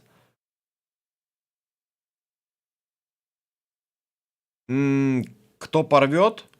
Ну, слушай, with not borders, ну согласись, если Крис, те, кто помнит 19-й год, те, кто услышал сегодня, я думаю, ну реально порвут Криса, как тузик грелку. Ну, блин, ну это уже просто будет финал. Ну, я не знаю, как они дальше будут отмазываться, если в течение 24-го года долбанный сквадрон не выйдет. Нет, ну либо он вообще козлина редкостный, ему на все насрать и растереть, тогда да, в принципе, ну насрать. Но если он хотя бы хоть как-то, ну, блин, понимаете, вроде как и каст актеров, да, довольно-таки неплохой. Понятно, что они заработали денег и нахер всех послали. Им вообще побою, что там их рожи используются. Они даже, скорее всего, последние, там, не знаю, время ничего не делали. А с точки зрения железа, опять же, графоний, хорошей графонии, нельзя сказать, что супер-друпер прорывным. И это не будет первый и последний проект, который лагать будет на современном железе. И придется подождать пару лет, чтобы купить 7090 или там, не знаю, 10900 XTX, блин, для того, чтобы она шла в стабильные 60 кадров. Хер его знает. А может быть и смогут, а может быть и не смогут. Короче, тут остается, блядь, сука, опять немного подождать. Я не знаю, как реагировать. Вот реально не знаю. Я 4 года с нарастанием ругал Криса. Я 4 года говорил про жеванный сквадрон. Я сейчас вижу какие-то ролики из сквадрона, и я просто в них тупо не верю. Понимаете, вот мы сейчас посмотрели 26-минутный ролик, в котором часть ставок была, ну, естественно, не из игры. Это были там Крис там болтал и тому подобное. Ну, пускай хорошо, мы посмотрели 20 минут геймплея. Мы в 2017 году посмотрели час 20 геймплея. Вышел сквадрон? Нет, не вышел. Ну, понимаете, да, к чему я клоню? Мы неоднократно видели звездатые ролики. Один рекламный ролик МСР чего стоит? Там из 2 серий, насколько, на 10 минут звездатый ролик, там они летят, там, это как ее, на бану разговаривают, там, что-то там друг другу помогают, не помогают, друг друга сдают в рабство, потом оттуда забирают. Чем тот ролик, промо-ролик для продажи корабля отличается от тех роликов, которые мы сейчас увидели по сквадрону? Да, здесь был реальный геймплей, да, то есть, ну, типа реальный геймплей, который был записан, местами пиздец лагающий, местами нормальный. Кто мешал им это сделать? Ну, просто подготовить сцену и это отфигачить, и никто не мешал. Поэтому это может быть точно таким же, как и фейком, так и не фейком. Поэтому здесь, опять же, думайте, что нас в очередной раз наебали. Лучше, когда это выйдет, мы выдохнем, чем мы будем думать, что ура, заебись наконец-то, а потом нам в очередной раз покажут бибу и дадут хула пососать. Мое субъективное мнение, не призываю никого следовать по моим рельсам, но я буду вести себя так. Да, у меня позитива прибавилось, не спорю, не отрицаю, да, прибавился позитив. Остается только посмотреть. Блин, ну опять. Ну вот опять я каждый год одно и то же. То есть у нас вариант какой? Ждать или не ждать? Донатить? Нет, не донатить. Покупать что-то? Нет, не покупать что-то. Если действительно скворечник выходит, тогда, бля, хотя бы мы будем понимать, что они... Может быть, блин, весь сквадрон будет проходиться за 3 часа, и в итоге это блевотина будет. Потому что сколько роликов у нам показывали по разным играм, которые по тизерам колотить. А в итоге выходит, ты такой заходишь в игру, блядь, что это? Или другая ситуация, первые 2 часа, первые полчаса у тебя игра огонь, а потом она просто скатывается в какую-то помойку. Потому что на первые 2 часа их хватило, а на потом просто растянутый геймплей. Или вон этот Starfield вышел, ну реально чувство, что половину контента вырезали из-за современной политической ситуации. Потому что там есть русские, но при этом вроде они не русские. Там есть калаши, но при этом нету всего остального. Вот у меня до сих пор ощущение, что реально в последний момент из Старфилда просто вырезали огромный пласт контента, который потом тяп-ляп на скорую руку слепили. Потому что там очень много нестыковок в основном сюжете. И поэтому некоторые побочки интереснее, чем основной сюжет. А Блэнсинг там был и винторез, и калаш. Притом не было эмок. Не было никакого американского оружия, но было русское. В современной политической ситуации, но это вообще как-то странно. Там были русские. Там был главный герой, ну как главный герой, второстепенный главный герой русский. Ну, этот коллекционер на корабле, у которого мы были. И такое чувство, что связанное с этим просто куча контента пиздец как вырезано. Потому что мы тупо, вроде как нам рассказывают, подводят к нему. Мы туда приходим и просто тупо его убиваем. А нахера тогда вся эта предыстория была? Там, скорее всего, реально вырезано куча всего было. Но это, опять же, теперь никто не знает по факту, что это было. В случае со скворечником, опять же, русский язык будет, не будет, да хз. Может быть, те же самые, как говорится, люди, которые перевели Star Citizen на вот эти вот файлы текстовые, да, они же знают, как это работает. Я уверен на 100%, что точно так же это будет работать и со Старфилдом. Тьфу, блядь, со Сквадроном. Они переведут субтитры. Если не они, то, опять же, кто-нибудь по-быстрому машинным этим переводом просто возьмет и переведет это дело. Опять же, Starfield перевели за сколько? За сутки? Да, там стёбный перевод, но в целом я прошел игру, понял.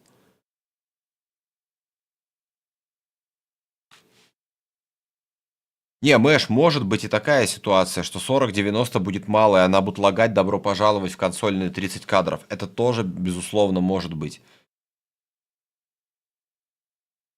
Двоякая абсолютно ситуация, двоякая абсолютно вот осадочек или состояние после всего этого CitizenCon. Реально, CitizenCon, из которого мы простримили, получается, уже сегодня 8 часов почти. Мы простримили вчера 7 часов, и сегодня, считайте, ну ладно, еще 6, 13, ну хорошо, 13,5 часов, это просто блевотина. Медленно подводящая к тому, что нам покажут Сквадрон. Притом это блевотина, которая по факту она не имеет никакого прорыва. Волосы, трассировка, какие-то, блядь, текстурки непонятные. Из всего этого к Star Citizen относятся аванпосты и водичка.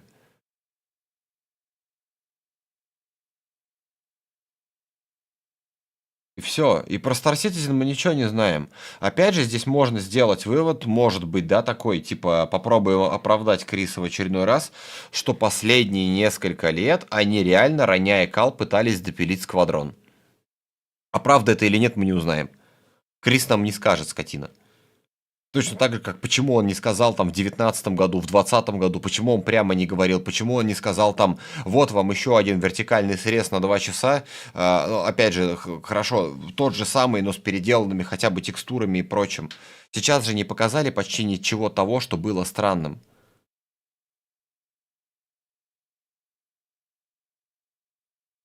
Вопрос куда? Зачем тогда стримить блевотину? Гровд. А ты заранее знаешь, что тебе на стриме покажут? Я нет. Я вот сидел на это, смотрел и не понимал, хер ли я это делаю. Но мне же интересно было, что будет до конца. А вдруг что-то покажут? Да, пара полезных моментов в виде стройки, в виде сквадрона, в виде подмышек показали. Все. Короче, думайте, что хотите про Сквадрон, про Криса, про меня, естественно. Я высказал свое сугубо личное, субъективное мнение, которое не навязываю никому. Верите Крису – ваше дело. Донатите Крису – ваше дело. Я лично до выхода Сквадрона нет, не буду ни верить, ни донатить. Хватит. Я задолбался жрать завтраки с 2014 года. Ровно через год у меня будет юбилей. 10 лет ждун. В апреле, кстати, если что. Так что полгода осталось до моего юбилея. Я проверю, погодите. У меня как раз ангар открыт.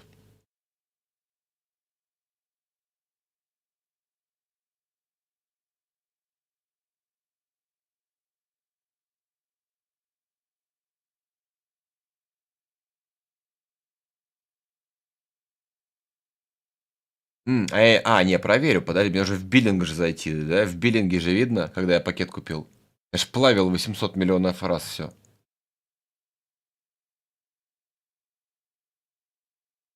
«15 августа 2014 года в 12 часов 51 минуту Сидя на работе, я купил себе сквадрон. Сквадрон Star Citizen. Угу.